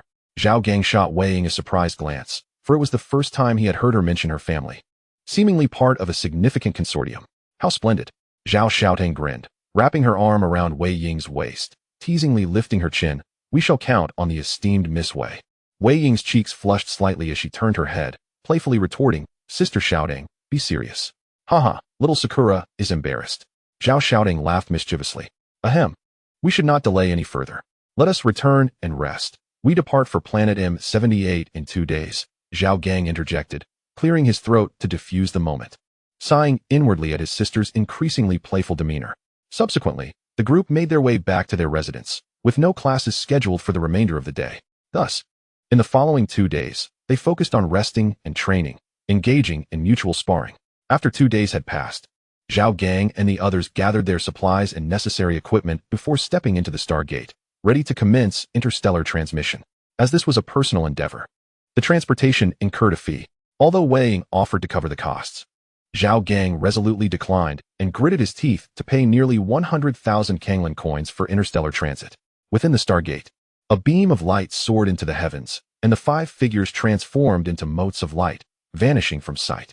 Chapter 58. Arrival at Kifalong Star. Kifalong Star, nestled within the M78 Nebula, lies a staggering 578 light-years from Gliese 667c.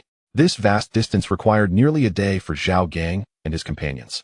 Even with the aid of the Stargate for interstellar travel, the journey involved traversing through as many as 16 transfer stations to expedite their journey. The group continued their transit at each stop. Thus, a day later, they arrived at Kifalong Star. Upon stepping out of the Stargate, they were greeted by a long line of vehicles awaiting their arrival, a spectacle that drew the attention of passers-by. Miss, I have come specially to greet you. An elderly man dressed as a butler approached, a smile gracing his weathered face as he bowed to Wei Ying. Grandpa Li, you came personally, Wei Ying exclaimed, seemingly familiar with the elder, as she linked her arm with his. The old man, his face lined with wrinkles, smiled warmly. I was overjoyed to hear of your arrival. I couldn't sit still and thought to come and fetch you. You're the best, Grandpa Li. Wei Ying replied with a smile before introducing her companions. This is our family steward, Li Song. He has cared for me since childhood, and now that he is older, my parents have sent him here to enjoy his twilight years. Greetings, Grandpa Li. Zhao Gang and the others chimed in unison. Ah, welcome to Kifalong Star, Li Song said with a genial smile. After a moment, he turned to Wei Ying and inquired, Miss, the manor has prepared a banquet. It would be prudent to return without delay, wouldn't you agree? Wei Ying glanced around, noting the gathering crowd, and nodded.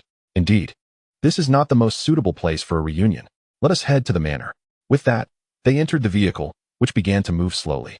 Inside, Zhao Gang curiously observed the city through the window. Kifalong Star is renowned as a tourist destination, ranking among the top 500 in the galaxy.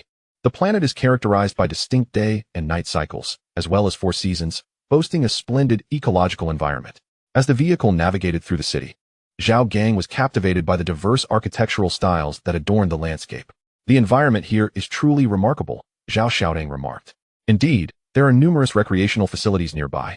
As one would expect from a tourist planet, Lan Xiaya added, stretching and yawning. After we complete our mission, we should linger here a while longer. I'll treat you all, Wei Ying declared with a smile. Really? Zhao Xiaotong's face brightened with excitement. Of course. It's on me, Wei Ying affirmed confidently. Then it's settled, Lan Yu replied with a grin. Yes, let us feast extravagantly, Zhao Gang teased. Wei Ying shot Zhao Gang a playful glare and instinctively pinched his waist. Zhao Gang inhaled sharply, his reaction catching the attention of Zhao Xiaodong beside him. Zhao Gang, what's wrong? Zhao Xiaodong inquired, her face a mask of curiosity.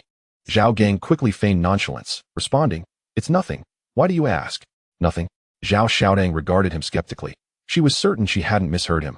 Yet seeing Zhao Gang appear unfazed, she chose not to press further. The convoy continued its journey, winding through scenic roads until it exited the city. After half an hour, they arrived at a picturesque estate and halted in front of a villa. Miss, we have arrived, Li Song announced as he alighted from the vehicle and opened the door. Wei Ying nodded, stepping out first, followed closely by Zhao Gang and the others. In front of the villa, 2 rows of servants bowed in unison as they noticed Wei Ying's emergence. Good day, Mississippi. Zhao Gang watched this scene with considerable interest. Though he had witnessed similar spectacles before, it was only in the dramas of his previous life, making this his first experience in reality. Momentarily, Zhao Gang's eyes brightened as he spotted a girl among the servants with animal ears. A beast-eared girl. Alive. He was utterly delighted, astonished that such beings existed in this world. Surely, there must be ship girls as well, right? His thoughts spiraled into fanciful musings. Thank you all for your hard work, Wei Ying said, her expression tinged with a hint of exasperation. Despite her repeated insistence to Grandpa Li not to orchestrate any welcoming ceremony, he still believed it necessary for the eldest daughter of the Wei family to uphold certain formalities. Wei Ying felt a touch of helplessness at the situation. Subsequently, under Li Song's guidance, they entered the villa. Zhao Gang and the others were then led by several servants to their prearranged rooms. After a brief freshening up and changing into the garments prepared by the servants, they descended to dine. Following their meal, the weariness was evident on Zhao Gang and his companions. The interstellar transmission had been incredibly taxing. Observing this, although Li Song yearned to engage them in further conversation, he ultimately allowed them to retire for rest. I apologize, Grandpa Li can be a bit reserved, and with so many newcomers around, he just wanted to chat a little longer, Wei Ying whispered, her expression apologetic. Zhao Gang and his companions expressed their understanding, acknowledging that it was only natural for the elderly to feel a sense of joy in the presence of new faces. They bade each other good night before returning to their respective rooms to recuperate. Chapter 59, Planet M78. The next day, the group gathered in the living room to discuss their subsequent plans. This is the information I had Grandpa Li compile regarding Planet M78, Wei Ying said, lightly tapping the table. A holographic screen emerged, displaying details and star maps of Planet M78. Planet M78 is plagued by intense radiation, rendering it uninhabitable. Moreover, the absence of water resources designates it a dead planet, making any attempts at terraforming exceedingly costly. Consequently, the environmental conditions of Planet M78 are strikingly similar to those of Mars. Both are barren wastelands. From the star map, it appears that the planet's surface is shrouded in a dense white mist, obscuring its original form, Wei Ying elucidated, pointing at the holographic image. The white mist seems to obstruct signals, rendering the detection waves emitted by the detector unable to penetrate it. I surmise this is the reason the Galactic Administration cannot ascertain the situation on Planet M78. Zhao Gang pondered for a moment and remarked, Does this mean that once we enter planet M78, we will be unable to communicate? Wei Ying nodded and replied, indeed, given the current circumstances. In any case, we should be able to orbit the entire planet with the detection device without any issues, right? Lan Xiaoya suggested. It's prudent to exercise caution. Since we won't be able to communicate, we should strive to stay together. Lan Yu furrowed his brow and said. Zhao Xiaodang strongly endorsed this proposal, stating, that's a valid point. Although it may be a waste of time, safety is paramount. Then it's settled, Zhao Gang agreed, subsequently shifting his gaze to Wei Ying. When shall we depart? In the afternoon, as a spacecraft will be transporting us to planet M78, Wei Ying replied after checking the time. As she spoke, she seemed to recall something and tapped her forehead, saying, additionally, I have prepared the survival equipment, which will be placed aboard the spacecraft. Let us gather our belongings and prepare for departure. Zhao Gang clapped his hands and declared. Upon hearing this, the group returned to their rooms to pack their belongings. In the afternoon, a small spacecraft ascended from the estate. The vessel moved at great speed, swiftly exiting the atmosphere of Kifalang star and entering outer space. An hour later, the spacecraft traversed the atmosphere of planet M78 and hovered in the sky. We have arrived at planet M78, announced the voice over the intercom, prompting Zhao Gang and the others to enter the projection chamber within the cabin. At this moment, they were all clad in black nano-combat suits, donning oxygen conversion helmets. Upon closer inspection, one would notice that each person wore a metallic wrist guard on their right wrist. This was an emergency deployable energy shield, designed to instantaneously activate and protect the wearer in the event of a lethal attack. As for the projection chamber, it may not be entirely accurate to refer to it as such. The chamber contains 6 sliding tracks, each with a small landing pod at its entrance. Zhao Gang and the others entered the chamber and took their places in the landing pods. Moments later, a piercing alarm blared, and the landing pods were propelled as Lan Xiaoya stepped out of the landing pod. She huffed with irritation. Upon hearing her words, the others nodded in agreement. The impact from the landing pod had been rather intense, and the cramped interior had left them feeling quite uncomfortable. Let us summon our mechas, Wei Ying suggested. At her prompting, each individual called forth their respective mechas. Equipped with detection devices, Zhao Gang settled into the cockpit of his mecha, lightly tapping the screen in front of him to select a small mechanical unit. In the next instant, a diminutive machine soared from the air, affixed to the back of the dragon mecha. This was a built-in storage space for weapons, present in every mecha, though the size varied according to their tier. In this universe, spatial technology had reached a remarkable level of sophistication. Equipment complete, Lan Xiaoya reported. I am ready, Lan Yu affirmed. I am prepared as well, Wei Ying said, maneuvering her Sakura mecha a step forward. Let us proceed, Zhao Xiaodang declared. In that case, we shall set off, Zhao Gang said, surveying his companions. In the next moment, the dragon mecha unfurled its azure wings and ascended into the sky, with Zhao Xiaodang and the others' mechas following closely behind. In midair, Zhao Gang remained vigilant, constantly observing his surroundings when suddenly, a crackling sound echoed in his ears. Hello, can you hear me? Wei Ying's voice came through. Wei Ying, Zhao Gang queried, somewhat perplexed. Wasn't it said that communication was impossible? I just tested it and found that short-range communication is perfectly functional, Wei Ying explained with a smile. This is excellent. We can report our situations at any time, Zhao Xiaodang chimed in over the communication channel. In that case, I will accelerate, Zhao Gang announced, increasing the dragon mecha's speed. Stay alert and report any anomalies immediately. Understood. Okay, no problem. Chapter 60, Star Dragon, I don't see any unusual circumstances, Lan Xiaoya remarked as she surveyed the surrounding white mist. Let us continue flying north. In that direction, we shall discover a star, Wei Ying suggested. Zhao Gang nodded and pressed forward. An hour later, a star with a diameter of 100 kilometers came into view. The star emitted a soft glow, merging with the white mist to create a peculiar spectacle. Something feels off, Zhao Xiaodang's voice came through the communication channel, tinged with seriousness. What is it? Zhao Gang instinctively inquired. Zhao Xiaodang's expression grew slightly complex as she transmitted a set of data to her companions. Take a look at this. It compares the energy data of the star before and after being obscured by the mist. Before being covered, it emitted energy equivalent to 37 trillion watts per second. But now it has plummeted to only 12 trillion watts, indicating a significant reduction. Zhao Gang furrowed his brow as he examined the data. I recall that the stars near planet M78 are still far from declining, correct? Indeed, it will be at least 2 billion years before this star enters its next phase, Wan Yu responded. Additionally, I have discovered that this white mist is capable of absorbing energy, Zhao Xiaodang stated once more, explaining the gravity of her concerns. In other words, The white mist is capable of devouring the energy emitted by stars, diminishing their power? Lan Xiaoya found this hard to believe and murmured, "This is utterly absurd. How could this be possible?" Yet, it was indeed occurring. Zhao Gang, piloting the dragon mech, hovered in the air while surveying his surroundings, stating, "The current situation is rather peculiar. To be on the safe side, I believe we should retreat." Just as Zhao Gang spoke, a shadow broke through the white mist, hurtling towards the back of the dragon mech. An alarm blared in his ears, prompting Zhao Gang to swiftly pivot the mech and position the energy blade defensively. The shadow collided with the energy blade, propelling the dragon mech back several hundred meters. "Star Beast!" Zhao Gang shouted, alerting everyone, while the Fire Phoenix mech manifested a pair of flame-wreathed twin swords, steadying the dragon mech's retreat. Zhao Gang finally turned his attention to the assailant. The Star Beast was a flying creature, entirely black, with blood-red eyes exuding a ferocious malevolence. Death Star Crow. Zhao Gang recognized the creature. These crows thrived on the consumption of dead planets and often appeared in swarms. In the next moment, Zhao Gang's pupils constricted as he observed the Death Star Crow ascend into the sky, its wings folded, diving rapidly toward the dragon mech, gripping the energy blade tightly. Zhao Gang assumed a combat stance. A flash of white light erupted as the energy blade cleaved the Death Star Crow in two, sending it plummeting to the ground. Drenched in blood. "We must hurry. A swarm of Death Star Crows is surely nearby."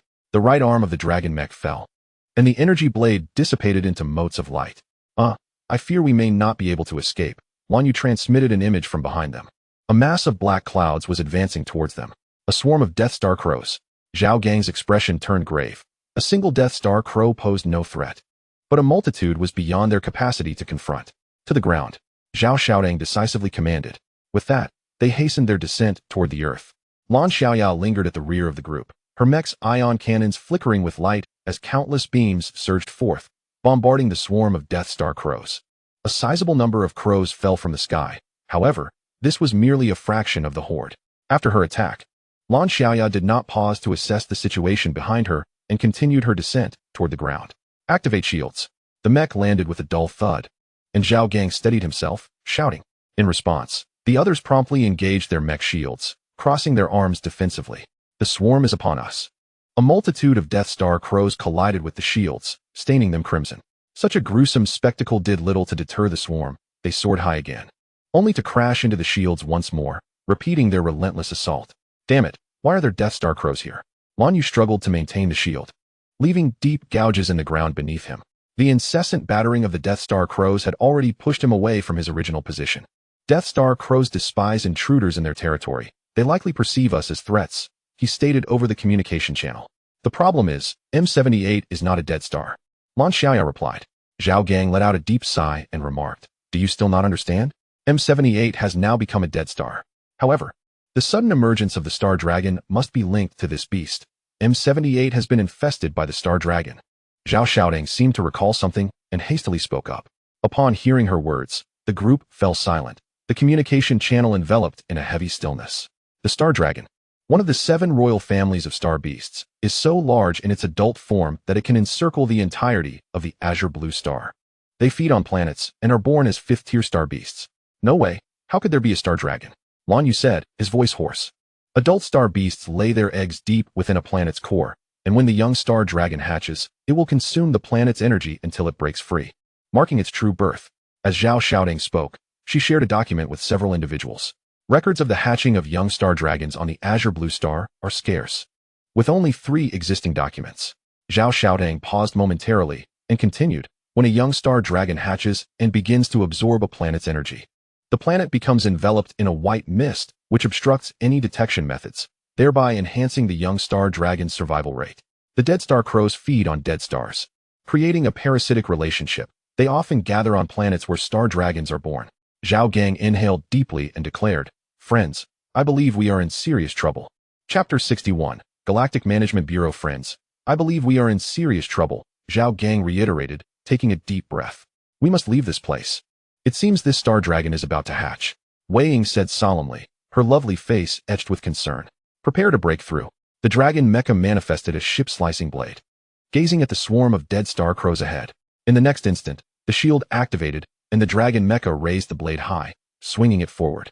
A flash of light erupted from the blade, cleaving the Dead Star Crows in half, creating a vast gap in their ranks. Let me take care of this. Lan Xiaoya shouted, as the mecha opened its 88 cannon ports, unleashing powerful ion beams that expanded the opening. Zhao Xiaodang maneuvered the Fire Phoenix mecha into the sky. Cross slash. A cross-shaped flame sword shot forth, incinerating the dead star crows surrounding the gap into ashes. The Ice Wolf mecha, controlled by Lan Yu, soared into the air, its wolf-headed chest plate opening wide to unleash a stream of blue energy, freezing a large number of dead star crows, which then plummeted downward. Let us go. Zhao Gang commanded without hesitation, firing the dragon breath cannon and taking out a significant number of dead star crows, then darting through the gap toward the sky. Zhao Xiaotang and the others followed closely, navigating through the swarm of dead star crows as they ascended into space. This maneuver enraged the flock. With a piercing cry from the leader of the dead star crows, they turned and swooped toward the group. The dead star crows flapped their wings frantically, clinging to the group like a stubborn adhesive. You all go ahead.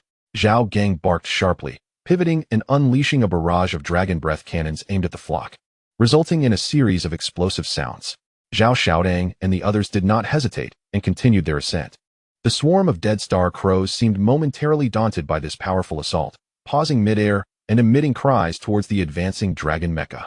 Seeing this, Zhao Gang turned back and pursued Zhao Xiaodang and the others. As a few individuals were on the verge of soaring beyond the atmosphere, a resounding roar echoed through the air. They halted momentarily and gazed downward.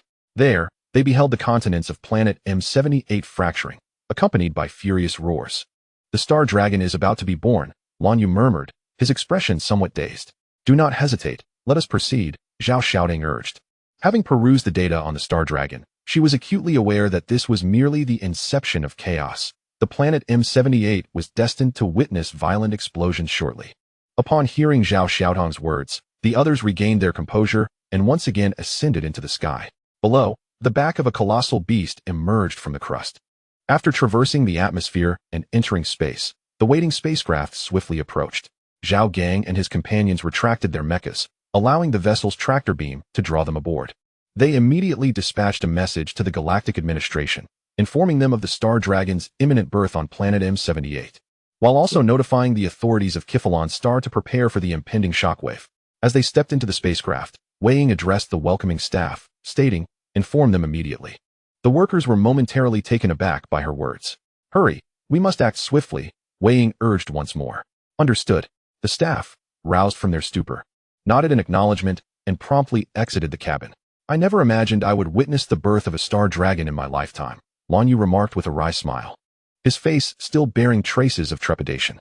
"This could spell trouble," Zhao Xiaodang also chuckled ruefully. "The repercussions of a planetary explosion are immense.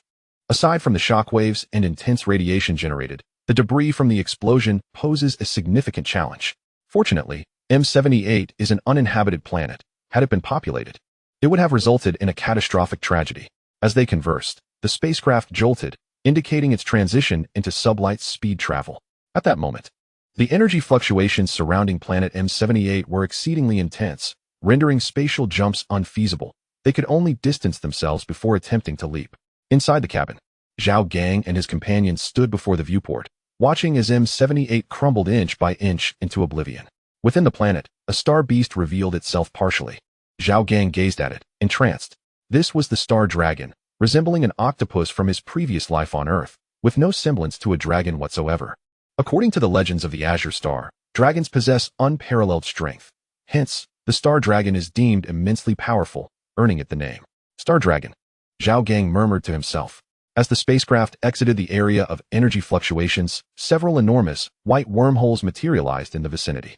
Massive starships, measuring kilometers in length, emerged from these wormholes, each adorned with a planetary insignia. Chapter 62, The Star Dragon Egg. The fleet emerged from the wormholes, aligning in formation across the expanse of space. B-203 spacecraft, be advised, this is the Galactic Administration. This area is now under our jurisdiction. Please evacuate promptly. I repeat, this is the Galactic Administration.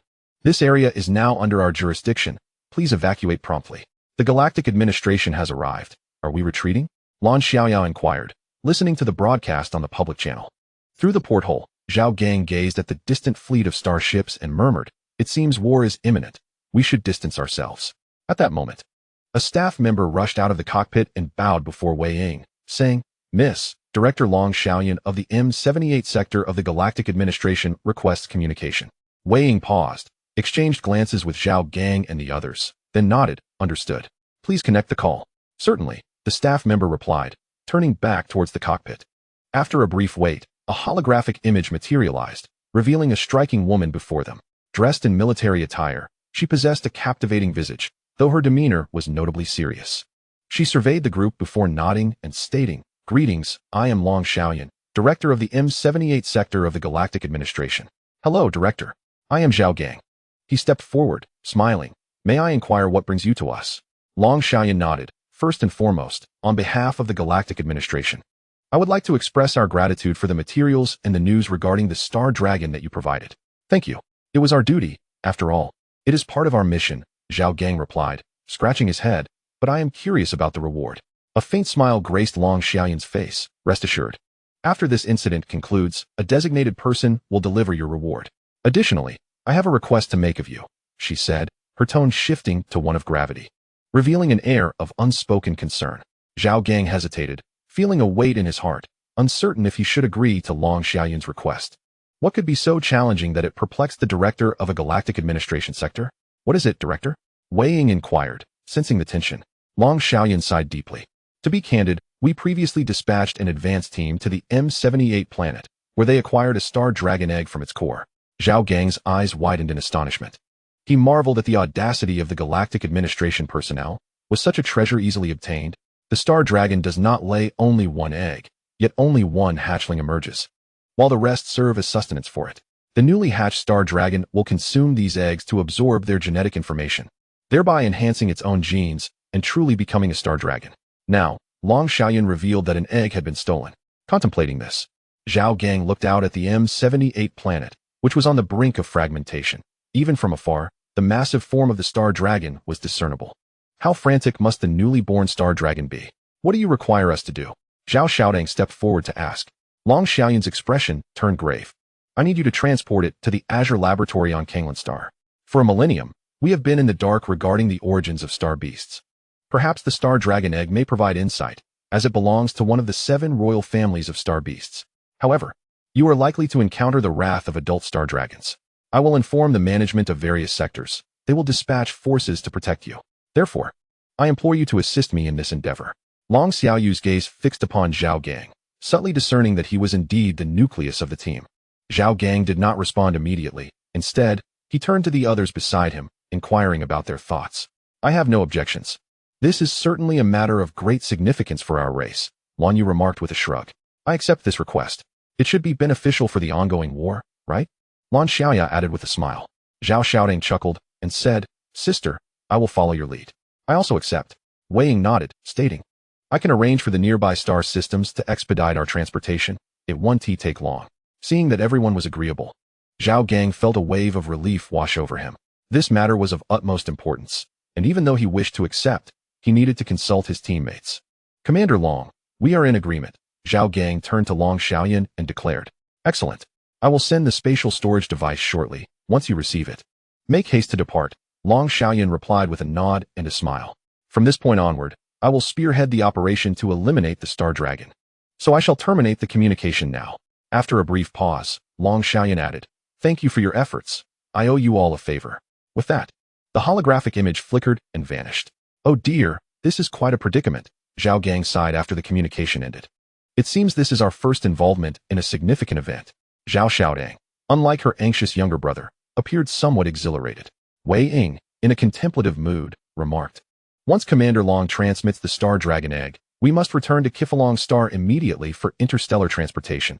Any delay could lead to unforeseen consequences."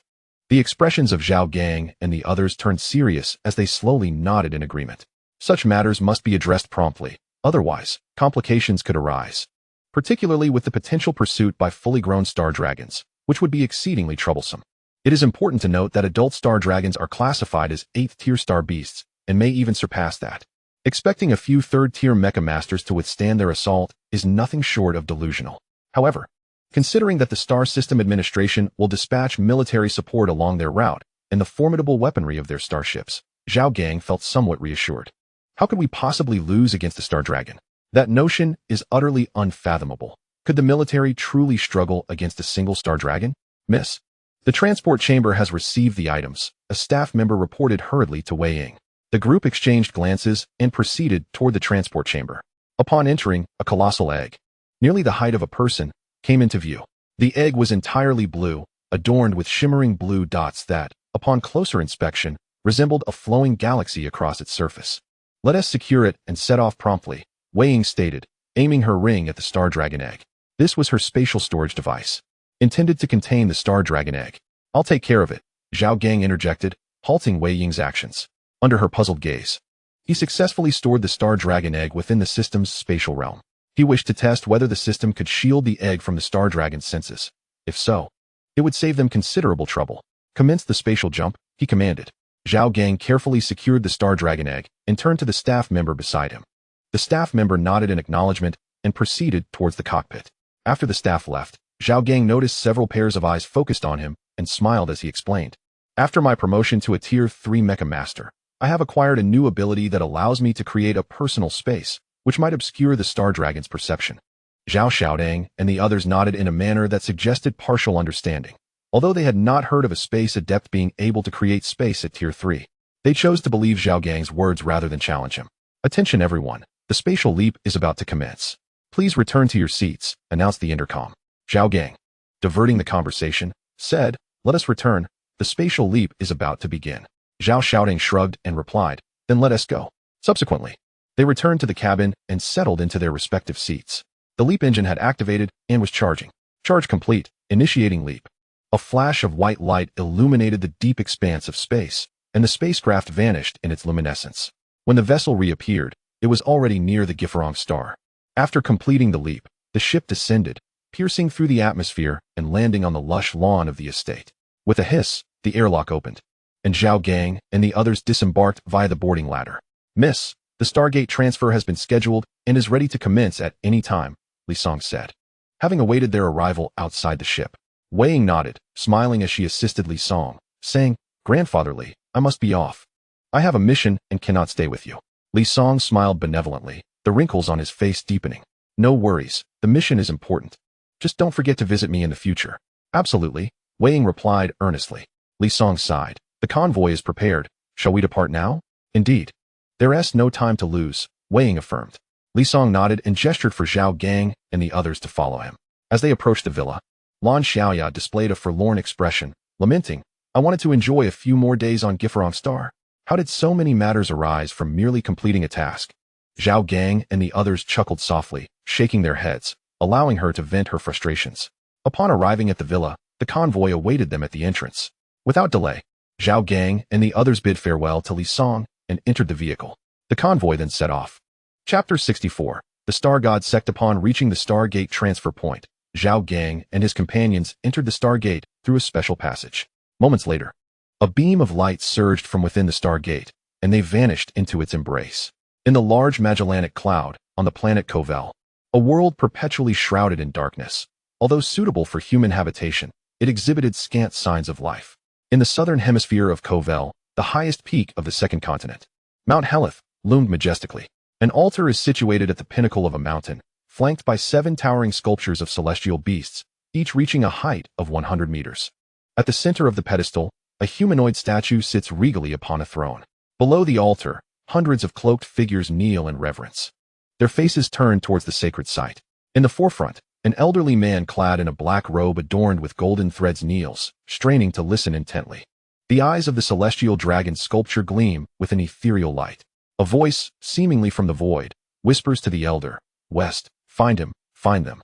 Reclaim what belongs to our kin. Trembling with excitement, the elder bows his head and replies, O great king of the celestial beasts. Is this a directive from the star deity? The voice hesitates momentarily before responding with a hint of frustration, This is my command. The star deity cares not for such trivialities. A flicker of disappointment crosses the elder's visage. Execute my orders. Should you perform admirably, I may grant you an audience with the star deity, the voice reiterates. Upon hearing this, the elder's countenance brightens once more, and he raises his hands in fervor, proclaiming, O great king of the celestial beasts, I shall adhere to your will, even if it means traversing fire and water. With that, the voice snorts disdainfully before vanishing. The eyes of the celestial dragon statue dim as well. After a brief pause, the elder rises. The fervor on his face now replaced by a calm resolve as he turns to address the crowd. Servants of the star deity. Just moments ago, I received a command from one of the 7 kings beneath the star deity, the celestial dragon Horus. He has promised that by fulfilling his wishes, we shall be granted an audience with the star deity and hear the divine sound. The crowd erupts into a cacophony of excitement. After all these years, the star deity's followers are finally to behold their revered master. West raises his hands, exclaiming passionately, the star deity shall descend. Only by worshipping him can we attain eternal life. The star deity lives forever, immortal through the ages. The crowd's fervor intensifies as they enthusiastically chant. The star deity lives forever, immortal through the ages. West nods in satisfaction, a glimmer of light flashing in his crimson beast-like eyes. Someone has stolen the subjects of the celestial dragon king. Find them. Is this Harlan Star? Zhao stepped through the star gate, surveying the sandy expanse before him.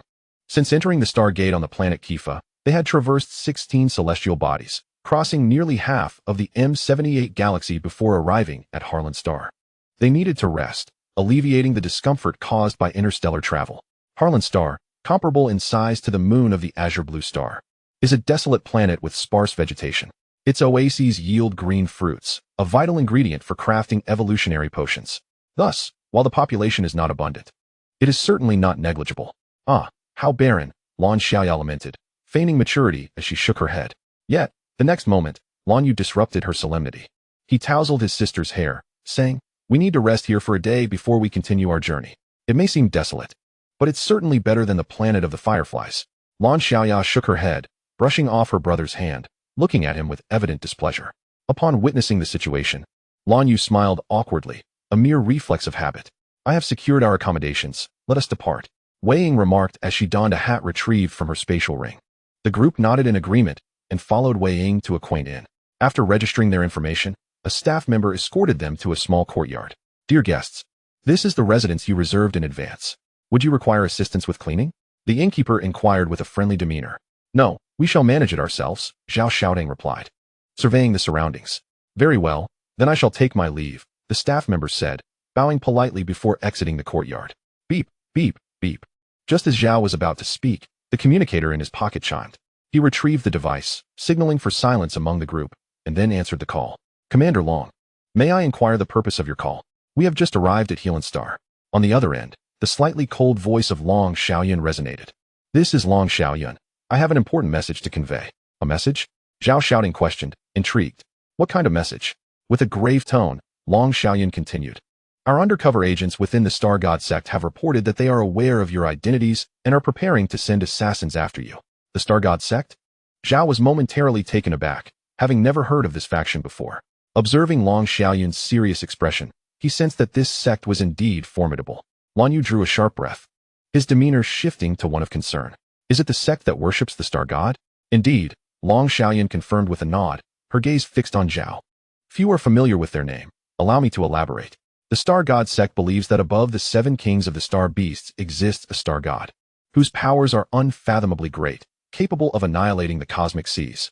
They hold that one day the star god shall awaken, wielding unmatched strength to recreate the universe. Only those who worship him can follow in his footsteps, attaining eternal life and entering a new cosmic era.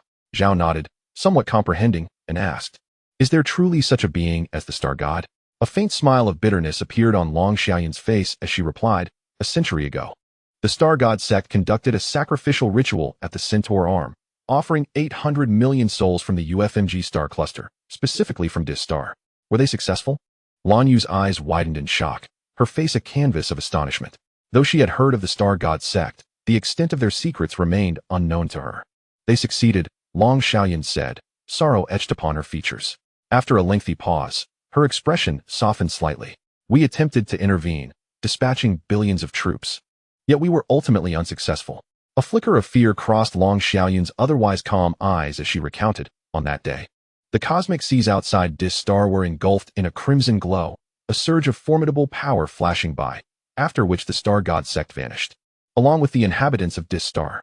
Thus, we deduce, Long Xiaoyun inhaled deeply, that the Star God does indeed exist.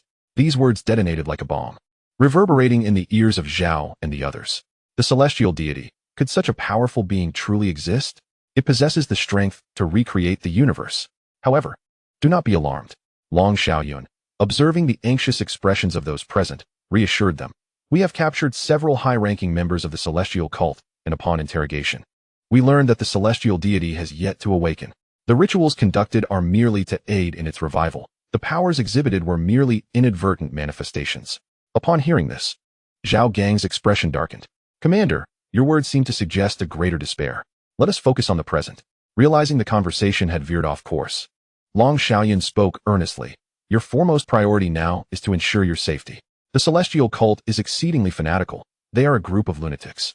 Rest assured, we shall safeguard ourselves. Zhao Xiaodang affirmed with a nod. Long Xiaoyun nodded in return and continued. Please send me your locations shortly for precautionary measures. I will dispatch members of the Galactic Management Bureau to protect you, who will accompany you thereafter.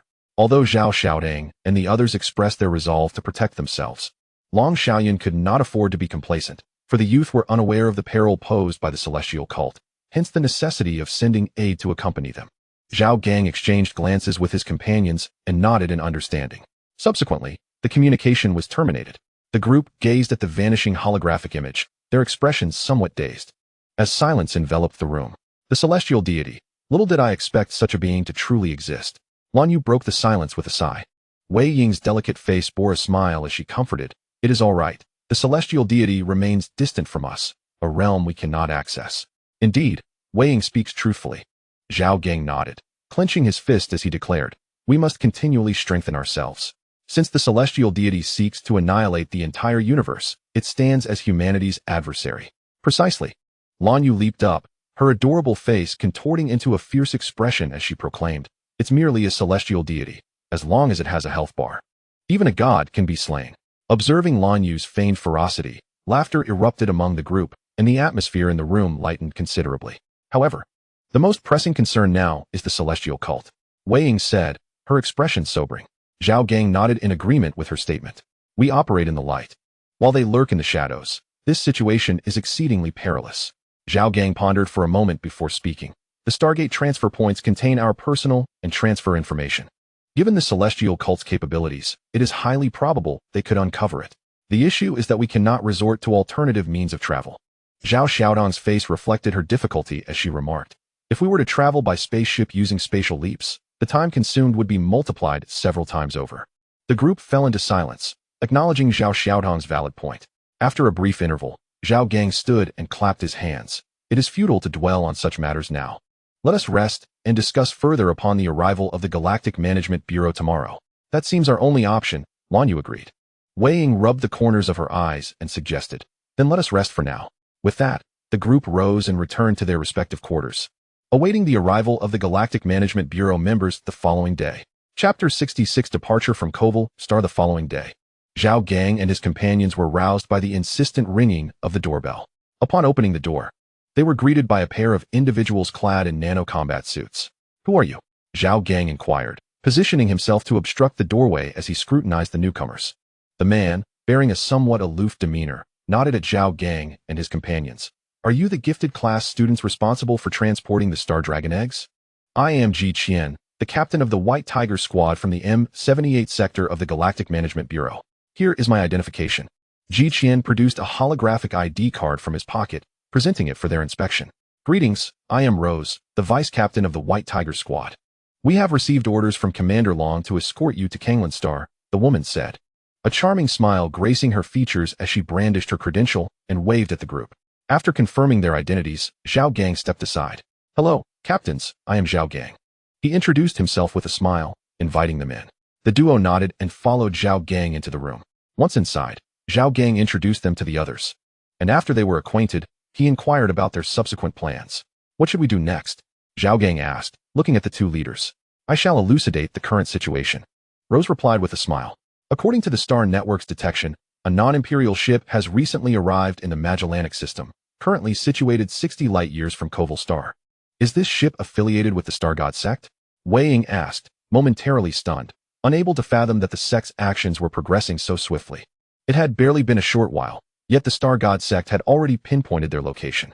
Indeed, Ji Qian interjected, his voice suddenly breaking the silence. This starship, while en route to the Magellanic system, plundered 300 civilians from planet H-102 in the Centaurus arm, using them as leverage against the Galactic Management Bureau. Consequently, we abandoned our initial plan to shoot down the ship. Bang! Lan Yu slammed his fist onto the table, coldly asserting, the Star God sect is utterly despicable, treating lives as mere commodities. Such a cult must be eradicated. Oh, it's not that simple, Rose replied, a hint of exasperation crossing her alluring visage.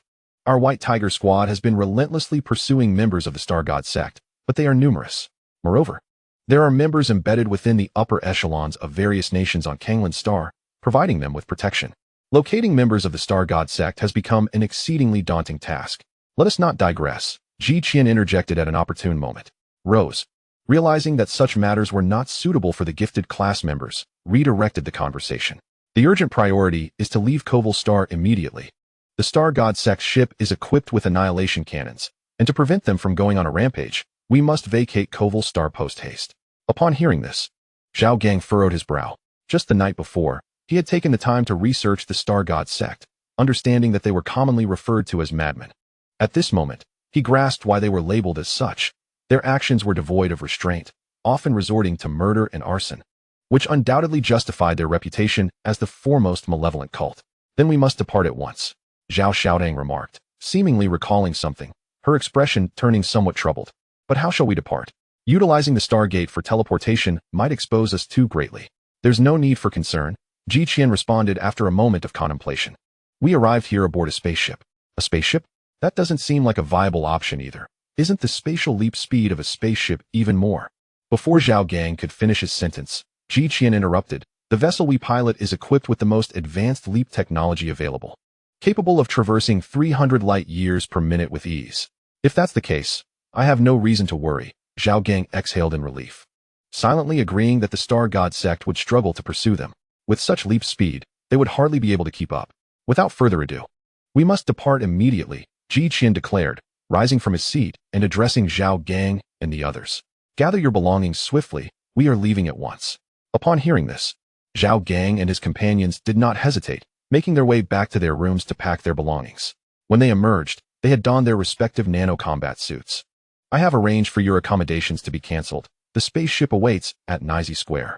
We must go now, Ji Qian informed them as he observed their exit. Without a backward glance, he strode out of the room. Nizi Square. That name feels rather unrefined, Zhao Gang mused to himself. Shall we proceed? Asked Qiang Wei with a smile. Her eyes appraising Zhao Gang as she added, You have quite a nice physique, little brother. Let us depart. Zhao Gang interjected, stepping forward to block Qiang Wei's gaze.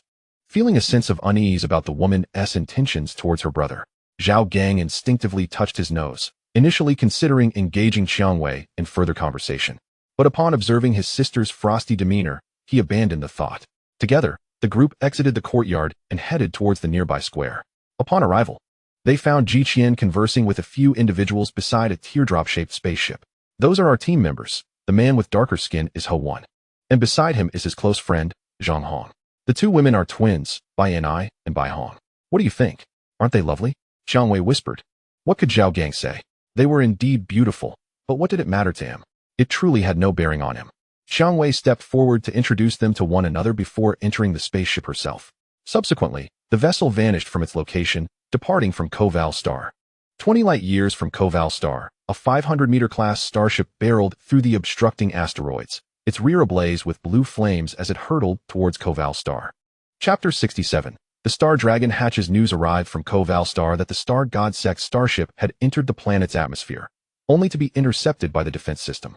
Inside the spaceship, Ji Qian emerged from the cockpit and approached Zhao Gang and the others. An hour had passed since their departure from Koval Star, and they had now reached the boundary of the large Magellanic Cloud. So, does this mean we needn't worry about the Star God sect's pursuit for the time being? Zhao Gang inquired, a sense of relief washing over him. It is not certain. The planetary defense system of Kovil is rather feeble and may not withstand an extended assault. Beside him, Rose sat at the bar in the ship's cabin, sipping milk as she spoke. Zhao Gang turned to glance at Rose, his gaze fixating on the milk at the corner of her lips. What is it? Rose inquired, puzzled. Zhao Gang cleared his throat and shifted the topic, saying, I wonder how long it will take to reach Azure Star. It has been a long time since my last visit. Well, Rose pondered, resting her chin in her hand, a flicker of contemplation crossing her beautiful eyes. If all goes smoothly, we should arrive by tomorrow. Ah, this was supposed to be a simple task. How did it turn into this? Blue Xiaoya remarked with a sigh, having finished her juice. Don't worry, Lan Yu replied with a smile, affectionately ruffling his sister's hair. As long as we deliver the Star Dragon Egg to Azure Star, everything will be fine. The mention of the Star Dragon Egg caused Zhao Gang to almost forget that it was still within his system space. Realizing this, he delved into the system space, preparing to investigate. The moment his consciousness entered the system realm, his expression turned momentarily blank, and the cup he held slipped from his grasp, shattering on the floor with a sharp sound. The Star Dragon Egg was gone. Well, not entirely gone. Rather, the Star Dragon within the egg was missing. Zhao Gang was visibly shaken. Upon probing the system space, he discovered that the egg had been breached, leaving it utterly empty. What was most alarming was that the nebula flower he had acquired from his sign-in yesterday was also absent. Zhao Gang felt as if his heart were bleeding. The nebula flower was reputed to purify the self, enhancing the user's connection with their essence. However, now both the flower and the egg were lost. Zhao Gang, what happened? The sound of the shattered glass had drawn everyone's attention. Zhao Xiaodang looked at Zhao Gang, whose expression remained dazed, and asked. Snapping back to reality, Zhao Gang concealed his distress and forced a casual tone, saying, "It's nothing. Why are you all staring at me?" The others exchanged glances, their eyes seemingly questioning his claim of indifference.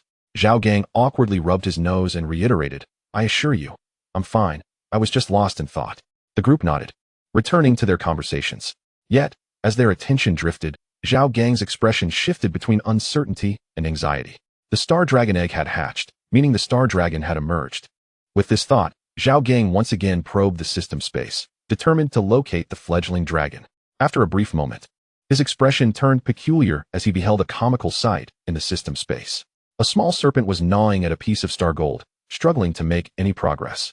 Its toothy grimace suggested it was on the verge of breaking its teeth, yet it persisted. "I can't hold it in any longer."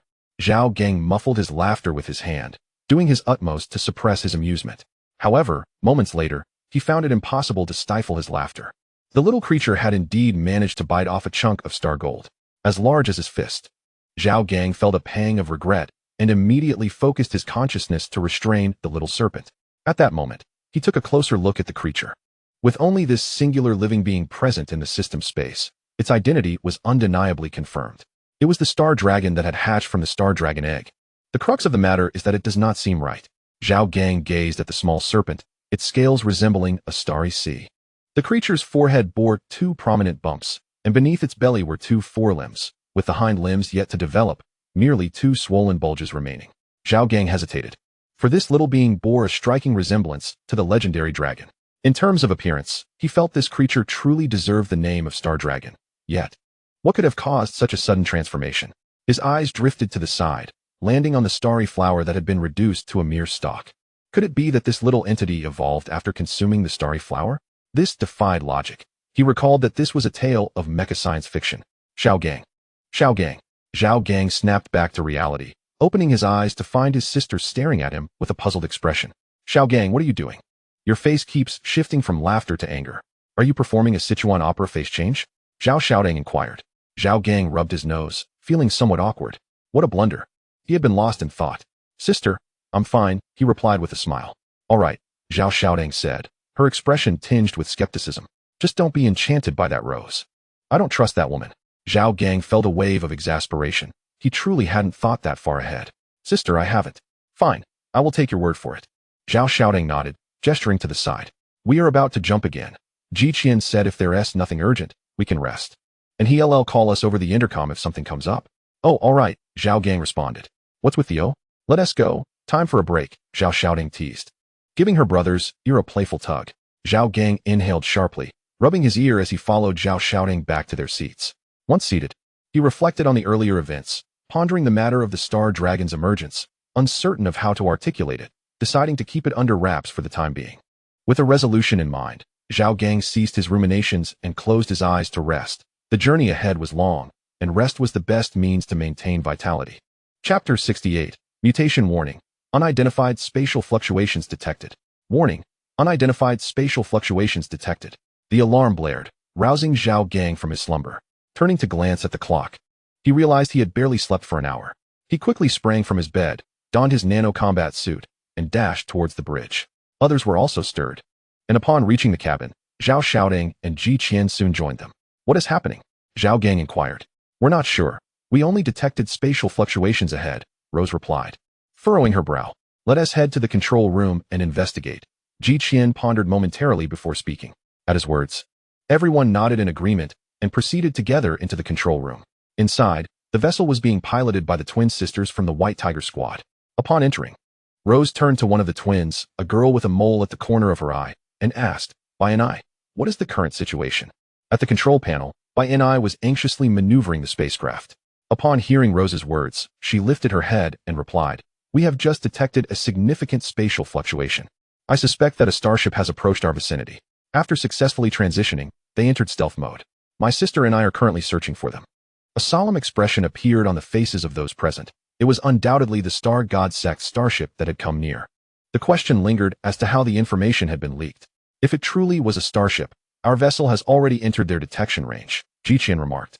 Furrowing his brow, turning his gaze toward Bai Hong, he inquired, Bai Hong, have you detected any nearby starships?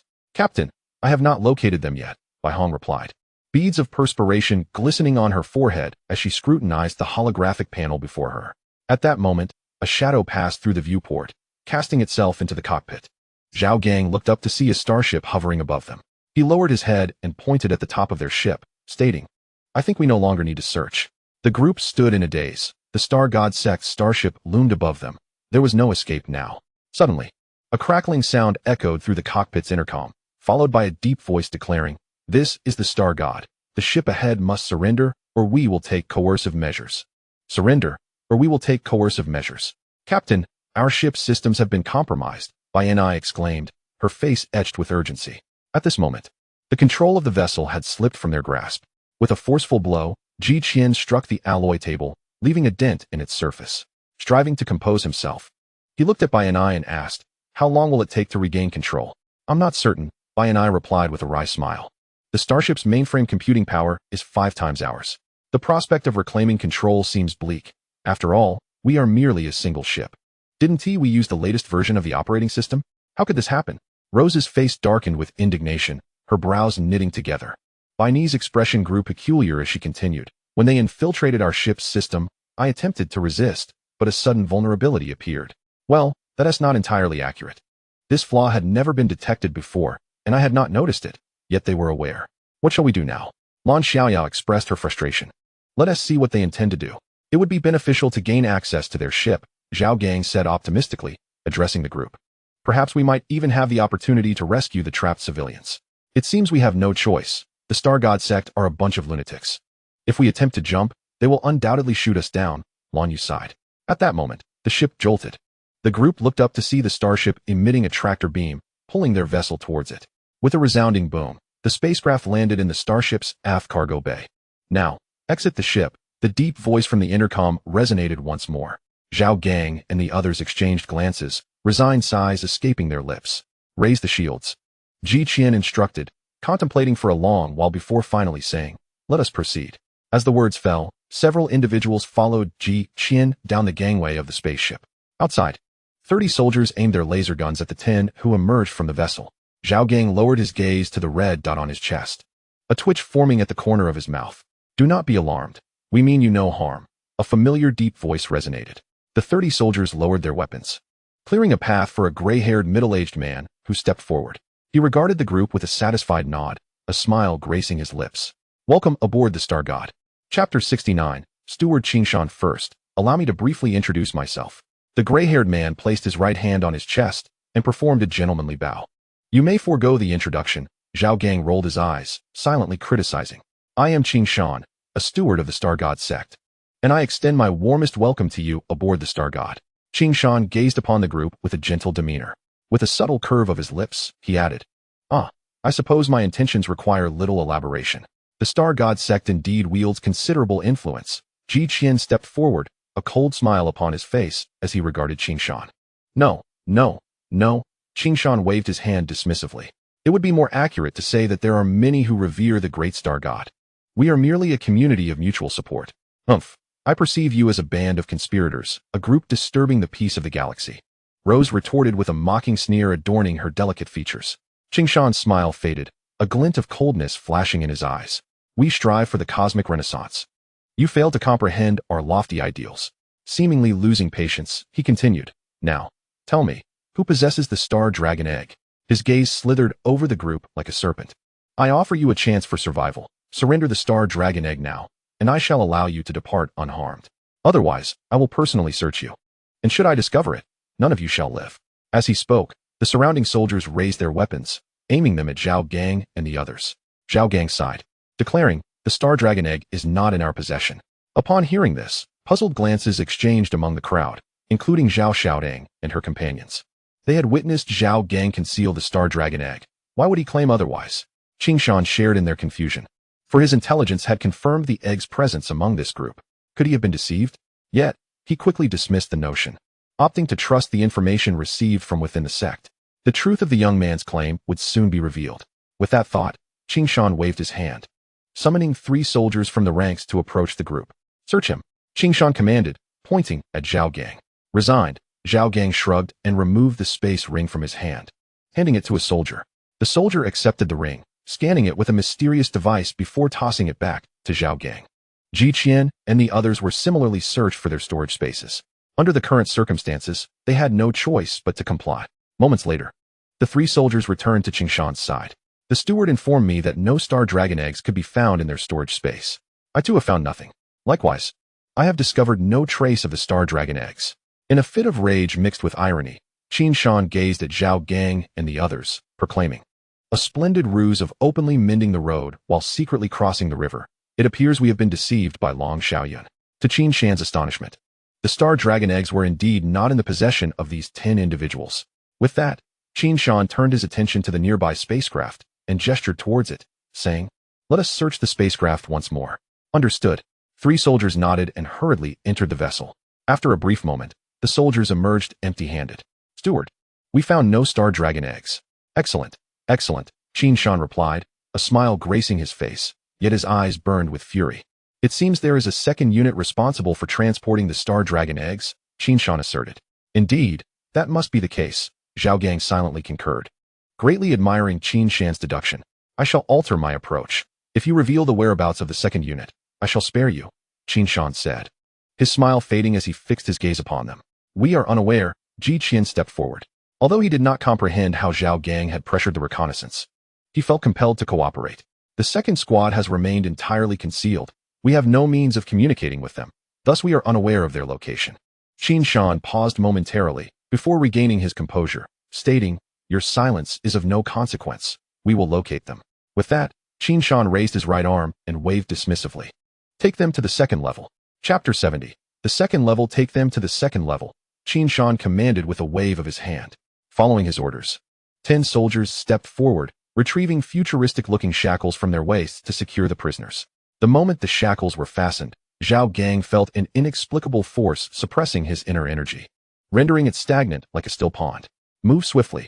A soldier with a bushy beard shoved Zhao Gang, ushering him into the elevator. Upon reaching the second level, they found themselves in a spacious area dominated by a central pathway flanked by iron cells. Here, Zhao Gang discovered the 300 residents of planet H102, who had been abducted by the Star God sect. The inhabitants appeared to be in fair health, suggesting they had not suffered any maltreatment. The soldier with the bushy beard approached an empty cell and aligned his eyes with a biometric scanner on the door. Beep, beep, the scanner emitted a green light, and the cell door swung open. Enter, the soldier commanded as he pushed Zhao Gang inside, followed by the remaining 9 soldiers who similarly ushered in Zhao Xiaotang and the others. As the heavy door clanged shut, the 10 soldiers departed. What now? It seems my energy is rendered unusable, Wei Ying murmured, her brows furrowed. I too feel the same, Lan Yu replied. I am likewise affected, Zhao Xiaotang remarked, glancing at the shackles around his ankles. These are energy restraints, Ji Qian said, seated on the iron bed within the cell, tugging at the shackles. Energy restraints inhibit the flow of energy within us, rendering us incapable of utilizing it, he continued, frowning. How can we unshackle ourselves? Zhao Gang felt a wave of weakness wash over him, as if he had reverted to a mere mortal. It is quite difficult to remove. Bai and I replied with a bitter smile. I have conducted research on the willpower lock with my sister. Generally speaking, the willpower lock is designed primarily to confine the most heinous of criminals, and it is not easily acquired. Bai Hong paused briefly and remarked, to unlock the willpower lock, one must know its password. However, the password is constantly changing, a random amalgamation of numbers and languages, making it exceedingly difficult to decipher. Indeed, Chang Wei smiled and added, after all, some criminals are exceptionally clever, which is why the willpower lock is so challenging to breach. Are we to remain here, then? Lan Xiaoya asked, her face a picture of helplessness. Howen, do you have any solutions? Ji Qian inquired, pondering for a moment before turning to the ship's maintenance expert within his team. The typically taciturn Howen shook his head and replied, I have no solutions. I have never encountered a willpower lock before. Ji Qian fell silent for a moment, nodding before turning to Zhao Gang, saying, I am unsure how you evaded the Star God Sect's detection, but you have done well. Zhao Gang awkwardly scratched his head, stating, I did not lie. The Star Dragon Egg is indeed gone. A look of astonishment crossed Ji Qian's face. He had presumed Zhao Gang was merely fabricating tales. Yet now he was asserting that the Star Dragon Egg had truly vanished. Wasn't it with you? How could it possibly be gone? Zhao Xiaodang exclaimed in disbelief, glancing at the peculiar expression on Zhao Gang's face. There are no outsiders here. Speak quickly. Where's the Star Dragon Egg? Oh well. Zhao Gang hesitated, uncertain whether to divulge the truth. Indeed, has the Star Dragon Egg truly disappeared? Zhao Gang, please hurry and explain, Wan Yu urged, sensing something amiss. All right. I had intended to reveal this later. Zhao Gang sighed and confessed, the Star Dragon Egg has hatched. That is impossible. Bai Ni's face was etched with skepticism as she continued, a clutch of Star Dragon eggs will cease all life fluctuations once the first Star Dragon hatches. Any unhatched eggs become sustenance for the firstborn Star Dragon. But the reality stands as such, Zhao Gang shrugged. Impossible. This contravenes the reproductive patterns of Star Dragons. Bai Ni stated firmly, shaking her head in disbelief. Upon hearing this, Zhao Gang let out a resigned sigh. Just then, a small snake slithered up Zhao Gang's pant leg. He casually seized the little serpent, presenting it to the group. This one is the Star Dragon hatchling, Zhao Gang proclaimed. The onlookers gazed at the writhing, peculiar little snake in Zhao Gang's grasp, their expressions a mixture of perplexity. Is this a Star Dragon? It bears no resemblance to one, Zhao Gang replied. Though you may find it hard to believe, this little creature is indeed a Star Dragon. Silence enveloped the group as they awaited his explanation. Here is the situation. Zhao Gang sighed. The Star Dragon Egg is truly gone. Seeing Zhao Gang's earnest demeanor, the others' expressions shifted. What do you mean? How can it be gone? Zhao Xiaodang asked urgently. Because the Star Dragon has hatched, Zhao Gang replied with an air of resignation. Hatched? Bai Ni's eyes widened in disbelief, her expression reflecting utter incredulity. That cannot be. Only one Star Dragon should have been able to hatch, and that one was slain by the fleet. Thus, Ji Qian reached out and grasped the small serpent in Zhao Gang's hand, his expression darkening slightly. Could this diminutive creature truly be a Star Dragon? It was inconceivable that a juvenile Star Dragon could be so small. Although Ji Qian harbored lingering doubts, Zhao Gang's earnest demeanor compelled him to entertain the possibility. Could it truly be a Star Dragon? Ji Qian regarded the small serpent with a peculiar expression. The creature writhed in his grasp, and in a moment of distraction, it managed to escape his hold, returning to Zhao Gang, baring its fangs as if to threaten him against further intrusion. Ah! Chang Wei exclaimed upon witnessing this scene. It was able to escape Ji Qian's grip. It appears indeed to be extraordinary. Ji Qian, intrigued, observed the mutated Star Dragon and remarked, I am a 6th-tier Mecha Master. Even if I cannot wield psychic energy, my physical prowess remains intact, yet this creature managed to break free. It certainly seems remarkable. Zhao Gang chuckled awkwardly, extending his hand to caress the peculiar serpent's head in an attempt to soothe it.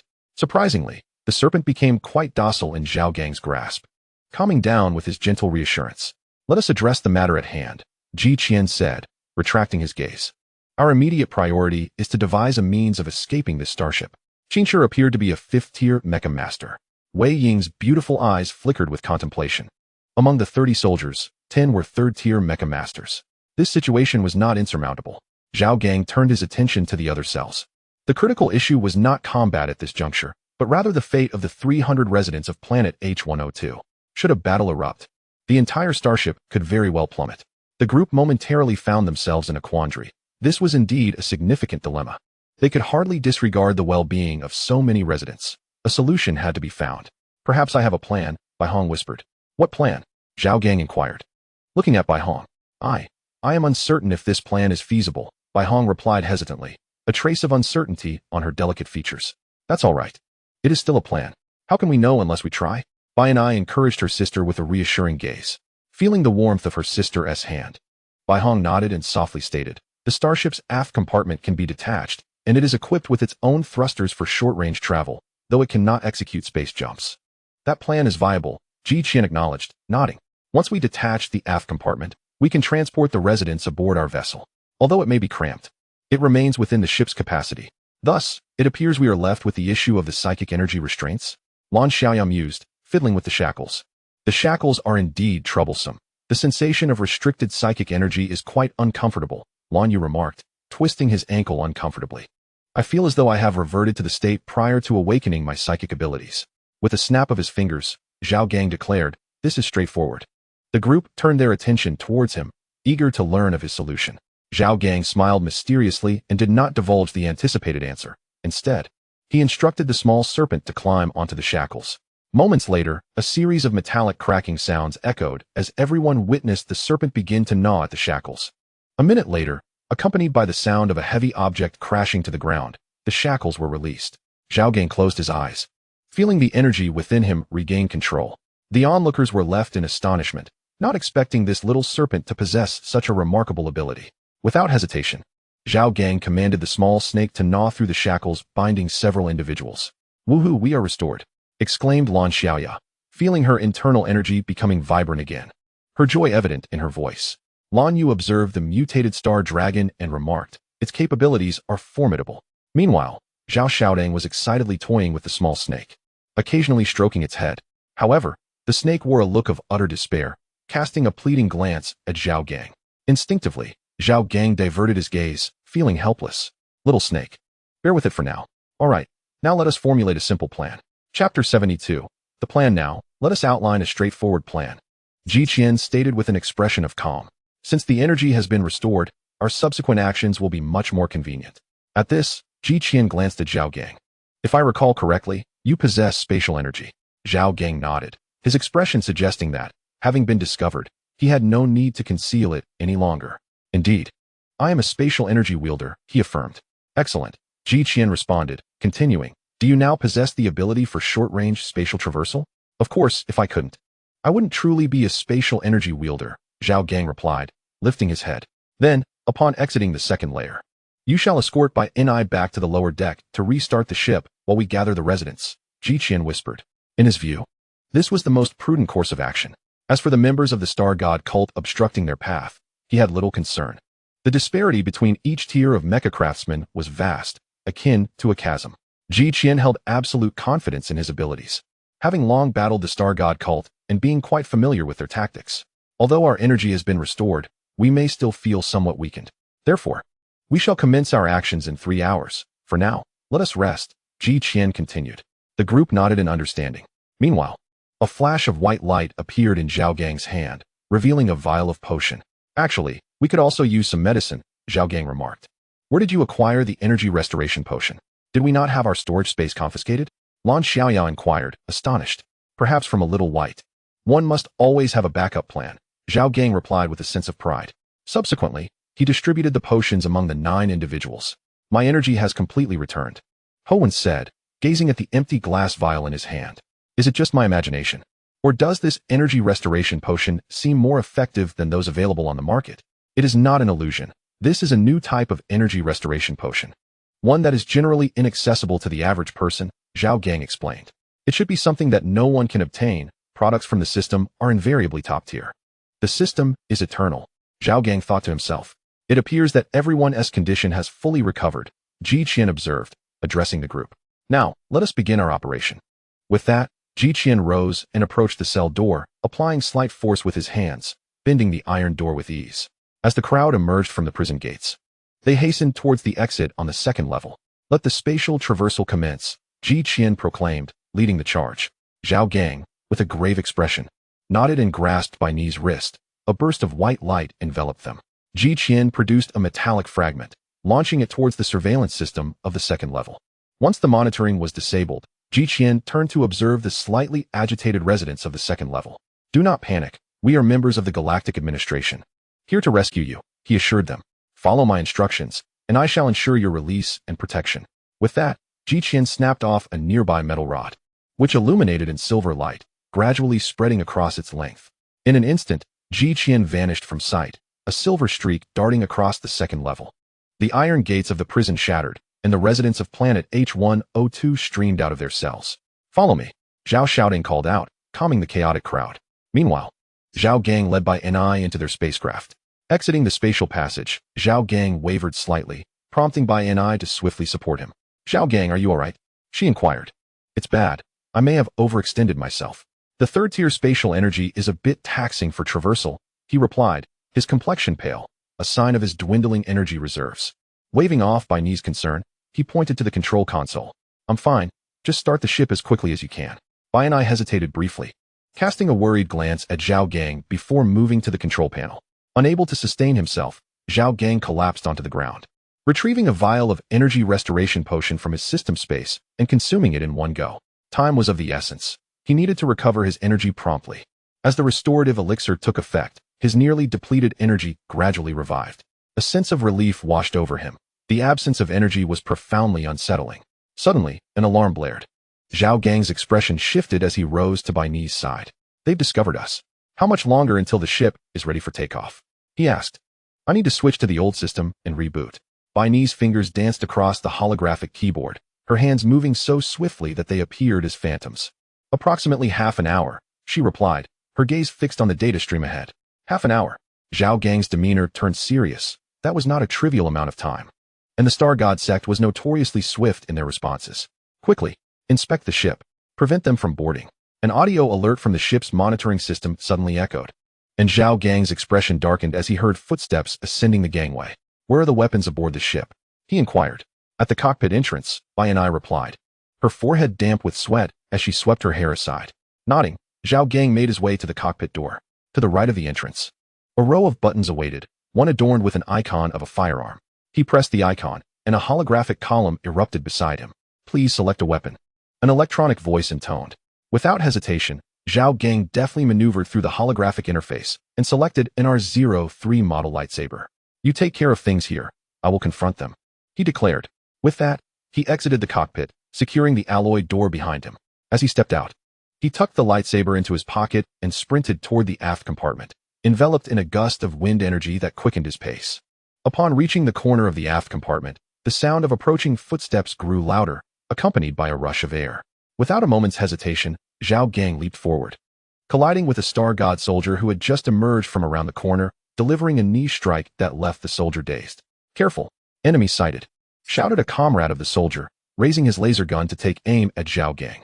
In an instant, a fierce wind swept through the area, and the soldier's laser fire left 2 scorch marks on the alloy wall, yet Zhao Gang had vanished from sight.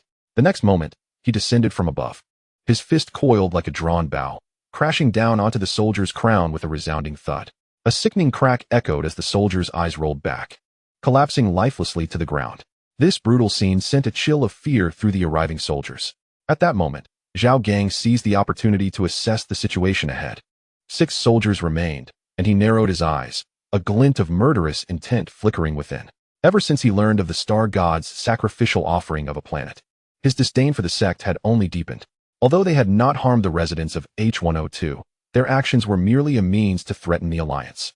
"Cease fire and raise your hands," commanded one soldier, as all 6 leveled their weapons at Zhao Gang. "Cease fire?" Zhao Gang scoffed, and his figure vanished once more. The soldiers were met with a sudden gust that obscured their vision. "Ah!" A scream pierced the air as the 5 soldiers opened their eyes to witness their captain's arm twisted at an unnatural angle. Zhao Gang stood there, gripping the captain's neck, a sardonic smile gracing his lips. "Captain!" the soldiers cried out, firing their weapons at Zhao Gang. Unfazed, he conjured several white energy orbs before him, effortlessly absorbing the laser blasts.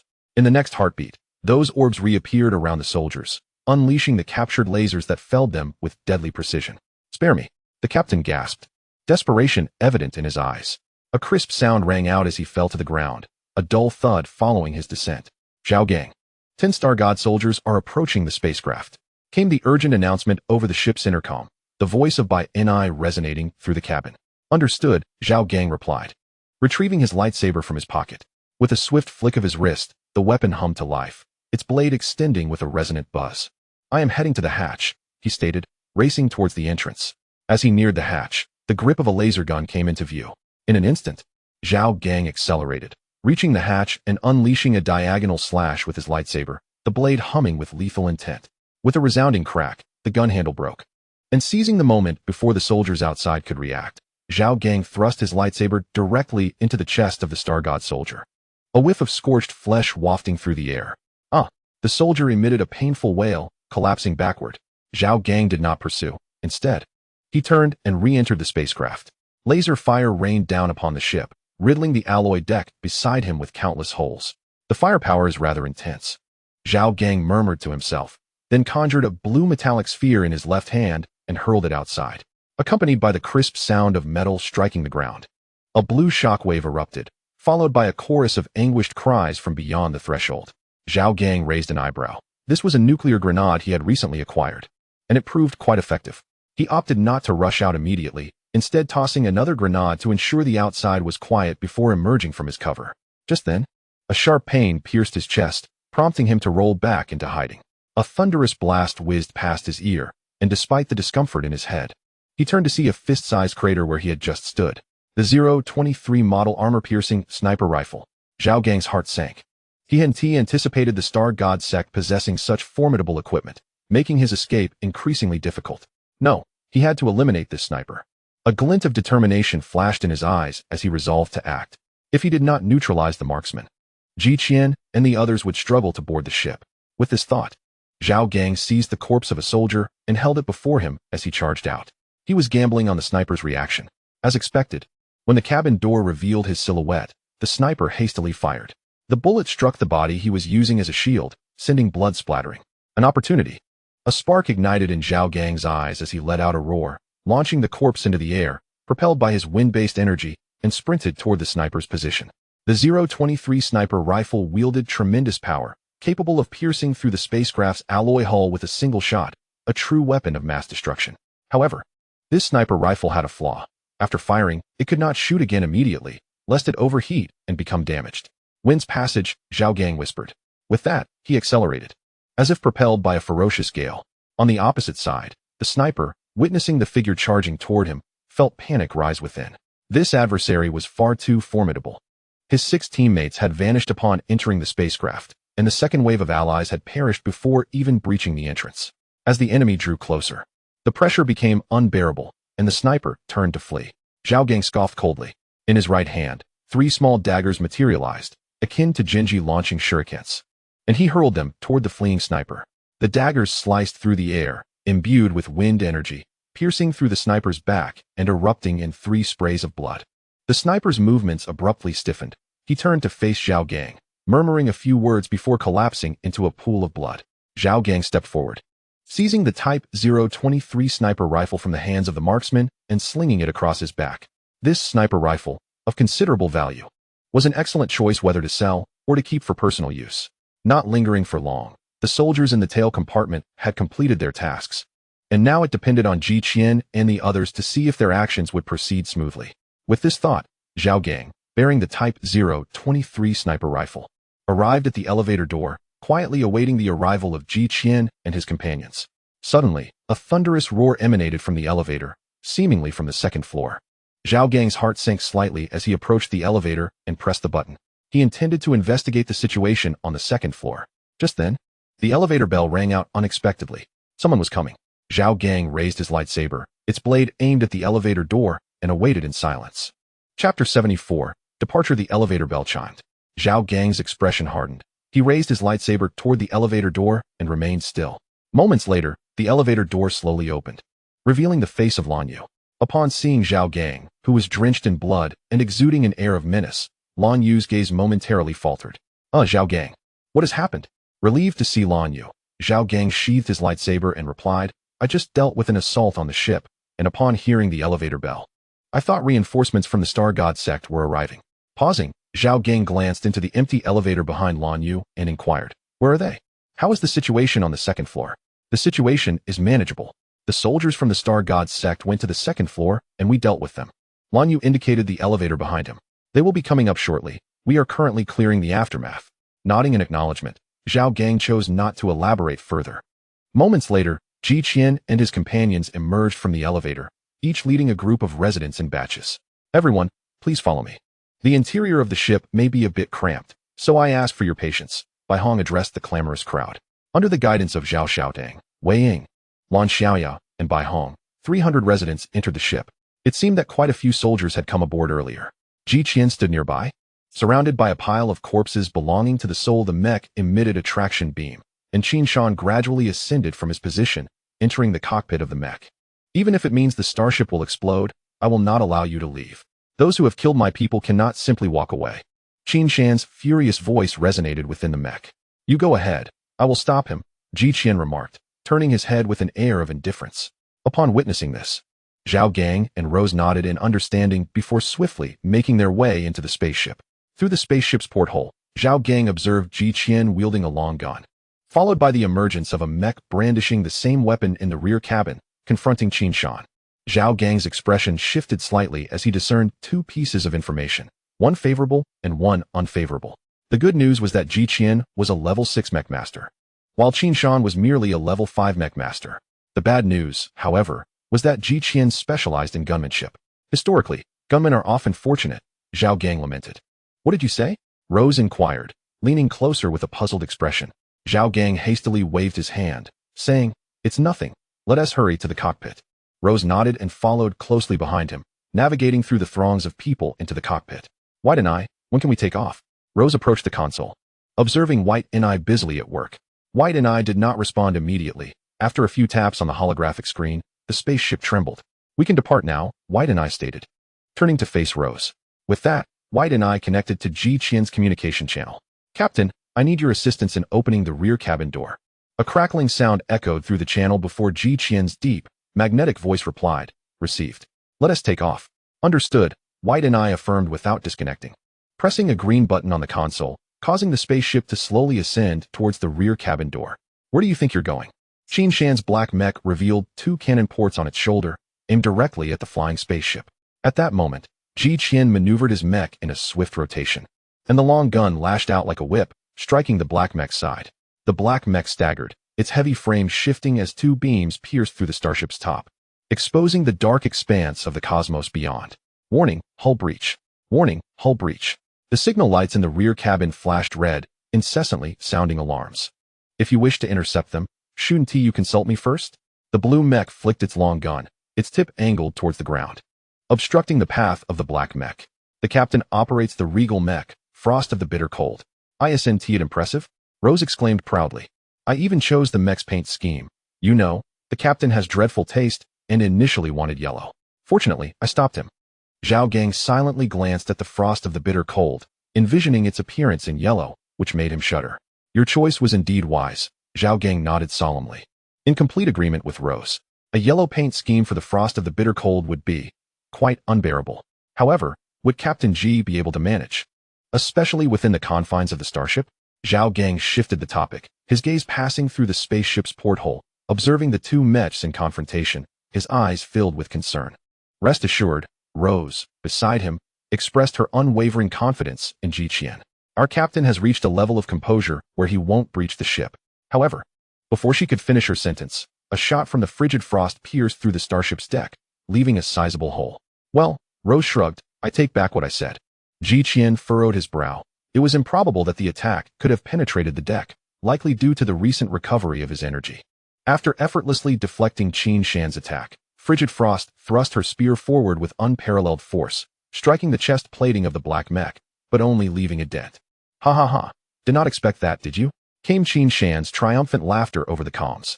I specifically reinforced the chest plating for this very day. With that, the black mech gripped the spear embedded in its chest with its left hand, raising its right hand to cleave it in two. Ji Qian's pupils narrowed as Frigid Frost raised her right leg and kicked the black mech back 2 steps, using the momentum to charge forward and deliver a powerful punch to the mech's abdomen. Bang! Frigid Frost's fist shattered the protective shield of the black mech's midsection, causing it to stagger back 2 steps. Seizing the advantage, Frigid Frost shook her wrist, activating the elbow thruster that expelled blue flames. As her spear pierced into the black mech's chest, the black mech's body stiffened momentarily before bowing its head. Is it over? Zhao Gang remarked, astonished. Captain Ji is quite formidable. Indeed, Rose huffed, tilting her head. If he weren't capable, would our captain have chosen him?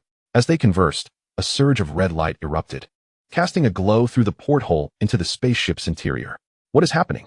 Zhao Gang asked, surprised, as he beheld the black mech commanded by Qin Shan glowing ominously. This is bad. Rose's expression turned tense, her hands gripping the edge of the porthole, her knuckles turning white. Qin Shan's mech is equipped with a power assist system. The power assist system? Zhao Gang's voice rose a few octaves. He understood the implications. This system was designed to provide energy to the mech when the pilot's energy was insufficient. The power assist system had significant drawbacks and had long been obsolete. Yet here it was, installed in Qin Shan's black mech. What was even more concerning was that the power source utilized was nuclear fusion energy. If the balance of the fusion reactor were disrupted, it could lead to an explosion. Zhao Gang glanced at the black mech, its chest pierced by the spear, contemplating the imminent danger. Tears welled in his eyes as he exclaimed, I always said that throughout history, gunmen have had the worst luck. This is the end. We need to get out of here. Outside, Ji Qian regained his focus as frigid frost lifted her spear, propelling the black mech away from the ship. At this point, the explosion was unavoidable, and they could only flee as far from the spaceship as possible. A beam of light burst forth from the ship, blasting a large hole in the starship's aft cabin, causing the vessel to accelerate rapidly away from the interior of the starship. At that moment, a luminous sphere emerged from the starship. In Zhao Gang's line of sight, a brilliant light engulfed the frosty gale. A series of violent explosions ensued, gradually transforming the starship into debris, which floated amidst the vastness of space. I hope Captain Ji is unharmed. Zhao Gang thought anxiously as he meticulously scrutinized the wreckage of the starship. Just then, a blue figure soared from the explosion, heading towards the vessel. It was the Frosty Gale. Inside the ship, upon seeing Ji Qian return safely, everyone exhaled in relief. Zhao Gang too relaxed, sitting quietly to await Ji Qian's return to the spacecraft. Chapter 76. Lies Captain, how are you? Are you alright? The ship activated its tractor beam, drawing Ji Qian and his mech back inside. As Ji Qian stepped into the ship, the crew rushed forward with inquiries. Ji Qian shook his head and replied, I'm fine. Just a bit of radiation exposure. I'll be alright after a visit to the medical bay. He paused for a moment before continuing, I apologize for causing everyone concern. I truly did not anticipate that the mech from Qin Shan was equipped with a power assist system, which nearly resulted in casualties. It's nothing, just an unfortunate accident. Rose waved her hand dismissively, adding, as Zhao Gang mentioned, what was it again? Rose furrowed her brow in contemplation for a moment, then clapped her hands and exclaimed, Since ancient times, gunner's luck is Ha ha ha. Quite fitting indeed. The captain has always had poor fortune. After saying this, Rose glanced at Zhao Gang. I didn't misspeak. Did I? Beside them, Zhao Gang observed Li Xiao's somewhat stiff expression, his lips twitching, unsure whether to continue Rose's banter. We should return to more pressing matters. Zhao Xiaodong noted, recognizing Zhao Gang's unease and stepping in as the elder sister to provide him a reprieve. The issue at hand is that the Star Dragon has already hatched. Although the officials might not believe it, should we not report this? Upon her words, the others fell into contemplative silence, heads bowed. Indeed, a report to the authorities was warranted. However, Wei Ying glanced at Zhao Gang, and the unspoken understanding lingered in the air. Zhao Gang furrowed his brow. Though the immediate crisis was resolved, the matter of the Star Dragon remained to be addressed. If the little serpent were reported, the authorities would likely dissect it for research purposes. After all, this was a mutated Star Dragon, representing an alternate form of its species. The cabin descended into silence, and Zhao Gang's expression revealed his reluctance to hand over the little serpent. Zhao Gang, what are your thoughts? Ji Qian was the first to break the silence, directing his gaze at Zhao Gang. Noticing Zhao Gang's reticence, Lan Yu stepped forward, addressing the group. We have 3 days until we reach Kanglan Star. I believe we need not rush to deliberate this matter. Indeed, we can hold off on this discussion for now. Lan Xiaoya nodded in agreement with her brother's sentiment. Feeling the support of his companions, Zhao Gang took a deep breath and stated, if they discover that the little serpent is a mutated Star Dragon, they will undoubtedly conduct experiments on it. It is not difficult to imagine the ordeal it would face. Zhao Gang looked around at his comrades, a glimmer of determination in his eyes as he declared, I will not hand over the little serpent. Even if some of you may not support my decision. That's the spirit, came the encouraging reply. Ji Qian chuckled as he patted Zhao Gang on the shoulder, expressing his dissent regarding the relinquishment of the little snake, for it had rendered us substantial assistance this time. If you are unwilling to part with the little snake, we shall concoct a fabrication to ensure absolute safety, Ji Qian stated, his hands tucked into his pockets as he addressed the group. Concoct a fabrication? Zhao Gang furrowed his brow at the suggestion, inquiring, Captain, do you have a plan? Indeed, Ji Qian nodded slightly, continuing, We require a justification, one that can successfully deceive. Most importantly, it must possess a degree of authenticity, backed by tangible evidence. I understand. Zhao Xiaotang's eyes sparkled with insight as she proposed. We can claim that after our capture, the Star God sect seized the Star Dragon Egg. At this, Zhao Xiaotang turned to Zhao Gang and asked, "Is the shell of the Star Dragon Egg still intact?"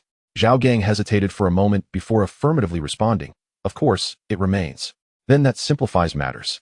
Zhao Xiaotang clapped her hands together, declaring, "We will fabricate the shell to appear as though it had been forcefully breached, asserting that upon our escape from the starship, we discovered the Star Dragon Egg had already been compromised by the Star God sect."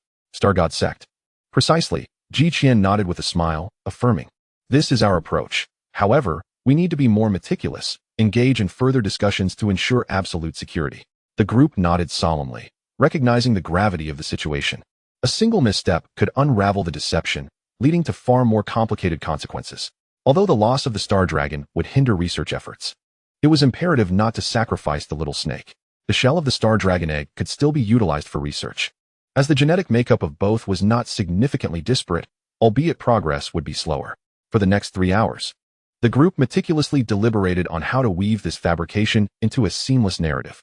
It was only after 3 hours that their discussion reached a conclusive end. "Then it is settled," Ji Qian affirmed the plan, turning to Bai Yan'ai and instructing, "Now, send a communication to the Galactic Administration Headquarters, elucidating the reasons for our disconnection. Additionally, relay the narrative we have crafted." "Understood, Captain." Chapter 77. Arrival at Azure Star. We are nearing Azure Star. The space transition device has been activated. Energy charging commencing. Space transition commencing. The ship's surface glimmered with a white light, vanishing from the boundless dark expanse of the cosmos. When the vessel reappeared, it had arrived in the low orbit of Azure Star. "At last, it is over," Lan Xiaya remarked while stretching lazily in her seat. The others nodded in agreement, their bodies relaxing in relief. After departing from the Star God sect starship, they had not encountered any further pursuit, and the journey had been remarkably tranquil. The ship traversed the atmosphere of Azure Star, heading towards a preordained destination. Moments later, the vessel landed in a spacious plaza. As the hatch opened, the group descended the gangway to the ground. "Welcome back to Azure Star." A man in a suit stood beside the ship, greeting them alongside 3 others. Ji Qian seemed to recognize this individual, and, rare for him, he smiled, teasingly remarking, "Let me see who it is." "What a surprise to have you here to greet us." "Haha, it has been a long time." The man in the suit opened his arms and embraced Ji Qian, giving his shoulder a hearty pat. "Feng Dian, life seems to be treating you well," Ji Qian remarked with a smile as he returned the embrace. "Not too shabby." Feng Dian replied with a grin. "There's no place like our home planet. It nurtures us." "After this mission, you're not in a hurry to leave, are you?" Ji Qian nodded and said, "I do need to take a break." "That's splendid," Feng Dian said, draping his arm over Ji Qian's shoulder with a knowing smile.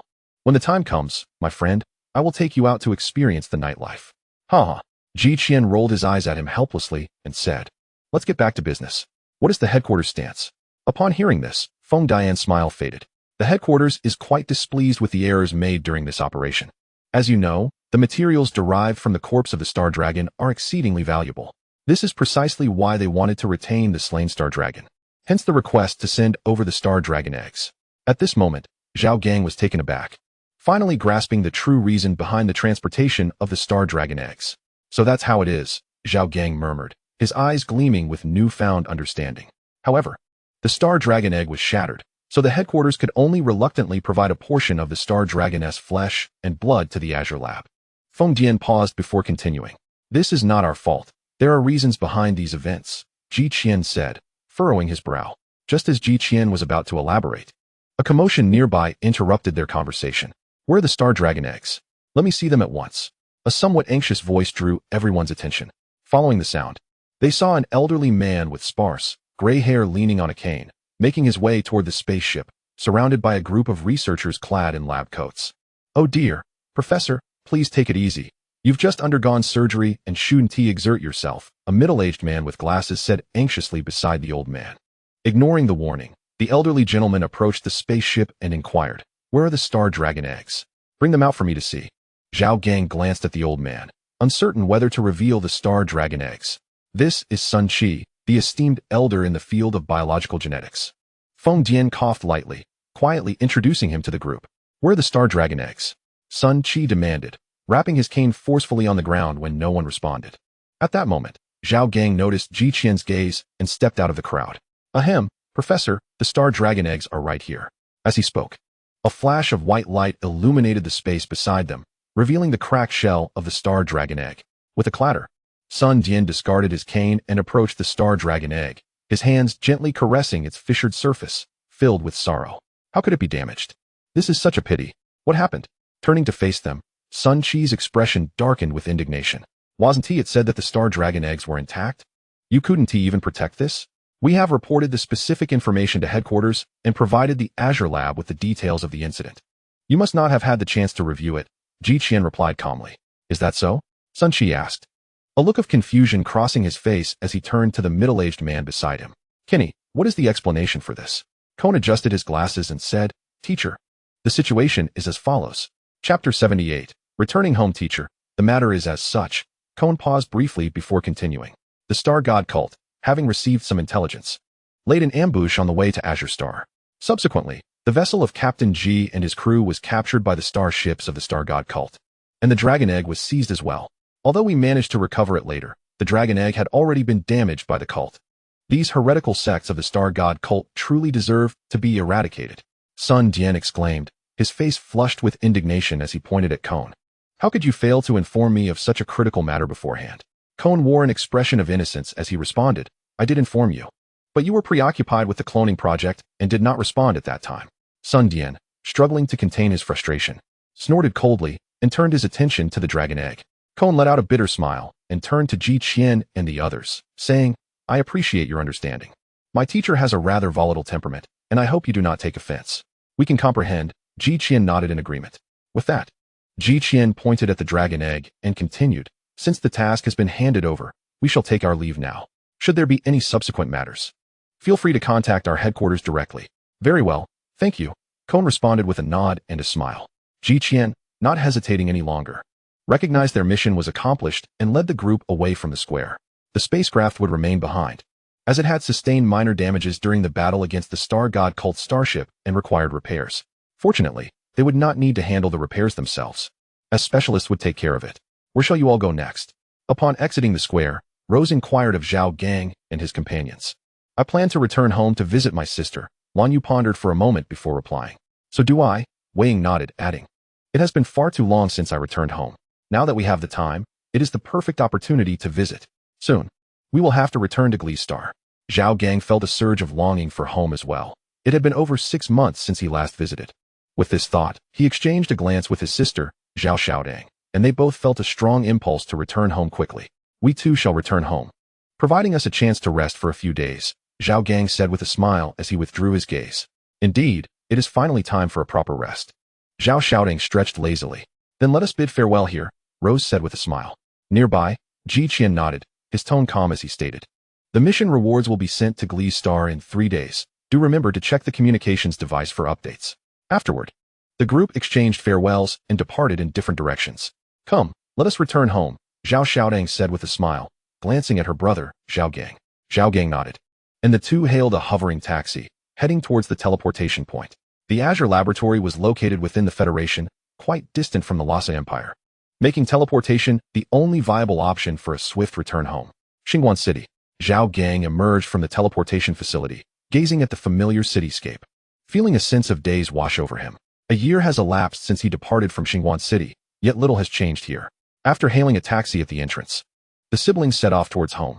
Half an hour later, the vehicle came to a halt at the community entrance, and Zhao Gang eagerly disembarked, making his way upstairs. Behind him, Zhao Xiaodang offered a resigned smile before following in her brother's footsteps. Upon reaching the front door, Zhao Gang retrieved the key from the system space and unlocked the room. The interior was shrouded in dust, and as he surveyed the familiar layout, a glimmer of light flickered in his eyes. This was the place where he had lived since childhood, a repository of countless memories. All right, you tidy up the room while I go downstairs to buy some groceries. Zhao Xiaodang broke the silence, addressing her brother. Zhao Gang snapped back to reality and nodded in understanding. The two then embarked on their respective tasks. After half an hour had passed, Zhao Gang looked at the rejuvenated room, nodding in satisfaction. Here comes the chicken soup. Zhao Xiaotang's voice echoed from the kitchen as she approached the living room, carrying a steaming clay pot. A warm expression crossed Zhao Gang's face, and he rose with a smile to receive the pot from his sister's hands. Wow, it smells wonderful. Sister, your culinary skills remain unmatched, he exclaimed. Of course. Hurry and taste it, hurry. The following morning, Zhao Gang set out early. After returning to Xingguan City the previous day, he informed Fan Mingyang of his return home. Fan Mingyang was elated upon hearing the news and insisted on treating him to a meal. Reluctantly, Zhao Gang accepted the invitation amidst Fan Mingyang's enthusiastic persuasion. The truth, however, was quite different. Zhao Gang, old Fan, are you in Xingguan City? I'm back home. Fan Mingyang, yes. Wow, brother Gang, you're home? That's fantastic. Zhao Gang, haha. Shall we meet up for a meal? Fan Mingyang. Upon reaching the entrance, Zhao Gang waved down a hovering taxi, directing it towards the largest food street in Xingguan City. As he alighted at the food street's intersection, he immediately heard the voice of his friend. Brother Gang, over here. Turning around, Zhao Gang approached Fan Mingyang and, without hesitation, snatched the skewer of meat from his hands, wearing an expression of exasperation. Old Fan, how have you gotten even fatter? I've told you to eat less of the good stuff, yet you never listen. It seems I must help you digest it. Oh, come on. This is from that barbecue stall at the south entrance of the food street, isn't it? It tastes really good, Fan Mingyang lamented, casting a reluctant glance at the skewer now in Zhao Gang's possession. Brother Gang, I weighed myself not long ago, and I've actually lost weight. Zhao Gang paused his consumption of the skewer, scrutinizing Fan Mingyang with a puzzled look. Really? I could have sworn you've gained quite a bit. If you want to take my food, just say so. It's not the first time, Fan Mingyang murmured, looking down. A hint of embarrassment colored Zhao Gang's face as he quickly finished off the skewer, disposing of the stick into a nearby trash bin. He placed a reassuring hand on Fan Mingyang's shoulder, speaking earnestly. Old Fan, you've misunderstood me. I'm only looking out for your well-being. You must understand. With a hearty laugh, Zhao Gang playfully draped his arm over Fan Mingyang's shoulder and cheerfully inquired. So, where do you plan to treat me to dinner? I believe that newly opened restaurant seems quite appealing. Brother Gang, are you intending to feast on me today? Fan Mingyang rolled his eyes in response. What nonsense is this? Zhao Gang waved his hand dismissively. Old Fan, have you ever heard the saying, is it not a joy to have friends come from afar? It must certainly imply treating someone to a meal first and foremost. Is there not wisdom in that? Surely, it must only be the first half of the phrase, Fan Mingyang thought to himself, his lips twitching in amusement. With a resigned sigh, he conceded. All right, Brother Gang, let us head to the Melrose restaurant. Ha ha ha, old Fan, your awareness is commendable, Zhao Gang exclaimed with a thumbs up, grinning widely. Yet, Fan Mingyang remained silent, his face betraying a sense of acceptance. 2 hours later, Zhao Gang sauntered out of the Melrose restaurant, a toothpick perched between his lips. Old Fan, do refrain from returning to this place next time, he remarked, walking ahead. I expected it to be exquisite, but it was merely mediocre.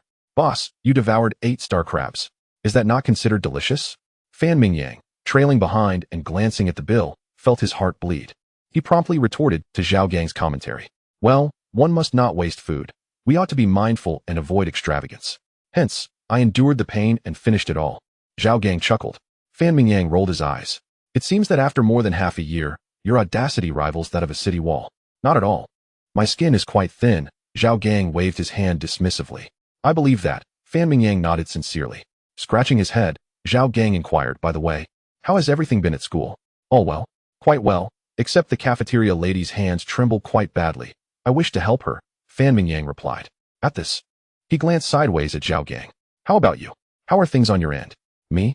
Zhao Gang clasped his hands behind his back, sighed, and confessed, back then, I had my hands in my pockets, unaware of what it meant to have rivals.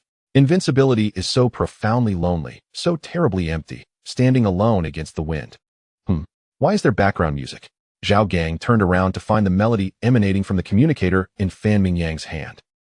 Fan Mingyang awkwardly tucked away the device. Chuckling nervously, Brother Gang, I meant no offense. I simply felt that this background music suited the current scene so perfectly, I could not help myself.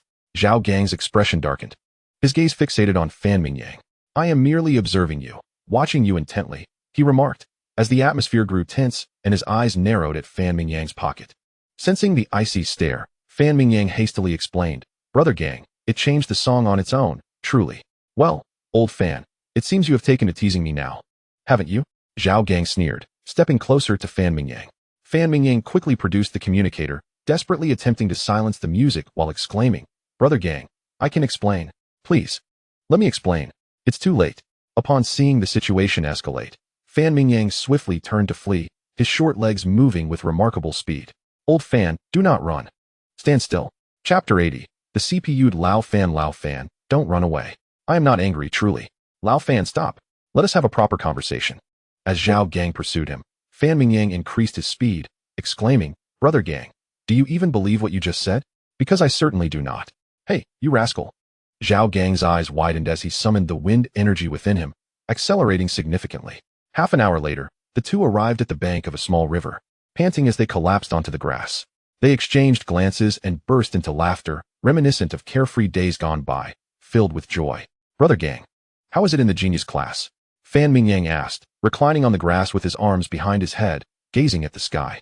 Zhao Gang sighed and shook his head, responding, it's just all right. The people there aren't that extraordinary. The rewards are abundant, but there's no challenge. My brother. Observing Zhao Gang's nonchalant demeanor, Fan Mingyang, a longtime friend, chose not to unveil the truth.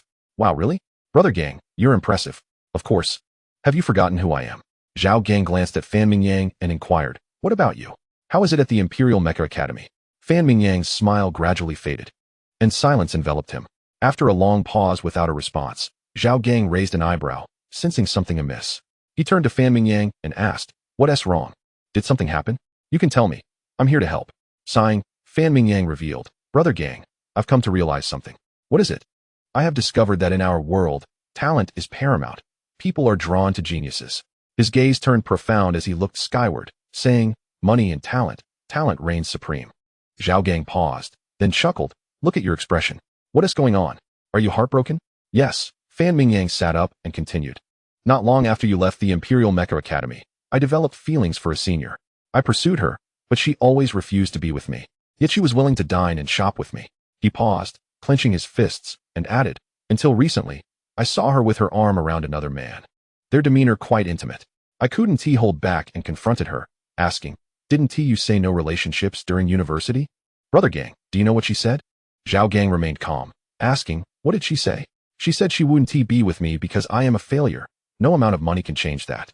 Geniuses don't lack for money. She prefers the strong, Fan Mingyang replied, his eyes reddening. After a moment of silence, he lamented, I am not like you and Sister Zhao Gang. You both possess unparalleled combat talent. I am merely a failure. Seeing Fan Mingyang's despondent demeanor, Zhao Gang sighed, old Fan. You truly are naive. Haven't you realized that you've been CPU'd? Fan Mingyang's sorrowful expression momentarily froze. After a brief period of contemplation, he muttered, perhaps that is indeed the case. Zhao Gang patted Fan Mingyang on the shoulder, stating, while combat talent is significant, hard work can compensate for shortcomings, you know? During my time in the gifted class, I practiced my sword technique 10,000 times each day, focusing solely on a single strike. Even if I only mastered one move, perfecting it to its utmost potential would render me invincible. Do you grasp my meaning? I understand. Fan Mingyang's eyes sparkled as he turned to Zhao Gang and said, Brother Gang, are you suggesting that even if my combat talent is not exceptional, I should concentrate on perfecting just one technique? Precisely. Zhao Gang clapped Fan Mingyang's shoulder firmly and remarked, as the saying goes, a single skill can conquer all. Even if you only possess one move, with daily practice, there will come a day when it becomes unparalleled in your hands. Fan Mingyang nodded resolutely, declaring, I understand. It is good that you comprehend. Zhao Gang nodded with a satisfied smile, pleased to see Fan Mingyang's expression. Although he was somewhat misleading Fan Mingyang, as long as the lad was happy, that was what truly mattered. After all, what was the harm in being a bit deceived? There are plenty of opportunities in life. If one path is blocked, another will surely open. Reflecting on this, Zhao Gang couldn't help but feel a sense of earnestness in his intentions. Old Fan, your spirits are much improved, aren't they? Yes. Thank you, Brother Gang. No need for thanks. We are like family. Indeed, we are true brothers. By the way, Old Fan, I have something to discuss. Brother Gang, please go ahead. I'm feeling a bit hungry. Chapter 81. Unexpected developments. Old Fan, what makes the barbecue at the south entrance of the food street so delectable? After leaving the riverbank, in gratitude for Zhao Gang's guidance, Fan Mingyang insisted on treating Zhao Gang to barbecue at the food street. Reluctantly, Zhao Gang acquiesced. Yes, it is quite delicious, Fan Mingyang said, savoring the succulent pieces of meat, tears of regret welling in his eyes. Zhao Gang feigned ignorance, solemnly advising, even if it is delicious, moderation is key. We wouldn't want you to gain weight, would we? At that moment, as Fan Mingyang was about to grab another skewer, he instinctively halted, noticing Zhao Gang's intense gaze fixed upon the skewer in his hand, leaving him feeling despondent. What a time we live in, where one is discouraged from enjoying food. Just as Fan Mingyang prepared to voice his complaints, Zhao Gang's communicator rang. He placed the skewer back on the plate, casually wiped his hands on his clothes, and retrieved the communicator from his pocket, connecting the call. Sister, what's wrong? Is there something urgent? I'll be home shortly, Zhao Gang said nonchalantly. Lan Yu was attacked on her way home. Zhao Xiaodang replied anxiously from the other end. What? Zhao Gang sprang to his feet, a serious expression crossing his face. What is Lan Yu's condition now? And what about Lan Xiaoya? Lan Yu sustained serious injuries and is unconscious.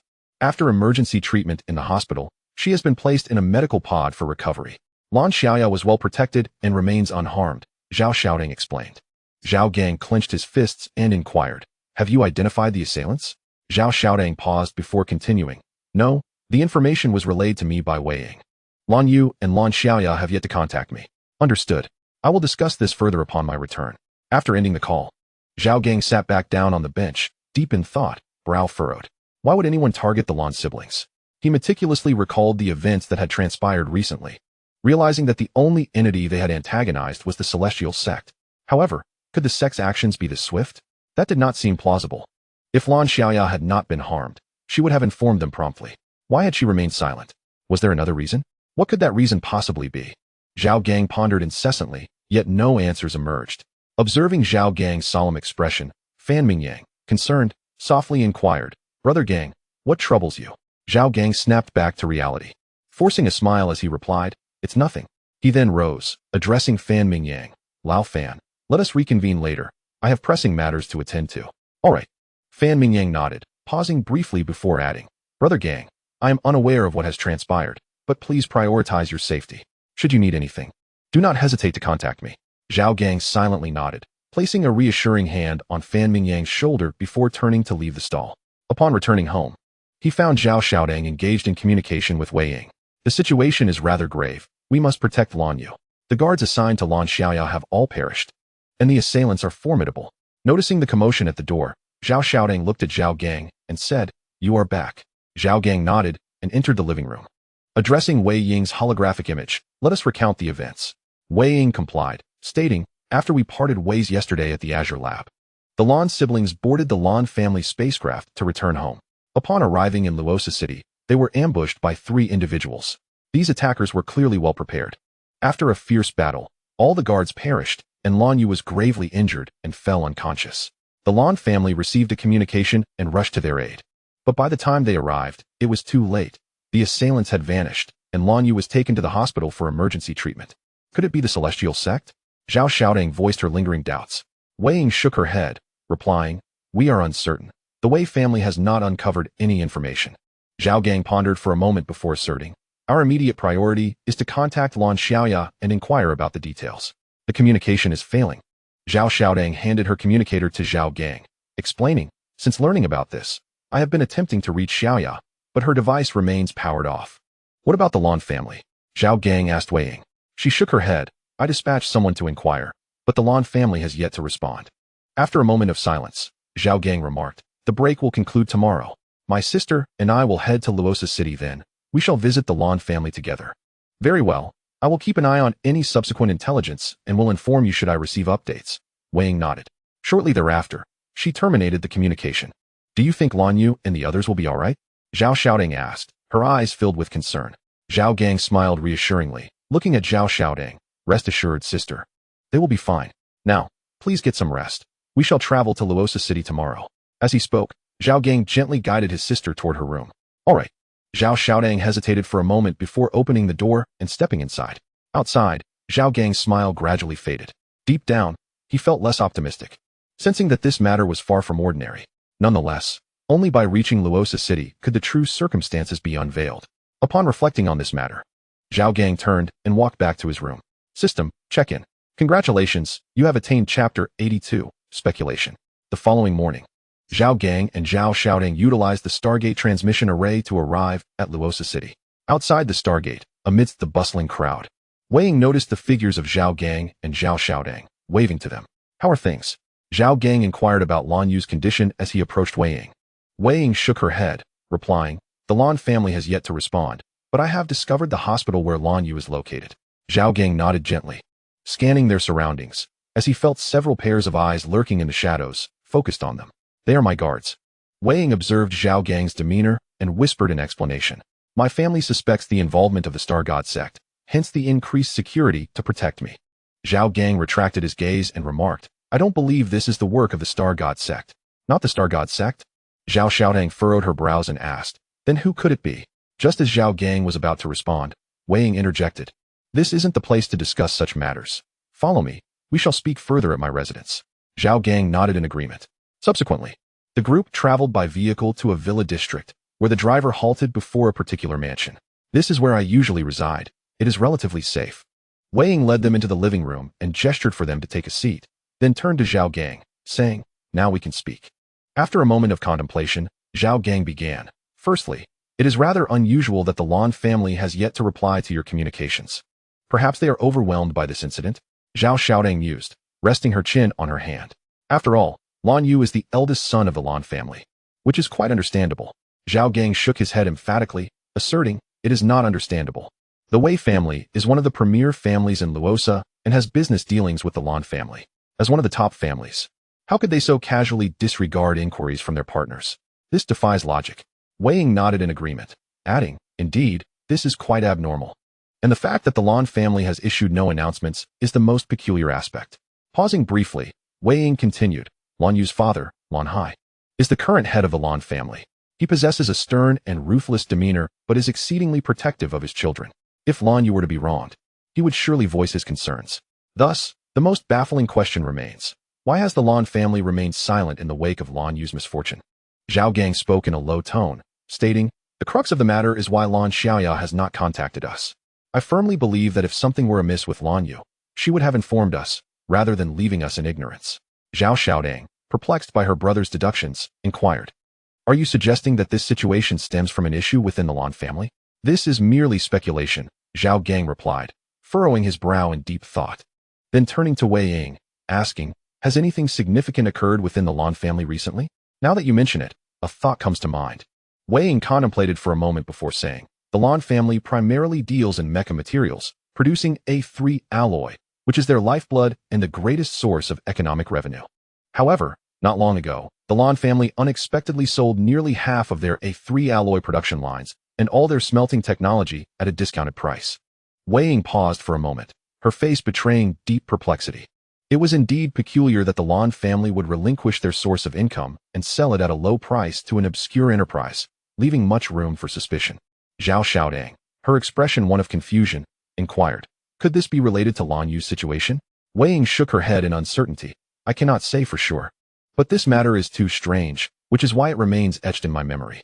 Zhao Gang rubbed his face, easing the tension in his features, and stood up, stating, speculating now seems of little consequence. We should go and see Lan Yu directly. However, Wei Ying hesitated, murmuring, but Lan Yu has not yet awakened. Zhao Gang recalled the item he had acquired from last night's sign-in, smiling as he said, do not worry, I have a way. Observing Zhao Gang's confident demeanor, Wei Ying nodded and replied, very well, but let us go tomorrow. It feels a bit rushed to go now, and we need to prepare properly. After a brief pause, she added, if the assailant is covertly watching Lan Yu, waiting for our arrival, it could be perilous. The information we have does not eliminate the possibility that the assailant is affiliated with the Star God sect. Zhao Gang nodded in agreement, acknowledging, that makes sense. We shall go tomorrow then. Wei Ying glanced at the two of them and asked, shall we have something to eat? Yes, what shall we eat? Zhao Xiaodang inquired eagerly upon hearing the mention of food, as she had rushed to Luosa City early in the morning and indeed felt a bit famished. I have already instructed the housekeeper to prepare something. Let us go, Wei Ying replied. All right. Chapter 83. Biofield. The next day, the convoy departed from the villa area, speeding toward the Imperial Hospital in Luosa City. Half an hour later, Zhao Gang, Zhao Xiaodang, and Wei Ying emerged from the vehicle. Lan Yu is on the 4th floor of the medical hall. Let us proceed, Wei Ying declared, leading the way towards the towering structure ahead. Upon reaching the 4th floor, they paused before a hospital room.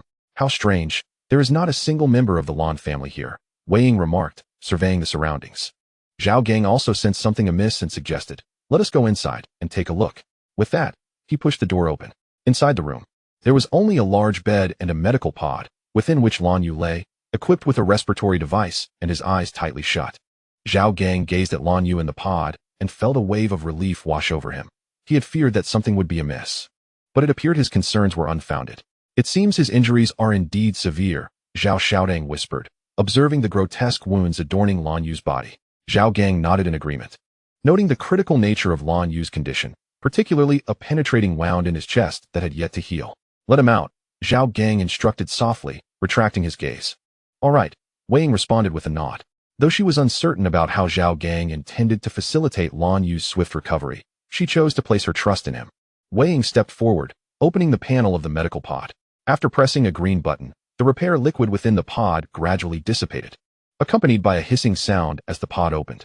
Zhao Gang approached, removing the respiratory device from Lan Yu's head and carefully placing him onto the adjacent bed. Subsequently, Zhao Gang retrieved a small device from his pocket and placed it on the ground. With a gentle tap on its top, a verdant force field enveloped the entire room. What is this? Zhao Gang inquired, her face adorned with a look of perplexity as she gazed at the instrument. Beside her, Wei Ying also regarded Zhao Gang with a countenance of curiosity. This is a biological force field. Upon activation, the device emits a force field that significantly stimulates the cells of the injured, thereby facilitating rapid recovery, Zhao Gang elucidated. Wei Ying nodded silently, her desire to inquire about the origins of the device tempered by Zhao Gang's reticence. Meanwhile, Lan Yu's injuries were visibly mending at an astonishing pace. The wounds on his body swiftly healed, scabbing over and shedding, leaving behind a tapestry of scars, while the penetrating wound on his chest was gradually recovering as well. Within 10 minutes, Lan Yu's injuries had completely healed, though he remained unconscious. Is the recovery truly this swift? Zhao Gang exclaimed, her face a portrait of astonishment, unable to fathom how such grave injuries could be rectified in a mere 10 minutes. Can this be mass-produced? Wei Ying asked Zhao Gang, her eyes gleaming with interest. Zhao Gang silently admired her insight. Indeed, she was the daughter of a merchant family, quickly recognizing the device's worth. It can be, he affirmed, nodding with a smile. The crafting of this device is not overly complex. The challenge lies in constructing the biological force field. However, I possess detailed data, and if you wish, I can share it with you once this matter concludes. But the division of profits will require your careful consideration. Wei Ying nodded enthusiastically, fully aware of the device's immense potential. Imagine, if such a device were available on the battlefield, how many wounded could swiftly recover? The value of the biological force field was indeed considerable. Zhao Gang had also contemplated this. As an ordinary individual, he lacked the channels to market the biological force field. Yet the Wei family had ample connections. As the premier family of the Lozer Empire, they wielded countless avenues, perfectly positioned to commercialize the biological force field. Zhao Gang trusted that Wei Ying would safeguard his interests, even if someone from the Wei family succumbed to greed. Who could assert that he had not prepared his own contingencies? This matter can be addressed later. Our immediate priority is to awaken Lan Yu, Zhao Gang remarked, turning his attention to Lan Yu, who lay supine on the bed. Allow me, Wei Ying stepped forward, a beam of white light emanating from her brow, swiftly descending into Lan Yu's forehead. A moment later, Lan Yu abruptly sat up, his gaze unfocused, breathing heavily. Lan Yu, you are awake? Zhao Gang, Zhao Gang. And Wei Ying regarded him with expressions of concern, relief flickering in his eyes. Quickly, we must save Xiaoya, Lan Yu urged, his voice frail as he struggled to rise from the bed. Zhao Gang's expression darkened, hastily stepping forward to restrain him, saying, what exactly transpired? Please explain. But do not rush. Lan Yu closed his eyes, inhaled deeply, and solemnly declared, I understand why Xiaoya's vitality continues to wane. Why? Zhao Gang inquired, his brow furrowed in confusion. My second uncle, during Xiaoya's childhood, performed genetic modification on her. At this point, Lan Yu closed his eyes in anguish. 13 years ago, my second uncle acquired the flesh and blood of a devouring beast from an unknown source, and when Xiaoya was merely 4, she awakened her innate abilities, displaying extraordinary talent. This is precisely why my uncle set his sights on her. After a brief pause, Lan Yu continued, explaining that later, when my father was away, my uncle undertook the genetic alteration of Xiaoya and devised a method to erase her memories. Zhao Gang, the devouring beast, furrowed his brow as he listened to Lan Yu's account. He finally comprehended why Xiaoya's life energy had diminished. It should not be termed as diminished, but rather siphoned off by the devouring beast king. The devouring beasts are a peculiar tribe that devours all energy-laden entities to enhance themselves. However, their energy is ultimately absorbed by the king of their kind. One could say that the entire clan of devouring beasts exists solely to provide energy to their king. Not long ago, my uncle attacked us unexpectedly, and it was then that I learned the full extent of the situation. After the battle, I was gravely injured and fell unconscious, while Xiaoyu was taken by him. As Lan Yu spoke, his voice grew hoarse, his fists clenched tightly. My uncle, a member of the Star God sect, abducted my sister to use her as a sacrificial offering. Upon hearing this, the expressions of Zhao Gang and the others shifted dramatically. Where are they now? Zhao Gang rose, his voice cold with inquiry. At the Lan residence. Lan Yu closed his eyes, a look of utter helplessness on his face. My uncle had corrupted numerous family members, and my parents had also been ensnared. Zhao Gang silently nodded, producing a vial of medicine, which he placed before Lan Yu. The invigorating potion would instantly restore all of one's state, including innate abilities. Observing Lan Yu's expression of uncertainty, Zhao Gang explained. Thank you. Lan Yu nodded, consuming the potion in one swift motion. Upon ingesting the medicine, Lan Yu suddenly felt an inexhaustible surge of power within him. Witnessing Lan Yu's revitalization, Zhao Gang retrieved a combat suit from his system space, stating, We shall proceed to the Lan residence. You should change your attire first.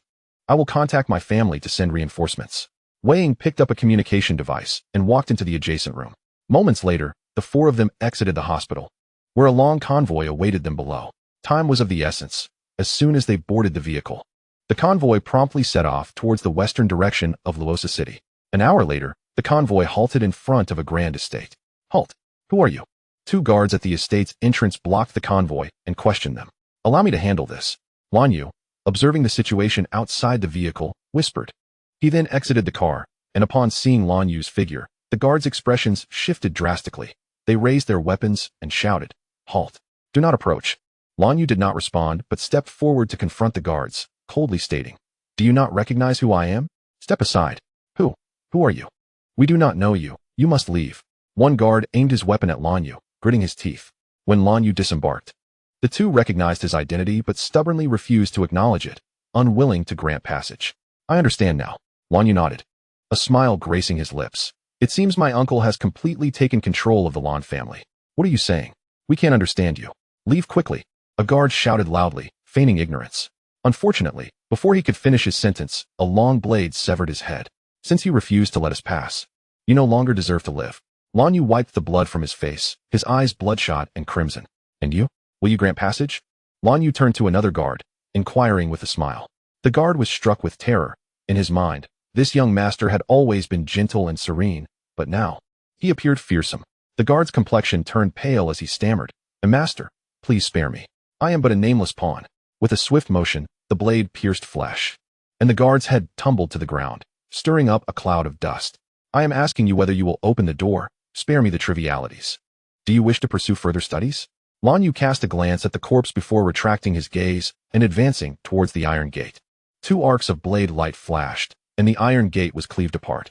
As if sensing something, Lan Yu turned his gaze to the camera mounted on the pillar at the entrance of the manor, a smile emerging on his blood-stained face. Uncle, I have come to find you. Chapter 85. Lan Yu in the dimly lit room. A man gazed at the holographic image before him, letting out a soft chuckle. My dear nephew, you will soon learn what it means to be powerless. A smile graced the man's pallid face as he casually shut off the holographic display. Just then, a knock echoed from outside the door. The man composed himself, his voice calm as he said, Enter. The door creaked open, revealing a hooded figure who bowed respectfully before him, saying, Deacon Lan Yu, someone has intruded. Please give your orders. Stop them if someone has intruded. Do you really need to ask me such trivial matters? Lan Yu replied, his expression devoid of emotion. Lan Yu, the second son of the previous generation of the Lan family, and the uncle of Lan Yu. This is. The hooded figure saluted Lan Yu and began to turn away. Wait.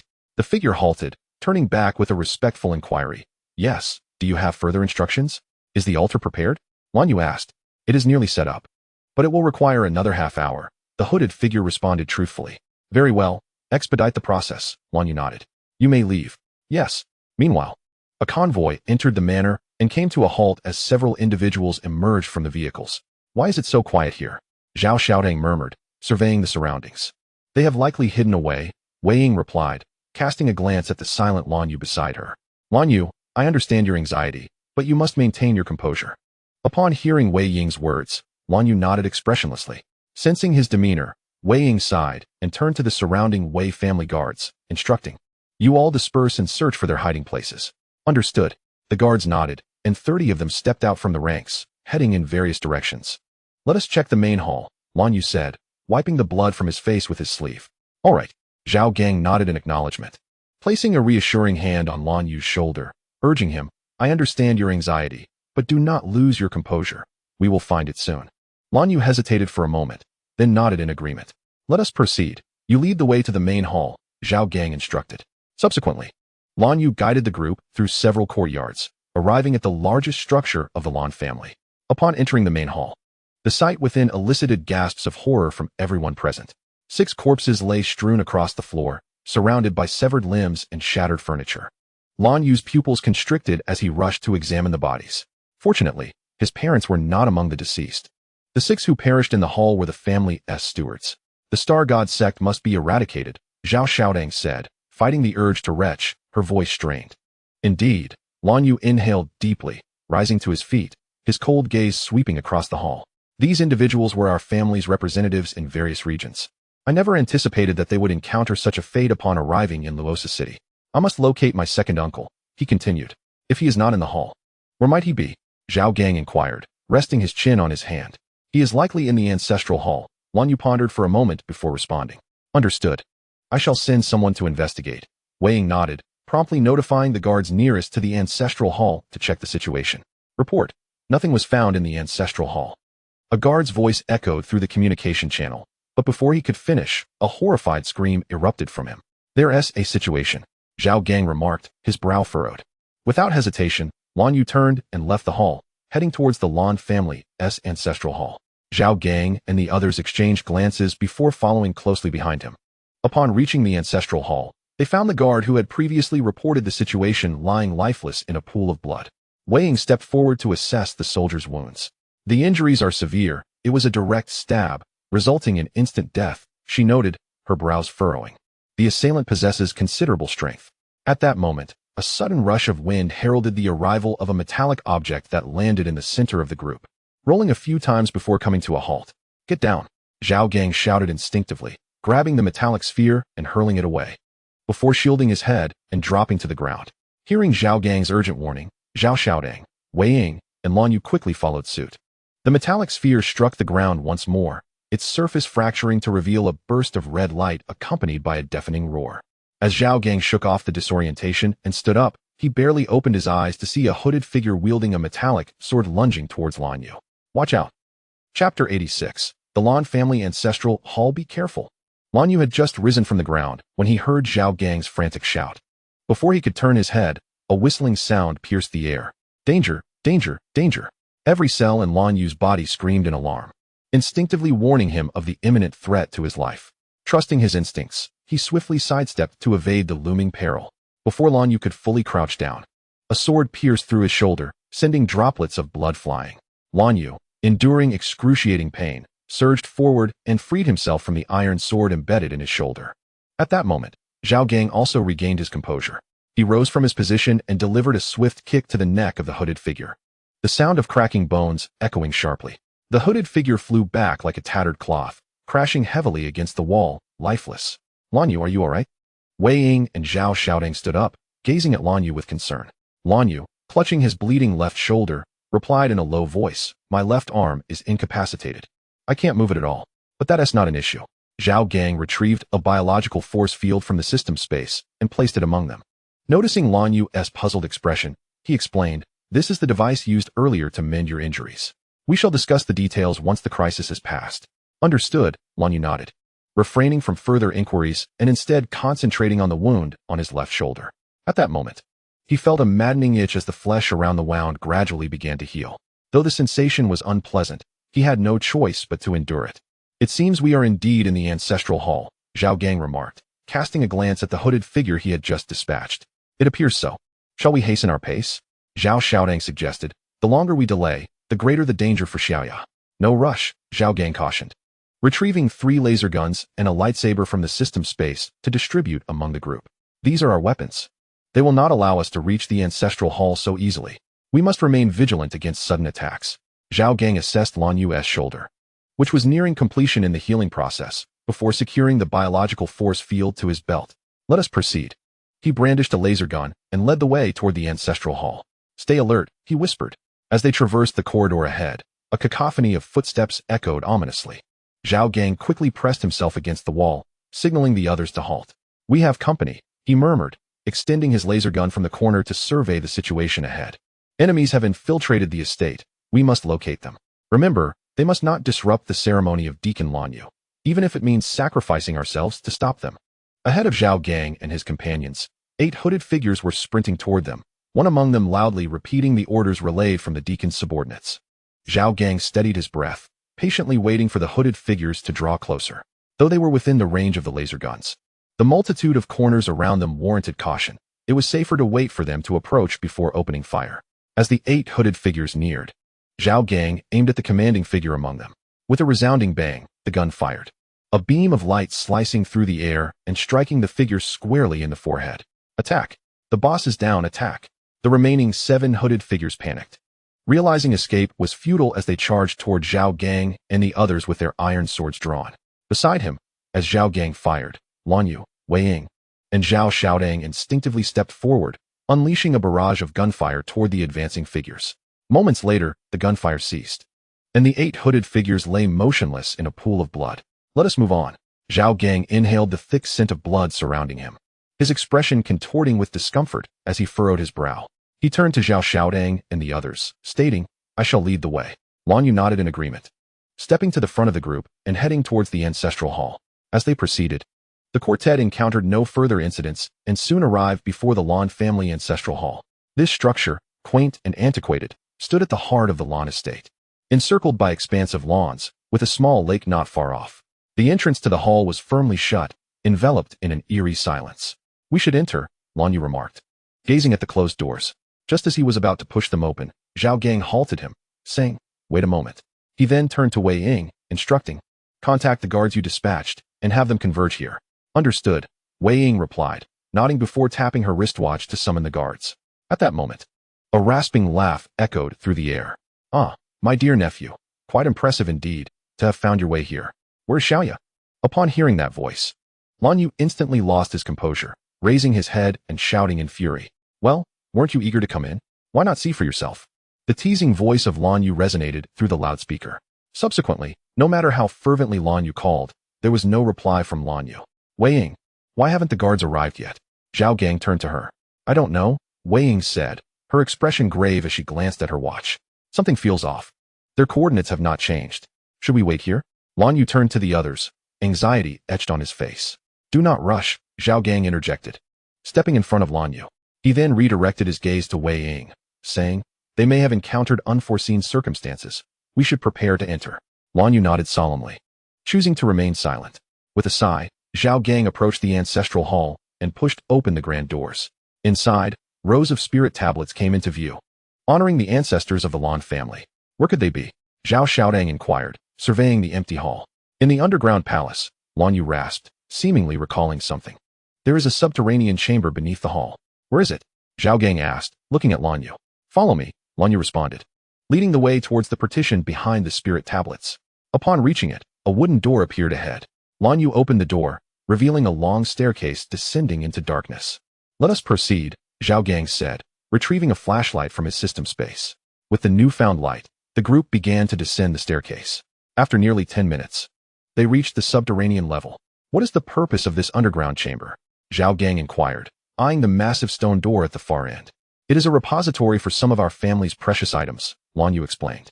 Zhao Gang nodded, stepping up to the stone door, placing a hand upon it, and turning to the group. "Prepare yourselves. We may very well encounter an ambush upon entering. Activate the protective shields." Zhao Xiaotang and the others nodded, momentarily touching their waists as a delicate layer of light enveloped them. Once everyone was prepared, Zhao Gang pushed open the stone door, which creaked and slowly swung apart. The sight within elicited a sharp intake of breath from Zhao Gang. Before him lay a crimson pool, the air thick with the stench of blood. In the center of the pool sat Lan Xiaoya, her eyes firmly shut. Surrounding her were several high-ranking members of the Lan family, lying flat with their eyes closed, connected by numerous unknown tubes to their wrists, seemingly siphoning their life essence. "Xiaoya."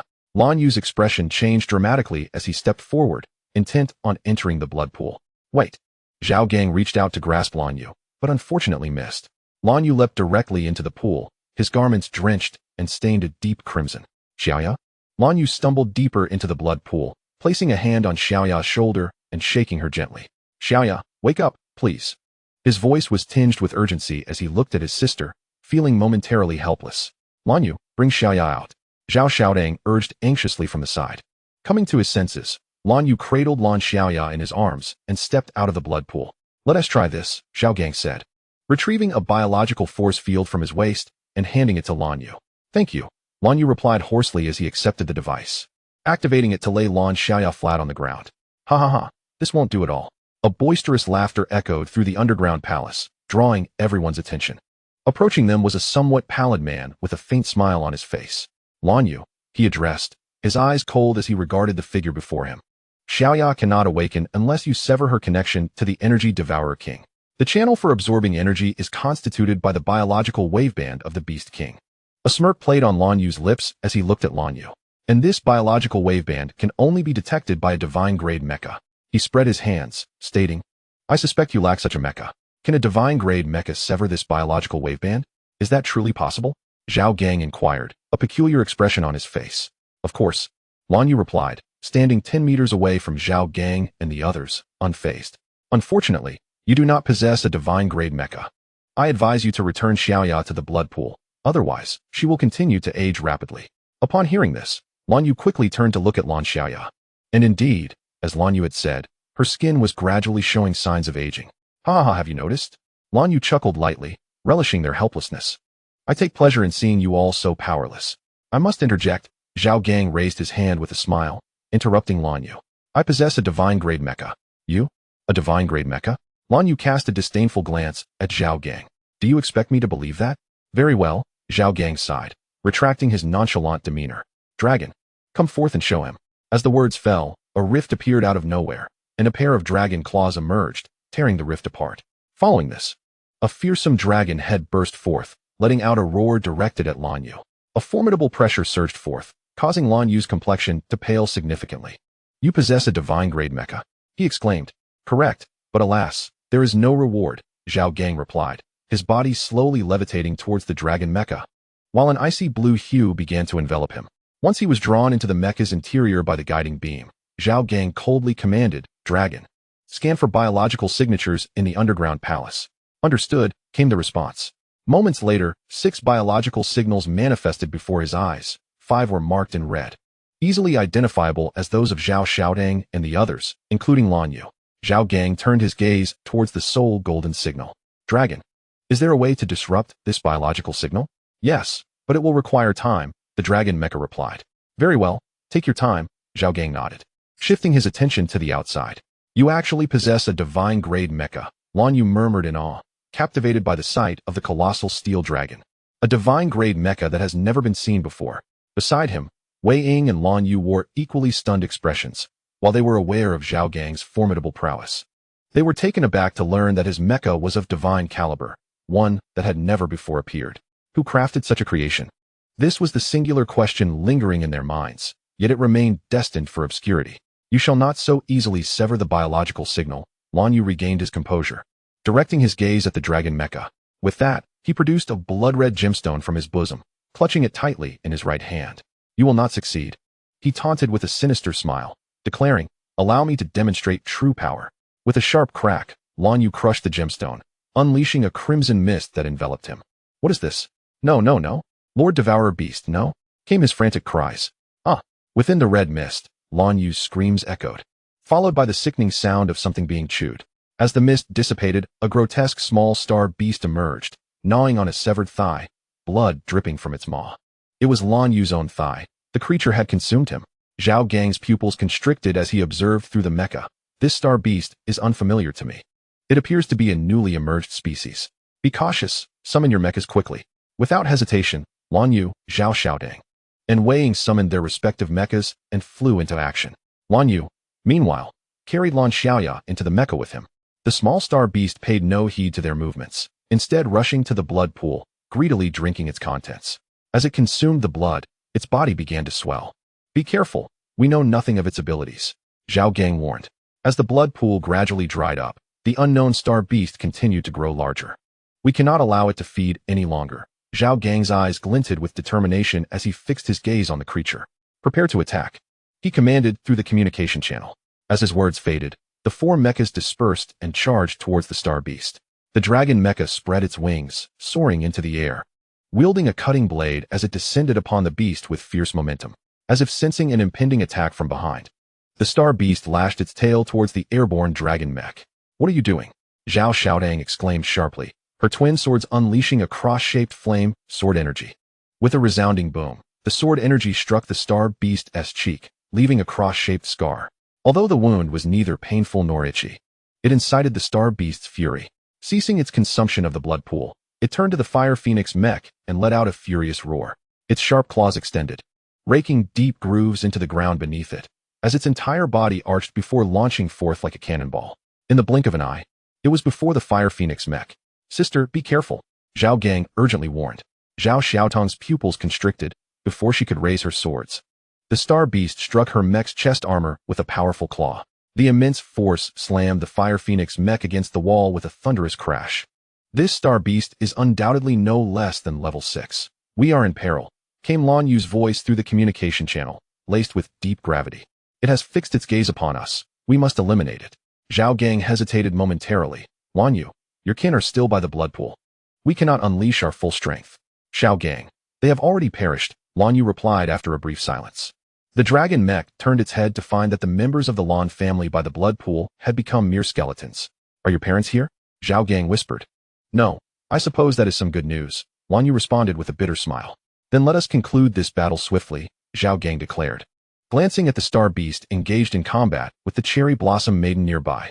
With that, the dragon mech vanished from its position, reappearing before the cherry blossom maiden to block the star beast's massive claw strike. With a forceful shove, the star beast was sent staggering back 2 steps. Seizing a moment of respite, Zhao Gang inquired, Wei Ying, how are you faring? The mech has sustained damage. I cannot hold on much longer. Wei Ying's voice carried a hint of despondency. The cherry blossom maiden was simply too fragile, struggling to find her place in such a fierce battle. Do not lose heart. The cherry blossom maiden is inherently an assassin-type mech, designed to harvest in the latter stages of combat, Zhao Gang reassured, as the dragon mech effortlessly sliced through the air, pushing back the star beast that sought to attack. You should retreat, Zhao Gang commanded, and the dragon mech charged towards the star beast. Unfazed, the star beast charged back. As they neared each other, the dragon mech suddenly halted, lying flat as the star beast soared over its head. At that instant, the cutting blade lunged forward, piercing the star beast's abdomen. The creature crashed to the ground, emitting anguished cries. Meanwhile, a red figure rushed in, Zhao shouting piloting the fire phoenix mech. The mech's dual swords merged into one, aimed squarely at the star beast's head. Suddenly, the star beast's skull split open, releasing a corrosive liquid that shot forth. The fire phoenix mech's movements abruptly froze, billowing white smoke rising from its frame. I can't move, Zhao Xiaodang exclaimed anxiously over the communication channel. Upon hearing these words, Zhao Gang hastily maneuvered the dragon mech towards the star beast. As he approached, the ship-slicing blade in the mech's hand abruptly vanished. The dragon mech aligned its shoulder with the star beast's neck and charged forward with tremendous momentum. The star beast's subsequent attack was immediately interrupted, and before it could regain its footing, a flash of blade light severed its neck. The star beast's body stiffened momentarily, and its head slowly tumbled down, kicking up a cloud of dust upon impact with the ground. Inside the mech, Zhao Gang's face grew exceedingly pale, beads of sweat trickling down his forehead. The earlier actions of the mech appeared deceptively simple, yet they demanded utmost concentration and the mobilization of all his energy to sustain the mech's movements, resulting in considerable fatigue. A sudden burst of light enveloped him, and Zhao Gang's figure appeared on the ground. Seemingly drained, he collapsed onto the blood-soaked earth.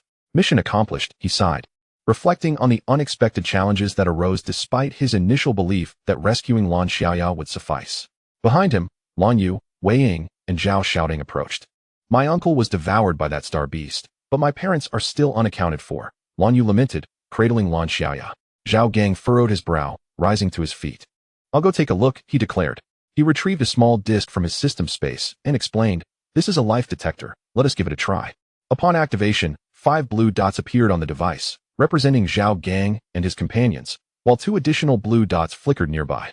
Zhao Gang promptly headed towards the direction of the ladder.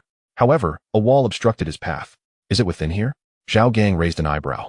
summoning a surge of lightning energy in his right hand and imprinting it onto the stone wall. With a thunderous roar, the stone wall crumbled, revealing a hollow chamber. "This is lightning energy?" Zhao Gang exclaimed in astonishment. "When did you awaken lightning energy, Zhao Gang?" "Ah," Zhao Gang mused, resting his chin on his hand.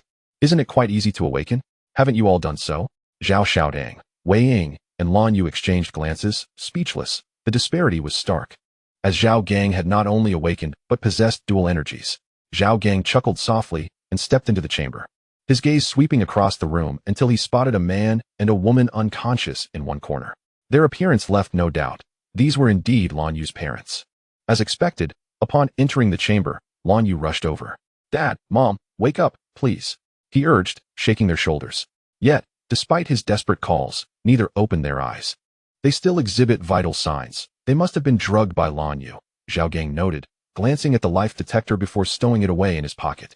Meanwhile, Wei Ying approached and, after inspecting their complexions, remarked, "They seem to be fine. They should awaken shortly. Let us take Uncle and Aunt out."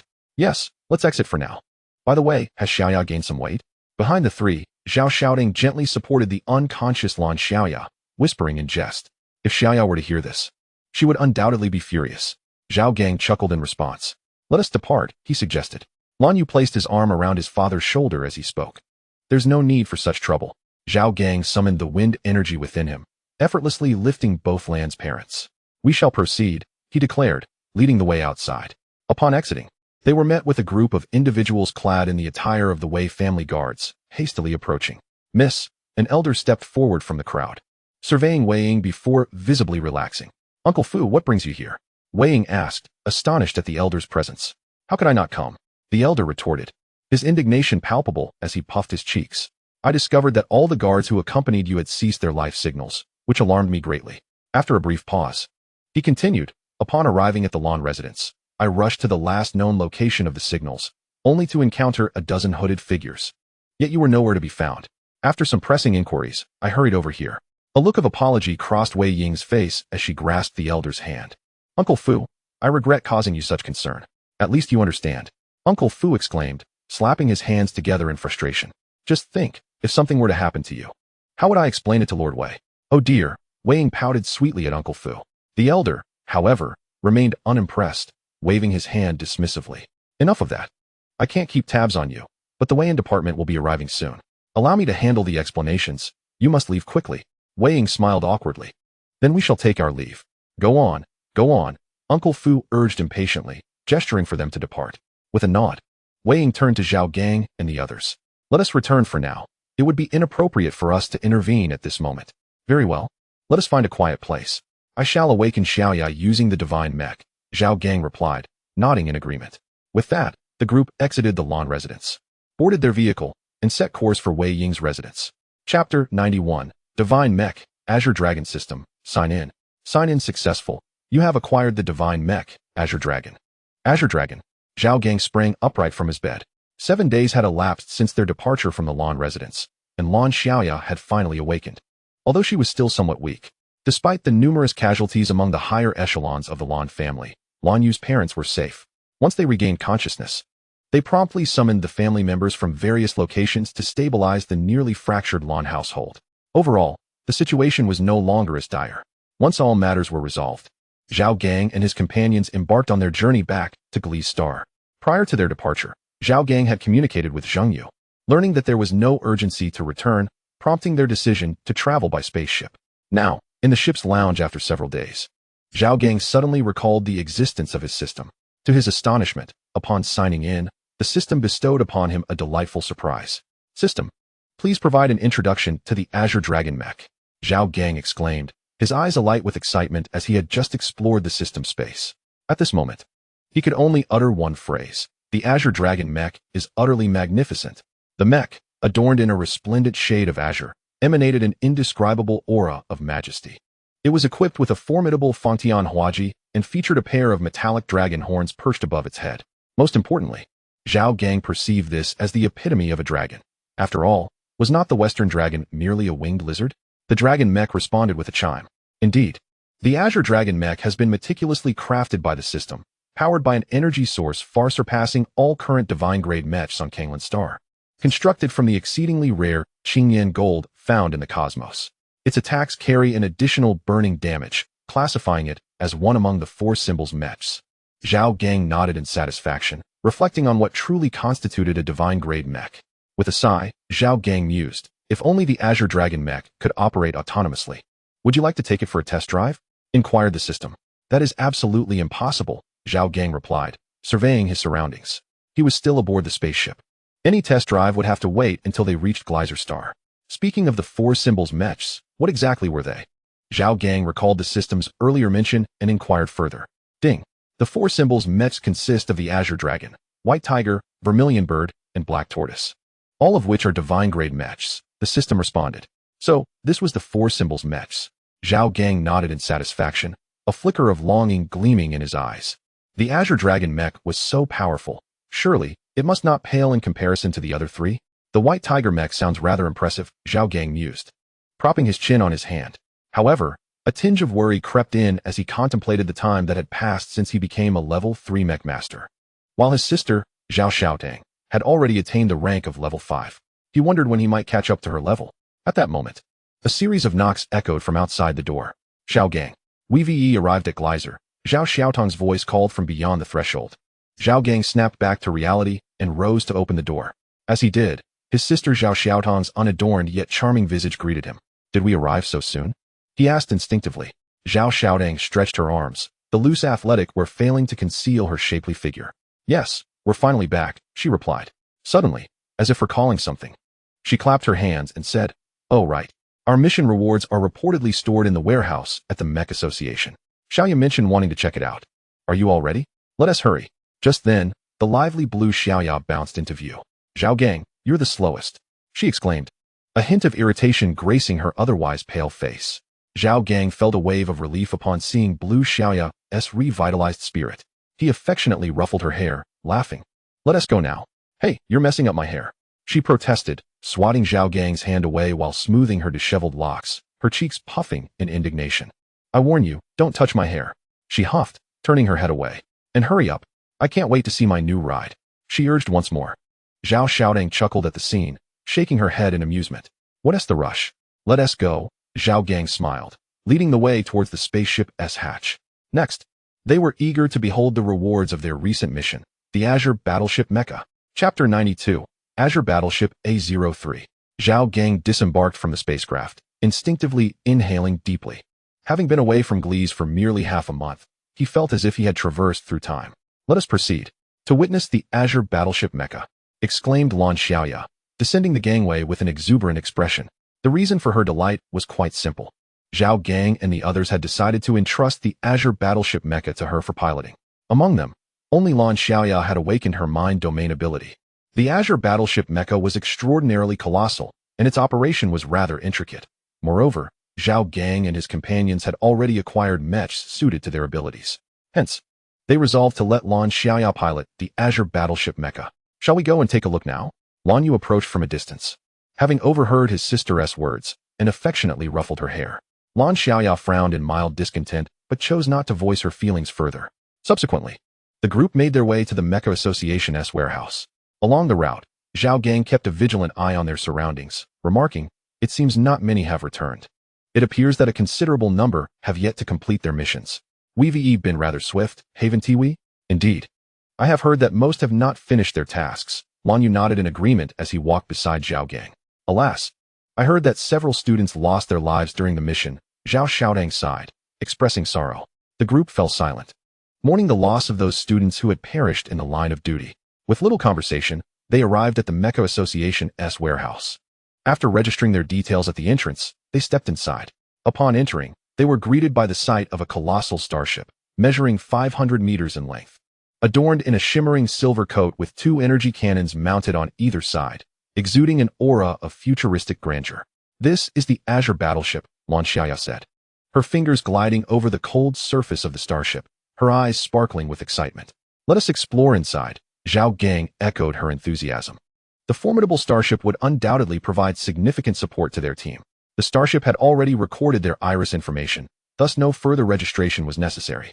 As they opened the hatch, the lights within the starship gradually illuminated, revealing a long corridor. Welcome aboard the Azure battleship A03. I am the artificial intelligence, Xiao Yu, and I am delighted to serve you. A lively voice resonated as bright lights flared along the corridor, and an animated young girl materialized before them. The girl bore a striking resemblance to the elven beings Zhao Gang had encountered in his previous life, appearing vibrant and endearing. Noticing their gazes, Xiao Yu blushed with a touch of human-like shyness and lowered her head, saying, "Hello. Wow, so adorable." Lan Xiaoya gasped, approaching Xiao Yu. The latter seemed slightly flustered, stuttering. Thank you for your compliment." Lan Xiaoya playfully poked Xiao Yu's cheek with her finger, and upon discovering the sensation, her astonishment grew. She then embraced Xiao Yu, nuzzling her affectionately. "Your name is Xiao Yu? How delightful." Zhao Gang and the others exchanged glances, chuckling and shaking their heads, clearly amused by Lan Xiaoya's fondness for the artificial intelligence. "All right, Xiaoya." Lan Yu quickly rescued Xiao Yu from Lan Xiaoya's embrace. He turned to Xiao Yu and said, "Xiao Yu, it is a pleasure to meet you. Could you kindly introduce us to this starship?" Xiao Yu nodded with evident delight, replying, "Of course. Please follow me." With that, Xiao Yu turned and soared ahead. Along the way, Xiao Yu elaborated on the layout of the starship. This is the aft cabin, designed for storing small spacecraft. Here are the guest quarters and lounge, complete with a bar, perfect for relaxation. This is the armory, housing formidable weapons. And here is the training room, equipped with the latest virtual reality systems and a gravity chamber. Finally, this is the control room. Xiao Yu posed confidently in front of a holographic panel, declaring, "This is the most crucial part of the entire starship, the very heart of its operation. And I have a second form as well." After becoming familiar with the group, Xiao Yu revealed a more playful side. "Huh, what is the second form?" Lan Xiaoya asked, her eyes wide with curiosity. "Hee. You'll only find out when we engage in battle," Xiao Yu replied. In light of this, Zhao Gang suggested, "Why don't we step outside and give it a try?" Upon hearing this, the others eagerly agreed, all eager to witness the starship's prowess. Consequently, the ceiling of the warehouse slowly opened, and the starship ascended, soaring beyond Glee's star. Chapter 93. The test drive. Xiao Yu switched to mech form. Lan Xiaoya exclaimed excitedly as the Azure battleship ventured into the cosmos. Acknowledged. In the cockpit, the AI, Xiao Yu, also beamed with joy, nodding in affirmation. In the next moment, the entire exterior of the starship began to split apart, gradually transforming into a humanoid mech. Towering at 800 meters, upon transitioning to mech form, the energy cannons on either side of the starship shifted to its shoulders, while fierce flames erupted from the mech's feet, firmly establishing its presence in the vastness of space. "Xiao Yu, transfer the driving authority to me," Lan Xiaoya said gleefully as she settled into the pilot's seat. "Certainly." Xiao Yu nodded, stating, "Driving authority has been transferred." Lan Xiaoya donned a helmet, from which a holographic screen dangled, and after reviewing the mech's overall data, she exclaimed, "Everyone, buckle up. I can hardly wait to take it for a spin." Zhao Gang and the others exchanged resigned glances before seating themselves in the rear seats of the cockpit. "Let us get started." Upon seeing everyone secure, Lan Xiaoya cheered, officially commencing the operation of the mech. As the cockpit revealed two thrusters on the mech's back, they ignited slowly, unleashing fierce flames. The Azure mech surged forward, and within the cockpit, Zhao Gang and the others felt a sudden rush, leaving them slightly dizzy. "Wow, this is incredible. It's so fast, much quicker than my mech." Lan Xiaoya shouted excitedly as she switched to the mech's perspective. The Azure mech accelerated rapidly, and in the blink of an eye, its figure vanished into the vast expanse of the universe. In the gaze of Zhao Gang and his companions, they found themselves drifting further away from Glee's star until it vanished from sight. Half an hour later, the enthusiasm of Lan Xiaoya finally waned, prompting her to switch the Azure Mecha to spacecraft mode and head towards Glee's star. As the starship landed, Zhao Gang and his companions gingerly stepped out, their legs a bit unsteady. Who could have anticipated that midway, Lan Xiaoya would indulge in some playful maneuvers, spinning and flipping the Azure Mecha in a myriad of dazzling displays? Zhao Gang exclaimed that he could hardly bear it. Typically, piloting mechas felt mundane, but witnessing another pilot's antics was a novel and somewhat uncomfortable experience. "Marvelous. The performance of the Azure warship is truly exceptional, wouldn't you agree?" Lan Xiaoya stretched, a smile gracing her face as she surveyed her companions. Upon hearing her words, the corners of Zhao Gang, Zhao Xiaodang, Wei Ying, and Lan Yu's mouths twitched involuntarily. "Indeed. Quite impressive," Lan Yu replied. "Absolutely. With such a formidable starship at our disposal, it certainly becomes a significant asset for us," Wei Ying remarked, patting her slightly pale face. "Then shall we address you as Captain Lan Xiaoya from now on?" Zhao Xiaodang said with a chuckle, wrapping her arms around Lan Xiaoya. At this, Zhao Gang paused, then interjected, "Wait a moment, doesn't T Xiaoya lack a starship pilot's license?" The group exchanged glances, turning their attention to Lan Xiaoya. Lan Xiaoya chuckled awkwardly. "It seems I indeed do not have one." Just then, Zhao Gang's communicator vibrated. He retrieved it, and upon seeing it was a call from Zheng Yu. He answered immediately. As soon as the connection was established, Zheng Yu's irate voice surged through. "Zhao Gang, you were the ones who took the Azure warship out, weren't you? The Planetary Defense Agency just called me. They inquired about the unregistered spacecraft that suddenly launched and demanded to know what was going on." Zhao Gang instinctively pulled the communicator away from his ear, and once Zheng Yu finished speaking, he awkwardly replied, Teacher, we were merely taking it for a test drive." "A test drive? Do you possess a pilot's license? You took off without one. Why didn't you inform me beforehand?" Zheng Yu's words came rapid fire, leaving Zhao Gang speechless. Teacher, it's not much different from piloting a mecha," Zhao Gang hastily explained. "Not much different. It's a starship. A starship. Although it can transform into a mecha, it is still a starship. A starship equipped with annihilation cannons. The defense agency almost activated the planetary defense system to shoot you down. Do you realize that?" Zhao Gang's attempts at explanation only fueled Zheng Yu's anger further, and he spoke in a flustered tone. Hearing Zheng Yu's words, a bead of cold sweat trickled down Zhao Gang's face. Thankfully, the Glee's Planetary Defense Agency made inquiries. Otherwise, they would surely have been reduced to cosmic dust. He certainly did not believe the Azure warship could withstand the onslaught of the planetary defense system. "Enough. You all need to come to me immediately." After delivering his admonition, Zheng Yu's fury seemed to dissipate, and he spoke coldly through the receiver. With that, he hung up. "Did you all hear that?" Zhao Gang shook the communicator in his hand, resigning himself. "Let us go?" A few individuals exchanged bittersweet smiles before departing from the Mech Association's warehouse to seek out Zheng Yu. Chapter 94. The new divine mech. Upon arriving at Zheng Yu's residence, they knocked and entered, only to be greeted by a girl of their own age. She possessed long, silvery hair, and her eyes were an unexpected shade of violet. "Have you arrived? Please, take a seat." Zheng Yu gestured towards the sofa in the living room upon noticing them. Zhao Gang and the others averted their gazes, suppressing their curiosity, and nodded towards Zheng Yu before promptly settling onto the sofa with solemn expressions. Zheng Yu set aside her official duties and regarded them quietly, a smile gradually emerging on her face as she remarked, "You certainly possess great courage." "Teacher, we were wrong," Zhao Gang quickly interjected. Zheng Yu waved her hand, signaling him to refrain from speaking. "Let us move past that matter and address the current situation." She paused momentarily before turning to Lan Xiaoya. "The future pilot of the starship will be Lan Xiaoya. She is required to obtain a pilot's license, so I have already enrolled her for the examination, with systematic training commencing tomorrow." A hint of resignation crossed Lan Xiaoya's face. She detested examinations and had hoped that joining the genius class would exempt her from such trials, only to find herself ensnared by the fate of testing. "Teacher," Zhao Gang raised his hand and spoke softly, "may I participate as well?" Zheng Yu was momentarily taken aback, but nodded. "Of course, you may. However, the Azure Blue battleship requires only one pilot. So what need do you have for a starship pilot's license?" "Well, I possess a spacecraft, and thus I wish to acquire a license." Zhao Gang scratched his head as he explained. "A spacecraft?" Zheng Yu gazed at Zhao Gang in astonishment. Given Zhao Gang's current financial situation, acquiring a spacecraft seemed implausible. Nevertheless, she refrained from inquiring about the source of his spacecraft and remarked, "Very well, I shall assist you with the registration shortly." "Thank you."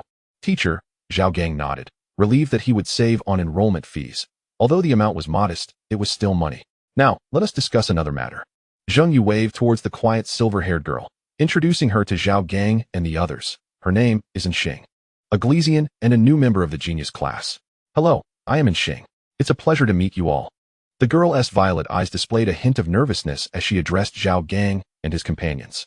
"There's no need to be anxious," Zhao Gang replied with a smile. Although he was uncertain why Zheng Yu had introduced Xing to them, he understood the importance of maintaining proper etiquette. "I am Zhao Gang," he introduced himself, followed by the others in turn. "Nice to meet you all. I am Xing," she repeated, her nervousness evident as she looked at each of them. Once the introductions were complete, Zheng Yu cleared her throat and announced, "I have an important announcement to make." Hearing her words, Zhao Gang and the others turned their attention to her. "I intend to assign Xing to your team.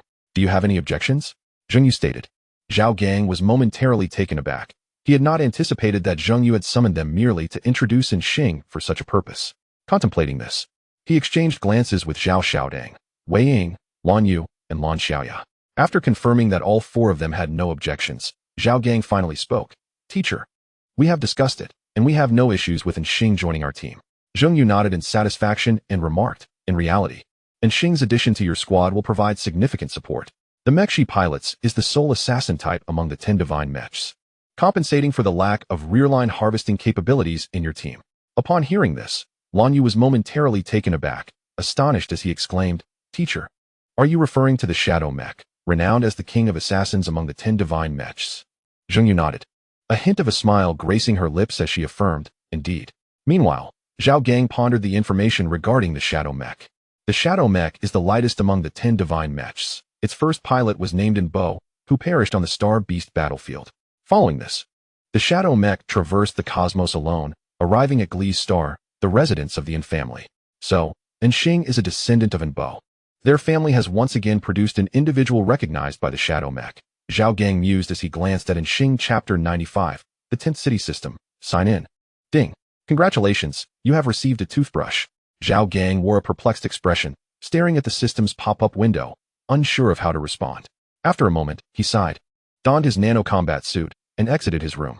At this moment, they were navigating through space. Having left Glee's star a week prior, they had received a new mission. Zhao Gang made his way to the cockpit, only to find it completely deserted. Strange, where has everyone gone? He wondered aloud, scanning the area. Xiao Yu, I'm here. The artificial intelligence, Xiao Yu, materialized before him in a flash on the display. Where did the others go? Zhao Gang inquired. They are in the training room. As Xiao Yu responded, she projected a scene wherein Xing, having recently joined the team, was sparring with Lan Yu. Their weapons clashed repeatedly, emitting sparks. All right. I'm heading to the training room. Goodbye, Xiao Yu. Zhao Gang waved as he turned to leave the cockpit. Darn it, I want to join in too, Xiao Yu sighed, lamenting her inability to spectate as she needed to operate the starship. Upon arriving at the training room, Zhao Gang discovered Zhao Xiaodang, Wei Ying, and Lan Xiaoya all present. Go, Xiaoxing. Beat him. Lan Xiaoya cheered, munching on potato chips while completely oblivious to the fact that Lan Yu was her brother.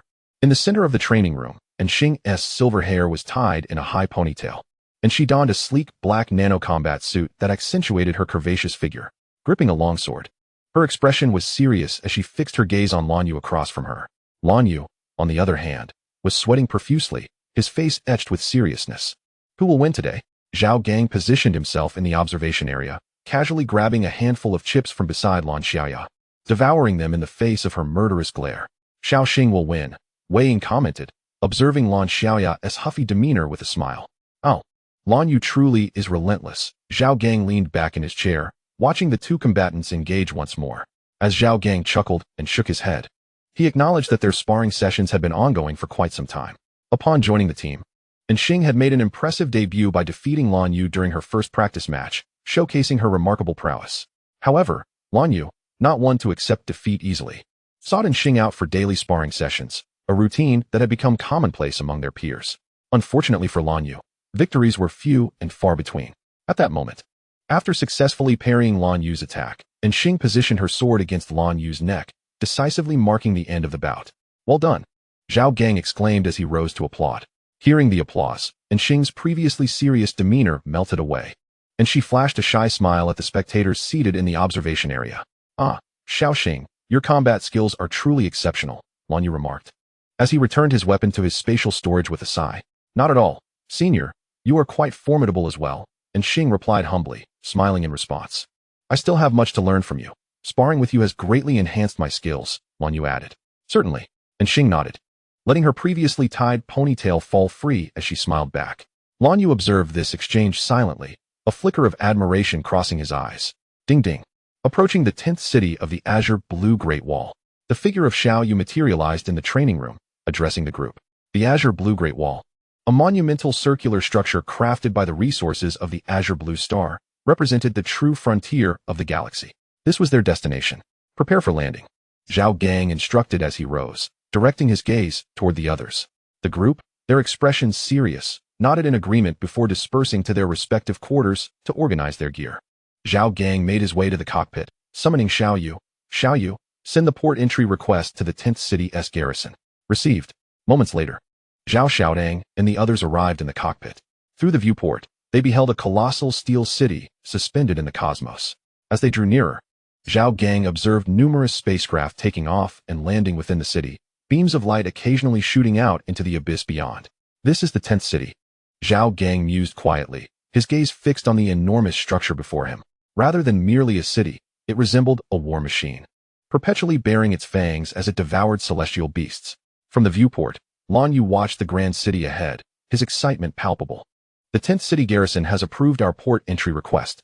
Xiao Yu's lively form reappeared, sharing the news with the group. Let us dock. Lan Xiaoya cheered. The long journey was finally at its end. These 7 days had felt interminable to her. Yes, Xiao Yu responded, her figure vanishing once more as she prepared to pilot the starship. The vessel soared toward the eastern port of the city, and as they approached, the thrusters at the rear gradually powered down, guiding them downward. With a gentle tremor, the starship landed smoothly, and as the hatch opened, Zhao Gang and the others exited the craft. At that moment, 2 individuals clad in military uniforms approached them. Zhao Gang gazed at one of the female officers, momentarily taken aback, and instinctively exclaimed, "It's you?" The female officer, her eyes glinting with playful mockery, inquired, "Surprised to see me?" Beside them, Lan Yu, Wei Ying, and Lan Xiaoyu exchanged glances filled with curiosity. Did Zhao Gang know this woman? Indeed, he was quite astonished. With a smile, Zhao Gang extended his hand to shake the officers, saying, "Long time no see, Commander Luo Jia. But what brings you to the 10th city?" "Long time no see." Luo Jia replied with a smile, then gestured towards the vehicle behind her, adding, "As for why I'm here, let us discuss it once we reach the camp." Zhao Gang had no objections.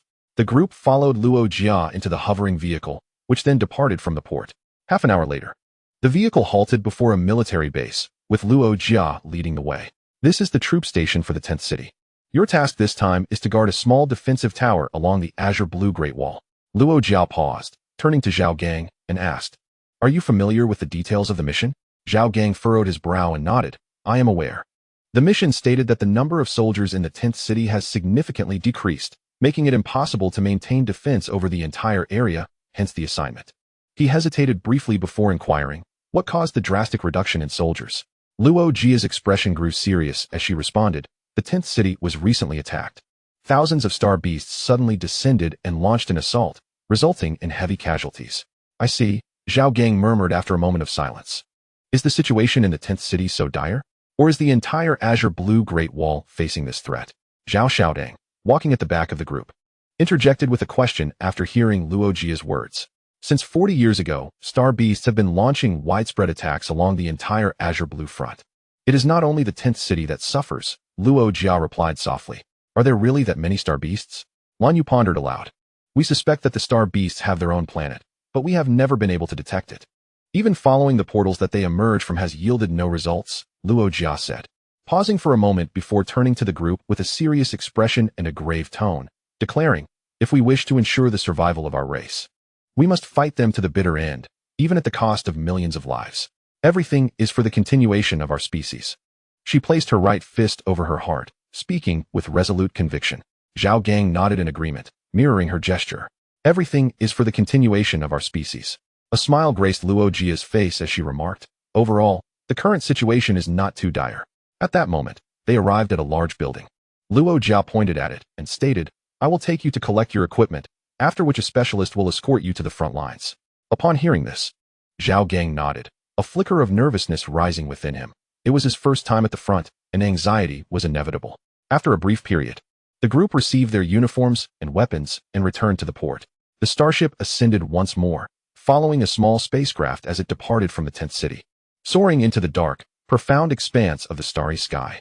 Chapter 97. Defense Tower 0136 under the guidance of the spacecraft. The starship traversed the vastness of deep space for nearly an hour, until a radiant light emerged within their line of sight.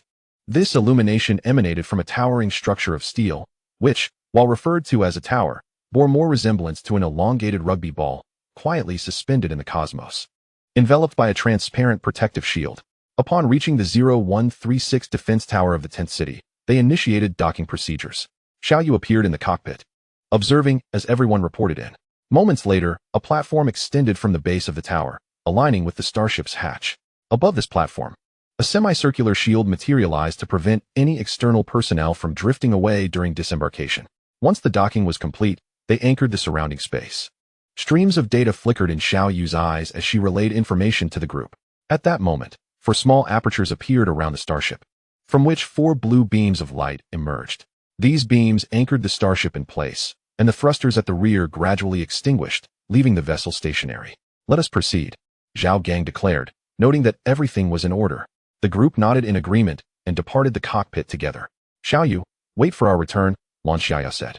Casting a reluctant glance toward Xiaoyu, her voice tinged with wistfulness. "Of course, I'll be waiting," Xiaoyu replied, nodding obediently. Subsequently, the group exited the hatch and made their way along the platform into the defense tower. Upon entering, they were greeted by a bearded officer accompanied by 2 soldiers, who awaited their arrival. "Welcome to Defense Tower 0136. I am Commander Zhang Yi." The officer stepped forward, placing his right fist over his heart and saluting the group. Zhao Gang and the others promptly mirrored his gesture, placing their right fists over their hearts in return. "Commander Zhang, from today onward, we shall serve under your command. We appreciate your guidance." Zhao Gang extended his hand for a handshake, smiling as he spoke. Zhang Yi smiled back, saying, "I had initially thought that headquarters would not dispatch reinforcements, yet your arrival was swift. Now please follow me. I'll familiarize you with your surroundings." Zhang Yi gestured to the environment behind him. The group nodded in agreement. Understanding their new surroundings was crucial upon arriving at an unfamiliar location. After a brief tour, the 2 soldiers accompanying Zhang Yi led them to their quarters. Upon reaching their lodgings, the soldiers provided a brief overview of the situation before turning to leave. "Let us discuss our current affairs." Zhao Gang surveyed the surroundings before continuing. "We have arrived at Defense Tower 0136 in the Azure Tent City. Now we must attend to our daily duties." Zhao Xiaodang nodded, resting her chin on her hand as she remarked, "Our task is to protect the shield core of the defense tower and to patrol for 4 hours during Azure tides. It doesn't seem overly demanding, yet it may prove rather dull." Lan Xiaoya tilted her head, commenting, "Indeed, but we must remain vigilant. We are at the forefront. Should the star beasts invade, we would be the first to suffer their wrath," Wei Ying stated gravely, her expression reflecting the seriousness of their situation. "This is a concern. We must always maintain a state of alertness." Zhao Gang nodded in agreement with Wei Ying's words. Today, there was no need to commence the mission. It would begin in 3 days. Therefore, it was prudent for them to familiarize themselves with the defensive tower in advance to prevent any unforeseen circumstances. Suddenly, Lan Yu, who had been silent, spoke up. Everyone nodded in unison. Although Zhang Yi had given them a brief tour of the 0136 defensive tower, he had not provided them with much useful information. They would have to explore on their own. "That will be a matter for tomorrow. Let us rest for today." Lan Xiaoya stretched lazily and addressed the group. Naturally, no one disagreed. They all nodded in understanding. The journey had been exhausting, depleting their energy, and they needed rest to recuperate. After a brief exchange of words, they each returned to their respective rooms to rest. Chapter 98, Mecha Manufacturing Workshop System, Sign in. Sign in successful. You have acquired the Mecha Manufacturing Workshop. The next morning, Zhao Gang, just awakened, felt a surge of energy and instantly sat up in bed. A Mecha Manufacturing Workshop? His face was alight with excitement as he inquired, "System, can the Mecha Manufacturing Workshop produce mechas?" "Yes. The workshop must be loaded onto the starship. Please proceed to the starship for installation." Zhao Gang clenched his fist in exhilaration. The Red Ghost series blueprints and the star gold stored in his system space would finally be of use. With this thought, Zhao Gang sprang from his bed and stepped out of his room to rouse Zhao Xiaodang, Wei Ying, Lan Yu, and Lan Xiaoya. "Why are you calling us so early? Is there something going on? Are we starting our duty now?" Lan Xiaoya rubbed her sleepy eyes and asked. "I feel there is something I must not keep from you." Zhao Gang replied with a serious expression. Seeing Zhao Gang's solemn demeanor, everyone paused momentarily. "What is it?" Zhao Xiaodang asked. As Zhao Gang's sister, she had always shared everything with him since childhood, and she truly wondered what he could be concealing. "Do you remember how I told you about obtaining the divine level mecha?" Zhao Gang inquired.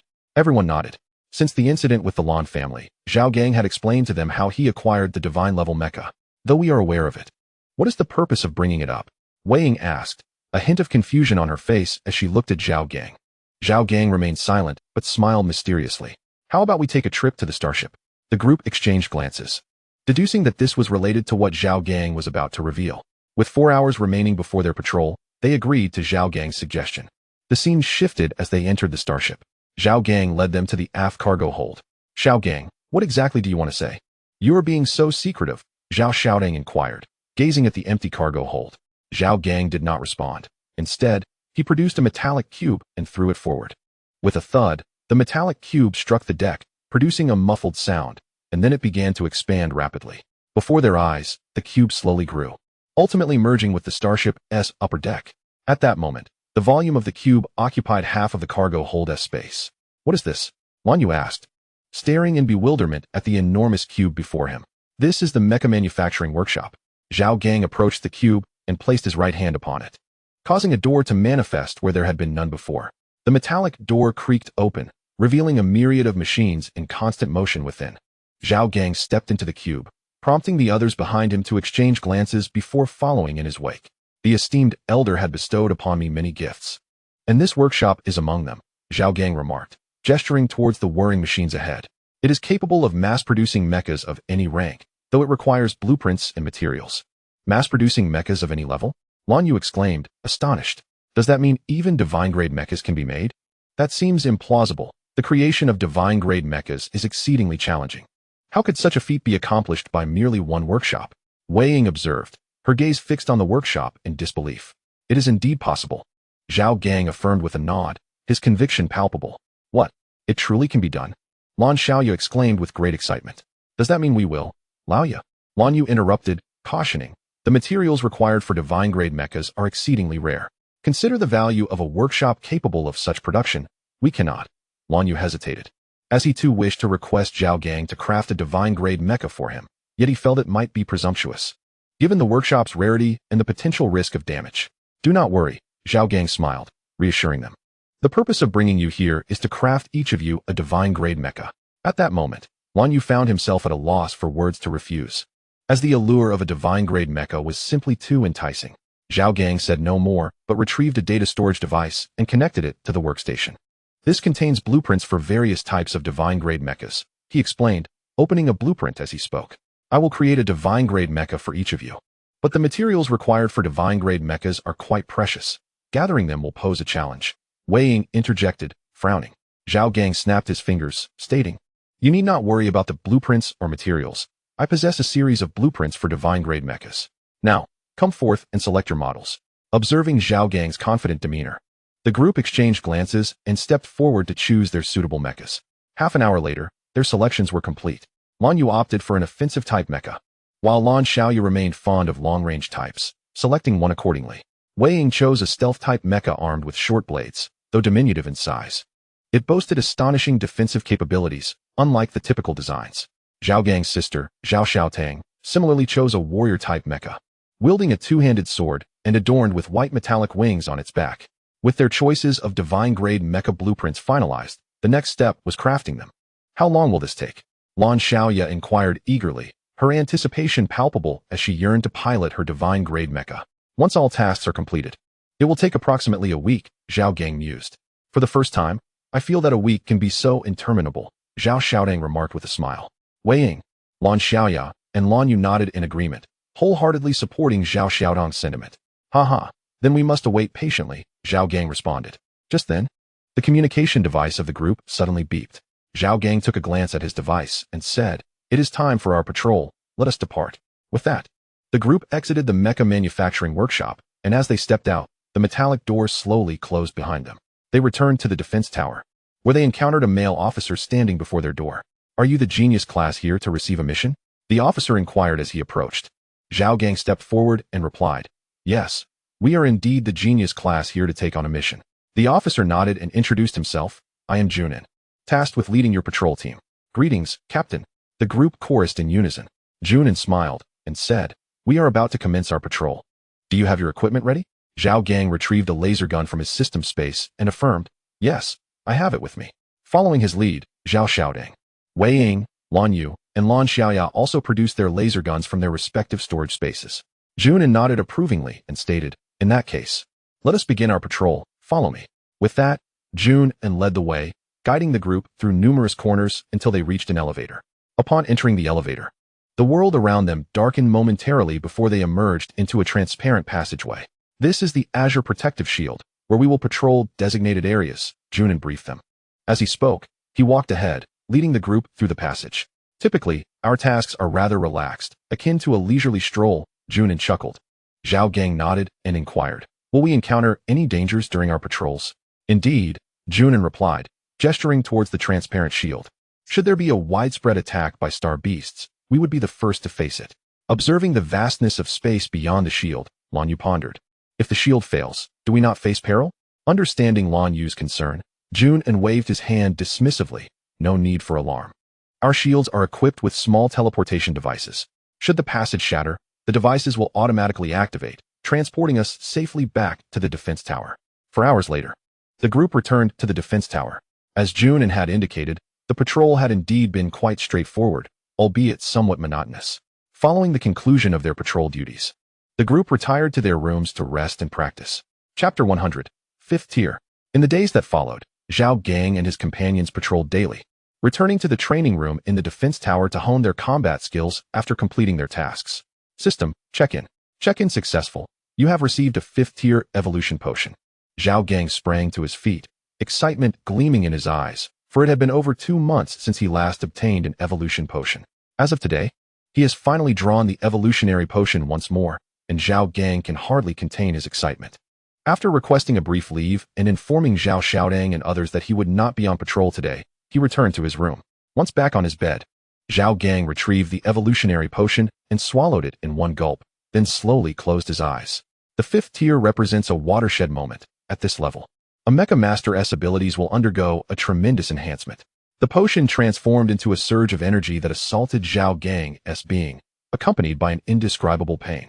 He felt as though he had emerged from water, his clothes drenched in sweat, which faintly revealed a crimson hue. This was the expulsion of impurities from within his body. Simultaneously, Zhao Gang sensed that the surrounding environment was saturated with spatial elements. This is the extraordinary power of a 5th Tier Mecha Master. They no longer rely solely on their internal willpower for combat, but manipulate the elements within their spatial domain to unleash far more potent techniques. A series of detonating sounds erupted from Zhao Gang's body. He felt his muscles being torn apart by an overwhelming force, only to gradually heal again. This was the evolution of his genes. It can be said that each 5th Tier Mecha Master, though still appearing human, is fundamentally different from ordinary humans, resembling a new form of life. At this level, 5th Tier Mecha Masters transcend humanity. In a daze, Zhao Gang sensed the birth of a new organ within him, one filled with spatial elements. But that was not the end. After the emergence of this organ, 2 more manifested, each brimming with wind and lightning elements respectively. Observing closely, he noted that the spatial organ was remarkably transparent, resembling a honeycomb structure, as it rhythmically inhaled and exhaled spatial elements with his breath. The wind element organ grew within his lungs, and Zhao Gang felt that with each breath, he could summon a powerful gust. Though he had yet to master this force perfectly, the lightning element organ nestled above his spine, coiling like a dragon of electricity, forming a striking pattern across his back. Zhao Gang's hair grew wildly, swiftly covering the entire bed, while his nails also elongated in an eerie manner. This was the consequence of the overwhelming life force following his breakthrough. The internal transformations continued, and after an indeterminate amount of time, Zhao Gang awakened from his metamorphosis. If I were to step outside now, it would surely frighten everyone, he mused, somewhat speechless. He was aware that the transition to the 5th Tier would bring numerous changes, but he had never heard of hair and nails growing to such lengths. After a moment, Zhao Gang summoned a wind element at his fingertips to trim his excessively long hair and nails, disposing of these remnants into a metal trash can. He then conjured a flame in his hand and incinerated them. The contents of the trash can quickly ignited, turning to ash. Indeed, he had awakened his willpower once more, this time of the fire element. Yet, the most significant gain was not this, but rather the 3 mythical organs that had emerged within him. Now, as a 5th Tier Master, these mythical organs could absorb elemental energy from the surroundings to enhance themselves further. Thus, after reaching the 5th Tier, Mecha Masters can opt for self-breakthrough or continue consuming evolutionary potions. However, Zhao Gang is not troubled by this. Many Mecha Masters who choose self-breakthrough do so due to the unavailability of higher quality evolutionary potions. The pace of self-breakthrough is notably sluggish, and Zhao Gang is disinclined to pursue this route, for he has access to perfect-grade evolutionary potions, alleviating such concerns. After a moment of silence, Zhao Gang reminisced about the time of his breakthrough, when he beheld a colossal sphere of light, a radiant orb teeming with countless elements. Its energy was overwhelmingly potent and captivating, as if it were the very culmination of the universe. What could it possibly be? Chapter 101. The onslaught of star beasts. The following morning, Zhao Gang opened his eyes, a glimmer of brilliance shining within them. Following his breakthrough yesterday, his comprehension of the elements of space, wind, and thunder had significantly deepened. enabling him to manipulate them with greater finesse. System, sign in. Sign in successful. Received fire element intent. Fire element intent. Why would it be fire element intent? A hint of perplexity flickered in Zhao Gang's eyes. Fire element intent is rather commonplace and not particularly formidable. Beep. Water, fire, wind, space, and time. 6 elemental abilities capable of creating simple world structures. World structures. Zhao Gang's expression turned exhilarated. The world structures mentioned by the system are exceptional. To put it simply, possessing these 6 elemental intents would enable him to craft a small world. However, this prospect still feels distant, for among the 6 elemental intents, he currently only possesses fire, wind, and space, leaving him far from acquiring all 6. But at least there is hope. Zhao Gang, it's time for patrol. Outside the door, Zhao Xiaotong's voice called out. Zhao Gang snapped back to reality and replied, "Understood, I'll head out now." Half an hour later, Zhao Gang, Zhao Xiaotong, Lan Yu, Lan Xiaoya, and Wei Ying were patrolling along the azure blue Great Wall.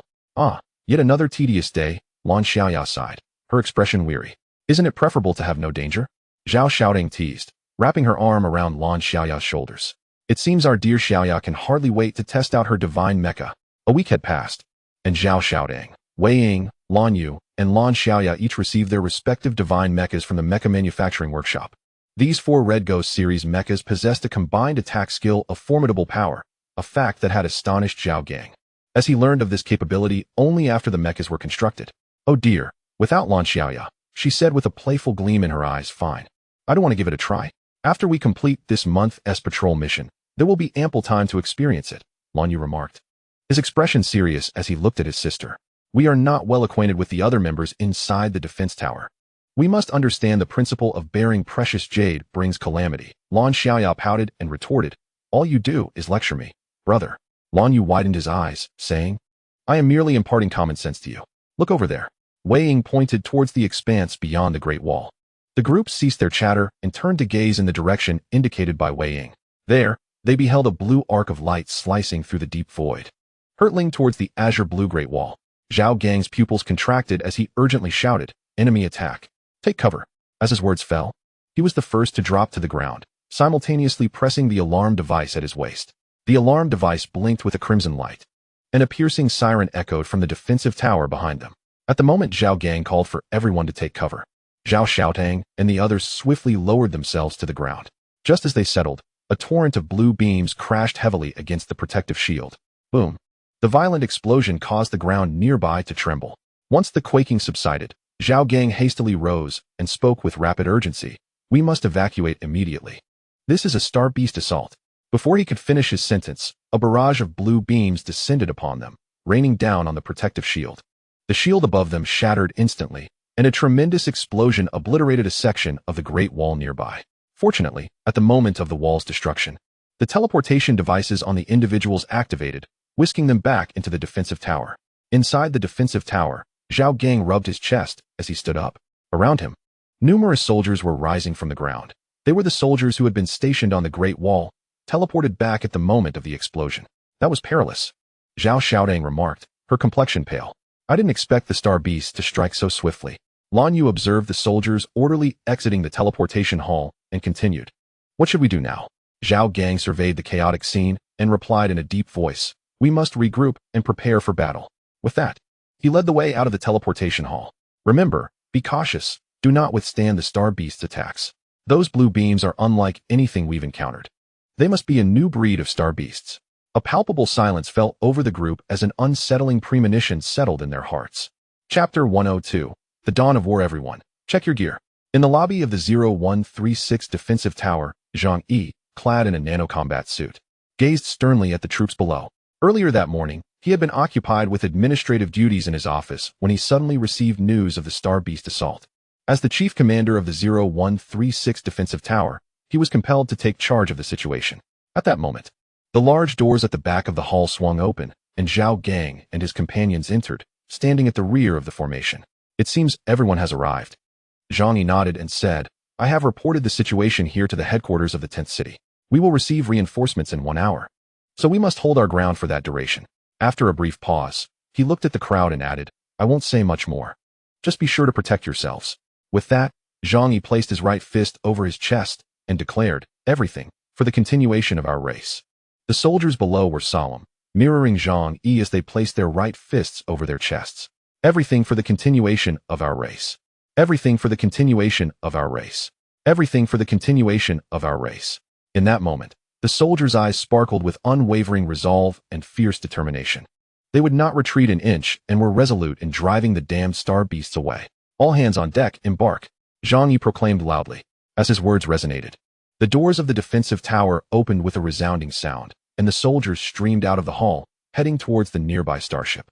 At the rear of the line, Zhao Gang and his companions were halted by Zhang Yi as they approached the entrance. "Captain, why do you not allow us to go out?" Zhao Gang inquired. Gazing at the arm before him, Zhang Yi shook his head and replied, "Your presence on the battlefield is not required at this moment. You are still young."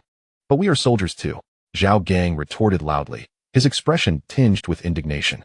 Zhang Yi fixed his gaze upon Zhao Gang and stated, "Wait for my command. Under no circumstances are you permitted to engage in battle without it." With that, Zhang Yi departed from the defense tower. The starship set sail, heading towards the damaged section of the Great Wall. Zhao Gang and his companions stood at the doorway, watching the starship vanish from sight. How could the protective shield of the Great Wall be so easily breached? Its energy levels are nearly comparable to that of the Intent. Wei Ying pondered with a look of confusion. Zhao Gang's expression grew serious as he observed the flickering lights in the depths of space, saying, "It is highly likely to be a new type of star beast." A silence fell over the group. Star beasts had not previously exhibited such offensive capabilities, and this development undoubtedly validated Zhao Gang's assertion.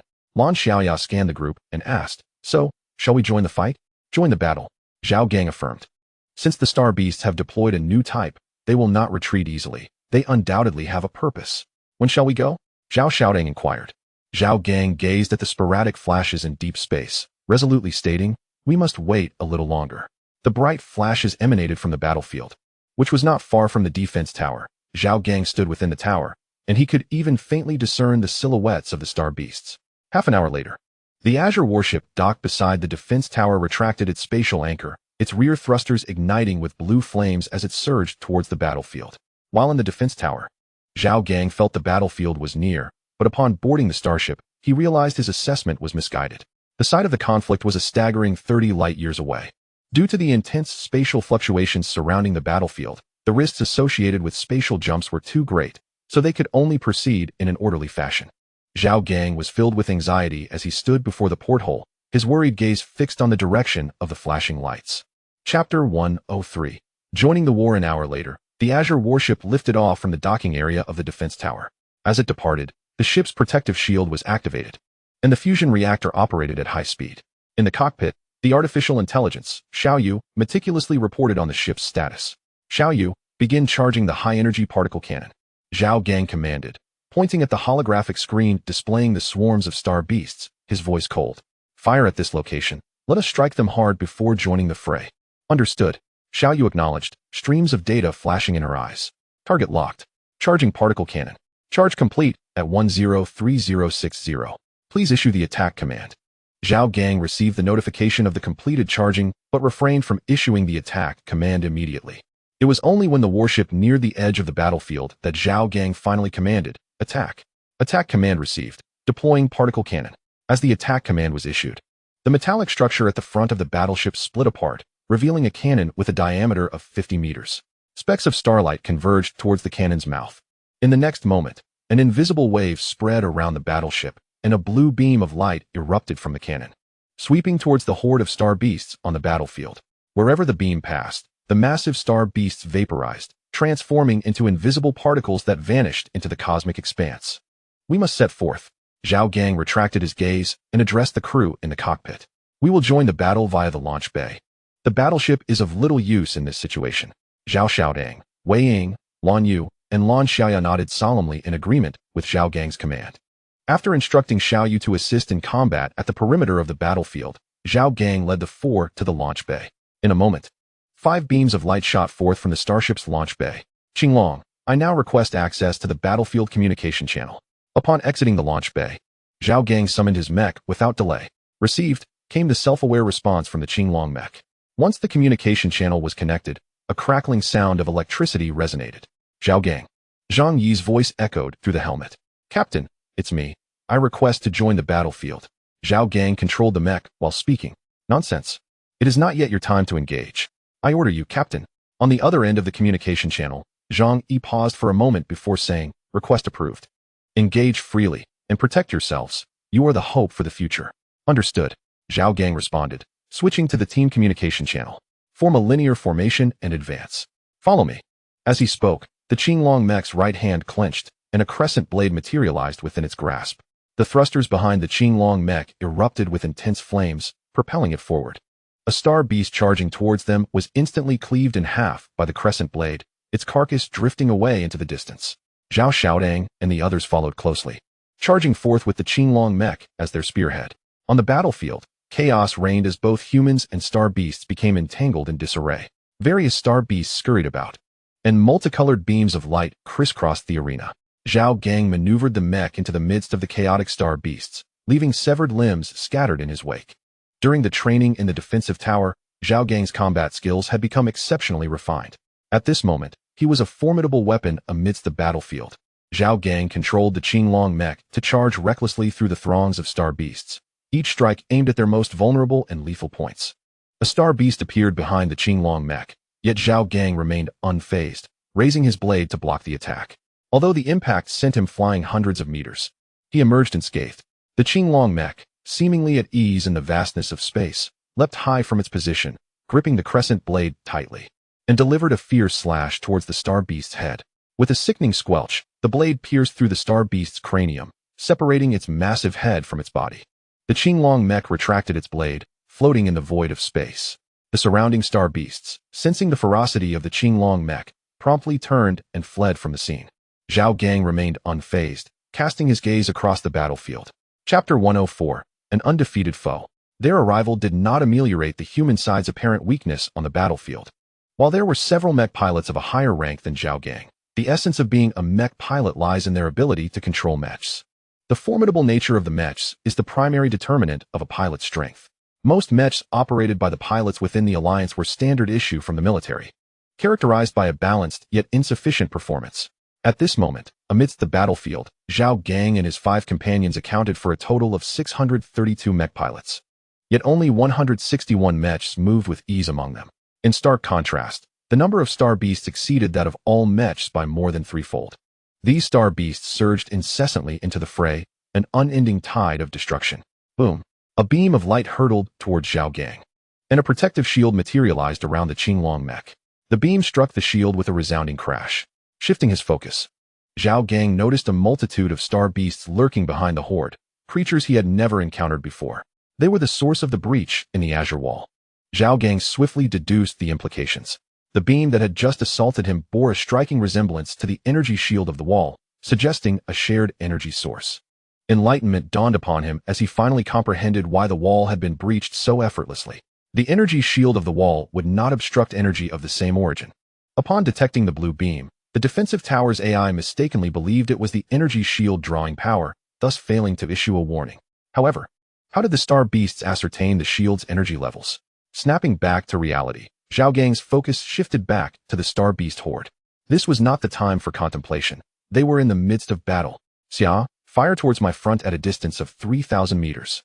In the cockpit, Zhao Gang lightly tapped the right side of his helmet to access the communication channel and spoke decisively. Understood. Lan Xiaoya did not question Zhao Gang's command. Having worked together for so long, they had long regarded Zhao Gang as the captain of their team, trusting that his decisions were well-founded. 3 kilometers behind the Qinglong mech, a slender mech detached from the swarm of star beasts and soared upward, its thrusters exuding crimson flames. This mech, entirely black, featured red patterns along its armor. As it ascended above the star beast horde, a pair of mechanical wings unfurled gracefully behind it. This was Lan Xiaoya's elite mech, the Red Ghost type 3 long-range mech. Named Red Angel. High-energy dissolution beam charging. Target locked.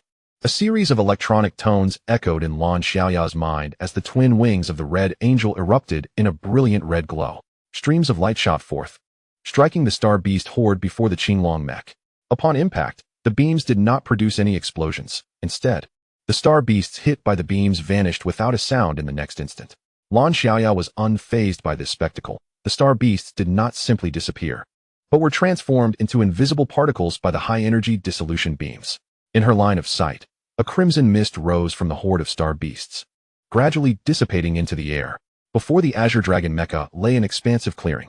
Without the slightest hesitation, Zhao Gang unleashed the full power of the Azure Dragon Mecha, charging into the throng of star beasts, utilizing the space carved out by the Red Angel. A commotion erupted behind the swarm of star beasts as the new breed of star beasts roared in anger, attempting to summon their comrades to thwart the assault of the Azure Dragon Mecha. Alas, it was too late. The crescent blade cleaved forward, effortlessly dividing the oncoming star beasts in two. They were powerless to impede the advance of the Azure Dragon Mecha. Zhao Gang piloted the Azure Dragon Mecha with relentless ferocity, dispatching every foe encountered with a single stroke, devoid of any technique or elaborate maneuver, relying solely on the formidable capabilities of the mecha to plow through with unyielding vigor. As the Azure Dragon Mecha drew ever closer, the star beasts behind became increasingly frantic. The prior display of power from the Azure Dragon Mecha was fresh in their minds, instilling a palpable fear that compelled them to consider retreating from the battlefield. However, Zhao Gang would not grant them such an opportunity. In mere moments, the two sides converged. A thick mist of blood ascended, and wherever the Azure Dragon Mecha tread, no adversary stood unscathed. The new breed of star beasts lay vanquished in its wake. Half an hour later, the Azure Dragon Mecha sheathed the crescent blade, standing amidst a field of star beast carcasses. Chapter 105. Epilogue. Even as Zhao Gang felled the new breed of star beasts, the situation on the battlefield remained dire. The number of star beasts slain by humanity was but a drop in the ocean relative to the vast horde. Star beasts continued to surge forth onto the battlefield, and the human forces began to exhibit signs of despair. Where, indeed, were these star beasts emerging from? Lan Yu maneuvered his mecha, brandishing a long sword to parry the claws of a flying star beast. The mecha he piloted was also a divine-grade creation from the mecha manufacturing workshop, boasting an imposing appearance with steel spines protruding from its forearms, capable of inflicting devastating damage. This mecha was known as the Demon Owl. Perish. The Demon Owl raised its right arm and struck heavily at the head of the Night Abyss Falcon, the spines on its arm shattering the falcon's skull into fragments. There must be a spatial wormhole nearby, otherwise, the star beasts would not be appearing in such relentless waves. A brilliant arc soared behind the Demon Owl, obliterating a devourer beast into pieces. As the arc gradually dissipated, it revealed a crimson spear. A mecha materialized from thin air, wrenching the spear from the carcass of the devourer beast. This divine-grade mecha belonged to Wei Ying and was named the Crimson Eagle. Wei Ying, piloting the Crimson Eagle, stowed the spear and gazed intently at the advancing star beast army, her brow furrowed. The sheer number of star beasts assaulting the azure blue Great Wall was staggering, and the human front lines were perilously close to retreating within the bastion. What, indeed, were the intentions of these star beasts? Just as Wei Ying pondered this, a voice crackled through the communication channel. All units, retreat. Wei Ying immediately recognized it as Zhang Yi's voice. Retreat? Why the sudden withdrawal? Lan Yu questioned in the team channel, perplexed. Meanwhile, the Azure Dragon Mecha grasped the star beast by the neck, crushing it effortlessly before casting it aside. Zhao Gang opened the communication channel, stating, perhaps reinforcements have arrived. We should retreat. Understood. Acknowledged. As the words fell, the 5 mechas surged above the horde of star beasts, soaring towards the Azure Great Wall. Upon their arrival, they beheld a staggering sight. Hundreds of wormholes materializing near the defensive towers. This spectacle was utterly breathtaking. Countless star cruisers emerged from the wormholes, unleashing a torrent of ion cannons that rained down upon the star beasts. At that moment, an even larger wormhole appeared, and a 500-meter class annihilation ship emerged from within. The annihilation cannon at the ship's forefront began its gradual charge, and in an instant, a brilliant blue beam erupted from its barrel, causing the surrounding space to tremble violently. Zhao Gang directed his gaze towards the star beast horde as the beam struck. A colossal mushroom cloud ascended into the sky. The immense swarm of star beasts was decimated by more than half in the wake of that single shot. The surviving beasts began to flee towards the rear, but alas, it was too late. The fleet of star cruisers unleashed another volley, their formidable firepower engulfing the entire battlefield. And under the relentless barrage, the star beasts were obliterated. The war had concluded. In this conflict, due to the unexpected assault by the star beasts, countless soldiers had perished on the battlefield. No one felt joy in the victory of this war. In the defensive tower's first-floor hall, Zhang Yi took a deep breath. Gazing at the soldiers below, "We have triumphed," he sighed, continuing, "but it is a Pyrrhic victory. We have lost far too many comrades in this battle." War is indeed like this. Zhang Yi's countenance grew grave as he addressed the soldiers, speaking solemnly. "One day, We too shall become the restless spirits that haunt the battlefield. Are you afraid? No, came the resounding reply. I ask again, are you afraid? No. Very well, Zhang Yi nodded, descending towards the assembly. Let us muster our spirits. There remains much work ahead, repairing the Great Wall, strengthening the defensive towers, and maintaining the mechas. We shall carry forth their aspirations as we live on. Chapter 106. Mission accomplished in the total length office of the 0136 defensive tower. 6 days had passed since the Star Beast assault, and we still lacked understanding as to why the Star Beasts attacked our defensive perimeter. Zhang Yi set down his notebook and turned his attention to the 5 outstanding newcomers who had distinguished themselves in this battle. Zhao Gang, Zhao Xiaodang, Wei Ying, Lan Yu, and Lan Xiaoya. In this conflict, you have made remarkable contributions, having eliminated a significant portion of the enemy's firepower. This is commendable. As a token of recognition, I have applied to the United Human Alliance for 5-star medals. Commander, this is what we ought to do, Zhao Gang replied with a serious demeanor. This is a struggle concerning the human crisis. No one can remain uninvolved, and we have a duty to act. Therefore, is it not excessive to award us the star medals? Zhang Yi waved his hand with a smile, saying, indeed, it is a duty that all humans share. However, recognition is essential, and you need not decline. At this juncture, Zhang Yi chuckled, adding, although you have received the star medal, wouldn't it be even better if your teammates were also awarded the star medals? I have yet to witness an entire team adorned with star medals. Haha. You make a valid point. Zhao Gang nodded in agreement. Zhang Yi lifted his wrist to check the time and remarked, you are to return to Gliese today, so I shall not delay you any further. Safe travels. Zhao Gang and his 4 companions exchanged glances, rose to salute, and turned to leave the room. Phew. It's finally over. Stepping out of the office, Lan Xiaoya stretched, seemingly releasing a breath of relief. Indeed, Zhao Xiaotang, leading the group, sighed. I never anticipated enduring so much or participating in such a grand war. It is my first time encountering so many star beasts. There will be more opportunities to witness them in the future, Lan Yu replied with a wry smile, picking up the thread of conversation. Beside them, Zhao Gang nodded and inquired. I recall that after we return to Gliese, we will graduate from the genius class, correct? Yes, Wei Ying affirmed with a nod. Although we have spent little time in the genius class, after this conclusion, everyone will likely return to their respective academies. At this point, silence enveloped the 5, as they contemplated the nearly 3 years they had spent together, forging profound friendships. In other words, Lan Xiaoya hesitated for a moment, yet refrained from voicing the harsh reality. Perhaps we could register a team at the Mecha Association, Zhao Gang suggested with a shrug. We have learned all that we can. I do not believe there is much more to gain at the academy. What we require now is combat experience. The 4 nodded in agreement. The genius class had consolidated resources from the entire Azure Blue Star, selecting only a little over 10,000 individuals, under the guidance of various instructors. They had long mastered the knowledge required within the academy, and even more. However, that was a matter for after their return to Gliese.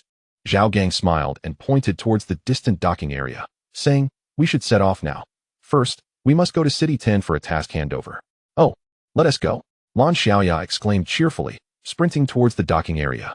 The 4 exchanged glances, smiles upon their faces, and hurried after her. An hour later, having received the departure approval, the Azure Blue battleship left the docking area, sailing towards City 10. Chapter 107. The path ahead. Upon arriving at City 10, Zhao Gang and the others briefly handed over their tasks before setting sail once more. A week later, they reached Gliese. The genius class has always adopted a hands-off approach towards you. We have facilitated your access across various star systems. As members of the genius class, you may traverse anywhere within them, Zheng Yu proclaimed from the platform, gazing at the 6,000 students below. The star systems are the finest proving grounds. I trust you have all matured significantly during this period. You should not feel overly nostalgic for the genius class, as you have seldom remained here. Zheng Yu paused before continuing. Regardless, I hope you do not forget your identity as alumni of the genius class. Taking a deep breath, he declared, from this day forth, the genius class is officially concluded. You have completed your studies. It is time to choose your own path. Below, the 6,000 students exchanged glances, surprised by the swiftness of this announcement, despite having previously received word of their graduation. Now disperse. Everyone may return to pack their belongings and leave. With these words, Zheng Yu turned and departed from the square. Why does it seem that teacher Zheng is in a rather somber mood? Among the crowd of students, Zhao Xiaotang gazed at Zheng Yu's retreating figure, a hint of perplexity reflected in her eyes. The graduation of the genius class feels rather abrupt, she thought. Wei Ying furrowed her brow slightly and whispered, it's time to go. Zhao Gang glanced at the Mecha Association building and remarked, They did not delve too deeply into the matter. Perhaps the conclusion of the genius class indeed harbored deeper reasons, but at this juncture, it was irrevocable. Upon returning to the battleship, Zhao Gang led the group to the cockpit. From today onward, the genius class is disbanded. What are your plans? Zhao Gang inquired as he regarded the four. Didn't we say we would form a team? Lan Xiao asked. Indeed, Zhao Gang nodded, continuing. So I wish to inquire if any of you have alternative ideas. Of course not. We are teammates, aren't we? Lan Yu replied with a smile. Wei Ying, her face alight with a smile, softly stated, what else can we do back home? I will not leave. Neither will I, Zhao Xiaoding said, patting Zhao Gang on the shoulder. How could an elder sister abandon her younger brother? Me too, Lan Xiao quickly added. What I mean is that I'm not going anywhere. We are teammates. All right, Zhao Gang chuckled and nodded, saying, after much consideration, I believe that if we form a hunting team, it will be challenging to engage in significant events. Our goal is to eradicate the star beasts or drive them to the far reaches of the universe. After a brief pause, Zhao Gang continued, thus, rather than forming a team, I propose we enlist as soldiers in the alliance. What do you think? Lan Yu pondered for a moment before nodding. I have no objections. I'm amenable, Wei Ying affirmed. Me too, Zhao Xiaoding said with a smile. Lan Xiao clenched her fist and nodded. I feel the same. Taking a deep breath, Zhao Gang declared, then let us join the military. Subsequently, the group discussed briefly and resolved to return to Kanglan Star for a half-month rest, planning to gather at the Alliance Recruitment Center after that period. With a decision made, the Kanglan battleship set sail once more, heading towards Kanglan Star. Chapter 108. A reunion after half a month flew by in the blink of an eye. System, sign in. Sign in successful, obtain nano battle suit. Zhao Gang rose from his bed, shaking his head in resignation. A fortnight had passed, and he had not drawn any valuable items. In his system storage, he had nearly 100 nano battle suits acquired through sign-ins since obtaining the system. Huh! A surprised exclamation emanated from the wardrobe, and Zhao Gang turned. His face filled with exasperation. Come out, Zhao Gang shouted, and a commotion ensued from within the wardrobe. The next moment, a small snake emerged from the wardrobe. This little serpent was a star dragon that hatched from an egg they escorted during Zhao Gang's time in the system space. Typically, Zhao Gang kept it within the system space, only releasing it after arriving at Kanglan Star. The celestial dragon is remarkably intelligent, seemingly aware of its uniqueness among all celestial dragons, thus adept at concealing its true form. During the day, it skillfully hides its horns and claws, resembling a mere serpent. Zhao Gang aptly named it Black Egg, a title inspired by its ability to transform its scales to a dark hue when concealing itself. As Black Egg fluttered onto the bed and climbed onto Zhao Gang's arm, its little eyes sparkled with a desire to please. Zhao Gang sighed in exasperation. He had repeatedly admonished Black Egg against burrowing into the wardrobe, yet the creature remained obstinate. What treasures could possibly lie within the confines of the wardrobe? With a resigned sigh, Zhao Gang scooped up Black Egg and exited the room. Today, he was to rendezvous with Lan Yu and the others. Awake already? Upon opening the door, Zhao Gang found his sister, Zhao Xiaoding, poised to knock. Good morning, sister, he greeted with a smile. Black Egg, upon spotting Zhao Xiaoding, hastily soared towards her. She grasped Black Egg, gently pinching its head, and said, Morning. We need to meet up now. Do you want breakfast? Zhao Gang shook his head. No need. Let us go. All right. With that, the siblings descended the stairs, hailing a hovering vehicle to transport them to the Stargate teleportation point in Xingguan City. Half an hour later, the vehicle halted at the teleportation point, where they were greeted by Wei Ying, Lan Yu, and Lan Xiaoya, who had been waiting. Over here, Lan Xiaoya exclaimed, her eyes lighting up as she waved upon seeing them. The siblings reciprocated the gesture and approached the trio. Xiaoya, Zhao Xiaoding exclaimed, wrapping her arm around Lan Xiaoya's shoulders. It's been ages. The sudden embrace nearly left Lan Xiaoya breathless. Once she managed to extricate herself from Zhao Xiaoding's grip, she glared at her. Xiaoding, do you realize you almost suffocated me? Zhao Xiaoding paused, grinning mischievously. What can I say? It's a burden being the older sister. Humph, Lan Xiaoya scoffed, quickly diverting her gaze, though the envy in her eyes was unmistakable. Why must I be the one left behind? Tears welled in Lan Xiaoya's heart. After exchanging pleasantries, Zhao Gang cheerfully proposed, now that everyone is here, shall we head to the recruitment center? What? I was hoping to do some shopping, Lan Xiaoya pouted in resignation. After a moment of contemplation, Lan Yu replied, That's fine. There's nearly a month until we report to the army after registering. He glanced at Lan Xiaoya, adding, We can shop after we register. Under the authoritative presence of her brother, Lan Xiaoya nodded in agreement. Zhao Gang smiled and said, Excellent. Without further ado, let us depart. The group hailed 2 hovering vehicles and set off toward the north district of the commercial city. Chapter 109. The war across the realm. Time flew by, and a decade had passed since Zhao Gang and his companions enlisted in the military. Report. At the Azure Great Wall, the military command center in the central district. Enter. A soldier stepped into the office, his curious gaze fixated on the battered weapons adorning the walls. The commander has recently witnessed a wide-scale assault by the star beasts upon the city. The soldier, regaining his composure, turned to the austere young man seated at the desk. After a moment's hesitation, he continued, according to frontline observations, the attack is led by one of the 7 kings, the Cherry Demon King. Hearing this name, the young man shuddered, letting out a resigned sigh as he replied, I understand. The soldier saluted and exited the office. Once alone, the young man sighed again and approached the window, gazing at the soldiers assembling outside. Wei Ying, I still cannot comprehend why you are the Cherry Demon King. The young man slowly closed his eyes, memories surfacing in his mind. Zhao Gang, you must flee.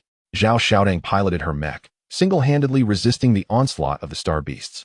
Behind her lay the dismembered Azure Dragon mech. Sister, hold on. I will return shortly.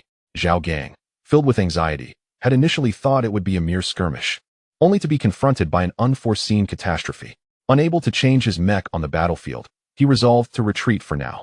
Just then, a muffled groan broke through the communication channel, and Zhao Gang turned to see a familiar mech piercing the cockpit where Zhao Xiaodang sat. Enraged, he cried out, Wei Ying. Why? As Zhao Gang opened his eyes, fury ignited within them. Wei Ying, you will ultimately perish at my hands. With that, he donned the coat from the hangar and exited the commander's office.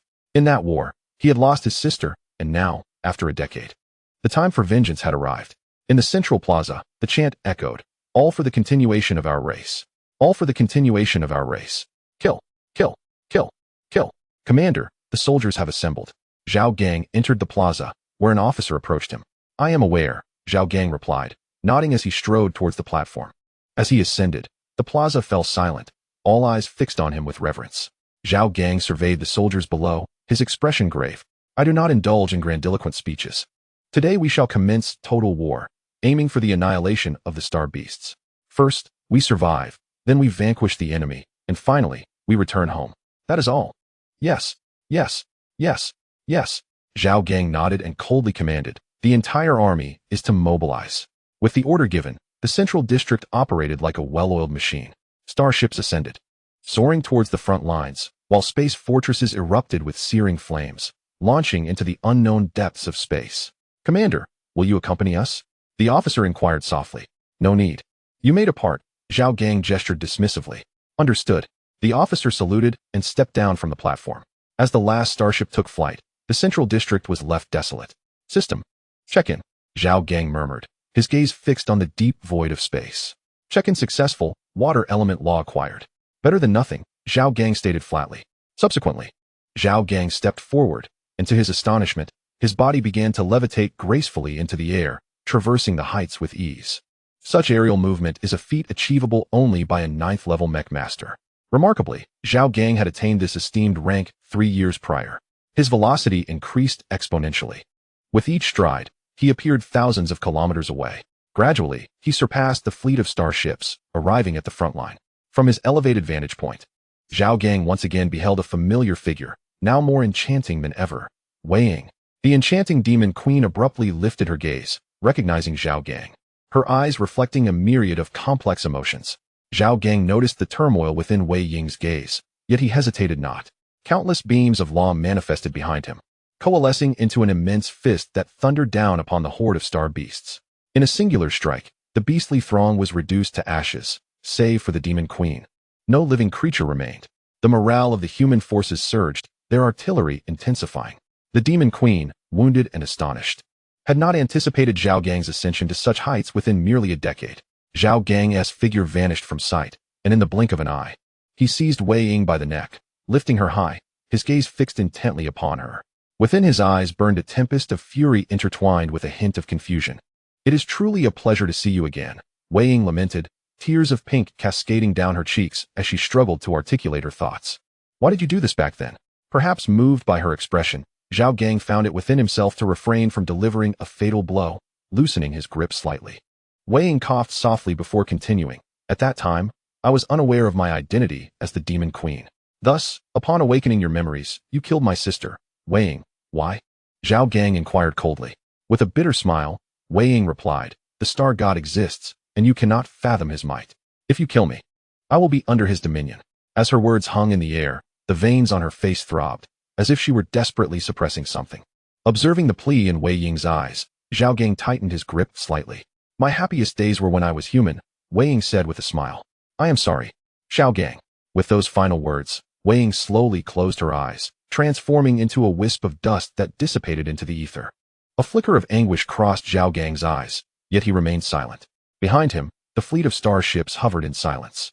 Commence the advance, Zhao Gang commanded, stepping once more into the vastness of space. He had long known the location of the source of the star beasts. Today, as conflict was destined to annihilate them entirely. As the fleet journeyed, starships ascended from various points of the Azure Wall, joining the armada. An hour later, Zhao Gang came to a halt above a cosmic abyss. This chasm seemed to breathe, consuming the myriad elements of the universe in its alternating light and darkness. Below, the furious roars of star beasts intermittently echoed. This was indeed the origin of the star beasts. Behind him, the fleet spread out, their cannons aimed at the abyss. Zhao Gang inhaled deeply. The light of law illuminated around him, the immense power causing the very fabric of space to tremble. A long blade, forged from the light of law, materialized in the air before him. As Zhao Gang's consciousness surged, the long knife was fiercely struck down towards the abyss. At that moment, a gigantic hand, shimmering with starlight, grasped the blade and effortlessly extinguished it. You are Zhao Gang, the one who killed my 7 kings? A grand voice echoed, and a grotesque figure materialized before Zhao Gang. His pupils constricted. Upon the arrival of this figure, he felt an unimaginable pressure, his entire being trembling as if in fear of resistance. Taking a deep breath, Zhao Gang spoke, Star God? Indeed, the grotesque being revealed its sharp teeth in a sinister grin. You are commendable. You did not flee in terror upon encountering me.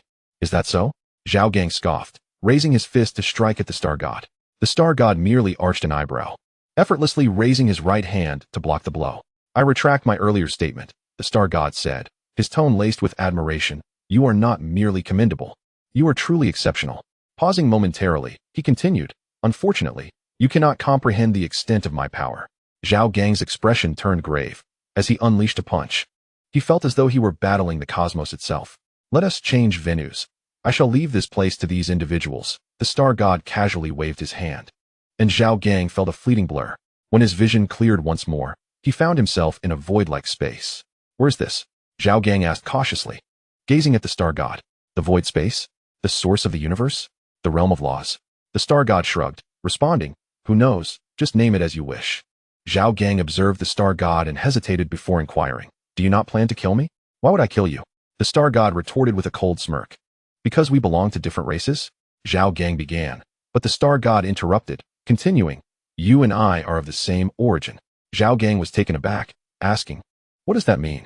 The star god remained silent, instead gazing upwards. Following his gaze, Zhao Gang looked up to see a swirling mass of dark clouds. A chill ran down his spine at the sight. What is that? He asked, withdrawing his gaze. This universe has gained self-awareness. The star god's words caused Zhao Gang's complexion to shift dramatically. The universe has gained self-awareness? How is that possible? The star god offered no explanation, merely stating, you may view us as the human race of the previous epoch. We too battled another race. Yet, upon annihilating them, we became the grotesque star beasts, and a new humanity was born within the cosmos. Zhao Gang was increasingly astonished, struggling to believe. Yet the star god's grave demeanor left no doubt as to the truth of his words. This is the game of the universe, the star god declared. Gazing at Zhao Gang, I too contemplated rebellion, but with my own strength, I found it impossible. The star god, smiling at Zhao Gang, said, but now it is your turn. What? Zhao Gang retreated 2 steps, shaking his head. I refuse. You cannot refuse, the star god replied, fixing his gaze on Zhao Gang.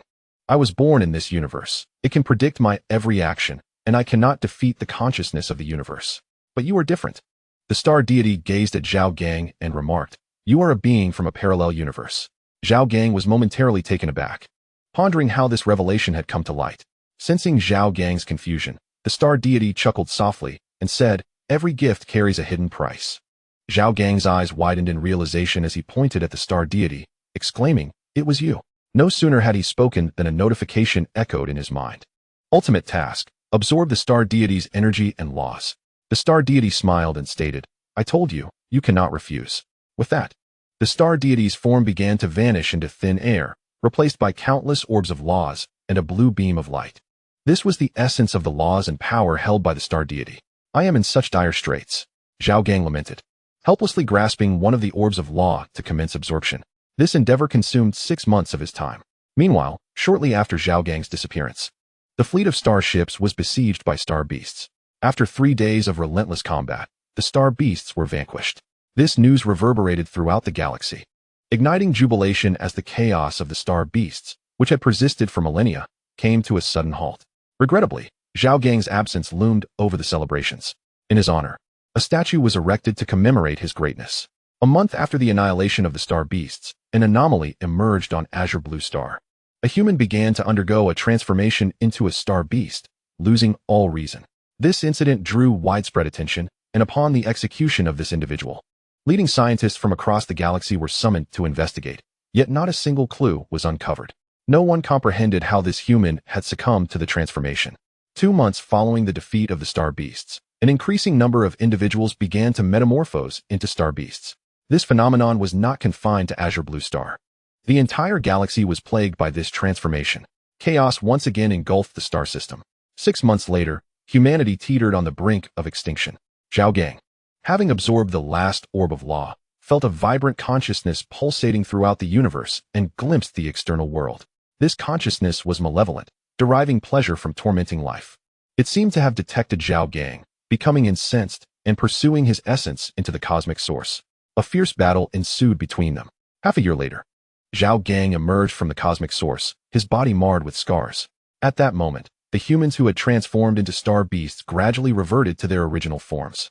Except for the higher echelons of humanity, no one comprehended the reason behind their restoration.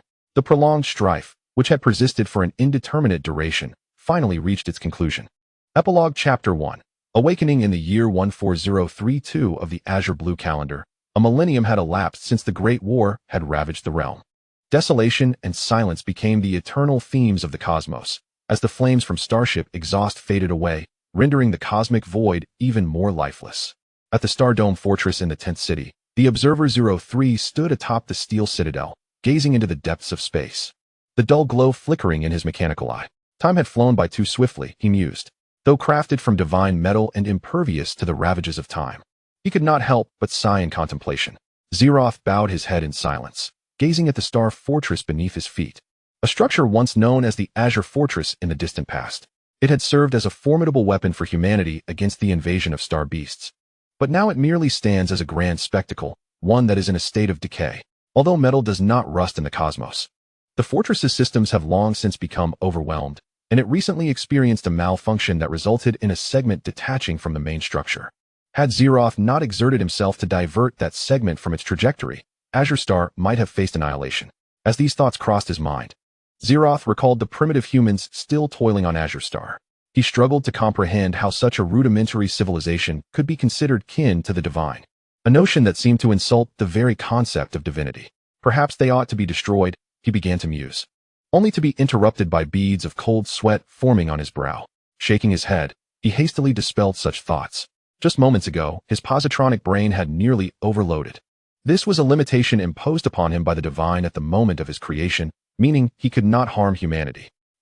It seems I should offer a prayer.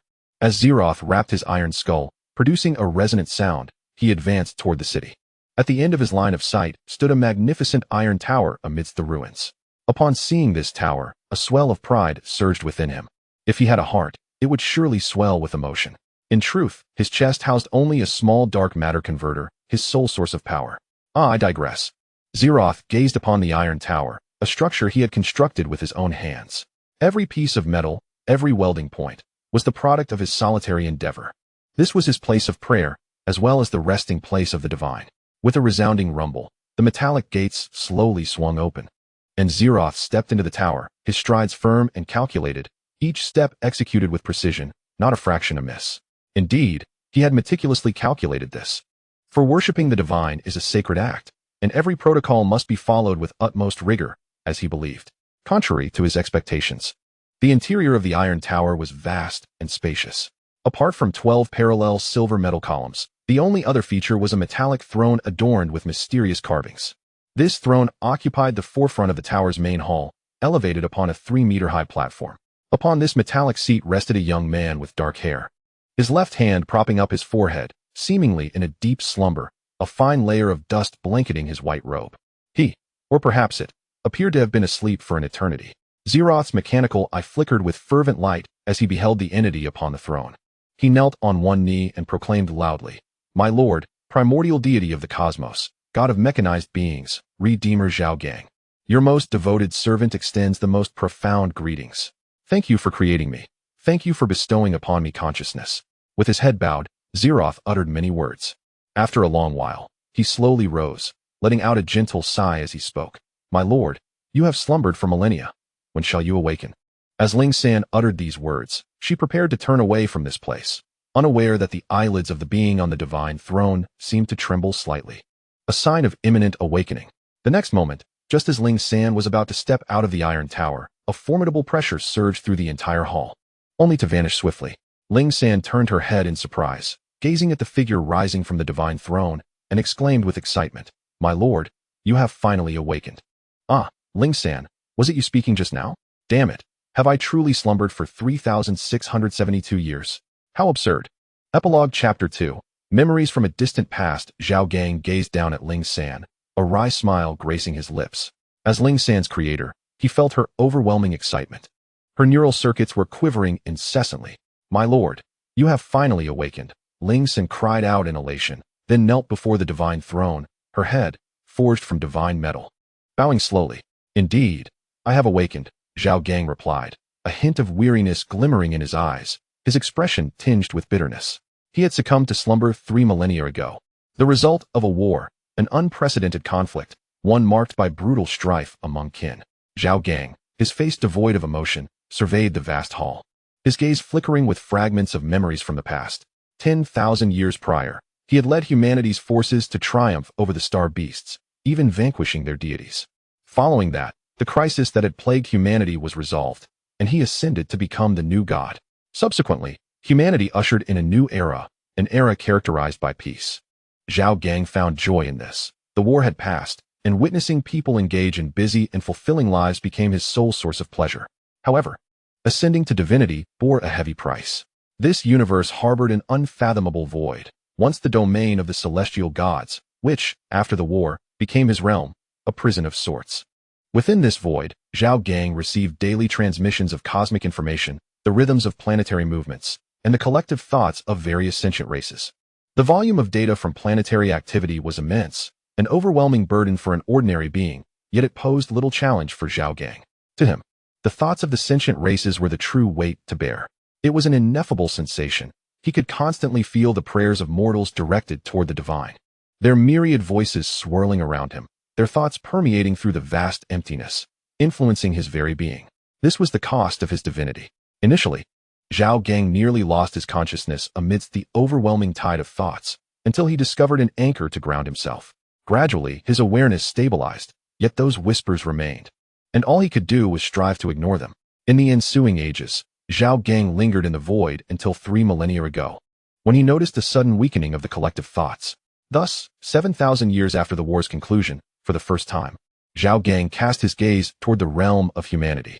The era of peace for humanity has come to an end, as interplanetary conflicts have gradually escalated, culminating in a full-scale war 3 millennia later. Humanity has turned against itself, and on that fateful day, the human alliance disintegrated, fragmenting into nations of varied sizes. The brilliance of laser cannons and energy projectiles flickered throughout the cosmos, claiming lives every moment. Once created to protect humanity, the mech warriors also joined the fray, propelling the conflict into a fervent phase. What initially seemed like a war that could last for millennia transformed when a human stronghold deployed a planet-destroying cannon, igniting an even fiercer inferno among the warring nations. Zhao Gang, intent on halting the chaos, found himself overwhelmed. Since the onset of the war, the prayers echoing in his mind grew louder, as countless mortals beseeched the divine for salvation. Unbeknownst to them, their fervent prayers brought Zhao Gang immense turmoil. Faced with an unprecedented surge of fervor, he could no longer control his consciousness, transforming into a powerful humanoid machine. He lost his awareness. Yet his body instinctively responded to the supplications of the faithful, intensifying the brutality of the war. When Zhao Gang regained his senses, the cosmos bore no trace of humanity. Only vast expanses of metallic debris narrating the war's devastation. Reluctantly, he had to accept the grim reality. Humanity had perished. Yet, fate held surprises. One day, he once again heard whispers of prayer, though these supplications were now nearly negligible. His gaze fell upon the azure planet, the cradle of humanity, now ravaged by war. Yet not devoid of life. He discovered survivors from the cataclysm. At that moment, joy surged within him. At least some of his kin persisted.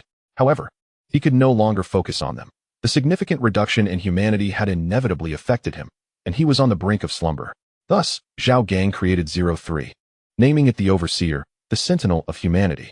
Following this, Zhao Gang succumbed to sleep, awakening only once more before descending into slumber again. A staggering 3,792 years had elapsed since his last awakening. Taking a deep breath, he extricated his consciousness from memory, casting his gaze downward as a resounding voice emerged from his lips.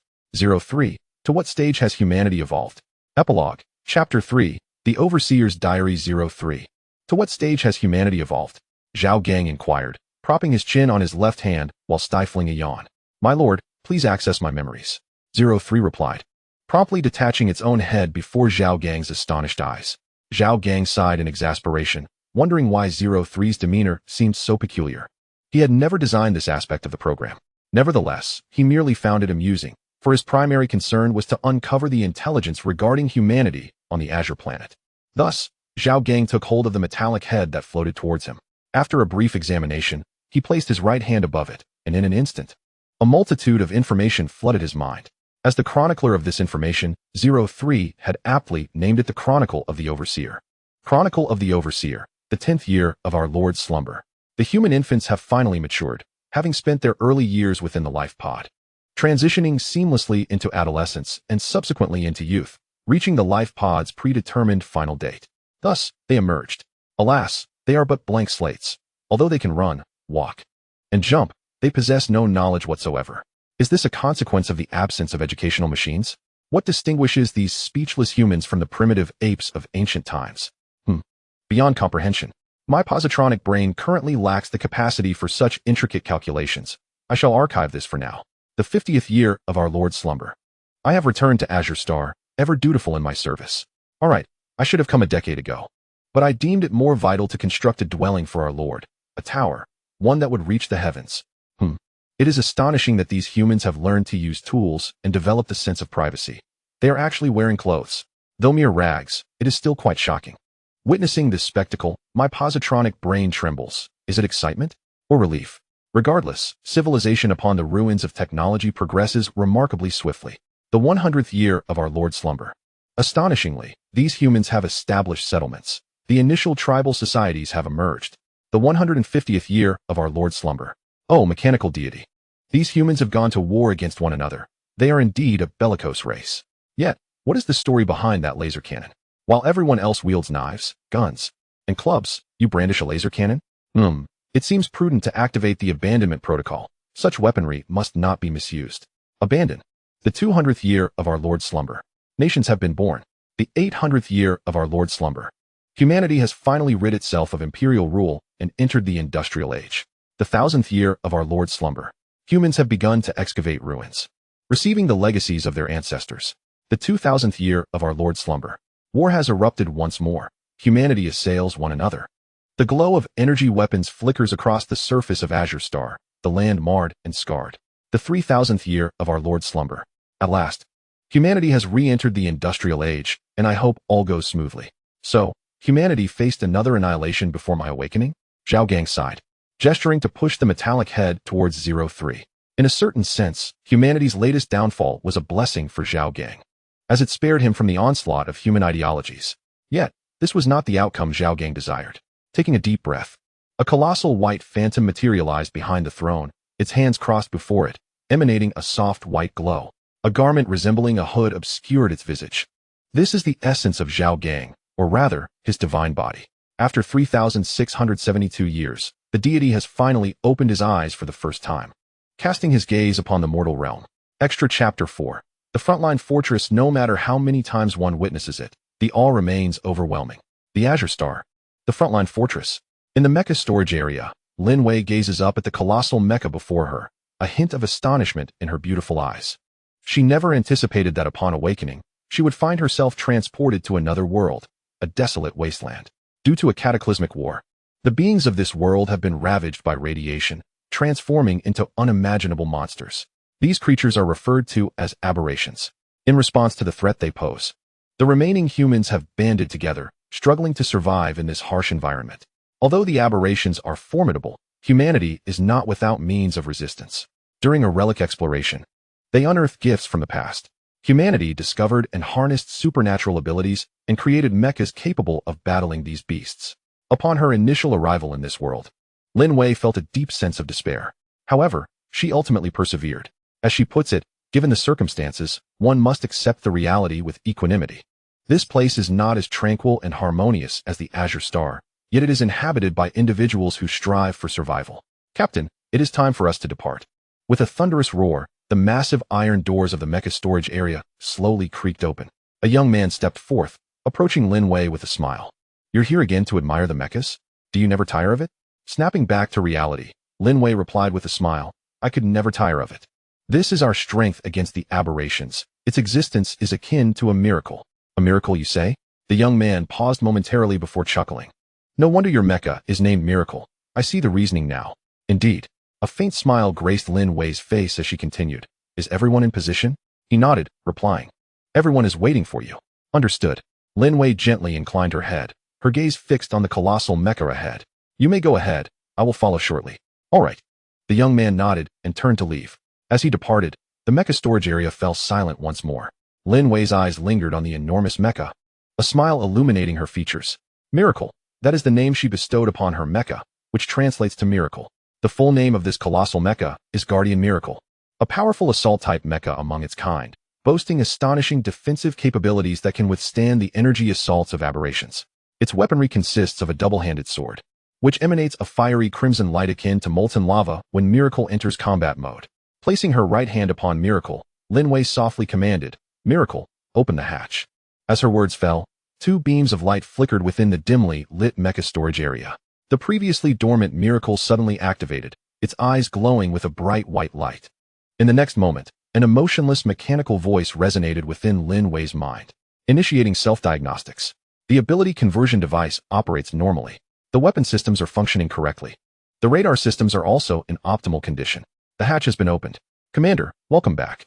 A series of mechanical sounds gradually faded, revealing Miracle kneeling on one knee, its right hand slowly extending towards Lin Wei. A subtle smile graced Lin Wei's crimson lips as she elegantly stepped onto Miracle's outstretched hand, which then lifted her towards the open hatch near Miracle's chest. Without a moment's hesitation, Lin Wei advanced into the chamber, and as the hatch closed behind her, she took her seat at the controls, initiating neural connection. Connection established. Automatic mode disengaged. Pilot mode activated. Lin Wei gently closed her eyes, and in that moment, her consciousness melded with the Miracle mech. In the next instant, accompanied by a thunderous roar, the dome above the fortress gradually opened. Lin Wei looked up, witnessing the external Miracle performing the same action. The thrusters behind Miracle slowly activated, unleashing brilliant blue flames, and with that, Miracle ascended from the ground, soaring into the outside world. Outside the fortress, at the moment of takeoff, four colossal mechs followed closely behind Miracle, heading towards the desolate wasteland. Commence departure. Lin Wei issued the launch command through the communication system, pausing momentarily before adding, May this journey be smooth. As her words echoed, the voices of her teammates resonated through the communication channel. May this journey be smooth. May this journey be smooth. Above the frontline fortress, Zhao Gang observed the direction in which Lin Wei and her team vanished, a flicker of confusion evident in his gaze. An oddly familiar aura lingered. Extra Chapter 5. The patrol. As the five mechs emerged from the frontline fortress, the external landscape underwent a transformation. Barren, desolate, overgrown with weeds. Remnants of colossal structures lay scattered nearby. This is the world of Kanglan Star after the war. The low-pressure airflow generated by the five mechs as they flew at low altitude stirred the wild grass, raising clouds of dust that resembled an expansive sandstorm stretching across the horizon. Connected to Miracle, Lin Wei viewed the external scene through the mech's eyes, catching glimpses of the bygone splendor of a previous civilization amidst the architectural ruins. Each time I behold this sight, I ponder the prosperity of that bygone era. A young voice mused over the communication channel. Who knows? Perhaps it was indeed splendid, another female voice chimed in. Did we not recently discover the remnants of the orbital fortress? It truly is awe-inspiring. Lin Wei chuckled softly, opening the communication channel once more. All right, enough chit-chat. Zhang 1. Luya, you two proceed to patrol the northeast direction and report any findings. Understood, Zhang Wen replied, maneuvering his mech towards the northeast. Compared to the other mechs, his was more slender, armed with a long spear, a quintessential assassin-type mech. Beside him, a mech, equipped with 2 remote-controlled artillery turrets on its shoulders, glided through the air. This mech was piloted by Luya, a long-range assault type, serving as the primary source of firepower for their team. After the two joined forces, they gradually vanished from the team's line of sight. Upon witnessing their disappearance, Lin Wei remained silent for a moment before addressing the other 2 mechs in the team.